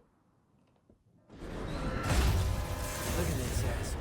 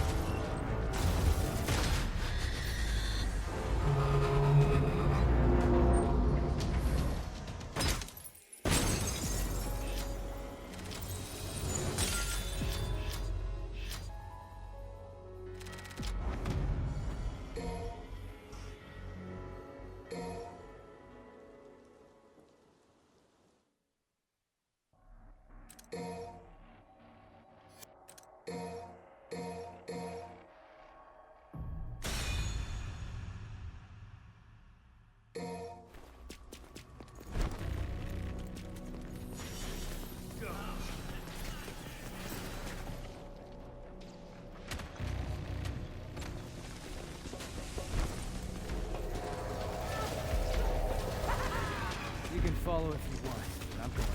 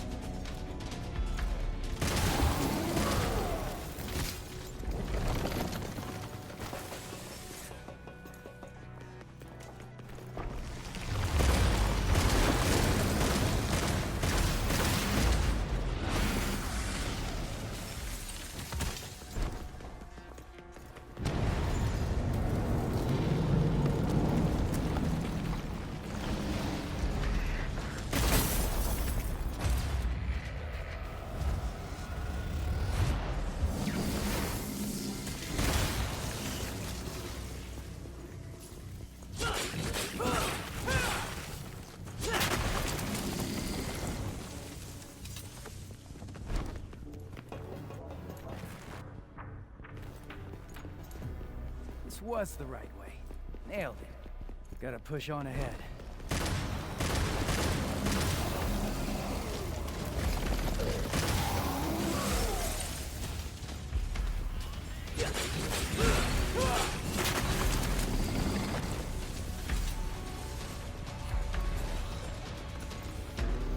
Okay, guess I'm going down.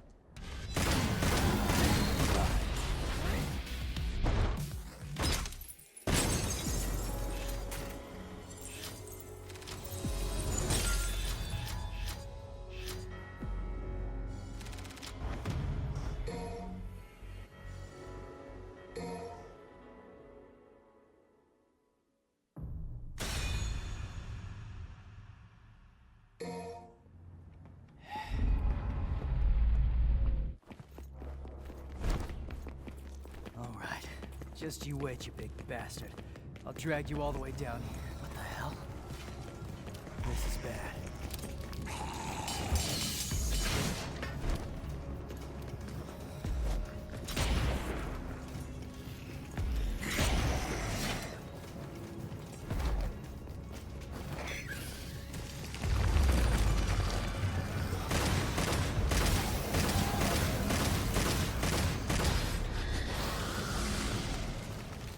Never stood a chance.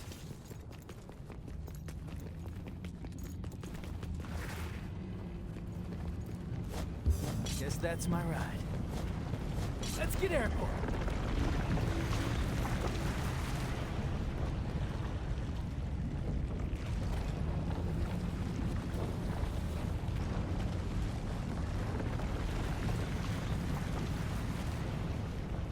Riding high. Let's get airborne.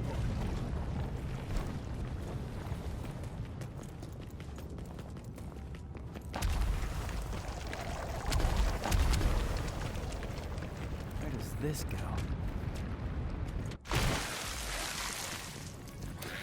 Man, I got blood all over. Better be a shower in here.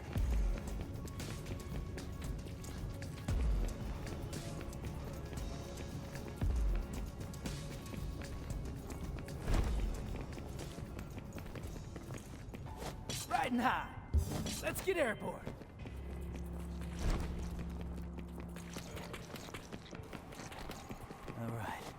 Going down is the only way, huh?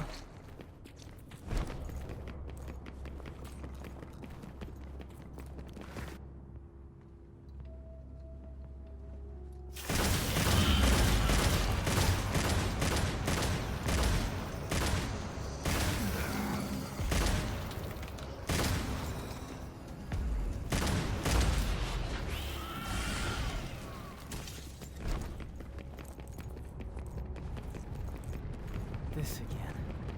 Where's he gonna take me now?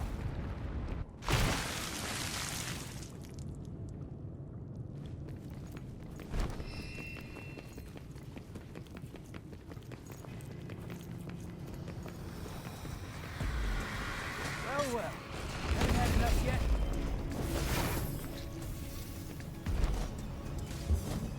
Riding high. Let's get airborne.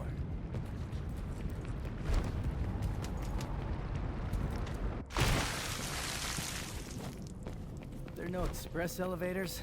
Someone's a lousy architect.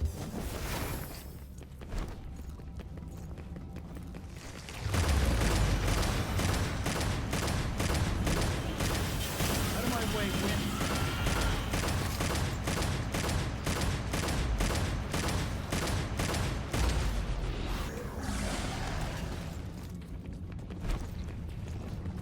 Riding high. Let's get airborne.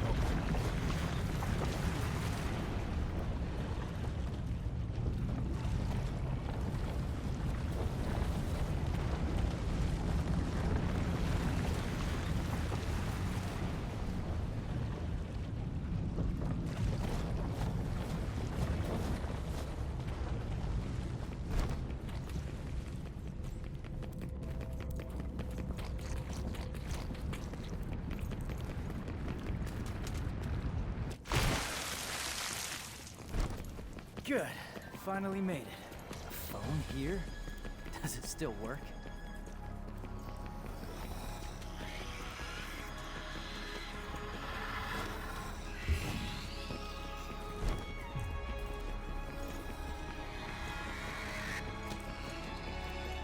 Think it's good to be king, huh? Not for much longer.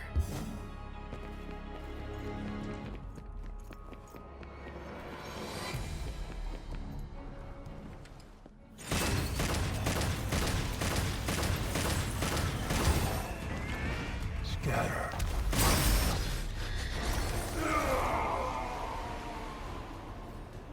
Is this my limit?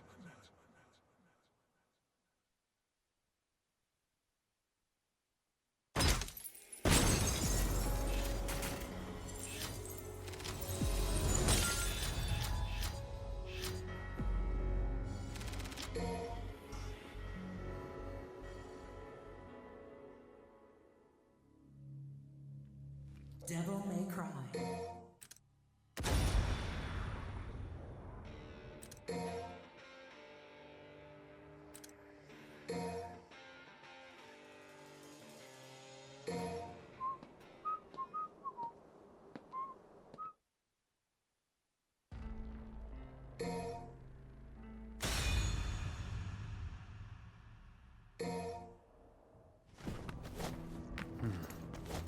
It's coming from the Clifodd's root.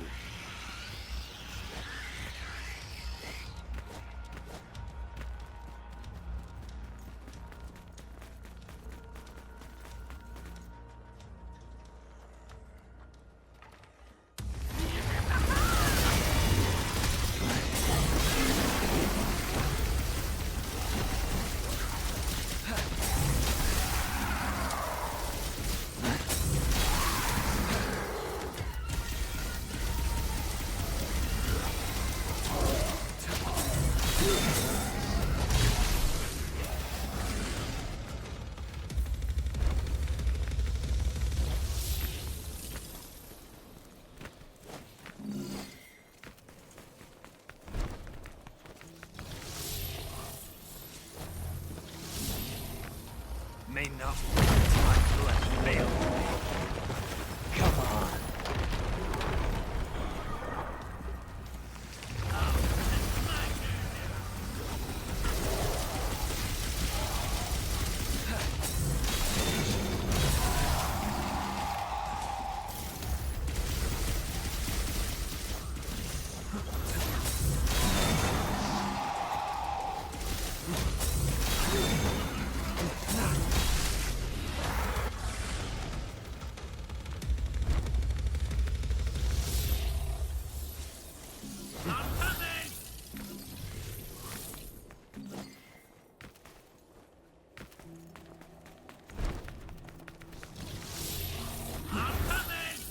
Awfully quiet, Pete. Thinking about Mommy Dearest? I'd be lying if I said I wasn't. The past is a bitter place for me.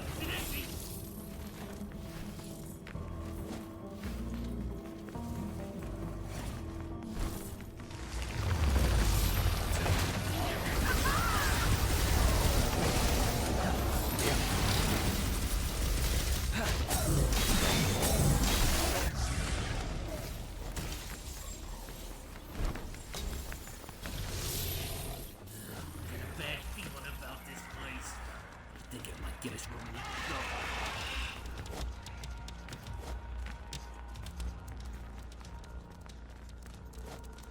Think Dante's dead? Quite possibly. He has no reason to keep Dante alive.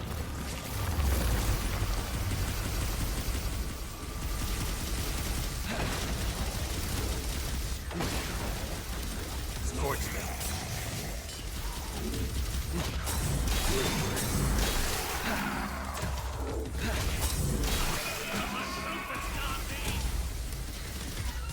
Serenity upon you.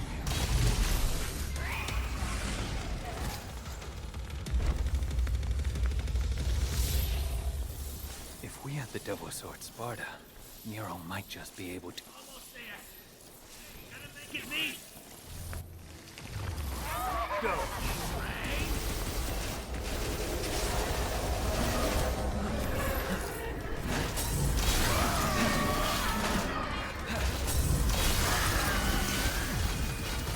Keep struggling. Keep struggling.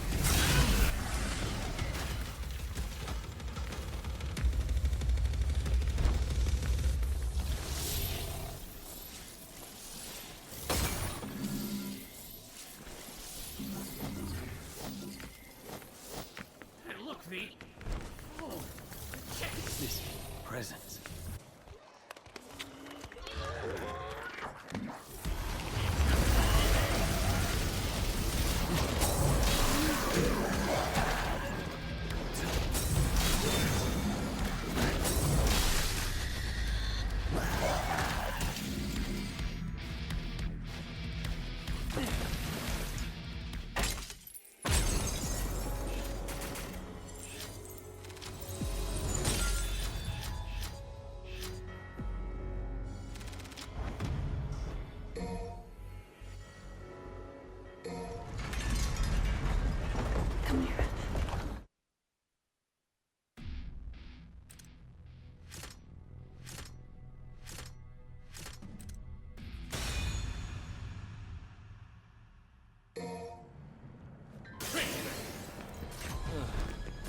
the guy really do this?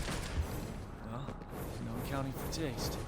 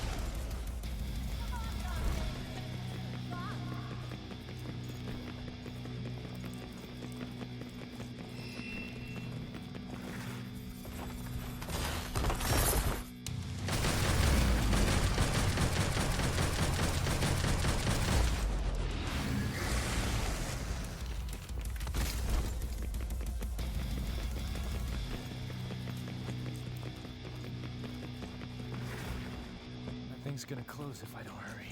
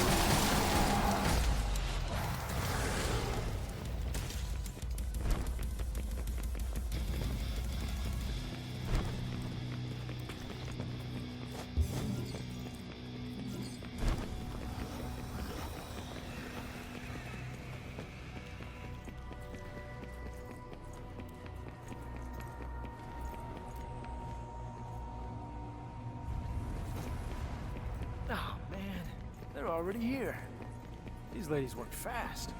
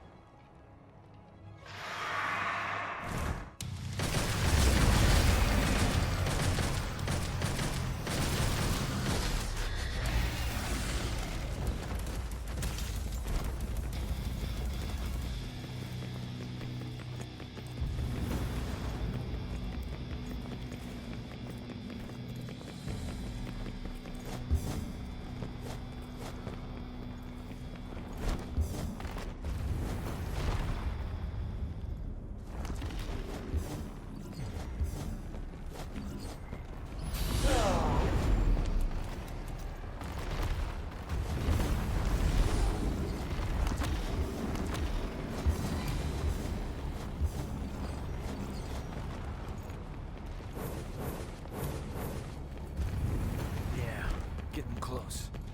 I can feel them.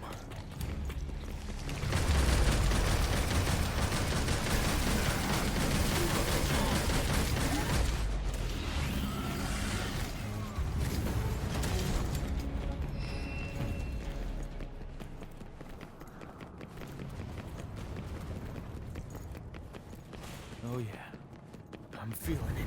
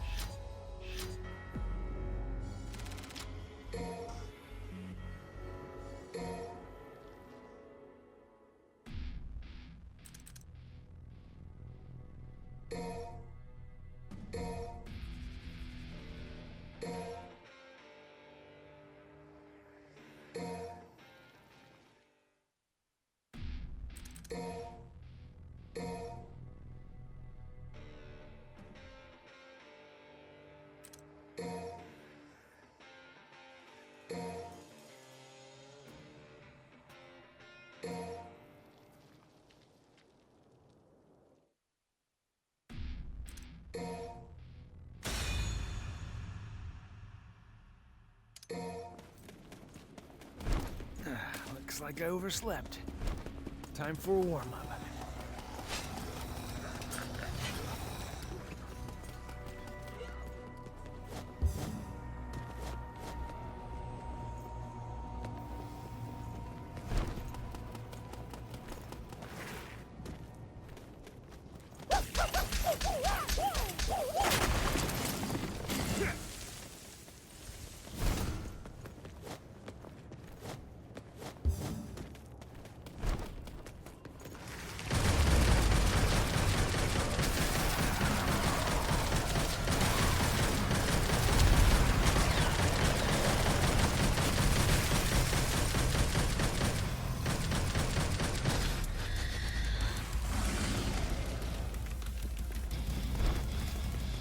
I'm not a fan of ruins.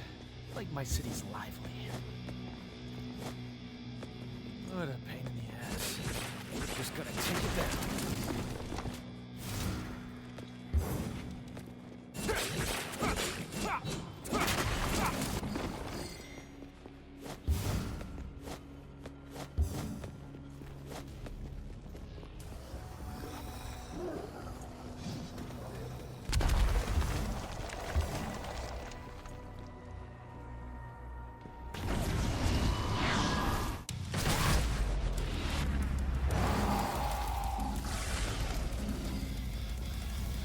Up we go, I suppose.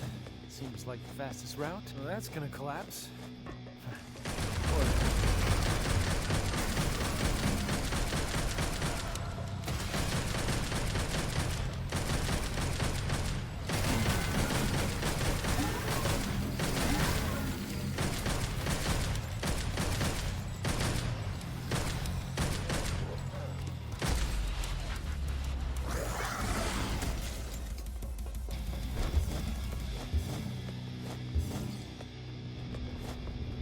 Can a guy get a break? I just woke up from a long-ass nap.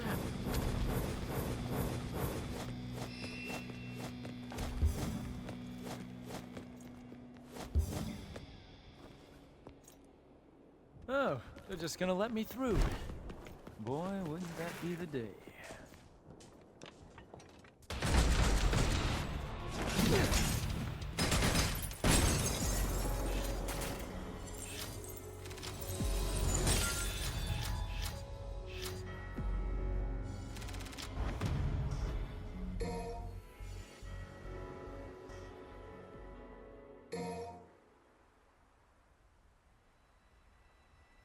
Suffering defeat after defeat.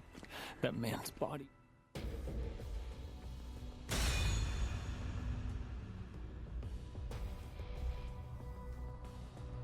Unless you want to die, I suggest you get the hell out of my way.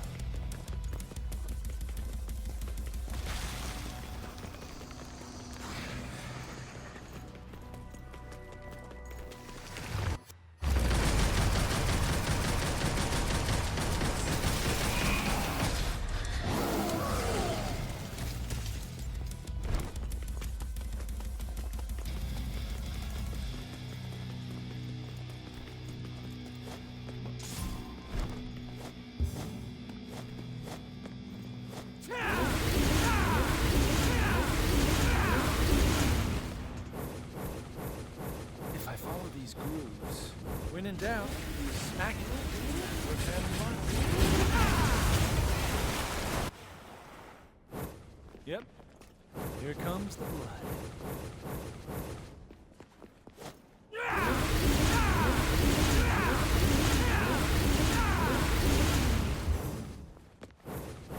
Oh, great. Crossroads. Decisions, decisions.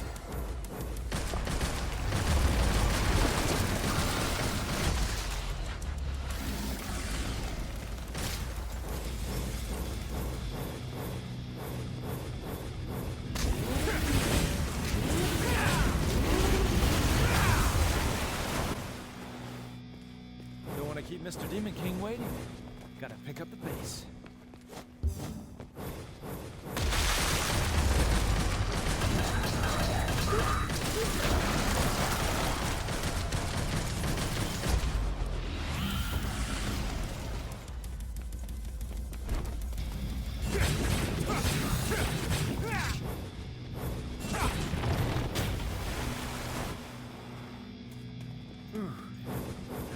all of them. It's been a while since I used my brain this much.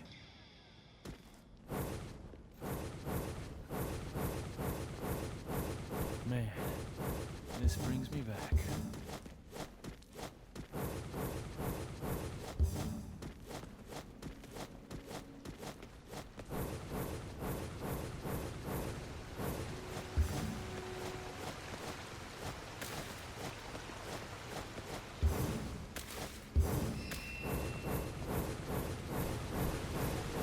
Holy shit. Can't believe it.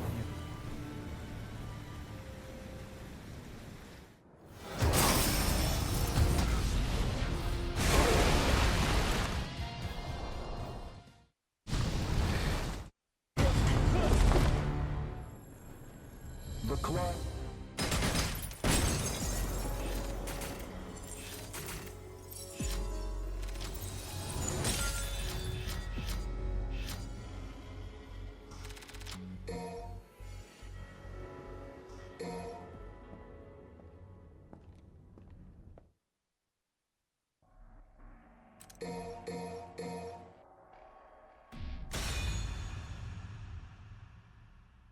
We'll meet back up at some point, but for now. It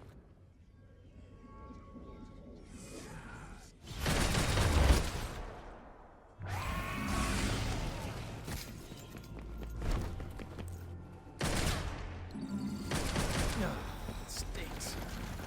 Must be in the right spot.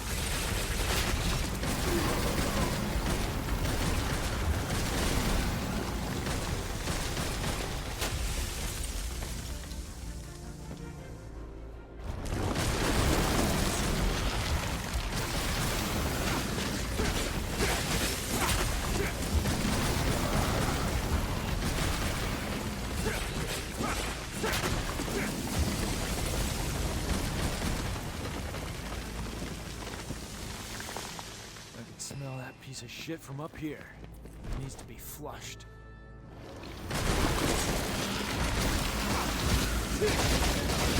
Oh yeah?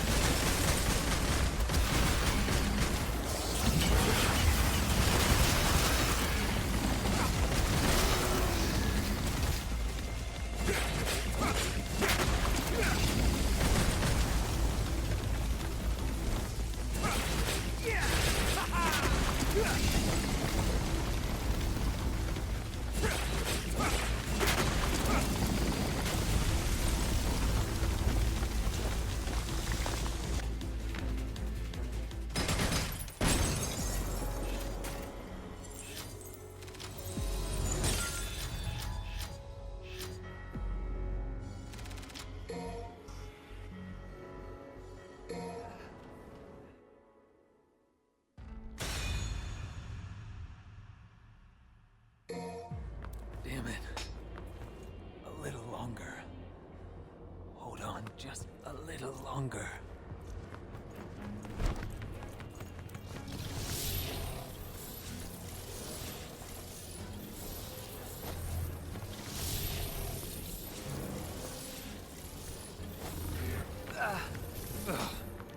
Are you alright, B? You might want to take a break here.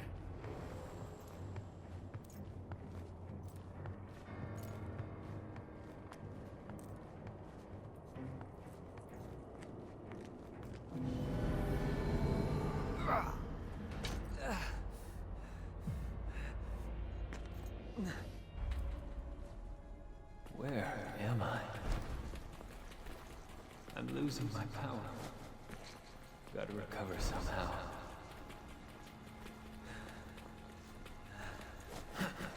This dimension, healing my body.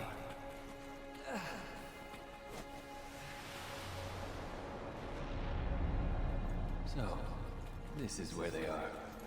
I'm claiming what's mine.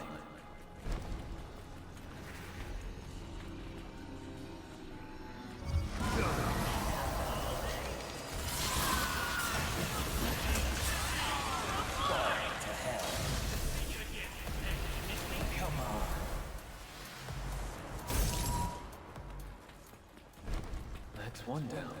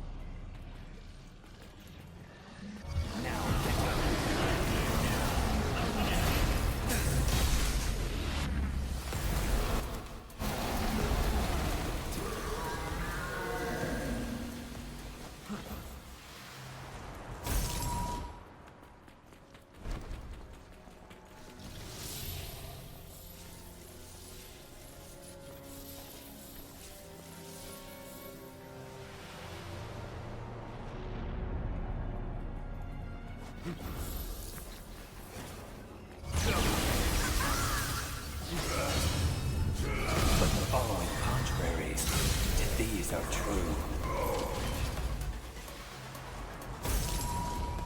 Let's get the hell out of here. Humidity is killing me. Oh, we finally made it out. That thing was something else, huh? Best we avoid it if possible, especially given my condition.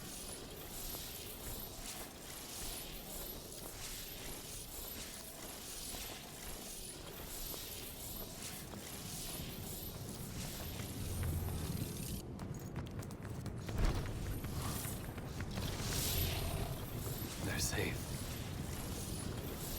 No time to worry about them, B. Gotta hurry.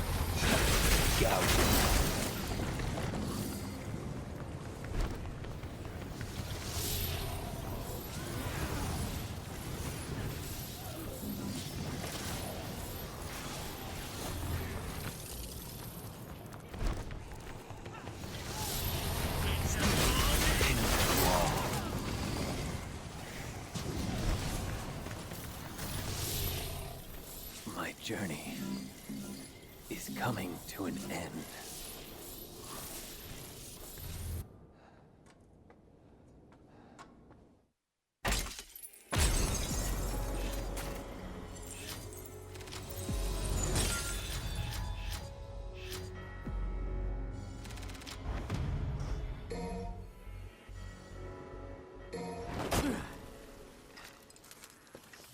Damn it. Running.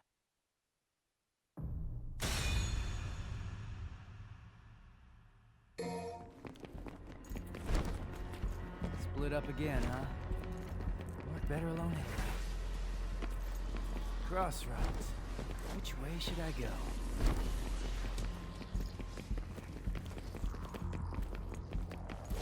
Riding high. Let's get airport. Riding high. Let's get airport. Riding high. Let's get airport. Riding high. Let's get airport.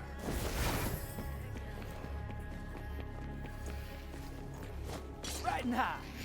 Let's get airport. Riding high.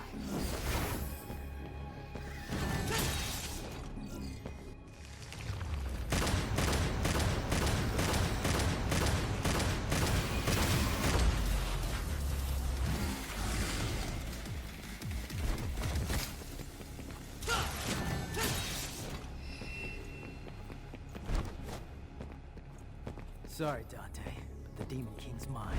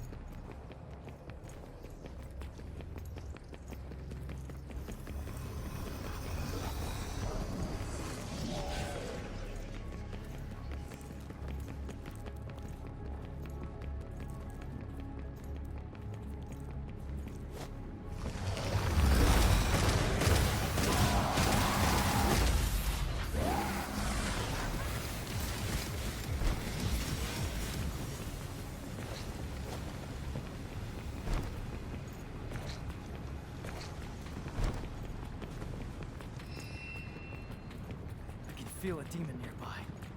Get in my way and I'll crush you. I'm coming. You are.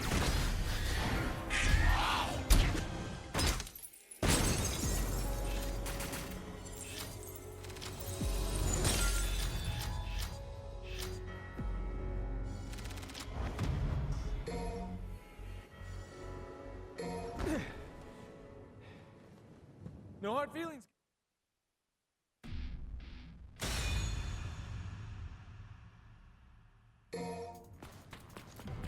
All right, This is the real deal. Full speed ahead.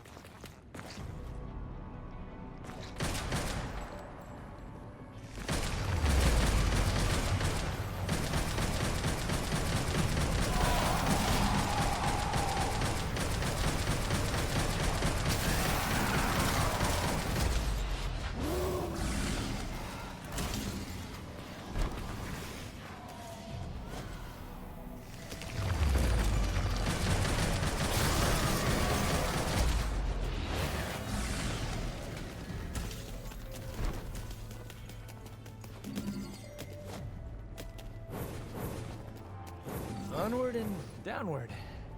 Oh well, better get to it.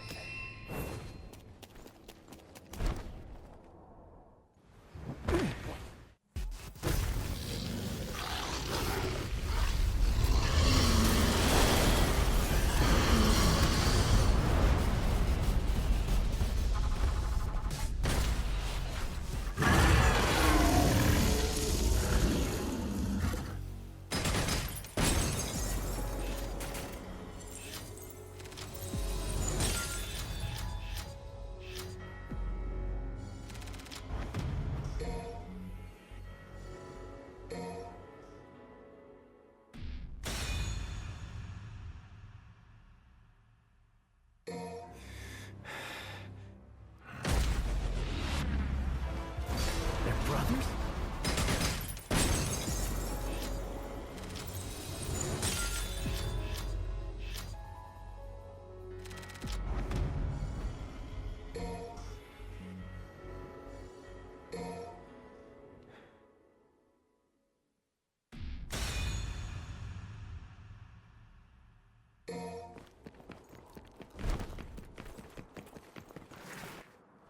Never would have guessed you'd come back.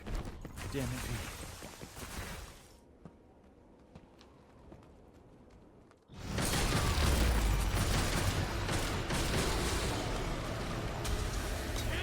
Yuri! Time out! Give me some time out! Great. Can't wait for the rematch.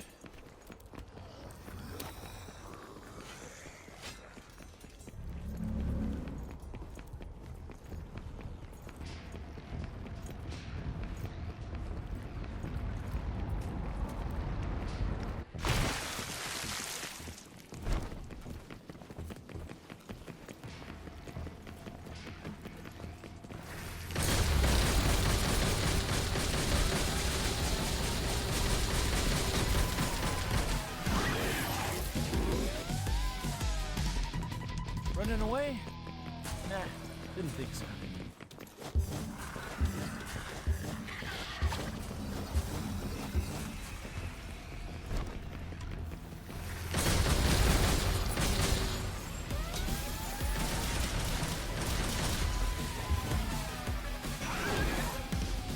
One more round. It's like I'm back on Malay Island. know they don't stand a chance. I'm gonna try to...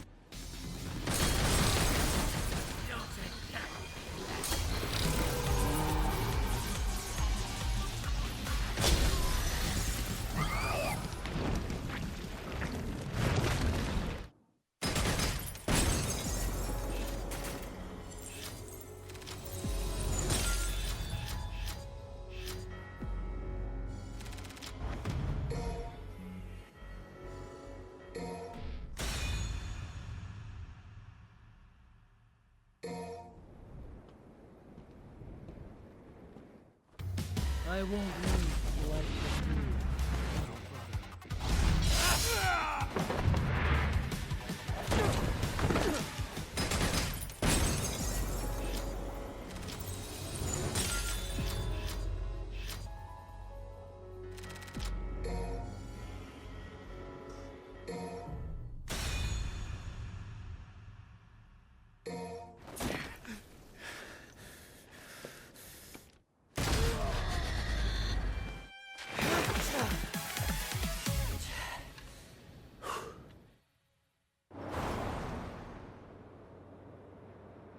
Come on, come on!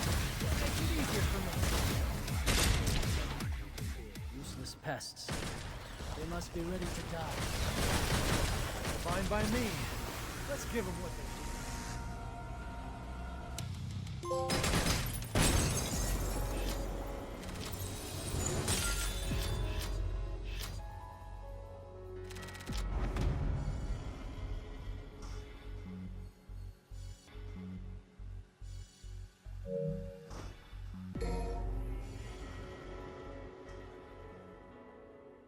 This will be the Hell and Hell difficulty, so it should be the final push for many of you. We've still got Bloody Palace to do and Virgil's playthrough, but they're fairly easy with my guidance. This is perhaps the only tricky thing left to do. So you've got my text guide in the description, as I've mentioned in all the past videos. So if you want a text guide for this, you just want to look forward or just try to read again anything which I mentioned and you may have forgot, just look at my text guides. So the build you want for this mission, guys, the prologue, as you saw me select there. Yeah, we've got 1 time Jabira, 2 times Buster Arm, and then you're just going to repeat that formation. So 1 Jabira, 2 Buster Arm, 1 Jabira, 2 Buster Arm, and just repeat that. So just a bit of an intro on Hell and Hell mode, and as I've done in the previous vids, I just give you like an intro at the start of each mission, just so you know what you can expect, stuff to look out for, some good tips to help, and then sort of leave you to it.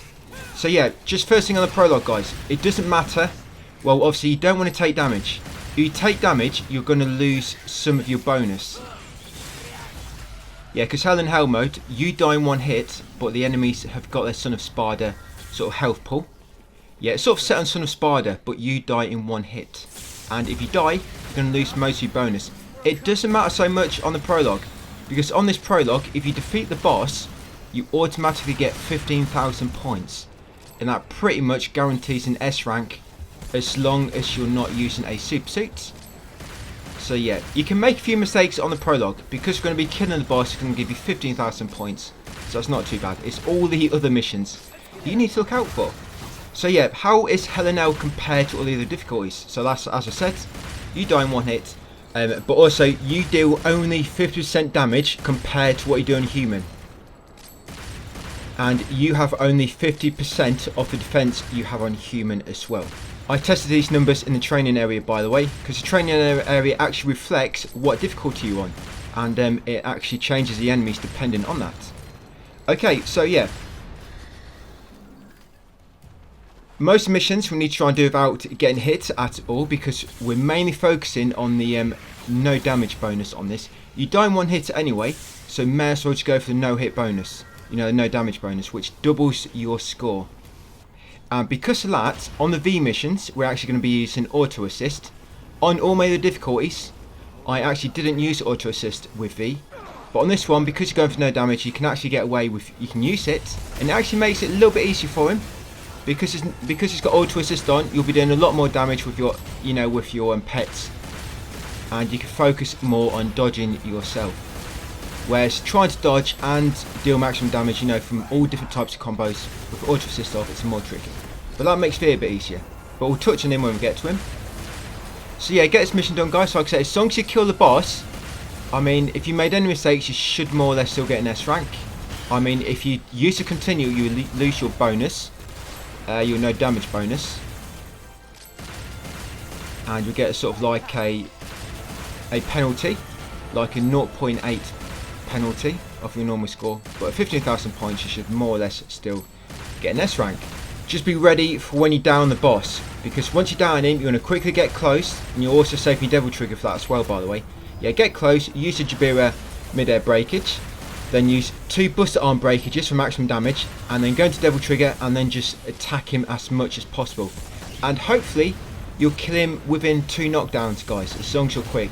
Remember, you can get Jabira mid-air breakage and 2 Buster Arm breakages, and then some devil trigger damage in before you respawn to Crystal. So yeah, go through this, guys, and I'll come back at the start of mission 1.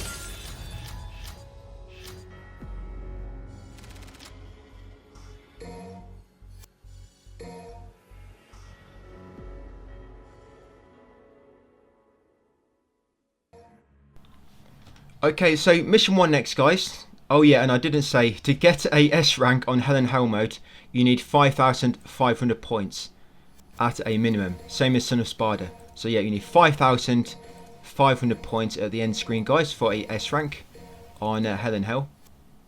Yeah, so mission 1, you want 3 times overtures, you want 1 time Buster Arm, then 3 times overtures and another Buster Arm. That's how you want this set up.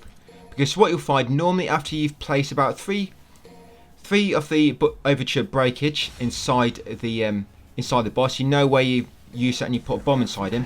Normally after about 3, it will knock him down, and that gives you an opportunity to use the Buster Arm breakage for maximum damage, and you can go back to the overtures bombs and then another Buster Arm breakage, which should more or less finish them off. You can avoid all the enemies in this mission, just sprint straight to the boss, no need to bother trying to kill anybody. It's a quick one, so if you do take damage, just restart it. Shouldn't be much of a problem. You don't need to worry about your score, because if you do no damage, you'll get a double bonus. Just watch out, when the boss has about half HP left, he will spawn one of the Hell Antinoras. Almost forgot the name, it's actually been a while since I've played this. This is an old video. I just not had a chance to add commentary to it yet. Yeah, about half HP, he'll spawn a Hell Antinora. Should be ready for that. When you close, watch out, he'll either do a swipe, or if you see one of the spikes sparkle for a second, that means he's going to try and like stab you. If that happens, you need to move left or right to avoid it. As long as you keep jumping and moving left to right, it should be fine. But yeah, just don't stay too close to its heart for too long. If you want to put a bomb in it, just move close, put a bomb, and get out of the way. And then get ready to dodge your next attack, and then choose another bomb if you want to. And as you see there, once you use so many bombs, you'll knock the boss down, and you can use the Buster Arm breakage for massive damage. If you want to take care of the Hell Antinora easily, just use your blue rose from a distance. And yeah, that's it, guys, pretty much. I mean, the boss is pretty much dead now.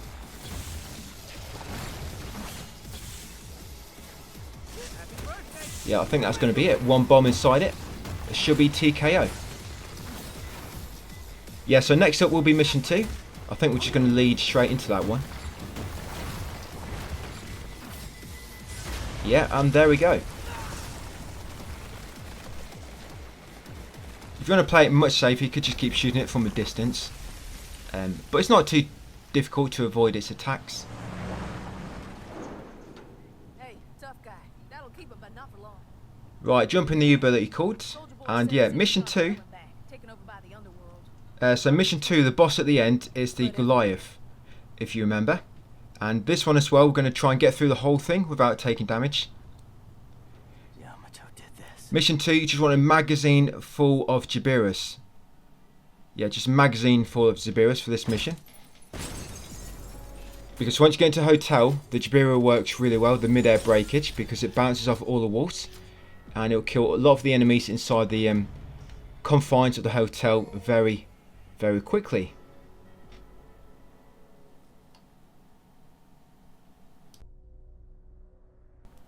Yeah, so just lob a full magazine of Jabirus in, that's all you need.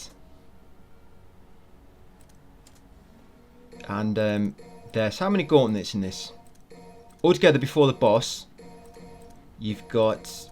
There's 4 gauntlets altogether, which you have to fight the enemies. There is a 5th gauntlet, but you can avoid it by jumping over where the road falls down. You've probably seen me on my previous playthroughs, on the difficulties. If you jump across the road, you completely avoid that gauntlet. So it's not actually too difficult. So yeah, just get through this, guys. I'll come back just before that skip you can do. To avoid the 5th gauntlet. And then I'll just give some pointers for the boss fight. So yeah, crack on, guys, and I'll see you a bit closer to the end of the mission.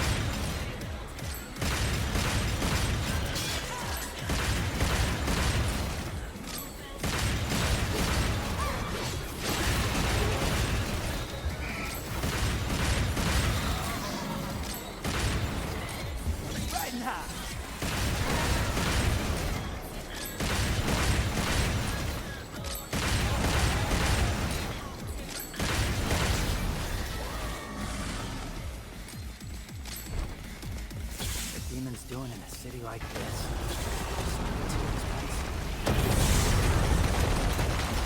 Not making it easy for me, huh?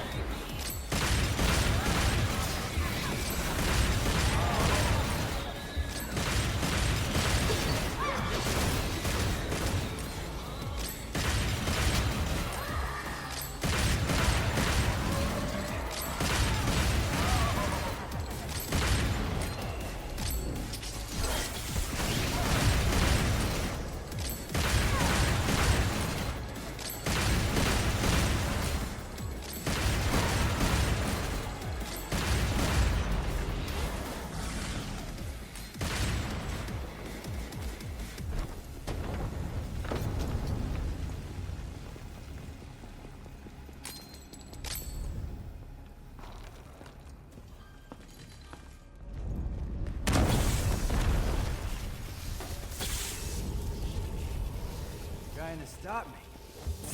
Whatever shall I do? Yeah, I can make this work.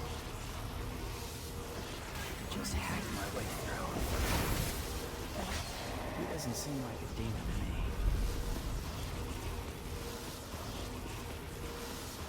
Wait, which way did I come from again?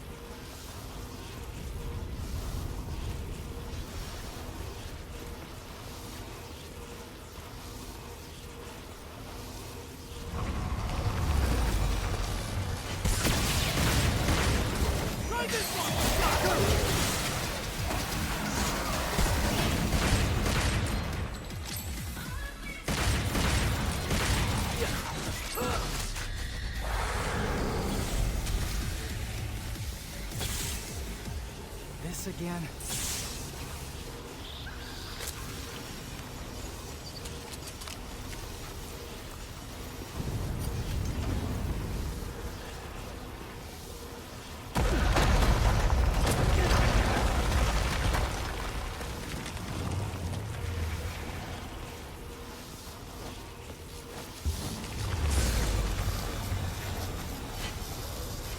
Run from this!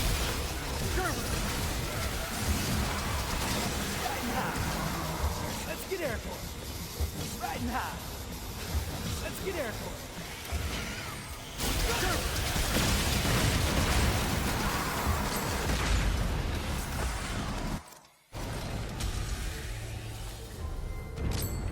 Getting really sick of this stupid tree.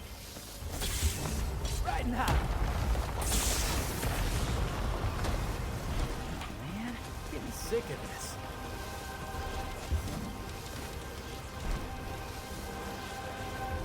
Yeah, so it's after you take this, on your way back to where you have to put the Nidhogg hatchling inside to remove the barrier, the road will collapse. But if you jump up high on this road on the left, where the side is broken apartment, you can jump straight across the gauntlet spawn area and avoid it altogether, guys. Come straight over to here, place a hatching, and that removes the barrier. Alright, so now to get ourselves ready for the boss fight. This new arm is pretty sweet.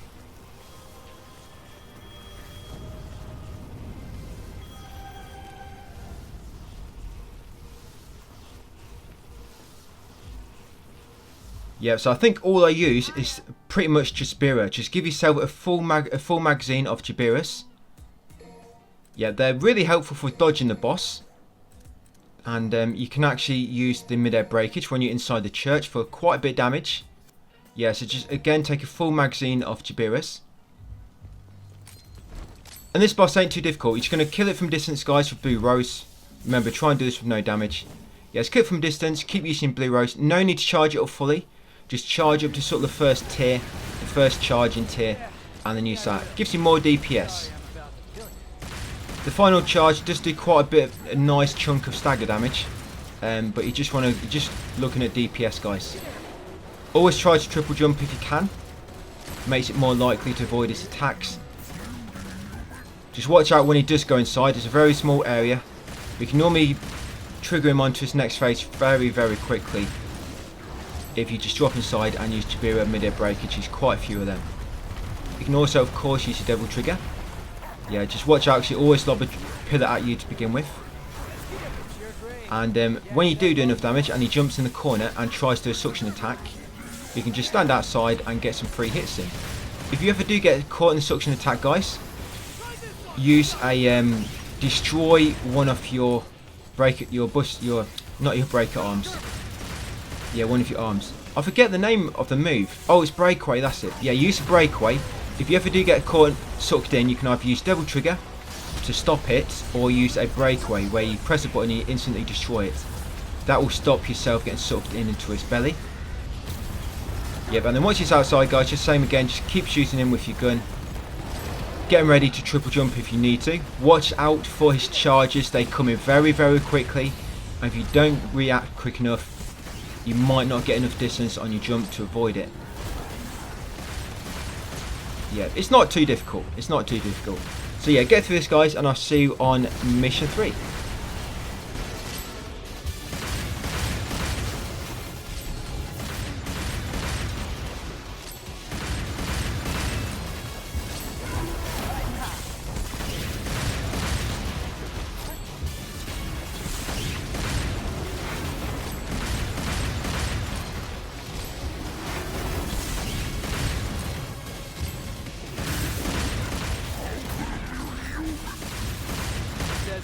Team, how about we wrap this?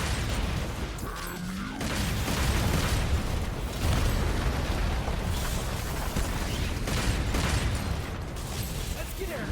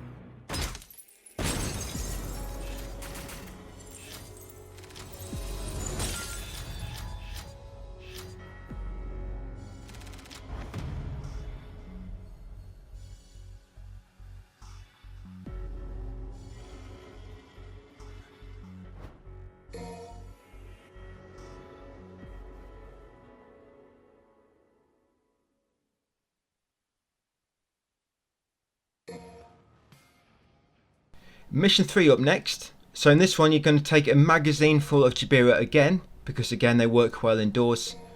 But you want to take a buster arm on the second slot, because once you reach the Lusachia, you know, that sort of round teleporting enemy, which can it will charge up like an explosion around you, and if you don't attack it quick enough or get away, it will explode. Yeah, there'll be one of them in there.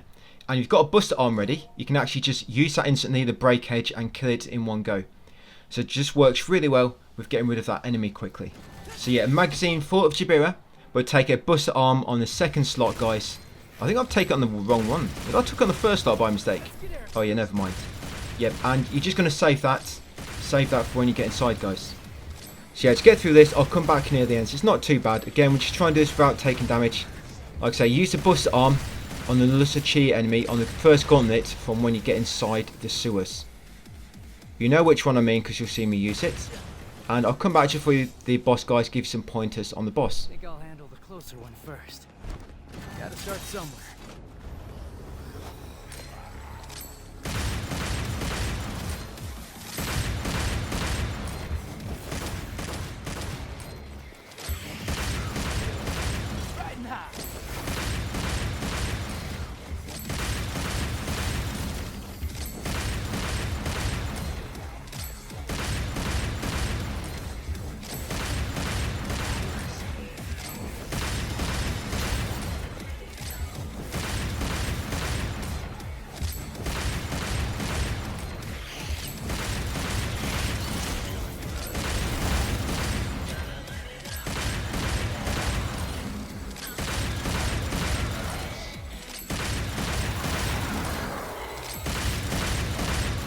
Get airport.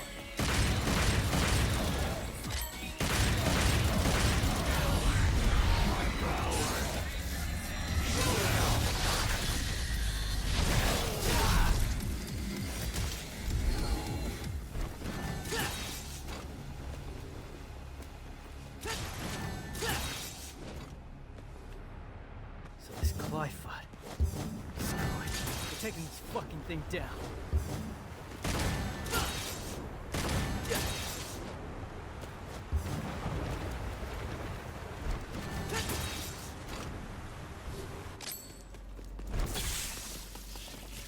Great.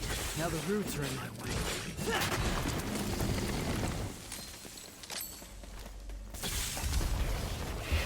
Right now. These roots have to be coming from somewhere.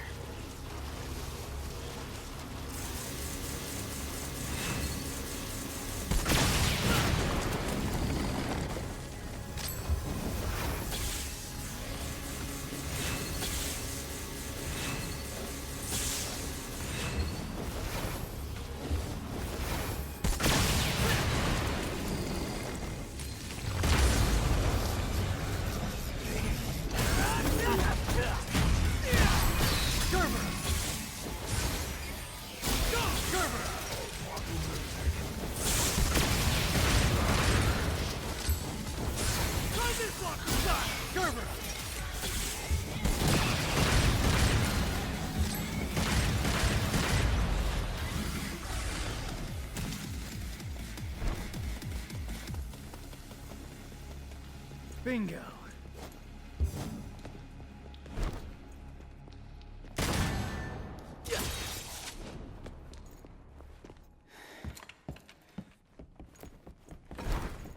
You want me to follow you? No way, asshole. You bring that shit to me.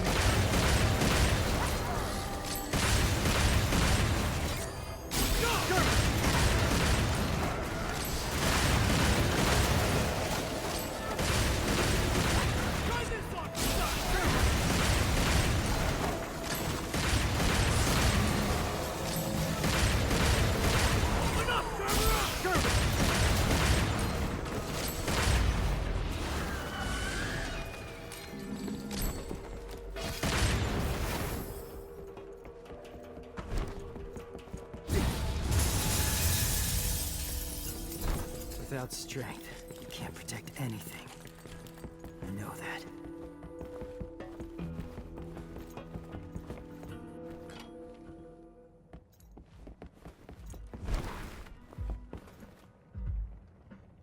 no such thing as too prepared.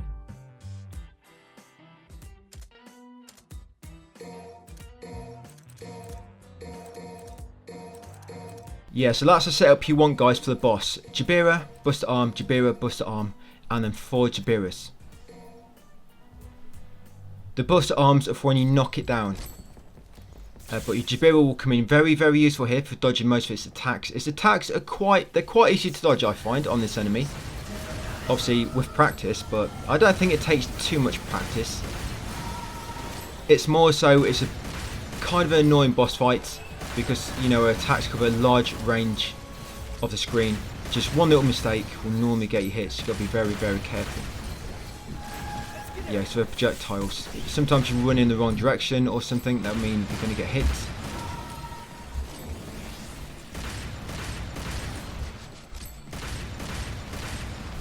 But yeah, just keep running from left to right, using the first charge on the blue rose. You want to save your devil trigger for when it goes into the middle of the screen and starts floating up, and you have to deal a lot of damage, you know, before it does that massive attack. But you will likely knock it down one time before that happens. That's why we took a Jabira, Buster Arm, and then another Jabira and Buster Arm. Watch out for any of the orbs it spawns. You want to kill them straight away, and also when it spawns its 2 little helpers, its 2 little drones, try to get rid of them as soon as possible. And watch out for the rings, which the 2 little drones can shoot at you. If you're not looking, they can come from off screen and sort of attack you from behind. So you want to get rid of the 2 drones as soon as possible when they appear. And just keep attacking it. Like I say, you'll probably knock the boss down before it floats up into the middle. Just because it's got so much more health, but I guess the stagger damage is perhaps very similar to the difficulties. Yeah, watch out for that when it tries to spawn 2 new drones. The 2 which are currently on the map but disabled, they will sort of home in on you and explode. So watch out for them. But yeah, if you just keep running from left to right, guys, you'll avoid most of the attacks. Obviously, you need to jump above the line of lasers, which is horizontal, and whenever she tries to charge at you. Oh, here it is. Yeah, so when she does this, you need to quickly get close. We'll destroy the 2 drones first, so you can use them to get up to her. And then once you get up to her, guys, you want to go into Devil Trigger and just attack her as quick as possible. Remember, you can use enemy step on her to gain more height if you start falling down. And it'll give you all your jumps back. Yeah, Devil Trigger, once you've done enough damage, she'll not stay down for too long. So you almost straight away want to get across to your Buster Arm and use the Buster Arm breakage for massive damage, guys. That's it, and then just repeat it. Just remember, when the health gets sort of low, she will start to do that massive big laser field, which the Nightmare pet does for V. Yeah, she will start to do that, so just make sure you dodge that as well, guys. And yeah, just continue the fight, guys. She's pretty much dead anyway.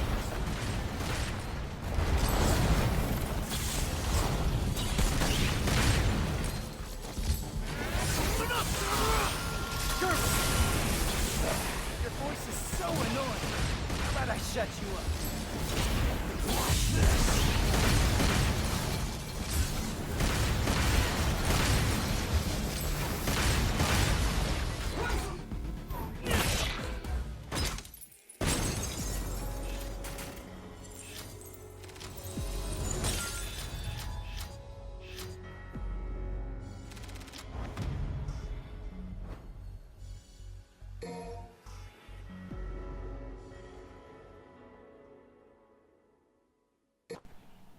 Right, so V is up next. So like I say, you want to use auto assist. Only do this on Hell and Hell mode. On other difficulties, you don't want to use auto assist. But it really helps on this mode because, like I say, you'll be doing more damage because you're on auto assist. You'll just be doing a much more different range of attacks. And also with auto assist on, you can actually focus on dodging while also doing those attacks. But one thing I do want to point out is your your dodging ability with Shadow, not with Griffin where you sort of double jump and float. The one with Shadow, it gives you a lot of invincibility frames. So what I mean is, when you're dodging with Shadow, if an enemy tries to hit you and it connects, it won't actually do any damage because of the invincibility frames from the dodge. So try to bear that in mind if you're against a tricky enemy. Just keep dodging while attacking with Griffin, guys, and you should avoid most attacks. I think if you just spam dodge with shadow, I think there's probably like a few frames in between each action where you can get hit. But because it's only very few frames, it's very difficult for an enemy to actually hit you, you know, between dodges. So yeah, I don't actually start enforcing it until later. I think I kind of forgot about it. But you see, later bosses I do it, but it actually come in very useful on these earlier bosses with V. Yeah, so remember, dodging with shadow gives you a lot of invisibility frames, so make sure you utilise that. Yeah, so we're going to get through all these gauntlets. With auto assist on as well, you should hopefully build up your devil trigger quite fast with V. Yeah, so get through this, guys, and I'll come back just before the boss at the end of the mission.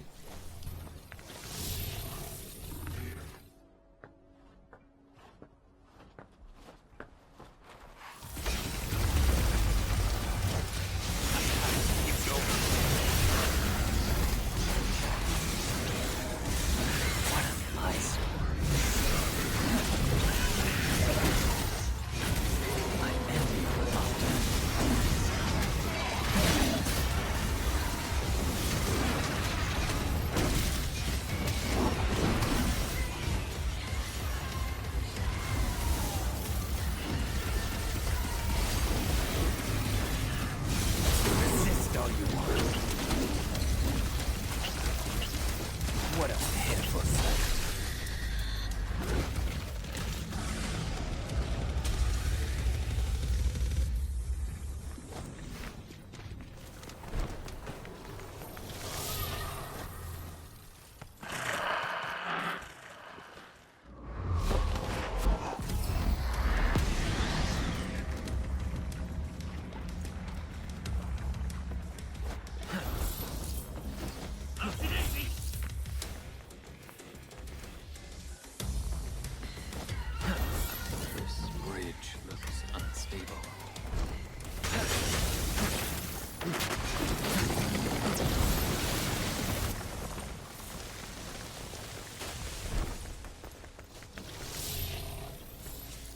Not allow him to gain any more power.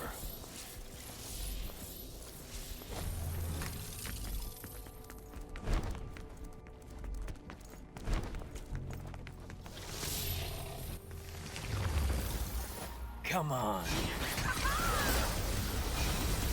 Come on.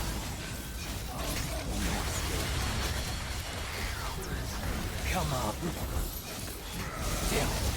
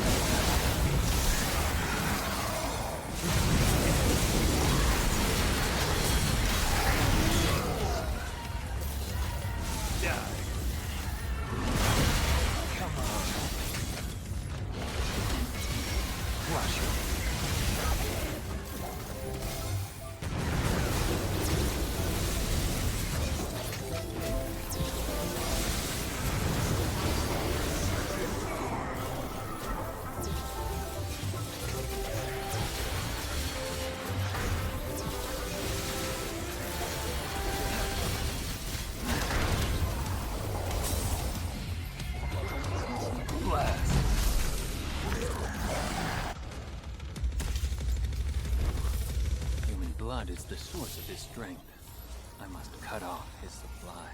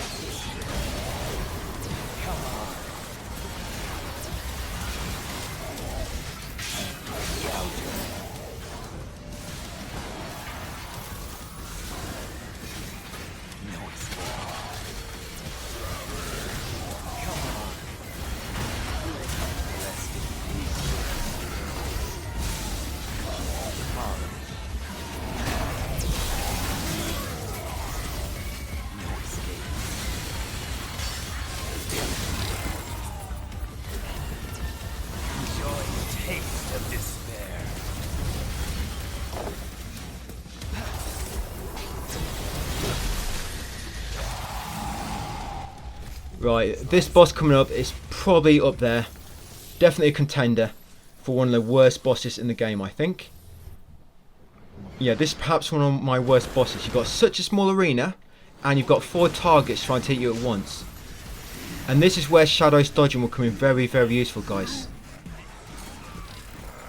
You can either just keep running from left to right and jumping across enemies, like I am, jumping above their attacks. But you see, I think I get very lucky sometimes. Yep. Or alternatively, just keep using Shadow and just keep dodging with Shadow and attacking with Griffin and Nightmare. Obviously, try and do this all with no damage, so if you do get hit, you're going to have to restart, unfortunately. You find if you do use a continue, you're probably not going to get enough score. But you might do, I guess you could try it. You know, if you do get hit rather than just restart, give it a go, you might get lucky and get enough points. Because obviously auto assist does give you much better score with V. But just the no damage bonus just really helps. Obviously it essentially doubles your score. Yeah, so can't really give any more pointers for this, guys. Yeah, just use Shadow if you want to. Keep moving from left to right using this dodging ability. Hopefully you'll be invincible during most of the attacks if any do try to connect. Obviously if you're on the back of Nightmare, you can't take any damage, you're invincible on the back. And other than that, just keep running from left to right and jumping up to dodge attacks. Just watch out if you see any sort of balls of tar get thrown at you from the plants. Stay away from them, because even when they've landed, they do sort of like they do a small explosion damage. Whereas if you run into a spot where one landed, like literally a second or two after, I guess some of the tar will still be falling down and it can damage you still. So just be careful with them, guys. So yeah, get through this fight, and I'll see you on mission 5.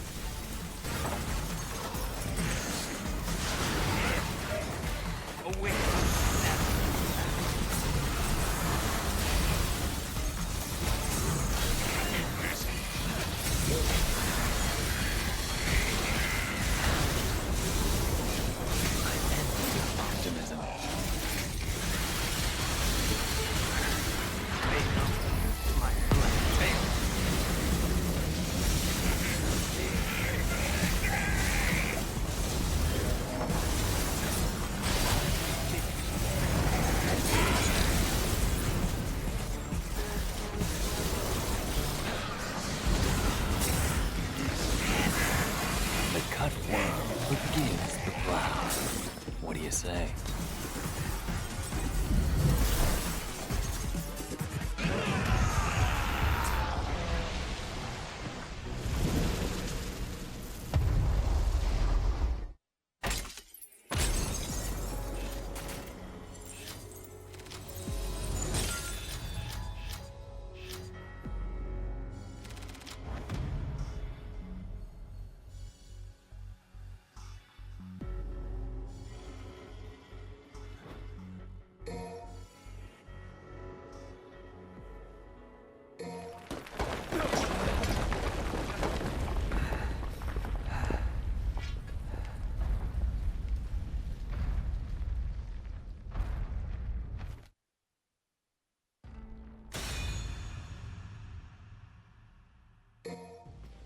Yep, another annoying one with V. The boss, I don't really mind the boss on this one too bad. I mean, I've learned the boss on this one pretty well, and I can almost all the time defeat him without taking any damage. So using auto assist, just be careful in this corridor. This corridor is an absolute pain, but luckily it's right at the start of the chapter of the mission, so if you do make any mistakes, it's quite quick to restart. But yeah, obviously remember you can use camera manipulation. Enemies will not attack you if they are not within the camera's view, as long as they've not already started an attack. So use that to your advantage. Keep the camera off them and just keep using the auto assist from your enemies. Just keep spamming the attack buttons and they will keep attacking them. Keep the score up. Throughout this mission, the leg will come down through the ceiling 4 times, and that affects the boss on mission 6. You want to try to deal as much damage to the legs as much as possible, so the blue smoke starts coming from them. That indicates you've sort of done the maximum damage you can at that point. But if you fail to do enough damage, don't worry too much. It does affect how long the boss in mission 6 gets knocked down for when he drops down the hole, but it's not going to make a massive difference. I won't worry too much. Yeah, these legs, just try to attack them as much as possible. but don't sort of restart a chapter if you don't damage it enough. It's not worth it. Just do as much as you can. That's it. Try to get a blue smoke coming from it, and then move on, guys. And what I'll do, I'll come back just before the boss.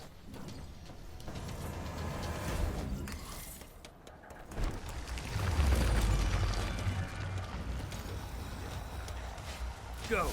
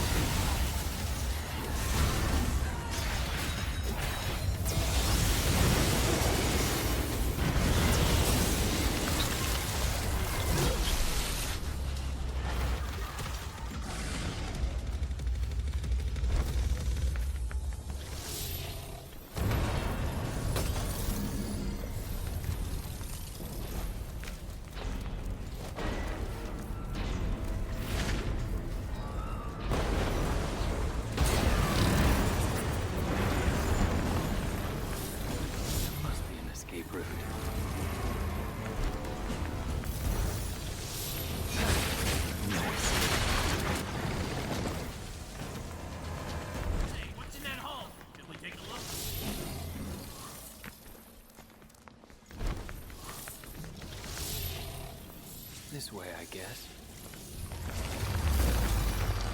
Come on. Now, get to work.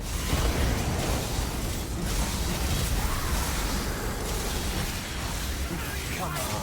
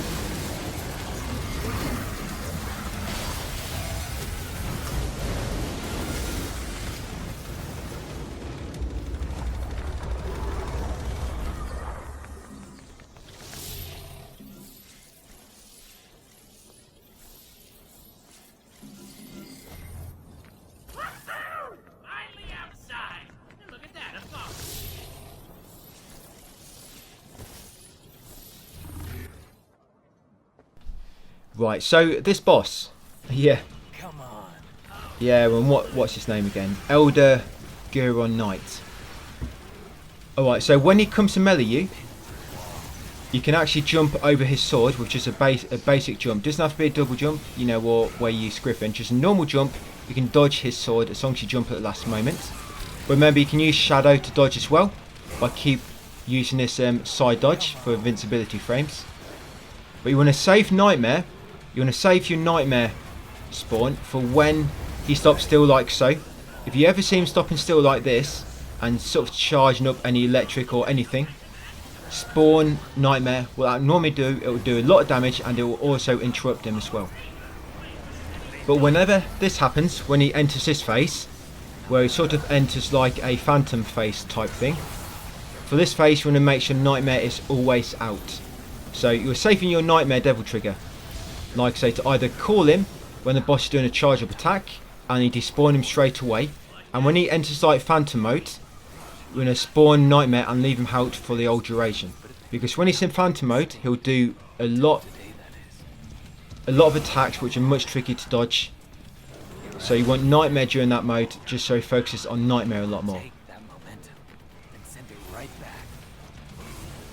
But basically, if it's anything, if he's doing any other attacks on you, which is not this charge here, which you can just jump like so to dodge.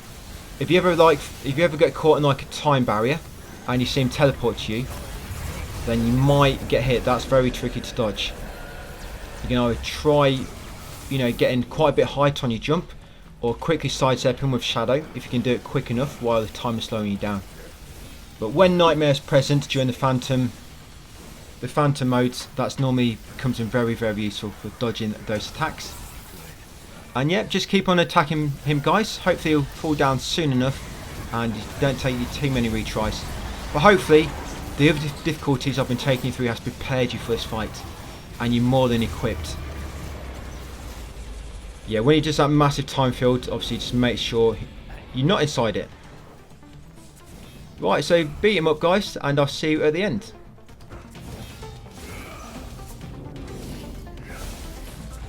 Come on.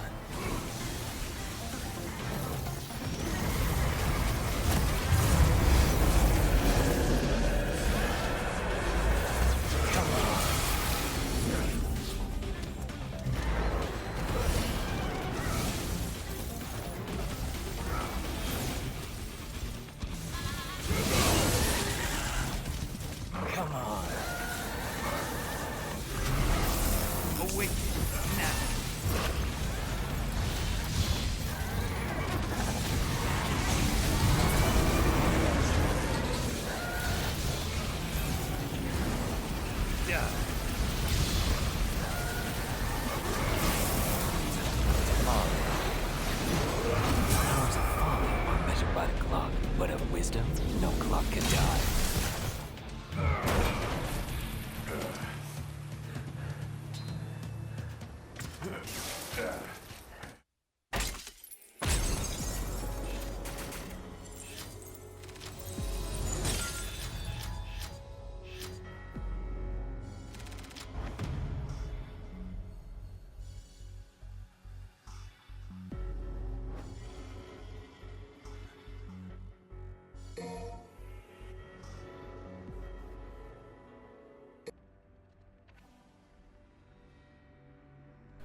Alright guys, so mission 6, back playing as Nero. So just a quick boss fight on this one, and just as we've done on all the other difficulties, you want to try and do this without taking damage, of course, to get your no damage bonus. Your no damage bonus, which gives you double your score. You want 7 overtures and a buster arm. That's what you want, and this strategy is not changed at all since my other difficulties. Is all the same strategy. So yeah, 7 overtures and a buster arm. So straight away you need to go on the offensive. I mean, it doesn't really matter too much on this because we're getting no damage. But on the other difficulties, even if you took damage, you can still get an S rank. But here, obviously, we can't take damage because it will count as a death, and we'll get a penalty. And we'll lose a 1.2 modifier as well. Yeah. So to begin with, I just shoot a leg, guys. Shoot up onto the top of its body, and while you're on the top here, you you want to plant three or four overtures all at once. Hopefully by this point on this difficulty, you should be well aware of its attacks, how to dodge them. If the spikes are going to come out, you need to jump above, but obviously don't jump too early. You need to time your jump. That's it. Remember, you can jump in the air 3 times, and of course use your air taunt to get more height. If it tilts from left to right, make sure you jump in so you don't slide off. When its little sort of antennas try to shoot lasers at you, just go to the other side of its weak point, and they should hit the weak point. They don't damage it, but it actually shields you from the projectiles. Eventually it'll lob like little bombs which will detonate over time, of course, just like you do with its needles. Just jump over them when they're about to explode to avoid them. And yep, just keep doing that, guys. You can use Devil Trigger once you get your gauge built up. Yeah, you do want to try and use your overtures as soon as you can. All 7 overtures. The more you can put in them at once, the more damage it will do. Yeah, but you want to save your buster arm for when you knock it down to do a massive chunk of damage. There you go. I've used all my overtures, so now I'm just going to spam attack. It's trying to tilt, so I'm going to jump to avoid it. It's needles, obviously time your jump. Most times when it does needles, it'll do it 2 or 3 times in a row. So just be ready to jump again. Yep, and there we go. Just spam attack on its weak points. If you're getting close where it gets to the front of the ship, you might want to save your Devil Trigger for any knock for when it falls down, because it'll just give you a nice chunk to do easy damage, and you can use your Devil Trigger more efficiently because you won't have to keep avoiding. You just spam your Devil Trigger attacks on it non-stop. But I think I'm going to kill it before it collapses actually. But yeah, when it does collapse, it will normally expose its weak point will be exposed for like 10 to 20 seconds, depending on how much damage you did to them legs on mission 5. But you can only use your buster arm breakage or like a grab attack twice when it turns black. It will turn black the foot straight away when it falls down, but then it will turn red again, but then it will turn black again just before the end of its knockdown duration. So you don't need to use your grab attack straight away. Just attack it normally. It's black now. And I've killed it. But yeah, it will normally be black for a few seconds, then it will turn red, and then it will turn black before it gets back up again. So you can actually just keep attacking it and do your grab attack the last time it turns black for maximum damage, guys. And that's mission 6. So mission 7, we're going to choose V for this one. It's up to you, but I always like to choose V. It's easier because obviously he's got his pets. You don't have to get too close, and with Hell in Hell, we're using auto assist anyway, so it makes it even easier. But yeah, get through mission 7. The boss is very easy on this one. I don't really need to give you any pointers on that. It's just sort of like general enemies. It's the guys for the shields and the guys for the swords. So again, quite easy. Yeah, so nothing really much to give on this one. It's quite a quick one apart from that. But yeah, get through this, guys. Again, taking no damage. Hell in Hell, and I'll see you on mission 8. Mission 8 is a little bit tricky because we actually have to work on our combo in mission 8, because you take damage on mission 8 no matter what. There's no way to avoid damage. You'd have to kill the boss to avoid damage, and it's very, very hard to kill without taking damage. So we just take damage and, you know, finish the mission early without having to kill him. Which just means you have to get a good score, because we're not going to get the no damage bonus on it. Yeah, so get through this one, guys, and I'll come back at the start of mission 8. See you in a tick. Still gotta search every corner. Careful, B. Something in Indeed.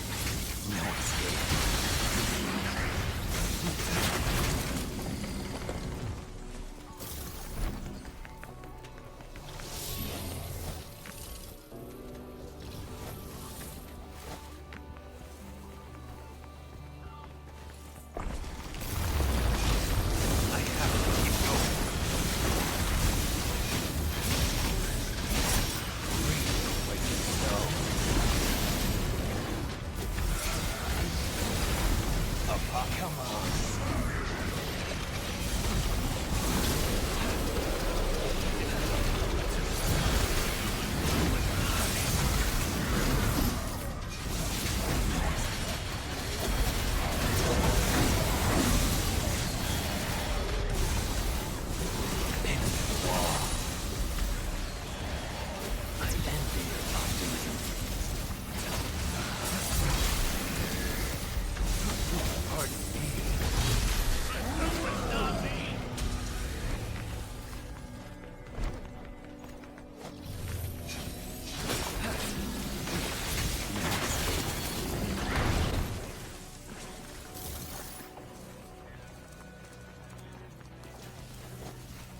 This way.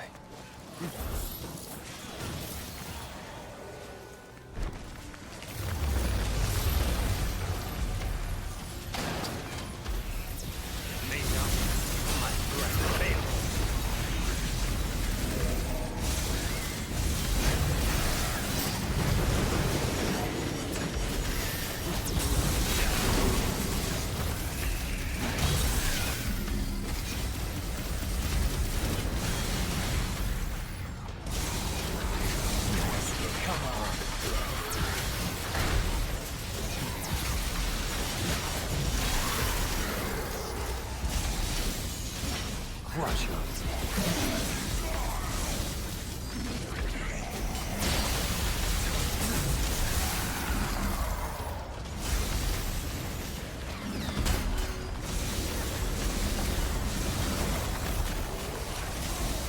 I envy your optimism. Eradicate them all.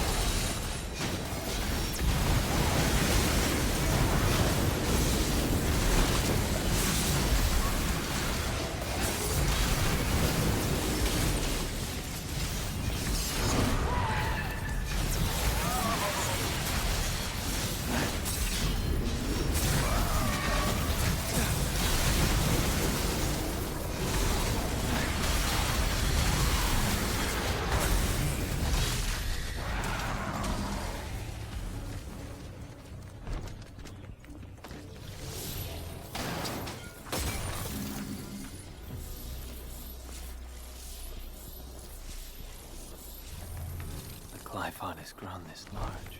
How much blood has been sacrificed?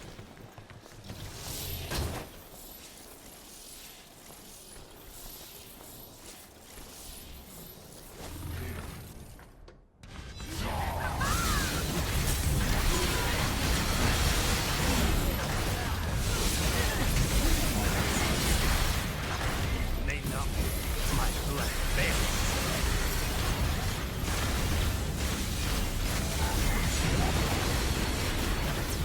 Come on.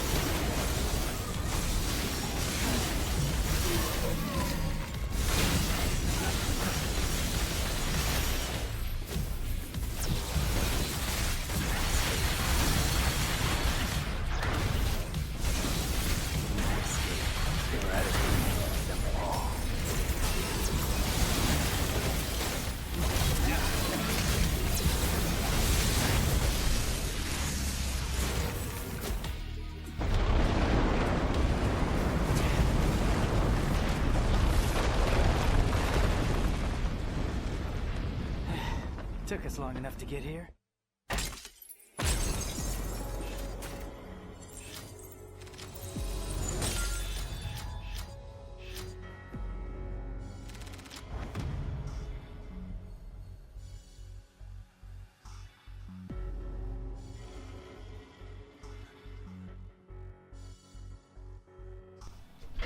My loadout for mission 8 is very, very important because we have to actually focus on our combo for a change. Yeah, this is the only mission where I actually work my combo. Yep, so them guides which say you have to get good at comboing to get platinum. No, you don't. Only on mission 8 you do.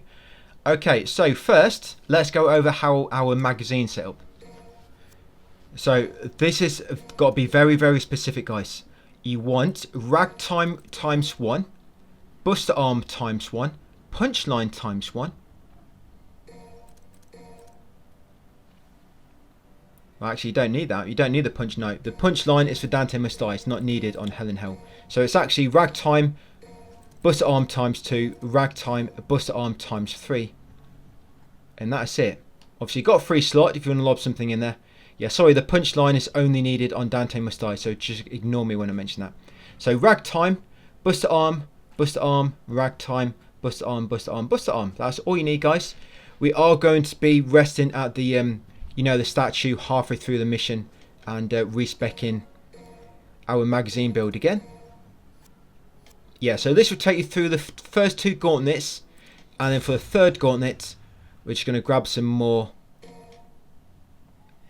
arms from inside the divinity statue. So you need to very, very closely follow me here. Like I say, if you want a sort of text description of what we're doing, just check my text guide. Right, it's going to sprint past these first few enemies. Obviously, try not to take damage. You do have to take damage to finish the mission, but if you take damage before the end, it will count as they continue and you lose your bonus. But at the end, it won't actually affect your bonus because it's sort of story related. Okay, so what we're doing, we're going to grab that bat, that pyro bat, and once you've grabbed it, we're going to hold down the grab button and you hold it, and we're going to use this HOH HAH enemy, and you're going to keep grappling it up to us and using enemy step until you get a B rank, like so.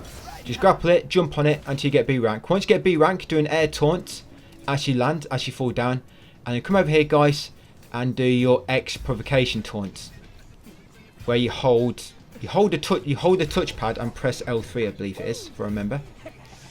Yeah, to make sure your camera is over here, because that HOH HAH might be coming towards you. He normally almost never gets me on time. And once you've fully done that taunt, let go of your grab button to destroy that bat. Then start charging your ragtime breakage. Once the enemy spawn, use it to freeze time 7 seconds. And then go into Devil Trigger and use your Showtime move on one of these enemies. Showtime, you hold forward and press triangle and circle together, I believe. And then you want to use your buster arm breakage on the other enemy, and then by that time the Fury will spawn. Not the Fury down, with a streak move. I think you hold forward and press triangle or something to do the streak move. That should knock him down, and once you knocked him back, use the buster arm breakage on him again to finish him off, guys. That's it. That's how you do that first one. I know it gets quite technical, and yep, I'm explaining it quite quick, but if you look at my text guide, it's all broken down there, step by step in text, so you can sort of read it within your own time, rather than having to keep up with me and my commentary. Right, so that's one gauntlet done. We've got 3 gauntlets all together to do in a very similar way to that. And right now you should have your ragtime left and 3 buster arms. We use 1 ragtime, 2 buster arms for that one, and our devil trigger. Right, so we're going to carry on along here. Do not attack these tentacles, they will affect your score, so just leave them. Where does this go? Yeah, come in this bloodstream. Right, carry on, ignore all these enemies. Do not attack anybody, it will affect your score. Now this massive pit in a second, we're going to jump across it. Don't fall down because otherwise you'll be caught into another battle, which we do not want to do. The more battles you do, the more you have to work on your score. So yeah, jump straight across that arena. Carry on down here. Now here comes the other battle. So similar to what we just did. We're going to use this first enemy. We're going to use wire snatch and keep using enemy step until we get our score yeah, to a B rank, like so. Right, no need to grab him. Just get your score to that, to a B rank. We're staying in the air, just so it makes it harder for the other enemies to attack us. Once you've got a B rank, grab it and hold it. And then come over here, freeze time as well. So we're doing quite a few things together. So get to B rank via enemy step. Grab the enemy and hold it. Use your ragtime break edge and freeze time for 7 seconds. And then get inside, get beside a wall. Make sure your camera is facing the wall. And then start doing your X provocation taunt. Once you've done it, let go of your grab to hopefully damage that enemy if you get time. And then use bust arm breakage on them 2 Baphomet enemies. That's it. By that time you should have a full devil trigger. Then go to devil trigger phase. But do not use it until this guy goes to an attack. Because then it will most of the time knock him down. So wait for him to attack and then do the devil trigger. It will knock him down. And then use show time. Use show time. And then do a lunge attack once or twice, which should knock him back again. And then finish him off with a bust arm breakage, guys. And that should kill him and get you a very good score. Right, guys, so now we're going to come over to his divinity statue. And we're just going to change our magazine setup for the 3rd gauntlet. This is it. Just get the 3rd gauntlet out of the way. And that pretty much guarantees an S rank, guys. As long as you've got a pretty good rank in the previous 2 gauntlets. So you want ragtime times 1. 3 times buster arm. 1 times ragtime. 1 times buster arm. And 2 times Jabira. The Jabira mainly for the boss. So all you really need now is a 1 ragtime, 3 buster arm, 1 ragtime, and 1 buster arm. Now this fight, you don't really get a chance to use your enemy step. So you don't have to mess about with the enemy step again. We're just going to go straight in and start killing the enemies straight away. Yeah, I found when obviously it's nice to do the enemy step. It gets you to B rank and it does help you your score quite a bit. But it just gets too tricky on this bit. Elevators. So as soon as the enemy spawn, we're going to use ragtime to stop time for 7 seconds. Use ragtime breakage. That's it. And then you're going to use bust arm breakage 3 times quickly on the 3 Baphomets that appear while time is frozen. Yeah, 3 bust arm breakage on all 3 of them. That's to quickly kill them. Yep, and it should improve your devil trigger as well. And they're going to freeze time 1 more time, guys. Again, with your 2nd ragtime. Then you're going to go into devil trigger and use showdown on this enemy. Remember, hold forward and press triangle and circle at the same time. That should knock him down and get you loads of points. And then you see the last bust arm breakage, guys. Finish him off. And there you go. Another massive boost to your score. Yeah, remember you need 5,500 points for an S rank. But as long as you don't die, you'll get the 1.2 bonus still. I mean, you do have to get damage at the end. But it doesn't actually count as a death. Because it's story related. So yeah, as long as you've got... I mean, you can probably get away with about 5,000 points. And that 1.2 bonus will still give you enough. So yeah, but I should be have more than enough points. Right, just going to get to the end. No more gauntlets, guys, don't worry. All you got to do now is get to the boss. You need to dodge the attacks of the boss for the first phase. You know where he's sitting down. And once you destroy the crystal, he will stand up. And then that's when you can let him kill you to end the mission early. And these Jabiras will come in useful for dodging his attacks on the first phase. If you need some more, you can rest at the telephone box and call Nico. And go and put some more in your magazine. But yeah, just dodge his attacks in the first phase. Think it's good to be king, huh? Not for much longer. And then second phase, just let him kill you guys and that will end the mission. And hopefully get you an S rank.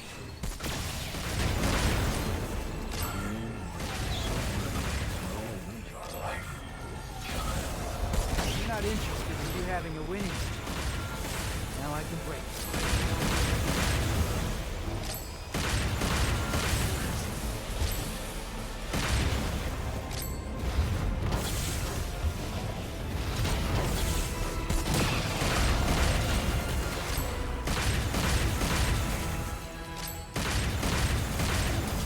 careful.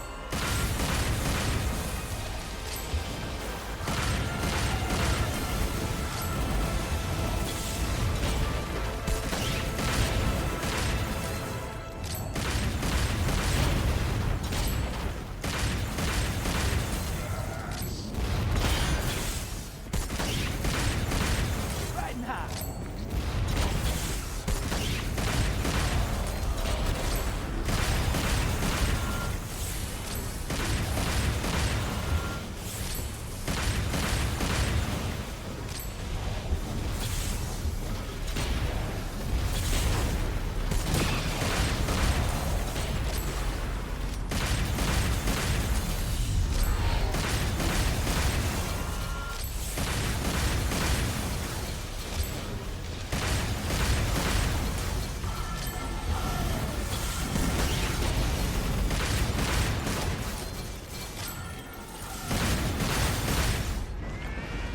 Scatter like dust.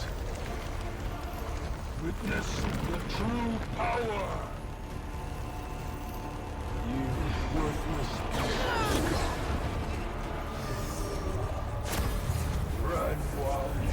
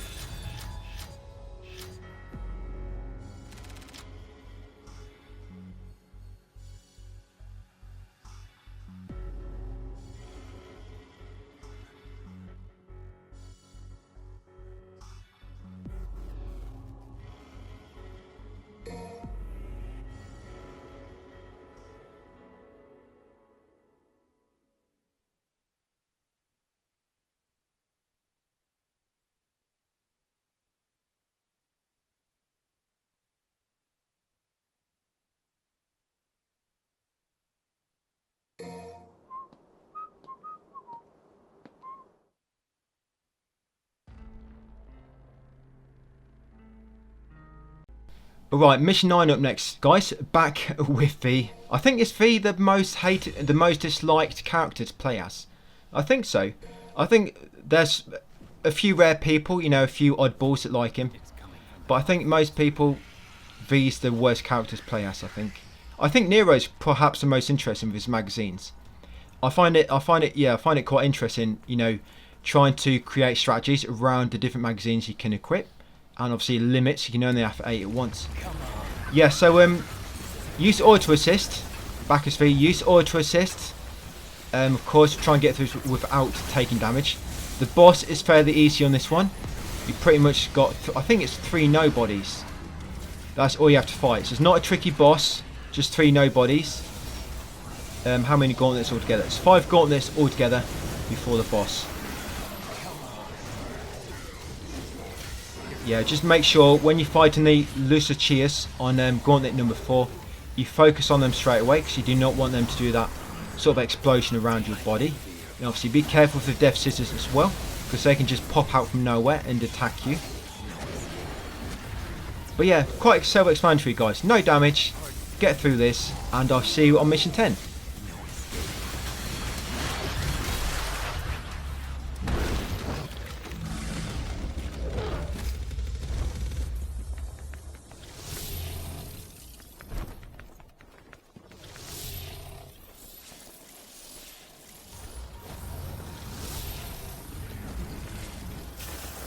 I have to keep going.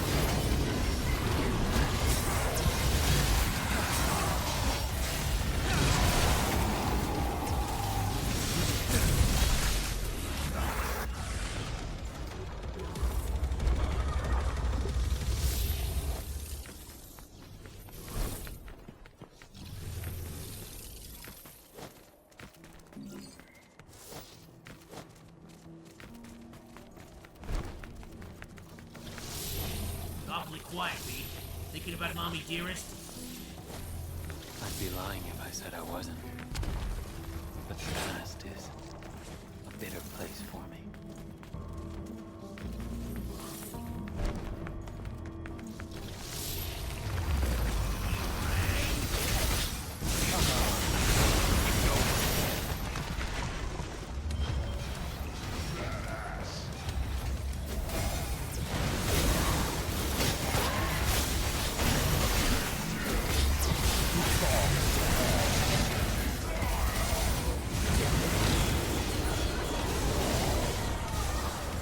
I envy your optimism.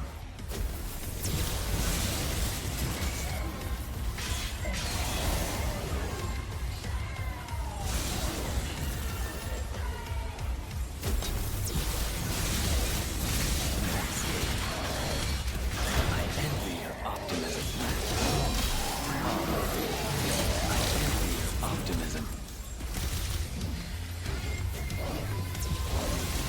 Rest in peace.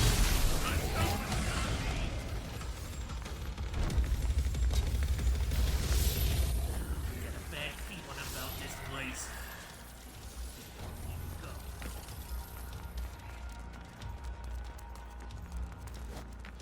Dante's dead?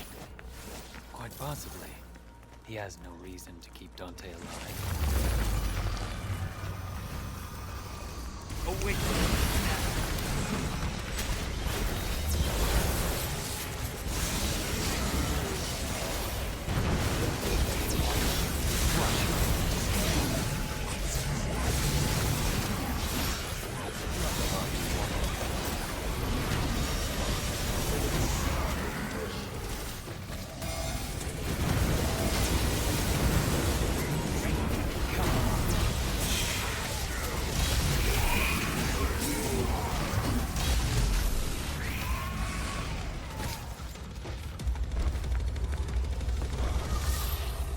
If we had the double sword Sparta, Nero might just be able to... Almost there. You gonna make it, me? Count me nothing. My breath fails. Yeah.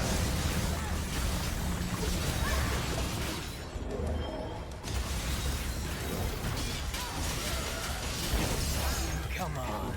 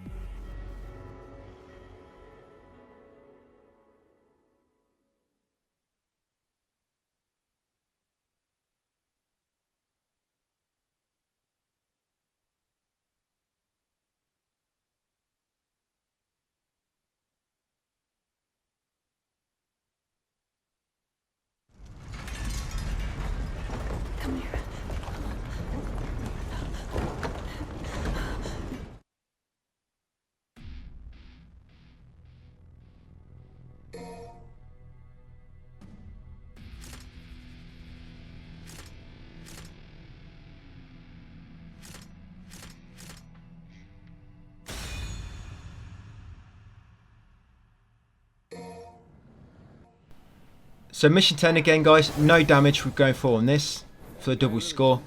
Now you want to make sure you got plenty of red orbs, because I'm pretty much just going to be spamming his red orb sort of machine gun attack. I forget the name now.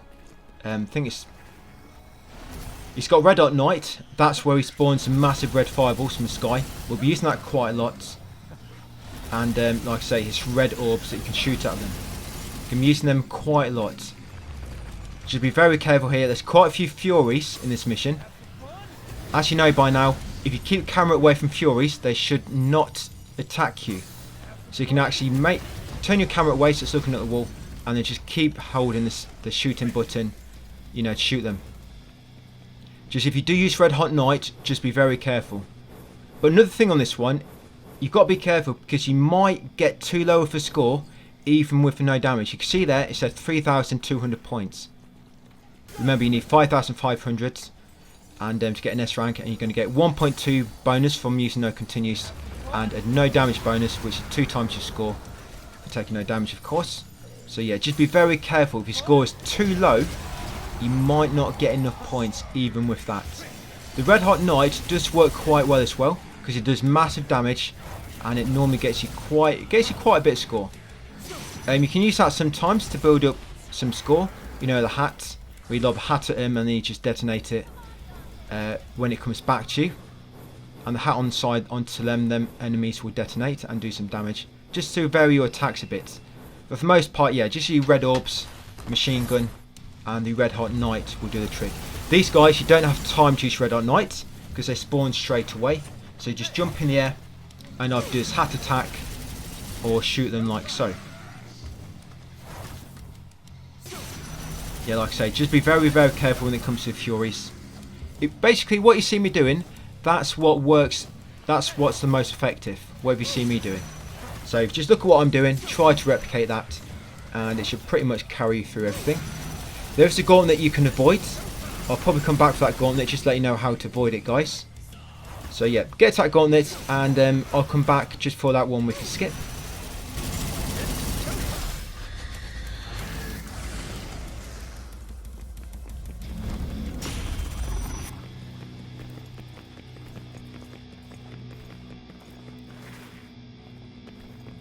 Nothing's gonna close if I don't.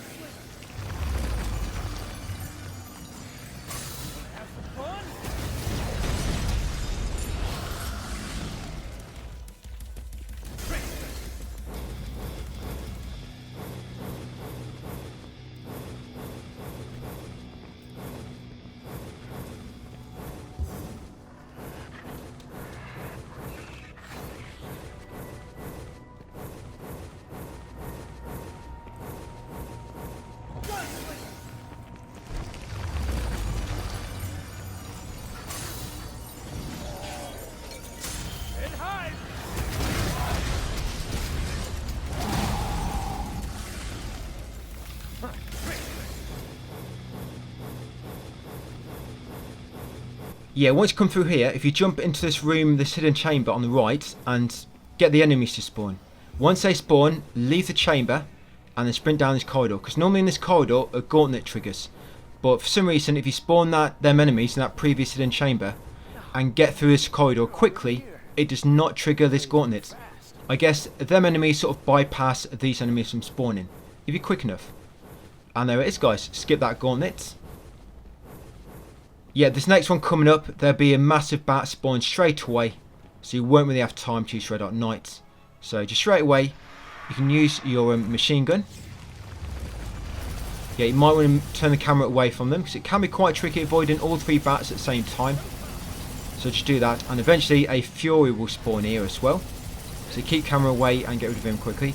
And then the final gauntlet, if you're quick with your Red Hot Night, you can kill all them knights with that quickly, guys, and then get to the boss. And then when you get to the final boss, guys, don't attack him. You can attack him if you want to speed up a little bit, but all you normally have to do is wait 60 seconds and the fight will end, completing the mission. Or destroy the crystal yourself and that will end the mission also. So whatever you prefer, either just dodge the attacks for a minute or attack the diamond to destroy it and finish the mission a little bit earlier. Just remember, taking no damage because you want the no damage bonus.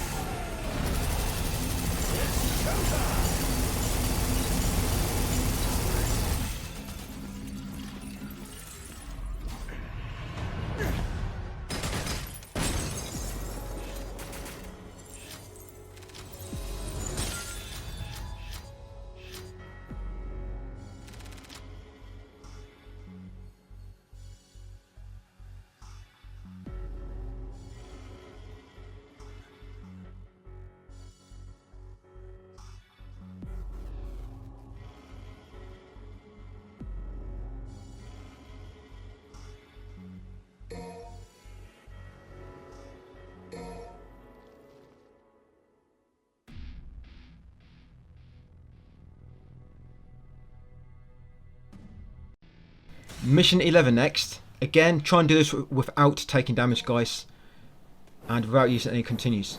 Now, what you want to do for this is, for the boss fight, you want a full SDT gauge and a partial Devil Trigger gauge. So, throughout these gauntlets, you're going to try and use them to build up your score. But this first gauntlet does spawn a Fury, so when the Fury spawns, don't use that to build up your score. Just turn the camera away and just spam your red orb machine gun to get rid of him quickly without taking damage. But yeah, you normally see, not as first gauntlet, but on the second gauntlet, I use it to get my Devil Trigger up quite a bit. Like I say, it's very important you've got a full STT gauge and a partial Devil Trigger gauge ready for the boss fight. Yeah, just watch this first gauntlet. There he is, the Fury. The Fury will spawn once you kill the sort of general basic enemies. So there'll be some tentacles there. Just keep the camera away and just keep using this. If you just come into the camera, you can try to move it away from him, or just jump up just in case.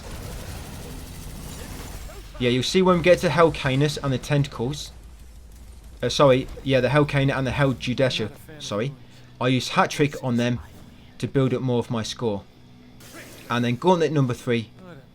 The enemies in gauntlet number 3, they don't all spawn at the same time. You normally have a few spawn, then be a small, about 10 or 20 seconds will pass, and then more enemies will spawn, and then another 5 or 10 seconds, and then more enemies will spawn.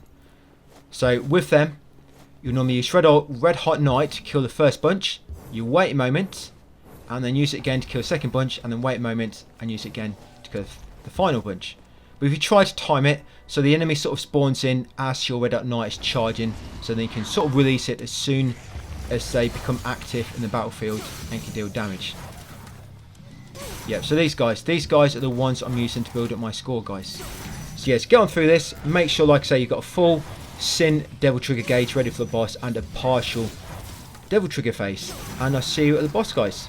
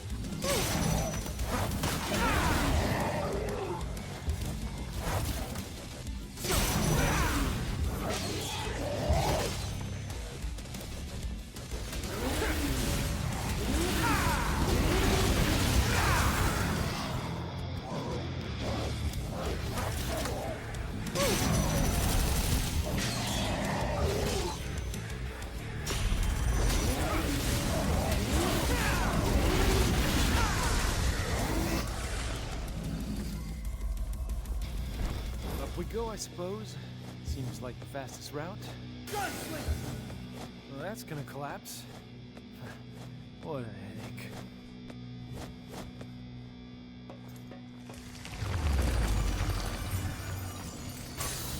Wanna have some fun?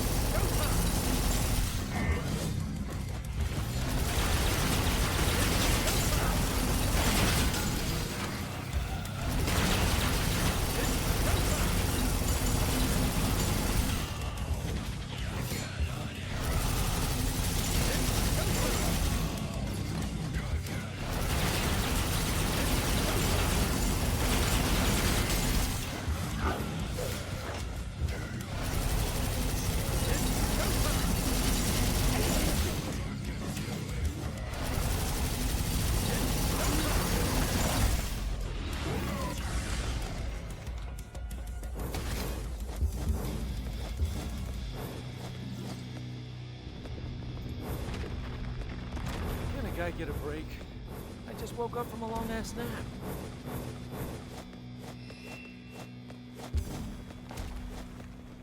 Here he is. So follow me very closely here, otherwise you're likely to take damage. So straight away, you always need to be moving to dodge his attacks. Start charging Sin Devil Trigger, and then use it straight away. And then dodge his next attack, like so. And then as soon as he stops, start using the loose. You hold R2 to use this, I believe. That should go through his shields and deal a massive chunk of damage and cause him to teleport. Then as soon as he teleports, try to use loose again, just make sure Sin Devil Trigger is deactivated. And then start charging Red Hot Knight. You want it fully charged, and just before you release it, use your Devil Trigger to increase the damage. And that's it, guys. So yeah, the problem there is using Sin Devil Trigger and your attack without getting hit. But so, as long as what you do is straight away start moving, start charging it, and then use it, and then use it from the invincibility while actually triggering the Sin Devil Trigger, that normally dodge his last few attacks. And then you dodge his next bunch of attacks, and then once you finish that, the next chain of attacks, then you use the loose. Normally get enough window to do that. That'll stagger him, cause him to teleport due to the damage it will do, and you can finish with Red Hot Knight, guys. Yep, that's mission 11. Alright, so mission 12 next. Now for this boss, you'll automatically start it with a full Sin Devil Trigger face, automatically. Even if it's empty going in. So you just want to make sure you've got a full Devil Trigger face before you go into the fight. Don't, but like I say, do not bother about Sin Devil Trigger face. All you want is a full Devil Trigger. So do not convert it. Do not convert it at all. You can skip most of the fights in this by taking like little shortcuts, by jumping up the gargoyles. Yeah, you can skip quite a lot of fights. Yeah, and you'll know from previous difficulties how we do it. Use your motorbike weapon. I can't remember the name of the attack. I'm pretty sure it's high something. Yeah, pretty sure it's high something. Yeah, you jump up and then you use the attack. I think you hold R1 and hold back and press circle or something, and it'll do like, you can look into your move list and see. And then at the end of it, you can normally do it 5 times before you'll start losing. So this move here, like I say, you can use it about 5 times before you start losing height. So when you try to get to gargoyle or buff, you use it only 4 or 5 times, and then after that do either your double jump or use your dash to get across a gargoyle. And you can normally just reach it on time. Yep, and make way to the boss, guys, and I'll come back just before the boss fight.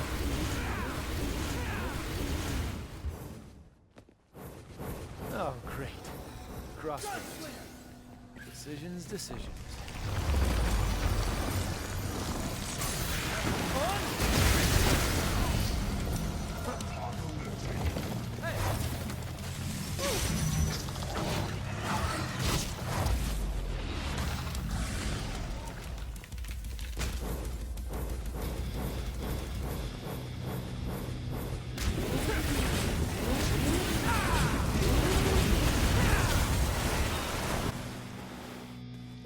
Don't want to keep Mr. Demon King waiting. Gotta pick up the pace.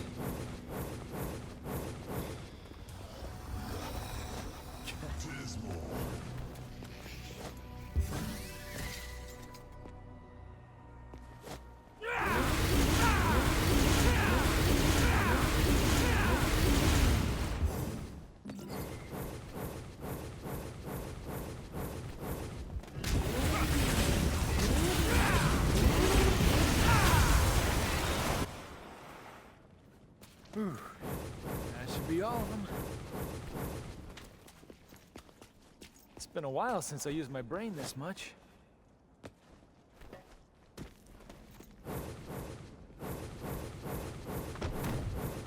Man, this brings me back.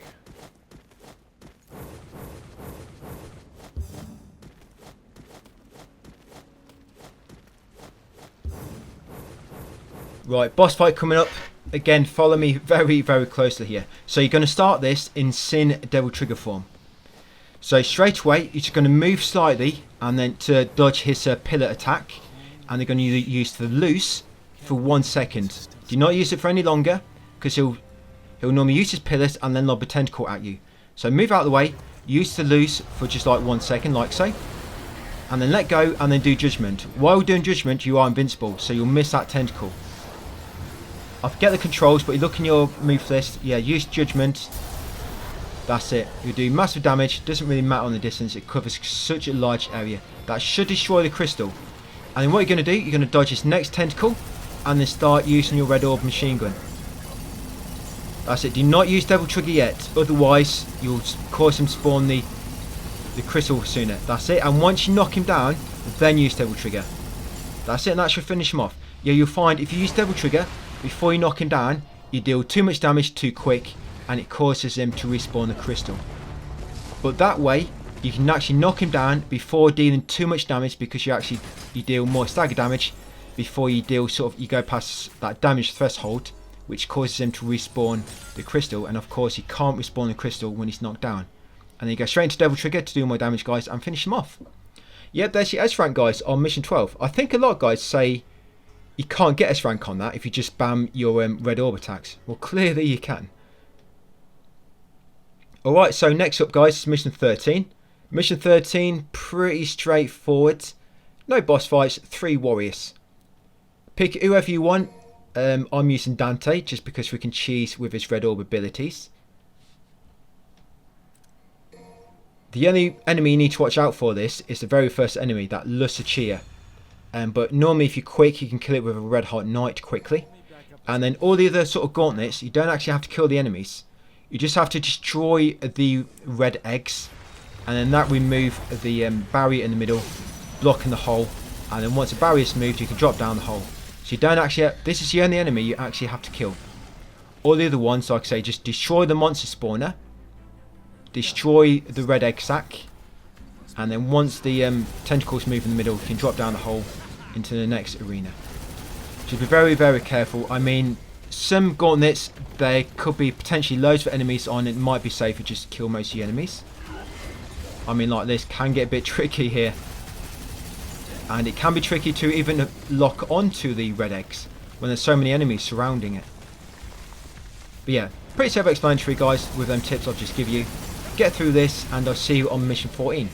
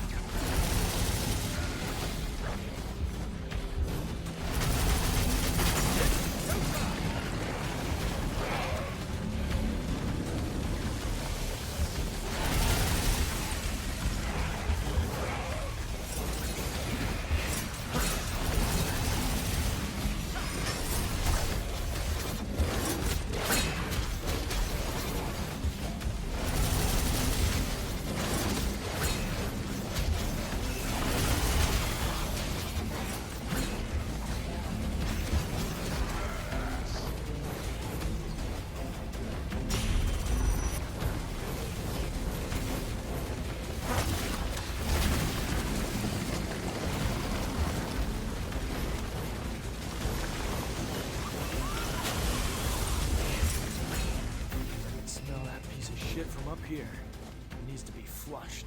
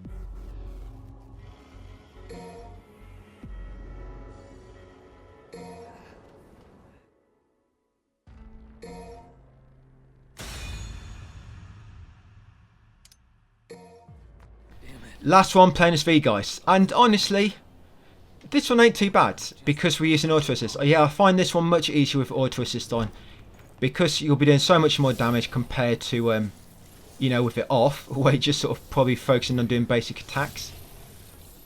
But yeah, just remember, if you use Shadow to dodge, you have a lot of invincibility frames. But the way I do this, obviously we're doing it without taking damage.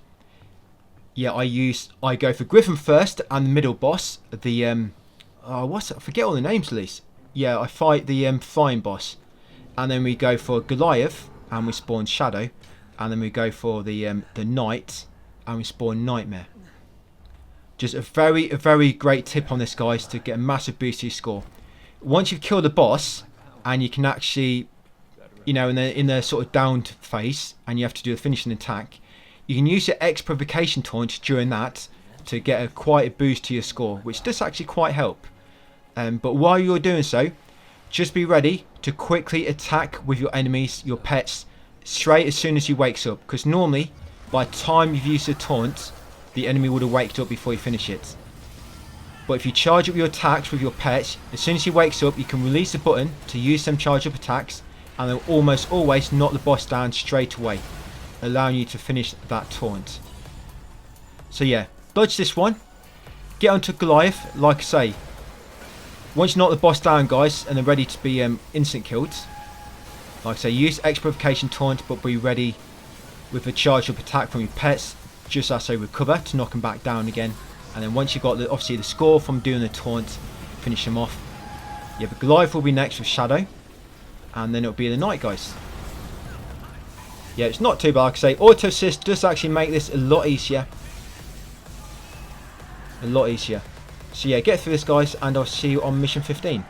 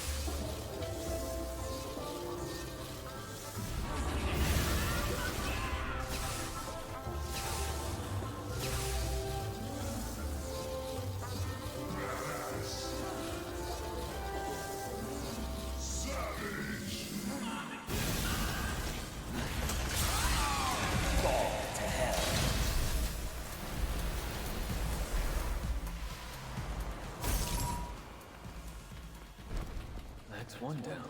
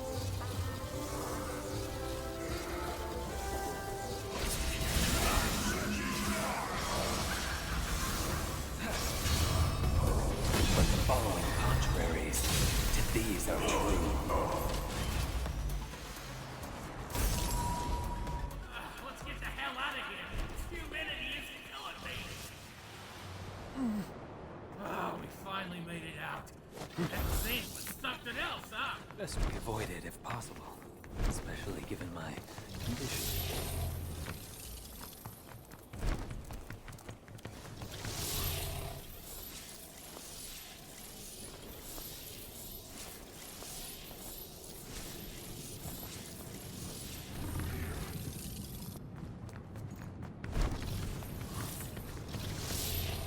They're safe. No time to worry about them bees. Gotta hurry.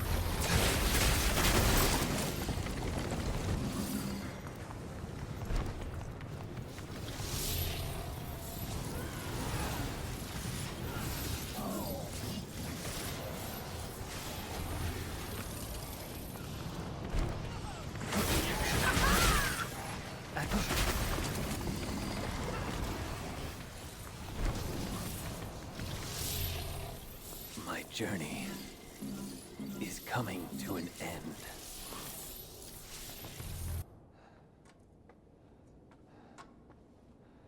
If you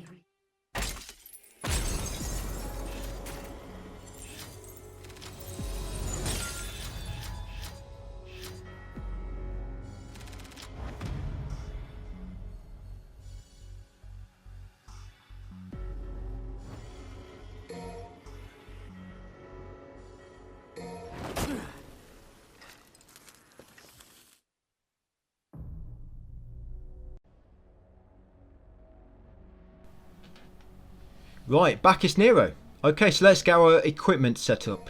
So for this one, of course, to do no damage, we want to use 1 times Jabira, 3 times Buster Arm, and 4 times Jabira, in that order. What do I use the Buster Arm for? Yeah, the thing is on this one, I mean, the Jabira works just as well as the Buster Arm, because I normally save them for this tight passage, to insta-kill all the enemies in there. But it's such a tight passage that the Jabira mid-air breakage works just as well as using Buster Arm on them. But yeah, the first gauntlet is going to be a Lucia and 2 Chaos. So what I normally do, I normally kill them 3 quickly with a Buster Arm, because it's a very tight area, and if you don't get rid of the enemies quickly, it's harder to attack them just because you've got no space to move. So it's just a good idea for the first gauntlet. But all the other gauntlets, you're in like a massive area, it's a bit easier to kill them all. You just sort of use your gun from distance, quite easy to avoid their attacks. But yeah, if you come to Divinity Statue again, you can take 1 times Jabira and the Buster Arm again. Well, probably just all Jabiras and repeat that, because it can be useful on the gauntlets. But yeah, get through the gauntlets, guys, and I'll come back just before the Divinity Statue, just before the boss.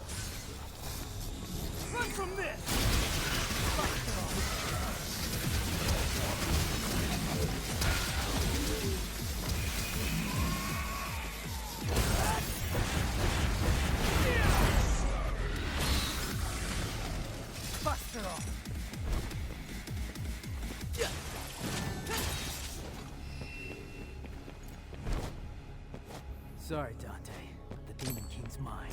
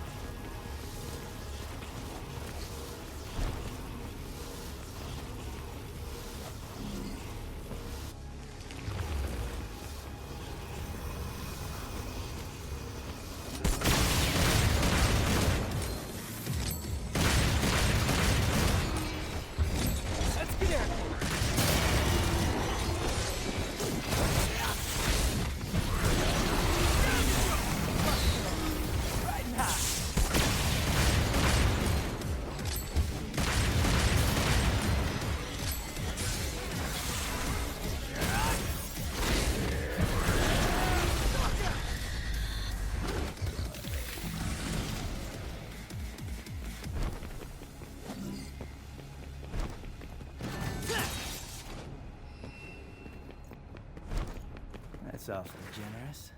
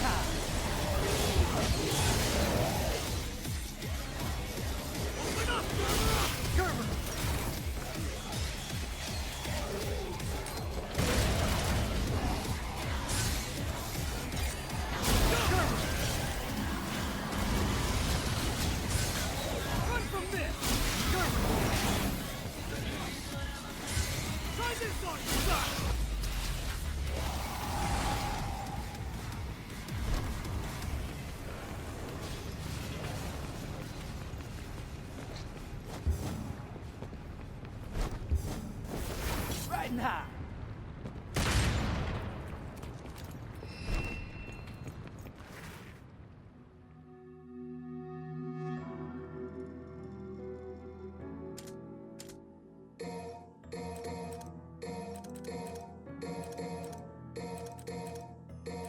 Here we go. So yeah, you want one Jabira, one Buster Arm, one Jabira, one Buster Arm, and just keep going with that formation.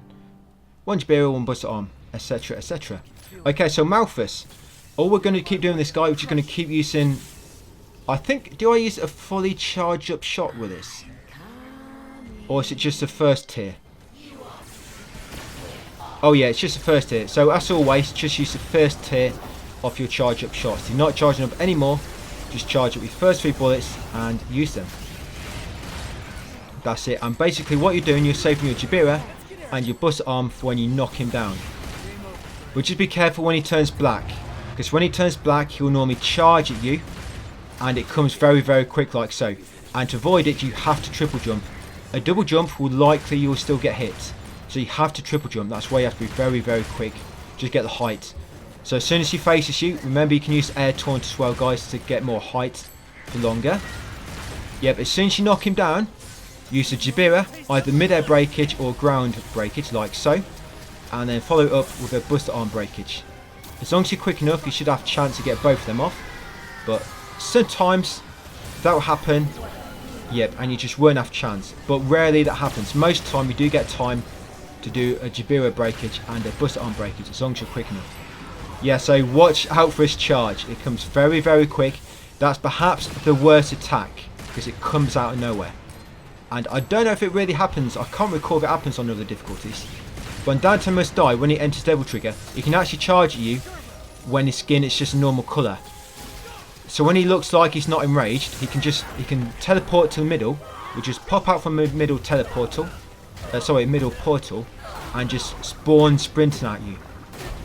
So you've got to be careful of that as well. But that might be exclusive to Dante Must Die and Devil Trigger.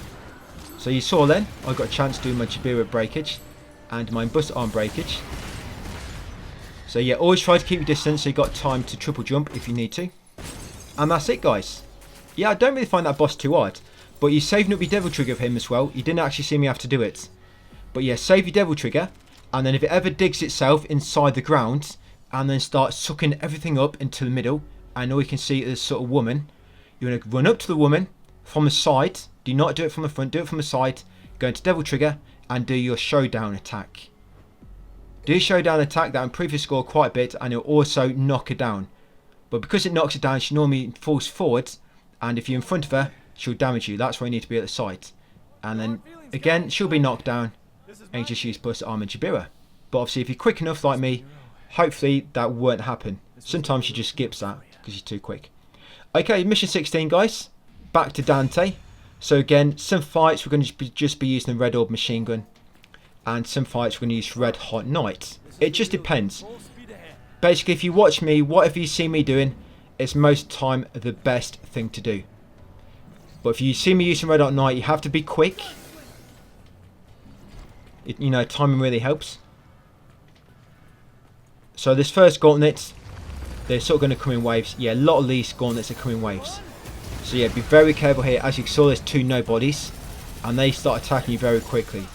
But if you're quick, you can just get 1 Red Hot Knight off quickly and finish them off with your machine gun. And a lot of the fights are like that. So yeah, if you're quick enough, you can get a few red hot knights off. But if you're not quick enough and they start moving around the enemies, just use your red machine gun. Just be careful, there is a Fury eventually. So just keep the camera off him and just using your red orb machine gun to kill him easily. Right, get down to the end, guys, and I'll come back just before the boss.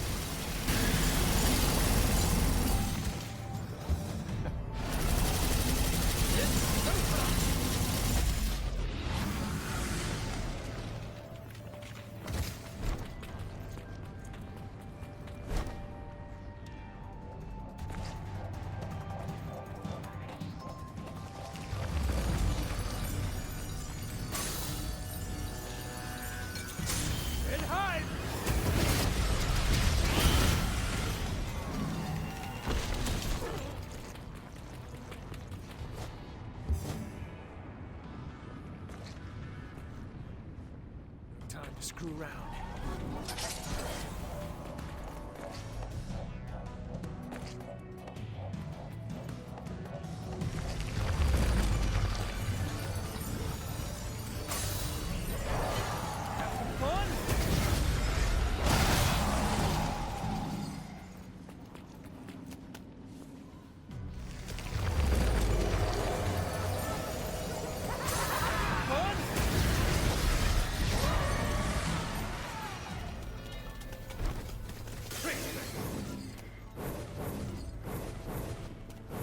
Onward and downward.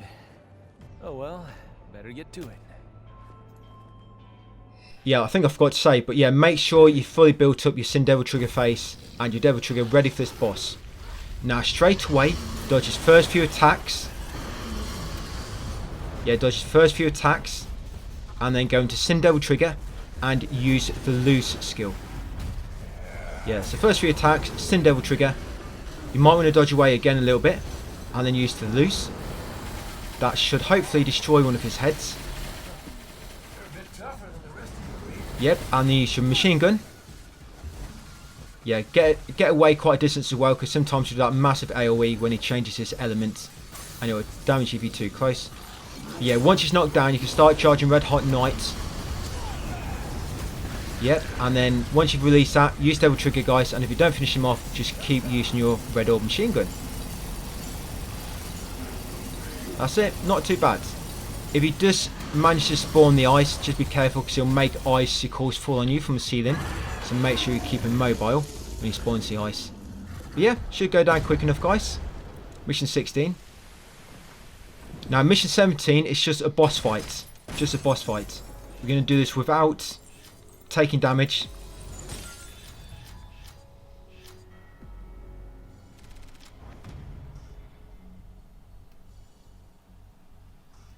But you have to be careful here. On the other difficulties, you'll know that I did take a bit of damage when doing this. But obviously we can't risk it on Hell in Hell. So straight away, you're going to begin the fight with a Red Hot Knight charged only twice. Do not charge it up anymore. Yeah, charge it up only twice. Otherwise, you will, like I say, you will take damage, guys. So charge it up twice, and you want to use Devil Trigger as soon as it releases to do more damage. Yep, and then you shoot him with your red orbs just to cause him to teleport away. But each time he teleports away, guys, don't start Red Hot Knight straight away, because you'll find the timing with it gets very tricky when you charge it fully. Because if it lands too early, it will land just before he teleports away, and then it will teleport away from it, or he might have jumped backwards out of the way of it. So the timing with charging it gets very, very tricky. So normally after he teleports, wait like perhaps 1 second and then start charging it, and it should start and land like so, guys, as he teleports away. Just this attack again, once he teleports, like I say, wait about a second or two, and then yeah, there you go, start charging it. This final teleport when his health is low is a bit trickier because he'll teleport and then jump backwards like so, and there you go, you want it to just land as he stops. Well, most of it missed, but he's got such a tiny bit of health left. Finish him off with my red orbs, and there you go, guys. Like I say, timing gets a bit tricky with charging out a Red Hot Knight after the first one, just because he might teleport out of the area that it lands. So you got to try and time it so he teleports and then it lands. And on the third time when his health is low, he'll teleport, and then he'll jump backwards. So yeah, just get used to timing, and it just makes that fight go by so much easier. Yeah, next up is mission 18.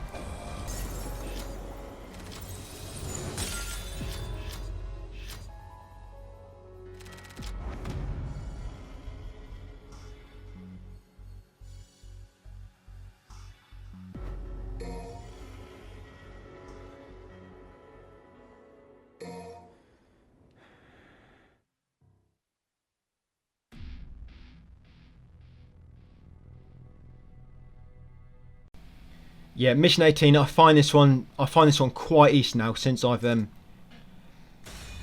cleaned up my strategy. My early strategy for this, I think, before I started recording the guide, it's quite different, but I've like perfected it. Just works so much better. So to begin with, it's mainly my strategy on the end boss on this. I also had a bit of a hit and miss strategy to begin with. Okay, so straight away after this cutscene, go straight into X provocation and turn the camera away from the enemy. That's it. For some reason you get a chance to do the full thing here, and I guess the enemy is so close to you, hovering close by somewhere, that it actually works as well. So yeah, use that to get a massive boost to your score. You'll find in this one, without this boost to your score, you might not get an S rank even without taking damage and getting the 1.2 no continue bonus.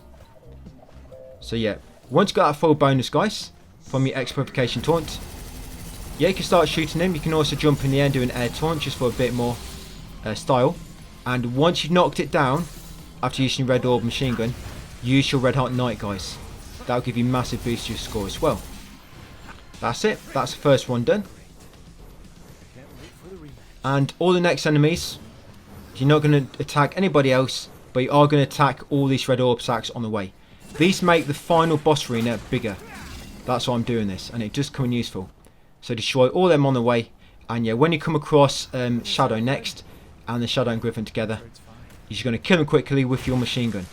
Just be careful with Shadow, because when you're attacking him, he can, sometimes it doesn't look like he's attacking, but it'll be sort of, he'll do a sort of blade attack where he goes underground and then pops up. So just be very careful with Shadow. Always try to keep on the move. Don't shoot for too long. Yep. And then get to the boss, guys. I'll come back just for the boss, give you my little strategy for him.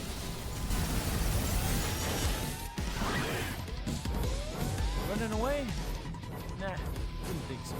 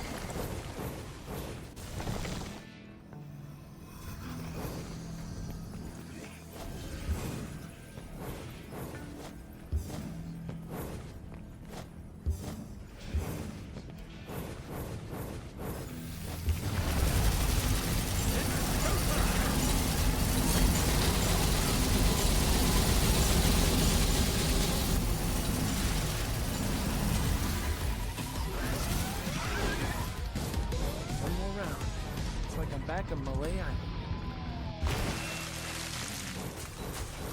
Here we go. Yeah, I think this is quite easy with this strategy.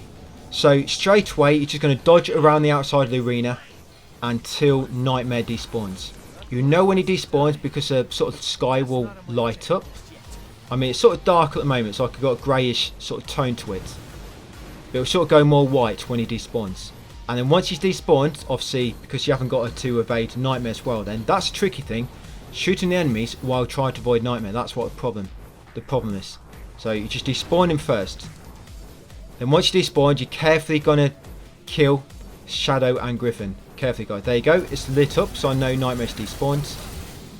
Yeah, so carefully knock these two down, guys.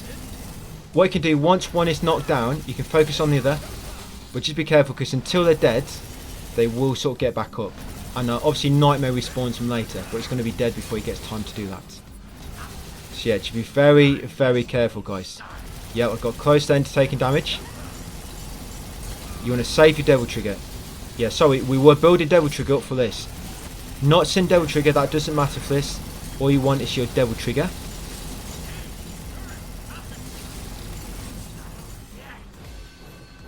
Yeah, so I forgot to mention that earlier, but you would have seen me building it anyway. So obviously I was doing it for a reason. Right, once you kill them both, Nightmare will come back in. Now be ready to use Red Hot Night. He will try to drop in on you, so keep moving until he's spawned in, and then start charging Red Hot Night, guys. And just before you release it, use Devil Trigger, and that should kill him, finish him off. Now you just got to attack him once more, and they'll end the mission, guys. So mission 18. All that's left is 2 boss fights, and then that's Hell in Hell mode done, guys. Hopefully you've got an S rank on every other mission so far. Right, so to beat Virgil, very specific strategy here. If you want a text description, just look at my text guide. So you want to have the you want to be in the swordman stance. So swordman stance with Dante, and you're going to hold circle to charge up the, I think it's called the round trip skill. You're going to hold circle to have the swords behind you, and you're going to dodge his attacks. Then once he finishes an attack and he's airborne, let go of it. So see the sword, you hold circle and swordman stance to spawn them. Now dodge his attacks until he goes to attack you. Then once he's airborne, let go, switch to gunslinger, and start charging Red Hot Night straight away. Now wait till the last minute, and you see when he spawns his little daggers around him. At that point, use Devil Trigger. That will block some of them, and then that should just give you enough time to release a fully charged Red Hot Night and finish him off, guys, like so. Nice and easy. It might take a few attempts. Sometimes after lobbing the round trip swords at him, sometimes he might do a different attack rather than walking in the distance and spawning this little daggers. Yeah, sometimes he comes straight and close to you again. Obviously that messes up the strategy. So yeah, it might take a few attempts, but that does work quite well. You know, when it does work, it doesn't take too many chances to get it right. Okay, so mission 20, guys. I think this one a lot of players have trouble with. Of course, it's last boss. So in this order, you're going to take 6 overtures and 1 bust arm, and then 1 Jabira. The Jabira is mainly to just dodge his attacks at the end. I guess you could take 2 Jabira if you want. I've actually messed up there. I've taken 5 Jabira. I need to take 6.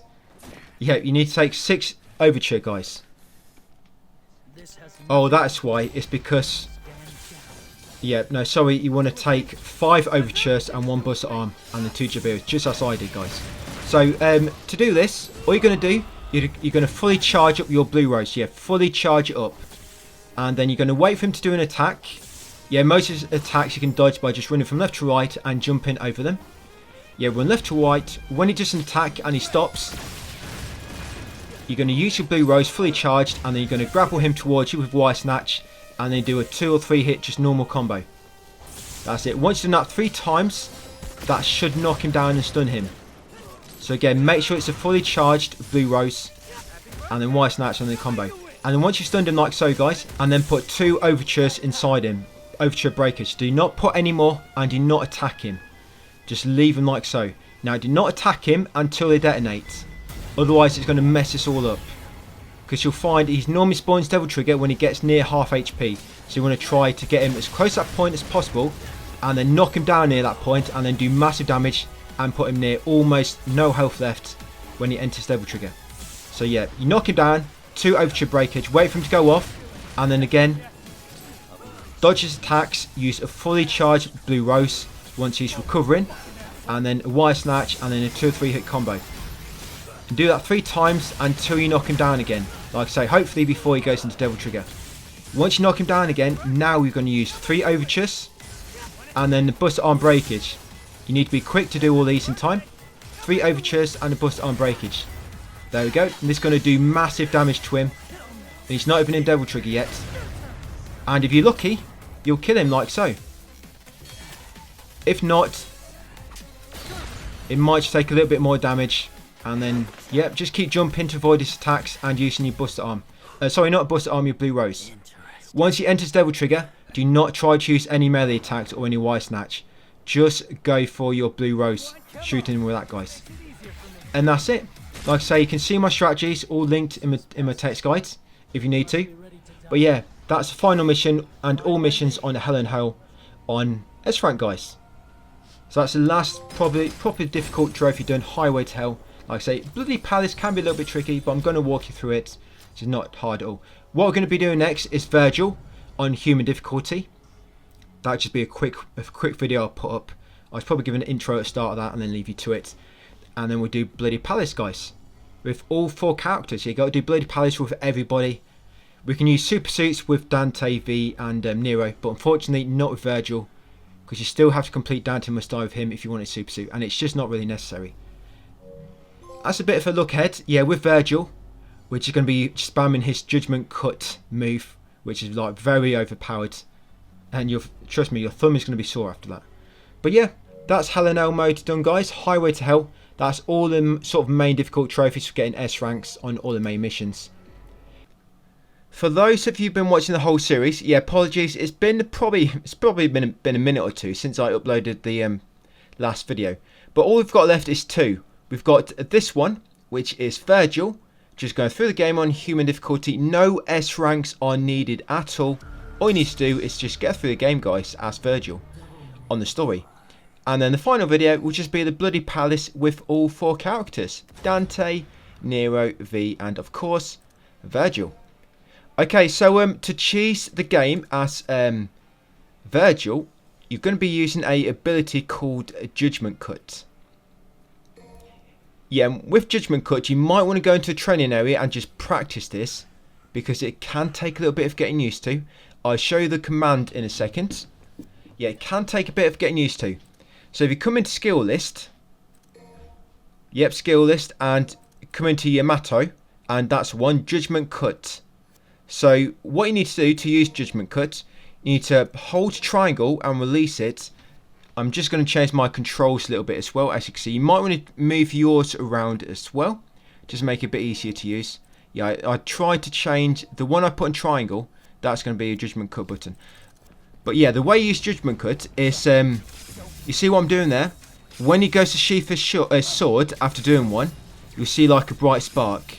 So when he goes to sheath his sword, there'll be a spark. When you see that spark, that's the moment you need to press it again. So like I say, the timing can take a bit of getting used to. This way you want to spend some time in the training area.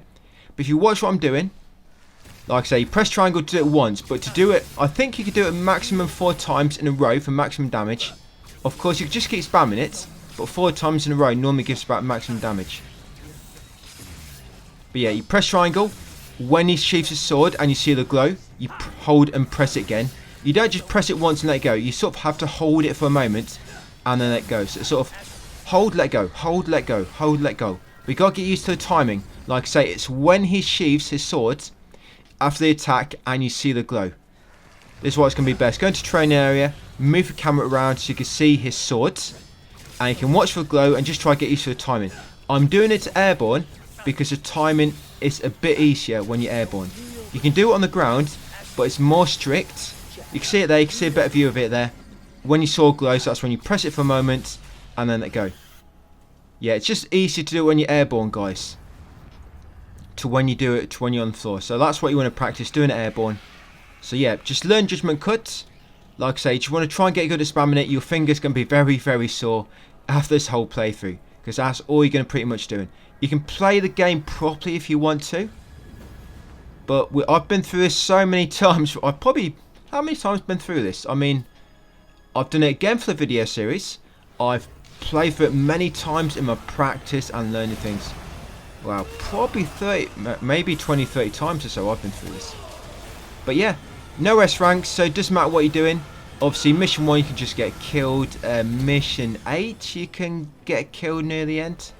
Is it mission 12 as well? You can get killed, I think. No, mission 12 you have to kill him, don't you? But yeah, no S rank, so don't worry about getting a good score. I'll be leaving you through it, guys. I'm just giving you this bit of intro at the start, just let you know how we're doing. This is all we're going to be doing throughout the whole video. No S ranks are needed, so I don't really need to come and give you tips on everything. By this point, you've been through the game at least 5 or so times, so you really know what's in store anyway. All you've got to really do is get used to using Virgil and his Judgment Cuts. His jumping ability is not very good. yeah, all his skills don't really help him get any great height on his jumps. In mission 12, when we tried to skip most of the mission by jumping up the gargoyles on the outside and climbing in through the windows, yep, what I do, I jump. You can press circle to get a bit more height. So you jump, press circle in the air, you'll dodge upwards, so it gets you a bit more height, and then you use the Mirage blade. The Mirage is basically like his gun, but when you do it in the air, it gives you a little bit more air time. So yeah, in mission 12, we're basically, to skip ahead, we'll be jumping, using Mirage blade a few times in the air, using the dodge button in the air, circle, and the Mirage blade a few more times. And that's mission 12. Yes, I'm just buying all the skills. You need to buy all the skills as Virgil for a trophy, I think. Of course, because I'm on the special edition, I can farm 5 million orbs in 1 minute. So it makes it very easy to do this. And another thing with Virgil, guys, there is a misc trophy with him. So you need to get all skills, obviously get through the game with him on any difficulty.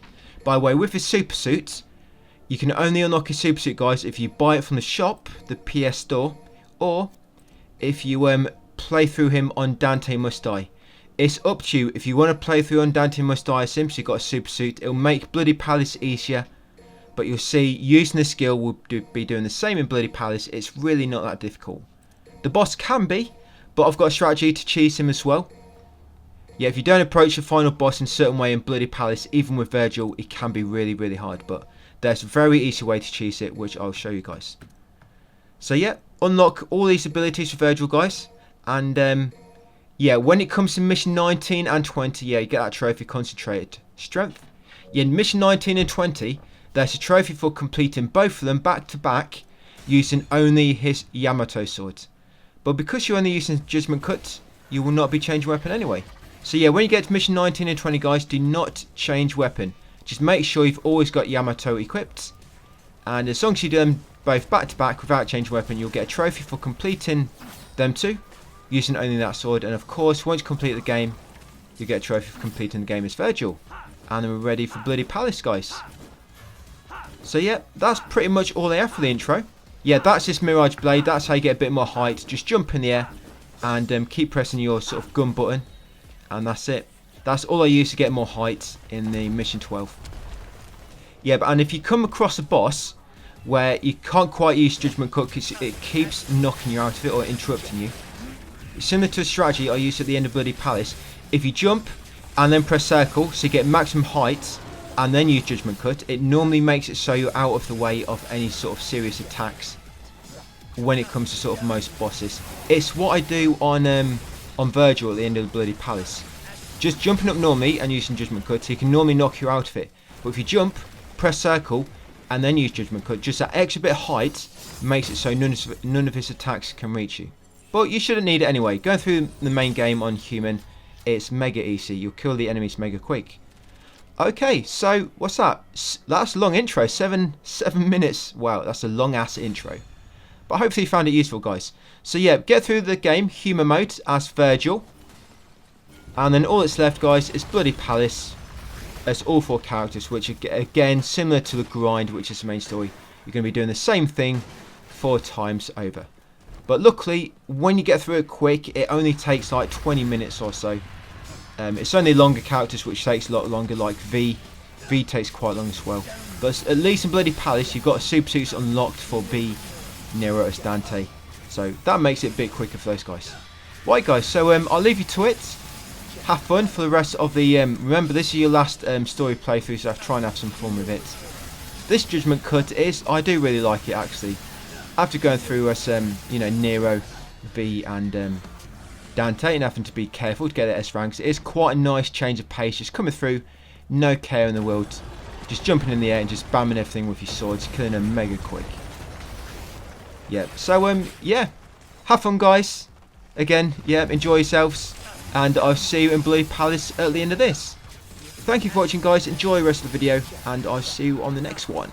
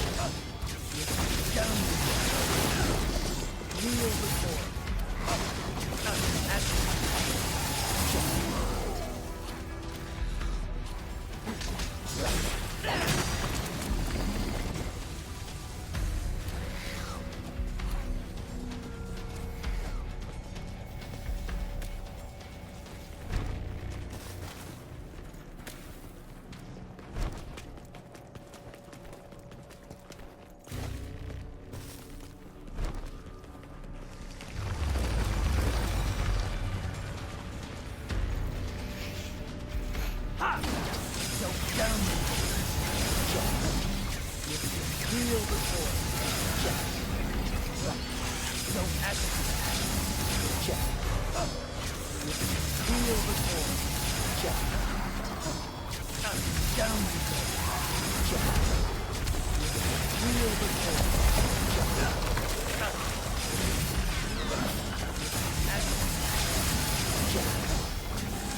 Kneel before. So down you go.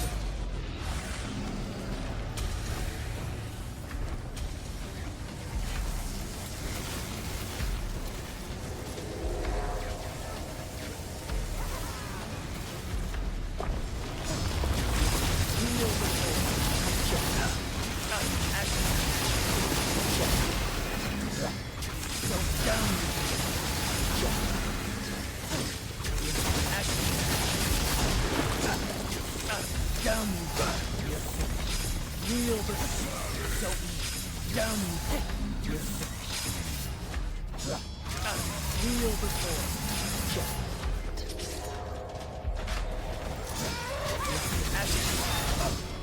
Don't kneel before. Down you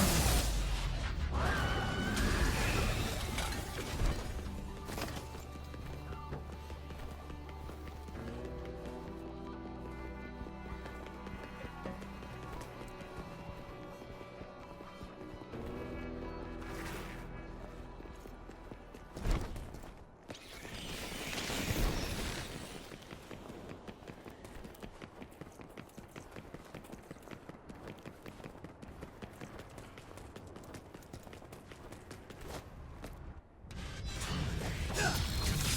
Kneel before.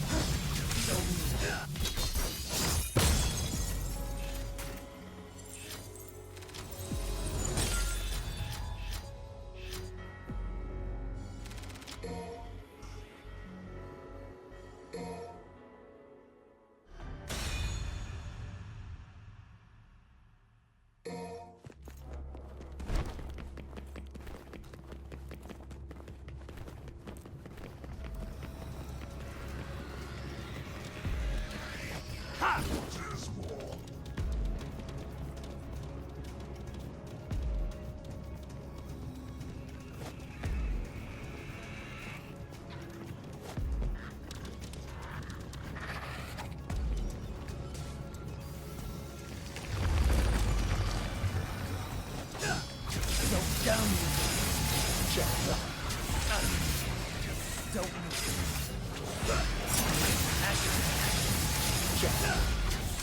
Down you go. Kneel before. So down you go.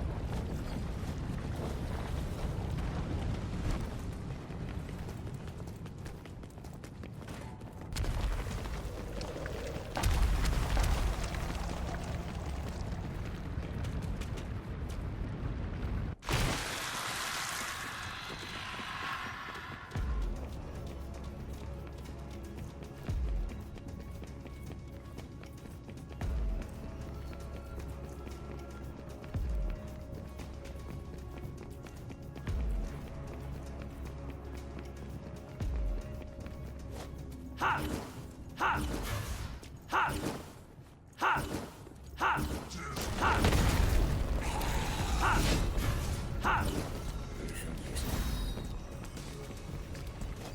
Ha! Ha! Ha!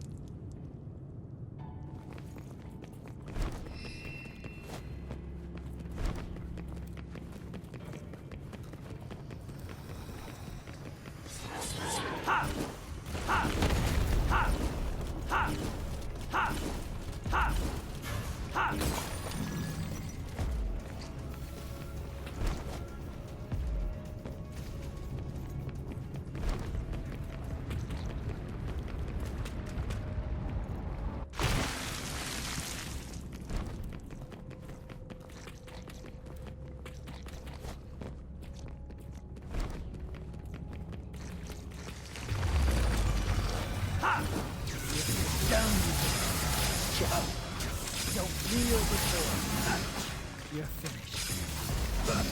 So down with it. Feel the force.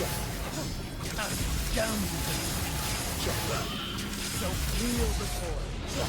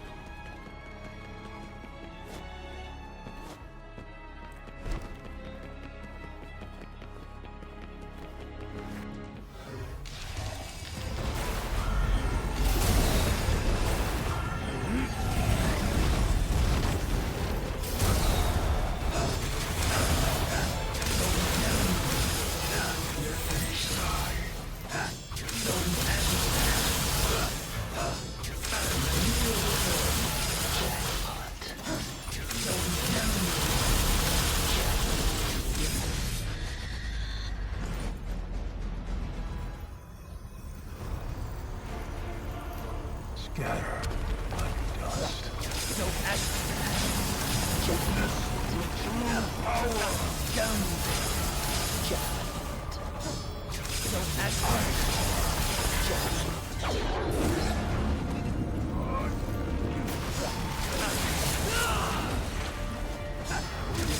Feel the force.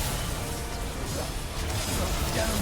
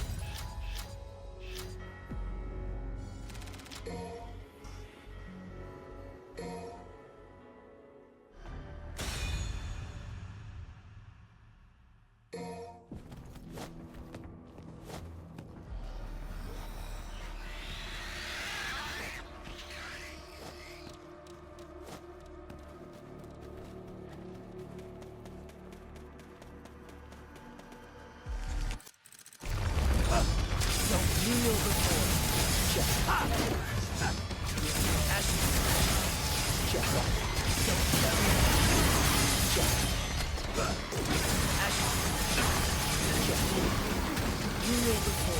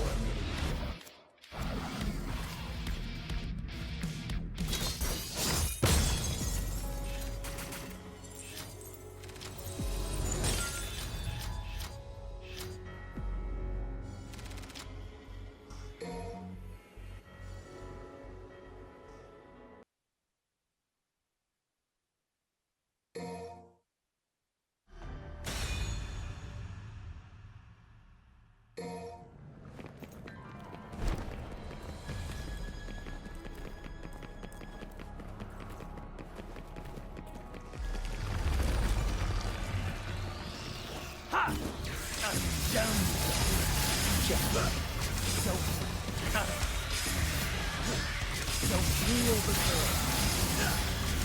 Ashes. Don't kneel before. Don't ashes.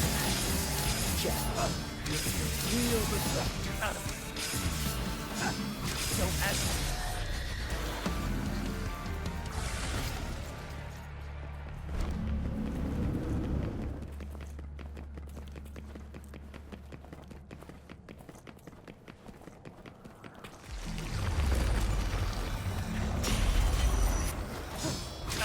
Kneel before. Don't ashes.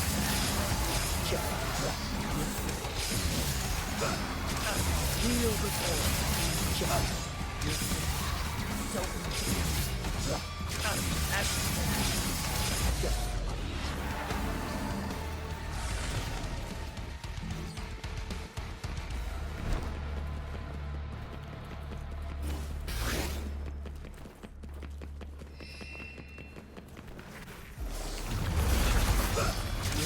Down you go.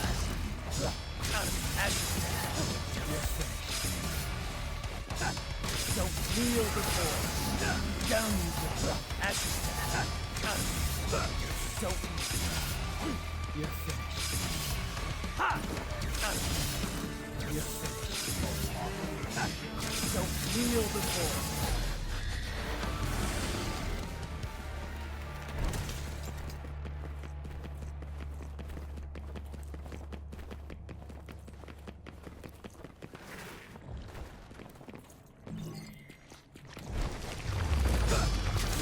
Down you go.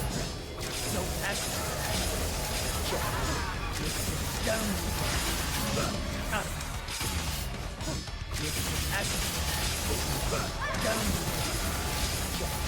Kneel before. Ashes.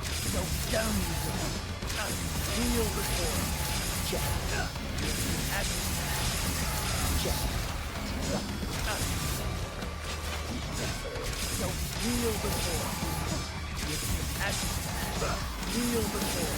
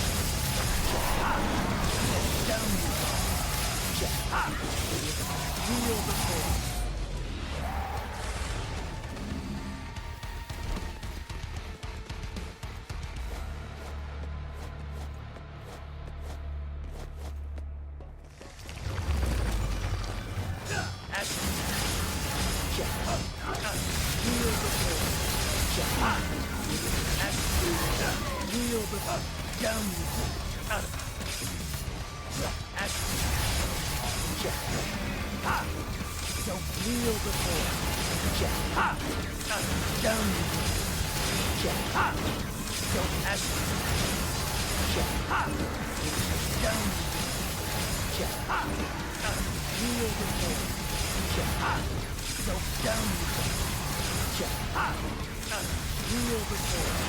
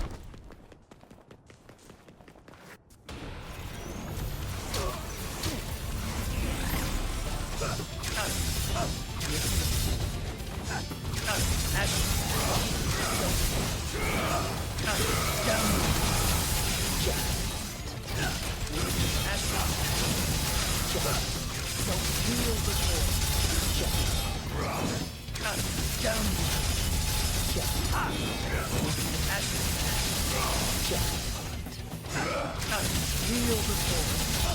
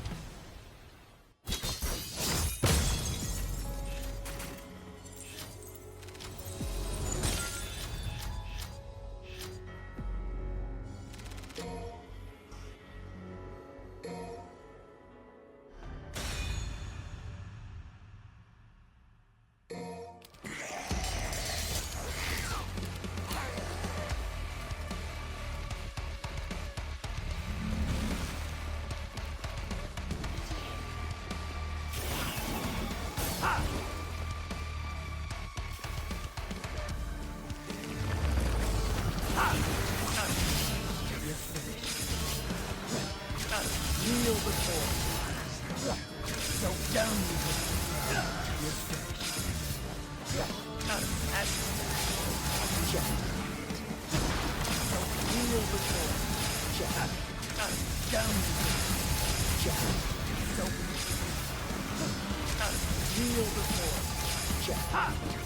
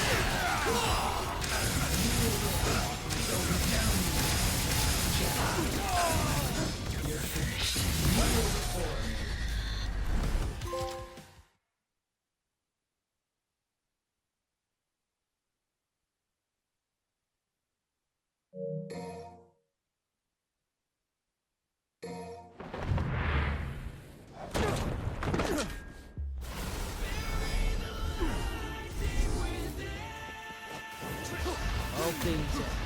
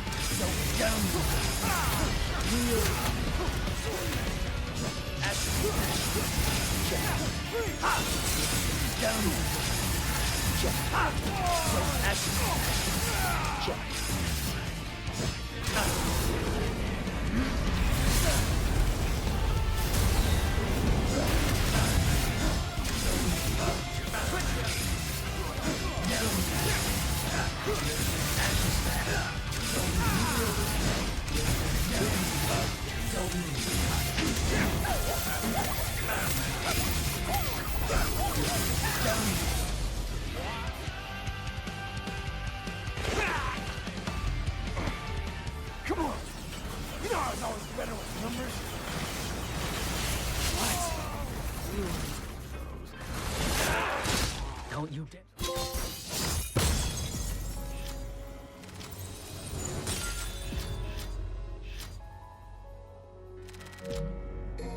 We're doing Bloody Palace now. This is the last thing we've got to do. We've already done everything else. So you should have the super suits unlocked at this point for Dante, Nero and V. You unlock them by completing Dante Must Die. You probably won't have it as Virgil, because with him that means you've got to complete Dante Must Die with him separately, or you have to buy it from the shop. But I'll be doing this without Virgil's super suit. We're only going to be using the super suits for Nero, V and Dante, just because it makes it much easier. Unless you want to make it hard for yourself, then crack on. But I'm using the super suits. Okay, so quick intro guys, what you can expect, and just how I'm going to be doing this video. I'm showing you just the boss fights with each character. I'm not going to show you the full thing, it will take forever. You can do this in a different order, but in this video I'm showing you Nero first, then V, then Virgil, and then Dante last.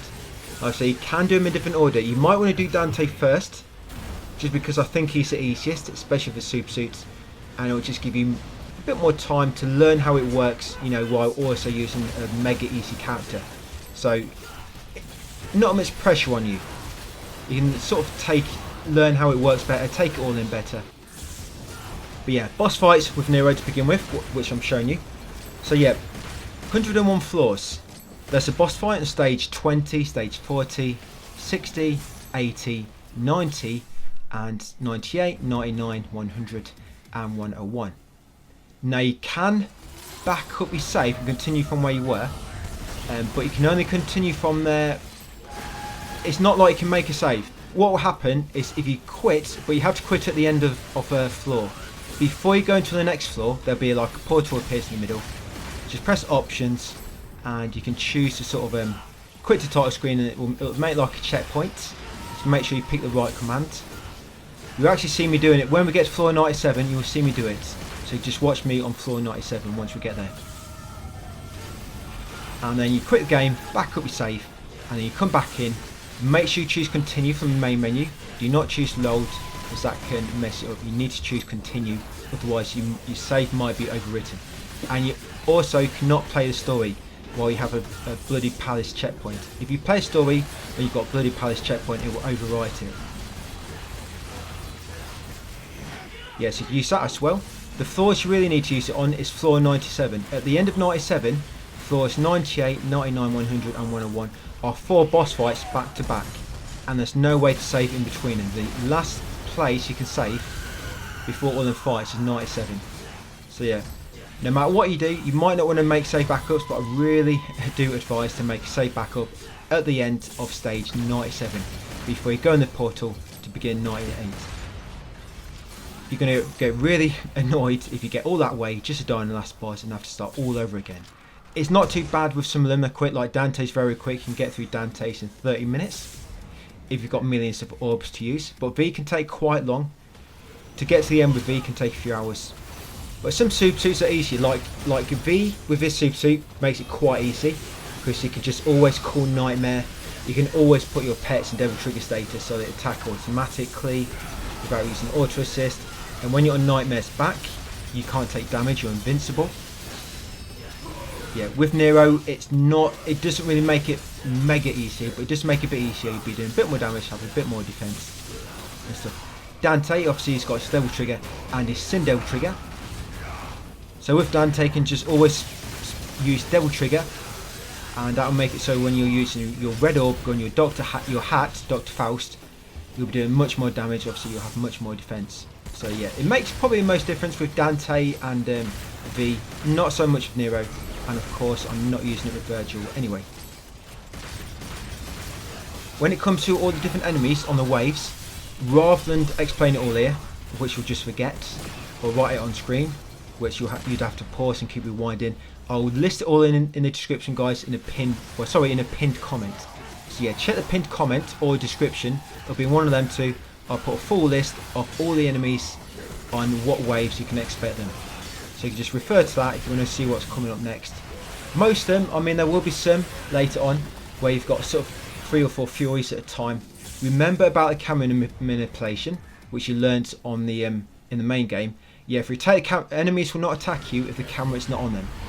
If they've already started an attack, it's different. That attack will still continue, but they will not start a new attack when the camera is not on them. So you can use that to kill Furies. Just turn the camera away, and obviously with your super suits, you just keep shooting your gun. Even though you can't see the enemy or lock on, you will still shoot them by just turning your camera away, and it will work really well. Now when it comes to difficulty, the difficulty increases as you go up, and it does get quite hard, it does.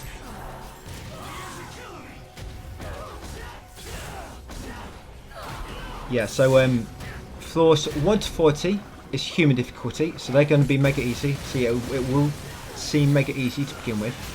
41 to 60 are Devil Hunter, 61 to 80 are Son of Sparda, and 81 to 101 are Dante Must Die. So yeah, once you get to floor 60, it's going to start getting a lot harder, and 80 is going to start getting mega hard. So just be careful. With your super suits, like I say, it shouldn't be too bad. But this way, you always need to make sure you back up your save at the end of stage 97 with all characters. Because you've got 4 bosses back to back, and they're all on Dante Must Die. So that's the intro out of the way, guys. So what I'll do, like I said, I'm showing all boss fights. I'll come back at the start of each character. Just give you some sort of tips, whatnot with them characters. And then leave you to it. And obviously see you at the start of the next one. I'm not going to show you every single wave, like I say, it'll be here forever. You don't need to, you'll be flying through some of these waves so quick. There's not really no need to show you through them all. So yeah, Nero, as you can see, there will be rest stops for every character. There will be sort of rest points, like every sort of 10 stages or so. There'll be like a rest place. As Nero, you can get magazines there. You can't just grab any magazine you want. There'll always be a selection. There'll be like, for example, 4 overtures there, 2 Jabiras, 2 Buster Arms, and that'll always be the same. Each time you go back there, it'll be the same selection again. So what you might want to do is Nero. You can use Jabiras, always come in handy throughout. But when you're getting close to stage 101, when you're on like stage 72 or 80, you might want to try stocking up on some overtures ready for Virgil in 101. So they just allow you to kill him mega quick. If you remember back to my strategies for Virgil as Nero, back on like down to must die difficulty and hell in health, you can do the same thing here. 3 overtures when you knock him back, and use your Buster Arm. But most bosses, just like I'm doing here, just use Devil Trigger, shoot them from a distance, like so. Just keep shooting them. It's safe to do so. When you do knock them down, you can get in close, do some strong damage. Yep, good thing about the gun, obviously it keeps you at range, out of the way of danger. And yep, just keep moving, always keep triple jumping, so any attacks that do come in, you'll likely avoid them. And yeah, not really much much advice I can give us Nero, guys, other than what you can see me doing here, and what I've just mentioned. You've got super suits, so it's pretty self-explanatory. But yeah, that'll be it for my Nero intro, guys. So get through that one, and I'll see you back at V. Like I said, you do not have to do this in the same order as me. If you want to do them in a different order, do so. Like I say, I'm doing Nero first in this video, then it's V, then it's Virgil, and then Dante last. I'll try putting timestamps as well, timestamp on which I start each character, just in case you do want to skip to another character. And just one more thing I almost forgot to mention. On like about every 8 or 10 stages or so, there'll be a floor which might have tentacles on or green Empusas, and they're how you recover some of your orbs back, your green orbs to heal. Yeah, like I say, it's like every 8 or 10 stages or so, there'll be tentacles, they drop green orbs to heal with, or you might find green Empusas to kill.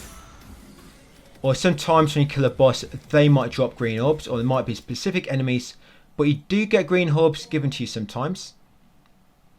So if you are getting low on health, just hold on, you will eventually get to a stage which will give some green orbs to heal with. Yes, that's the one, you suspend. You have to make sure you choose suspend, otherwise it will not sort of save that checkpoint. Then you back up your save, you go back in, and then just continue. That'll drop you back in where you suspended from. And that's how you just go back into it, guys. If you die, you can just download your save and jump back in there. Right, so crack on, guys, and I'll see you after all these bosses, this massive boss rush, 4 bosses all in a row. I'll see you as V.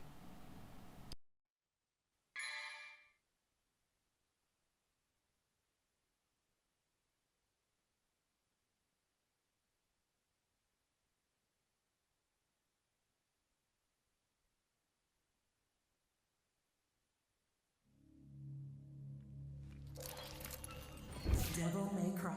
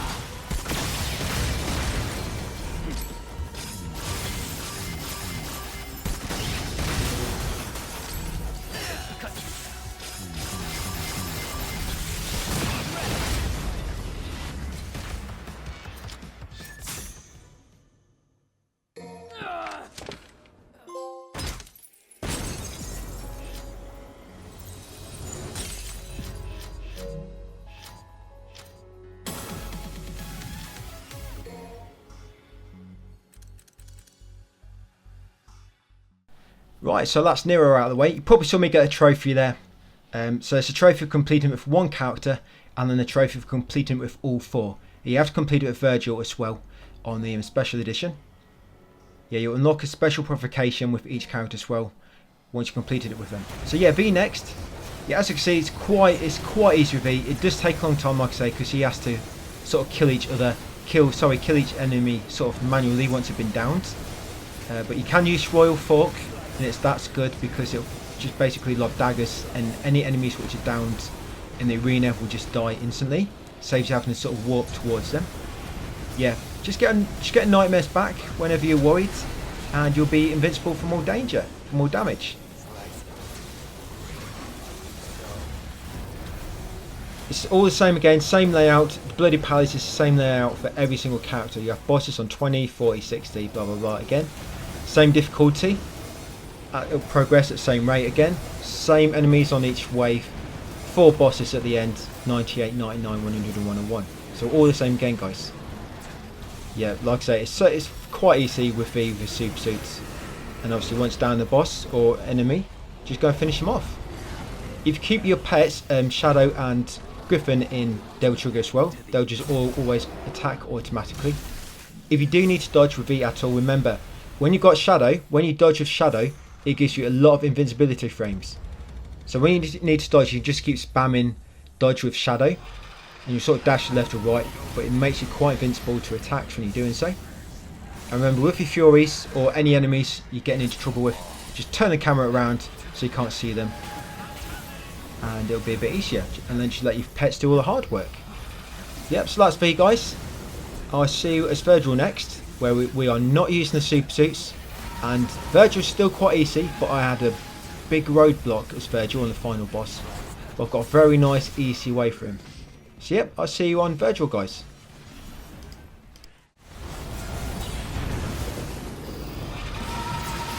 I will finish.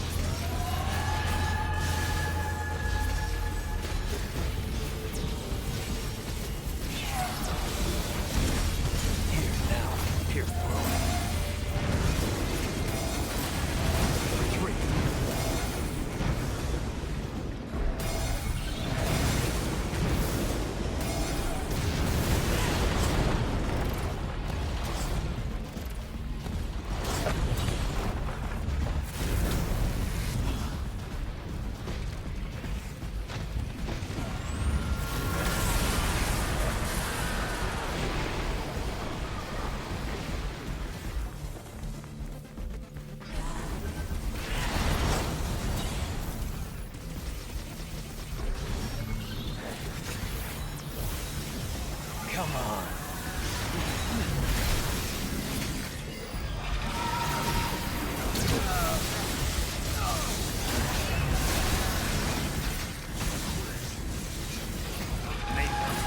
My blood fails.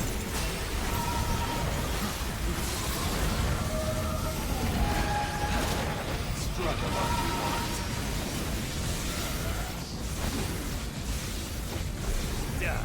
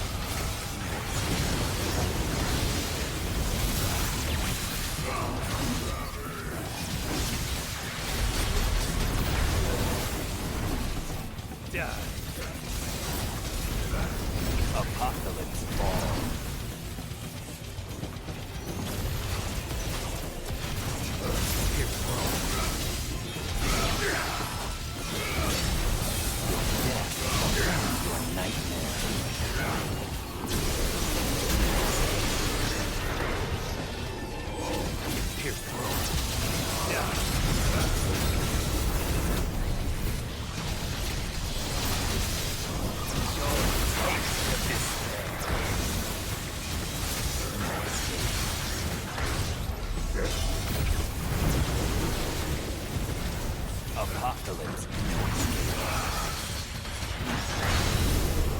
But the following contraries to these are true.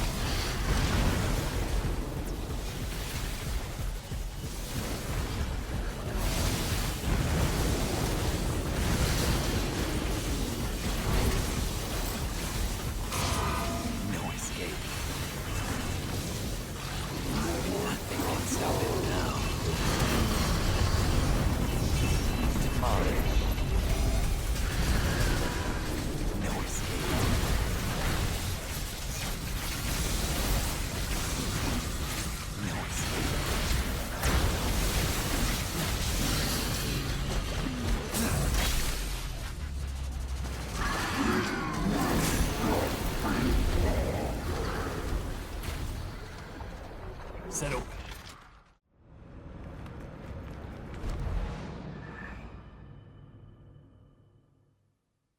Eradicate them all.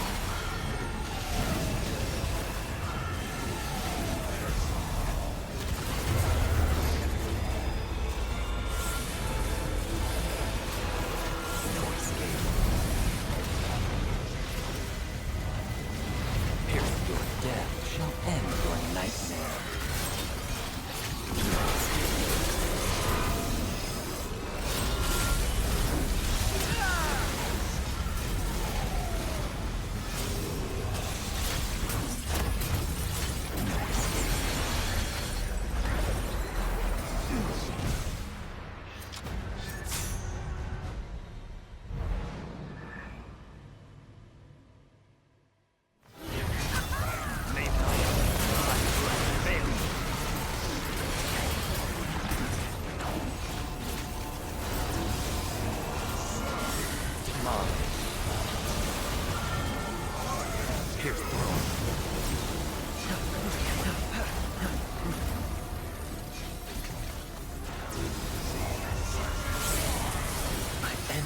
Optimism.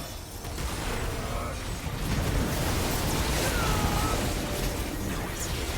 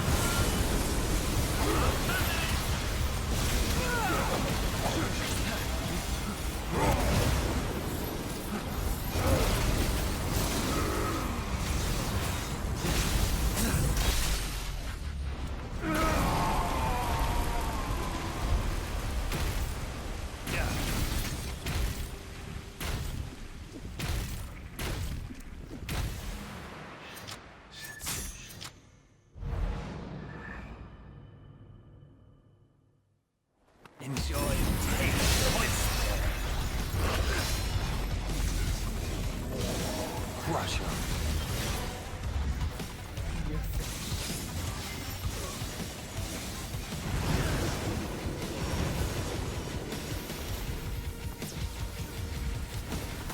Apocalypse Fall.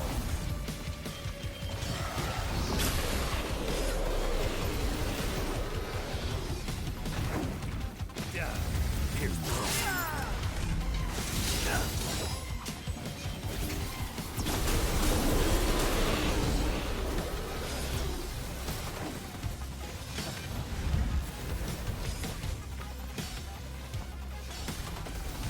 Pin to the wall.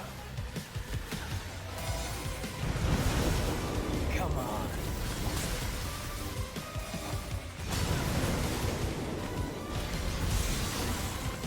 Come on.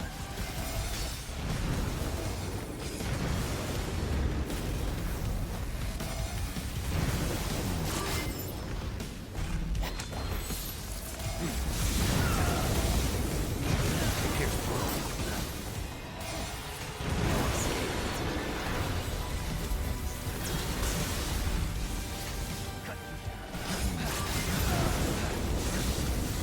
Slice him.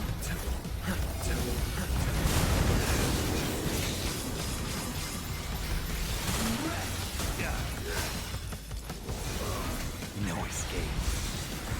At your pleasure.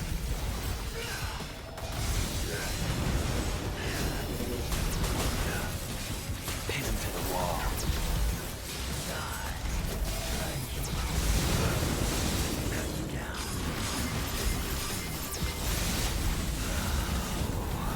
Your death shall end your nightmare.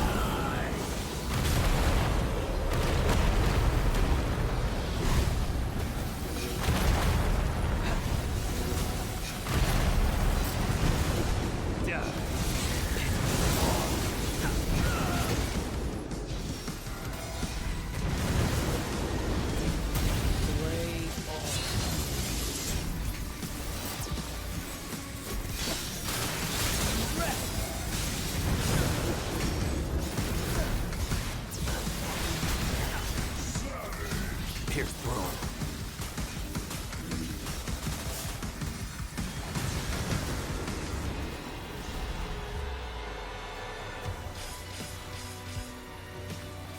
No escape.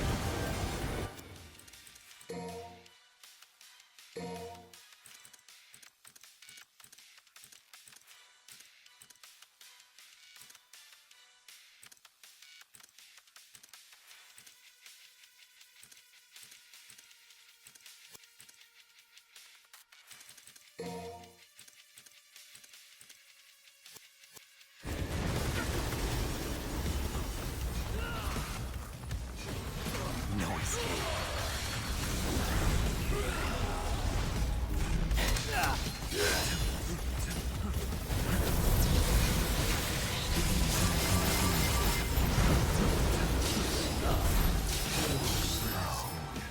Here now, this is the end.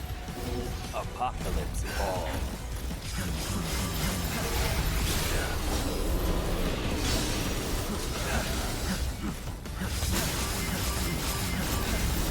Your death shall end your nightmare.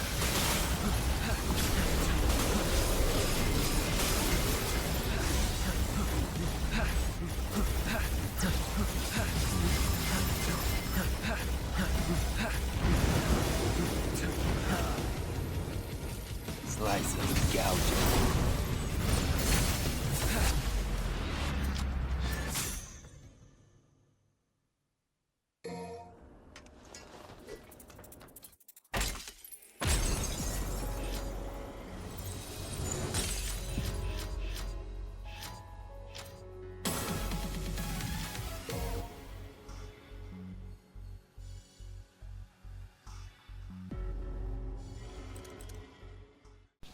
Virgil up next, and if you've viewed my Virgil playthrough, you'll know exactly the strategy I'm going to use for this. So he's got a move called Judgment Cut. I haven't got a super suit with him. Yeah, I don't have super suit, but he's got a move called Judgment Cut, where you can just spam the button. You can't spam it, you have to sort of get the timing right. I do mention at the start of my human playthrough with him in the last video, part 8. But use judgment cuts, and you don't have to be near the enemy. That's it, that's the judgment cuts. If you look in the move list, you'll see it in there. Yeah, the way the timing works is when he sheaves his sword after it, you've got to press a button then, when he sheaves his sword. But you've got to get used to the timing. You don't just press it and let go like just a normal button press. You have to hold it for like, sort of like a split second or two. Like a few split seconds, and then you let go. So it's sort of press, let go. Press or hold, let go. Hold, let go. You don't just press, press, press. You have to get a timing right. And you can normally do like, if you get 4 in a row, that sort of does maximum damage. And then you can just continue spamming them. Like I say, you've got to get used to the timing. You can see his sword sparkling, you see his sword glow blue when he sheaves it. That's the timing when it needs to be. And I'm doing it when I'm jumping, because it gets you out of danger better. And also it's easy to do in the air for some reason. Just easy to spam judgment cut when you're in the air. If you want to practice it, go into the training room and practice it in there. If you go, like I say, go in this move list, it'll be in Yamato. Yeah, be under the Yamato weapon and just judgment cut. Practice that, guys. Like I say, turn the camera around in the void, look at his sword when you do it. When it glows, that's when you have to press it again. And that's how you sort of spam it. And good thing about spamming it as well in the air, it keeps you in the air for longer. So you're out of danger for even longer. And that'll pretty much work throughout here as well. Even the enemies, you have to turn the camera around so you're not looking at them. Just turn the camera around, spam judgment cuts. Easy.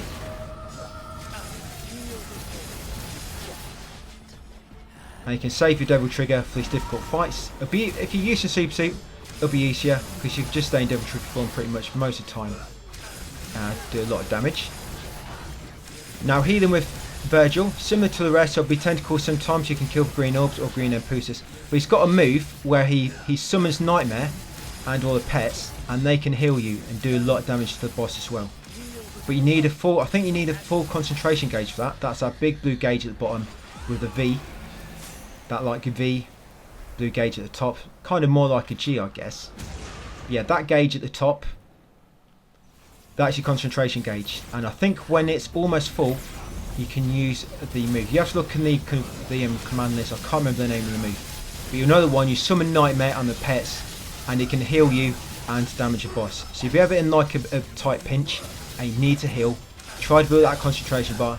And that concentration bar, by the way, it builds up from damaging the enemy and without taking damage, and also from doing stylish things. As long as you don't take any damage, you'll see that fill up, and you can just use it when you need to. But yeah, that's pretty much it, guys. Judgment cut. But what I need to do with Virgil is Virgil versus Virgil is quite hard. Well, it was when I first did it. I spent a good few hours on it. So I'm going to come back on Virgil, just show you how I beat him, because it makes it so much easier. But if you don't do it this very specific way, it's very hard. Right. So crack on, guys. Win all these floors, and I'll see you on 101. Just don't forget to back up your save on stage 97.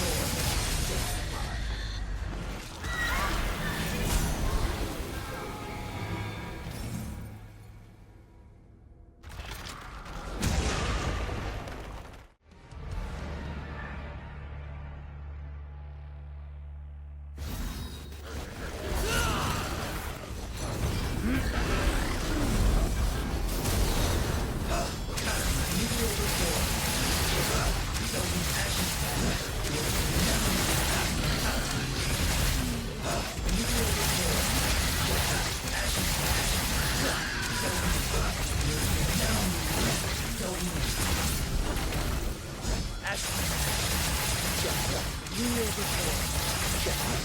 Don't down. Real before. Action attack. Real before.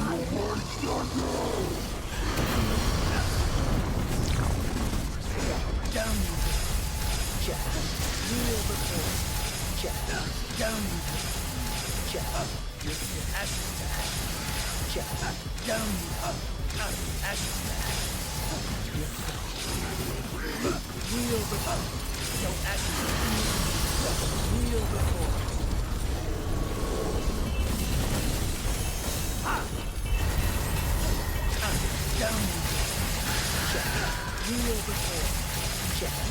Down. Real before. Down. Real before. Down. Real before. Action. Real before. Down. Action. Down. Real before. Down.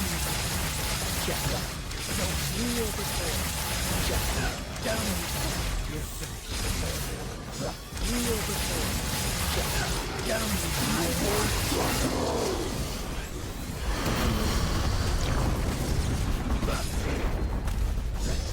before. Down. Real before. Action. Don't real before. Action. Down. Don't action. Real before.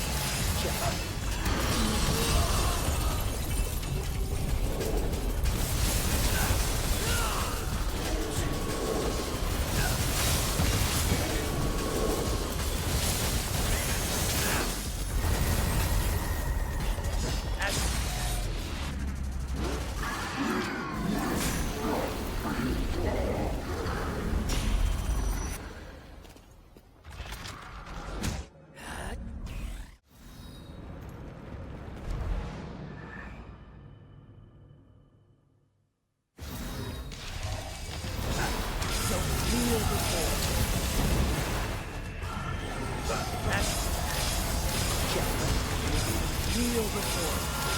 Action. Down. Real before.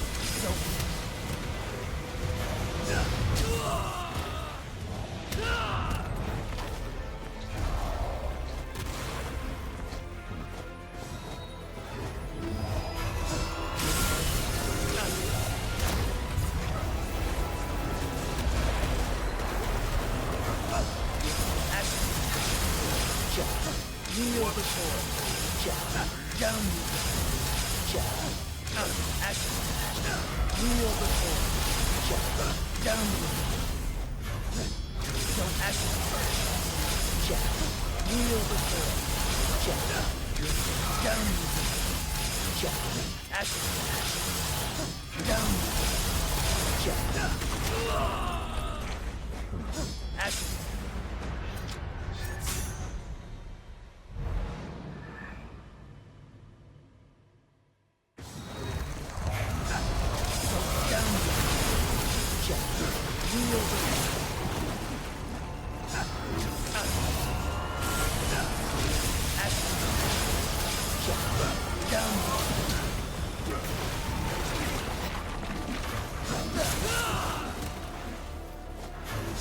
Real before. No action. Down. Real before. Down.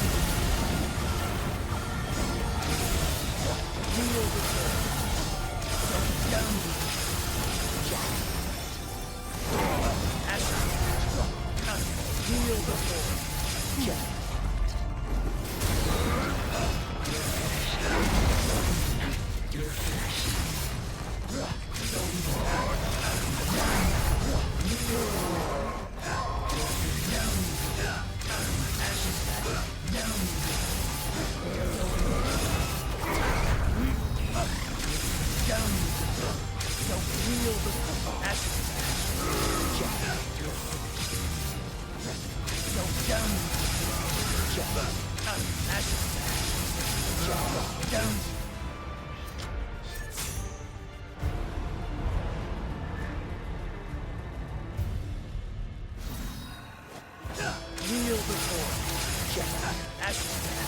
Kneel before.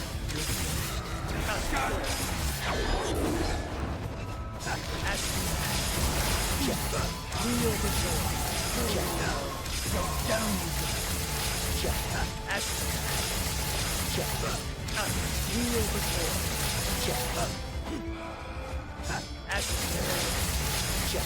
Kneel before. Down. Kneel before. Kneel before. Down. Kneel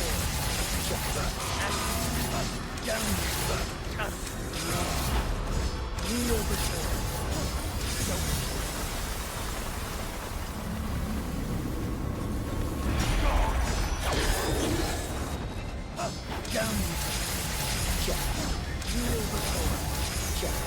Down. Kneel before. Down. Kneel before. Kneel before.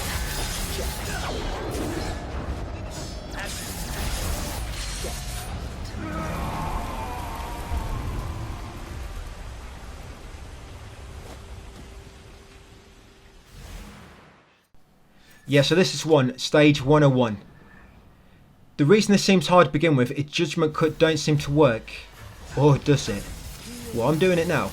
No, but what it was first, if you jump up normally and do judgment cut, his attacks will still catch you and they'll interrupt you and they can do a lot of damage. Obviously, one Dante must die difficulty at the moment. So what you have to do, you have to jump and then press circle to jump higher, and that'll just give you a bit more height, and then you're out of the range of all his attacks. Look, I'm way out of the way of them. So remember, you've got to jump and then press circle to dodge higher, and then you'll be out of the range of pretty much all his attacks. I don't think he's even hit me yet. Yep, and then just keep spamming judgment cut, guys. So jump, dodge, spam. That's all you got to do. Mega easy. Yep, it took me ages to learn that. I thought I was going to have to learn him without judgment cut because it wasn't working. I don't even know why I pressed circle. I might have tried it, it might have been a luck kind of thing where I just try and do the things, I just happen to press circle and then do it and then wonder why it's not hitting me. Or I might just try it at a different height, I don't know. But yeah, what matters is that I've got a strategy in the end. And yeah, get this one guys, and then after this it's just Dante to do.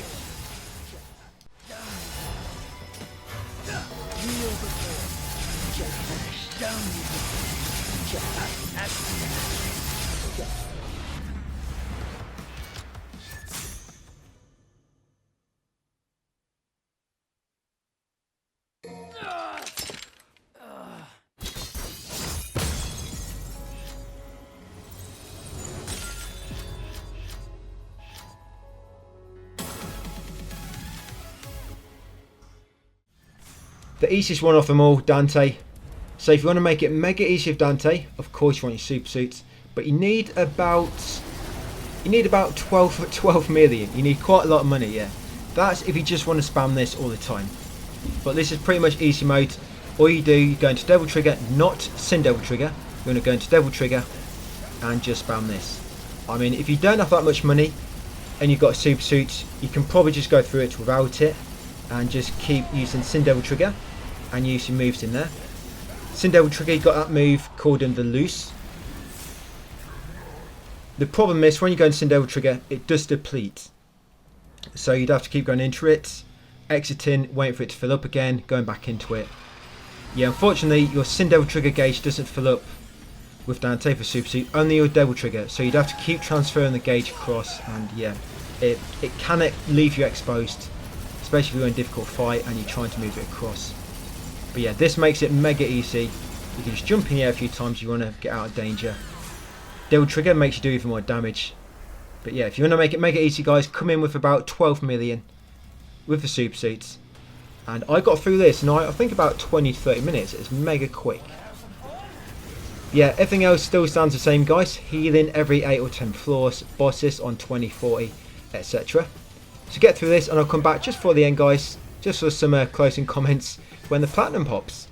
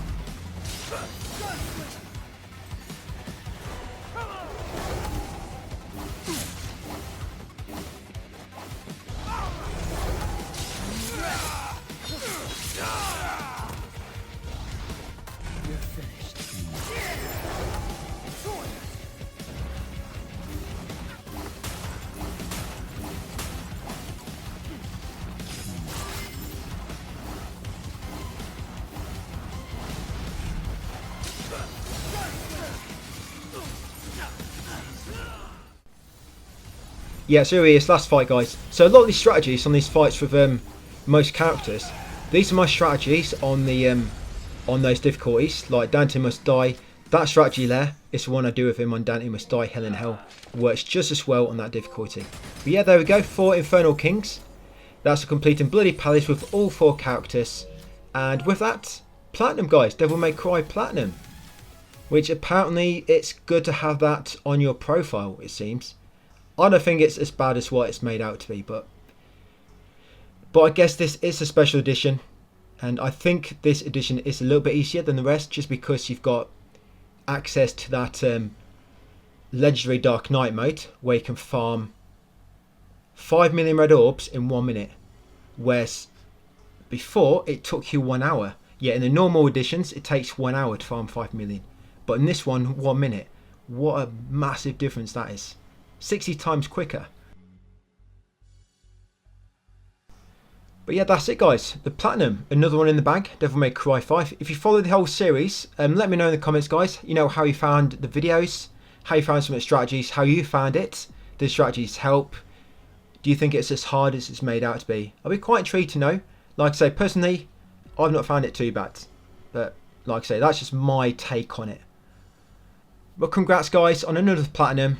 And I hope to see you on the next one.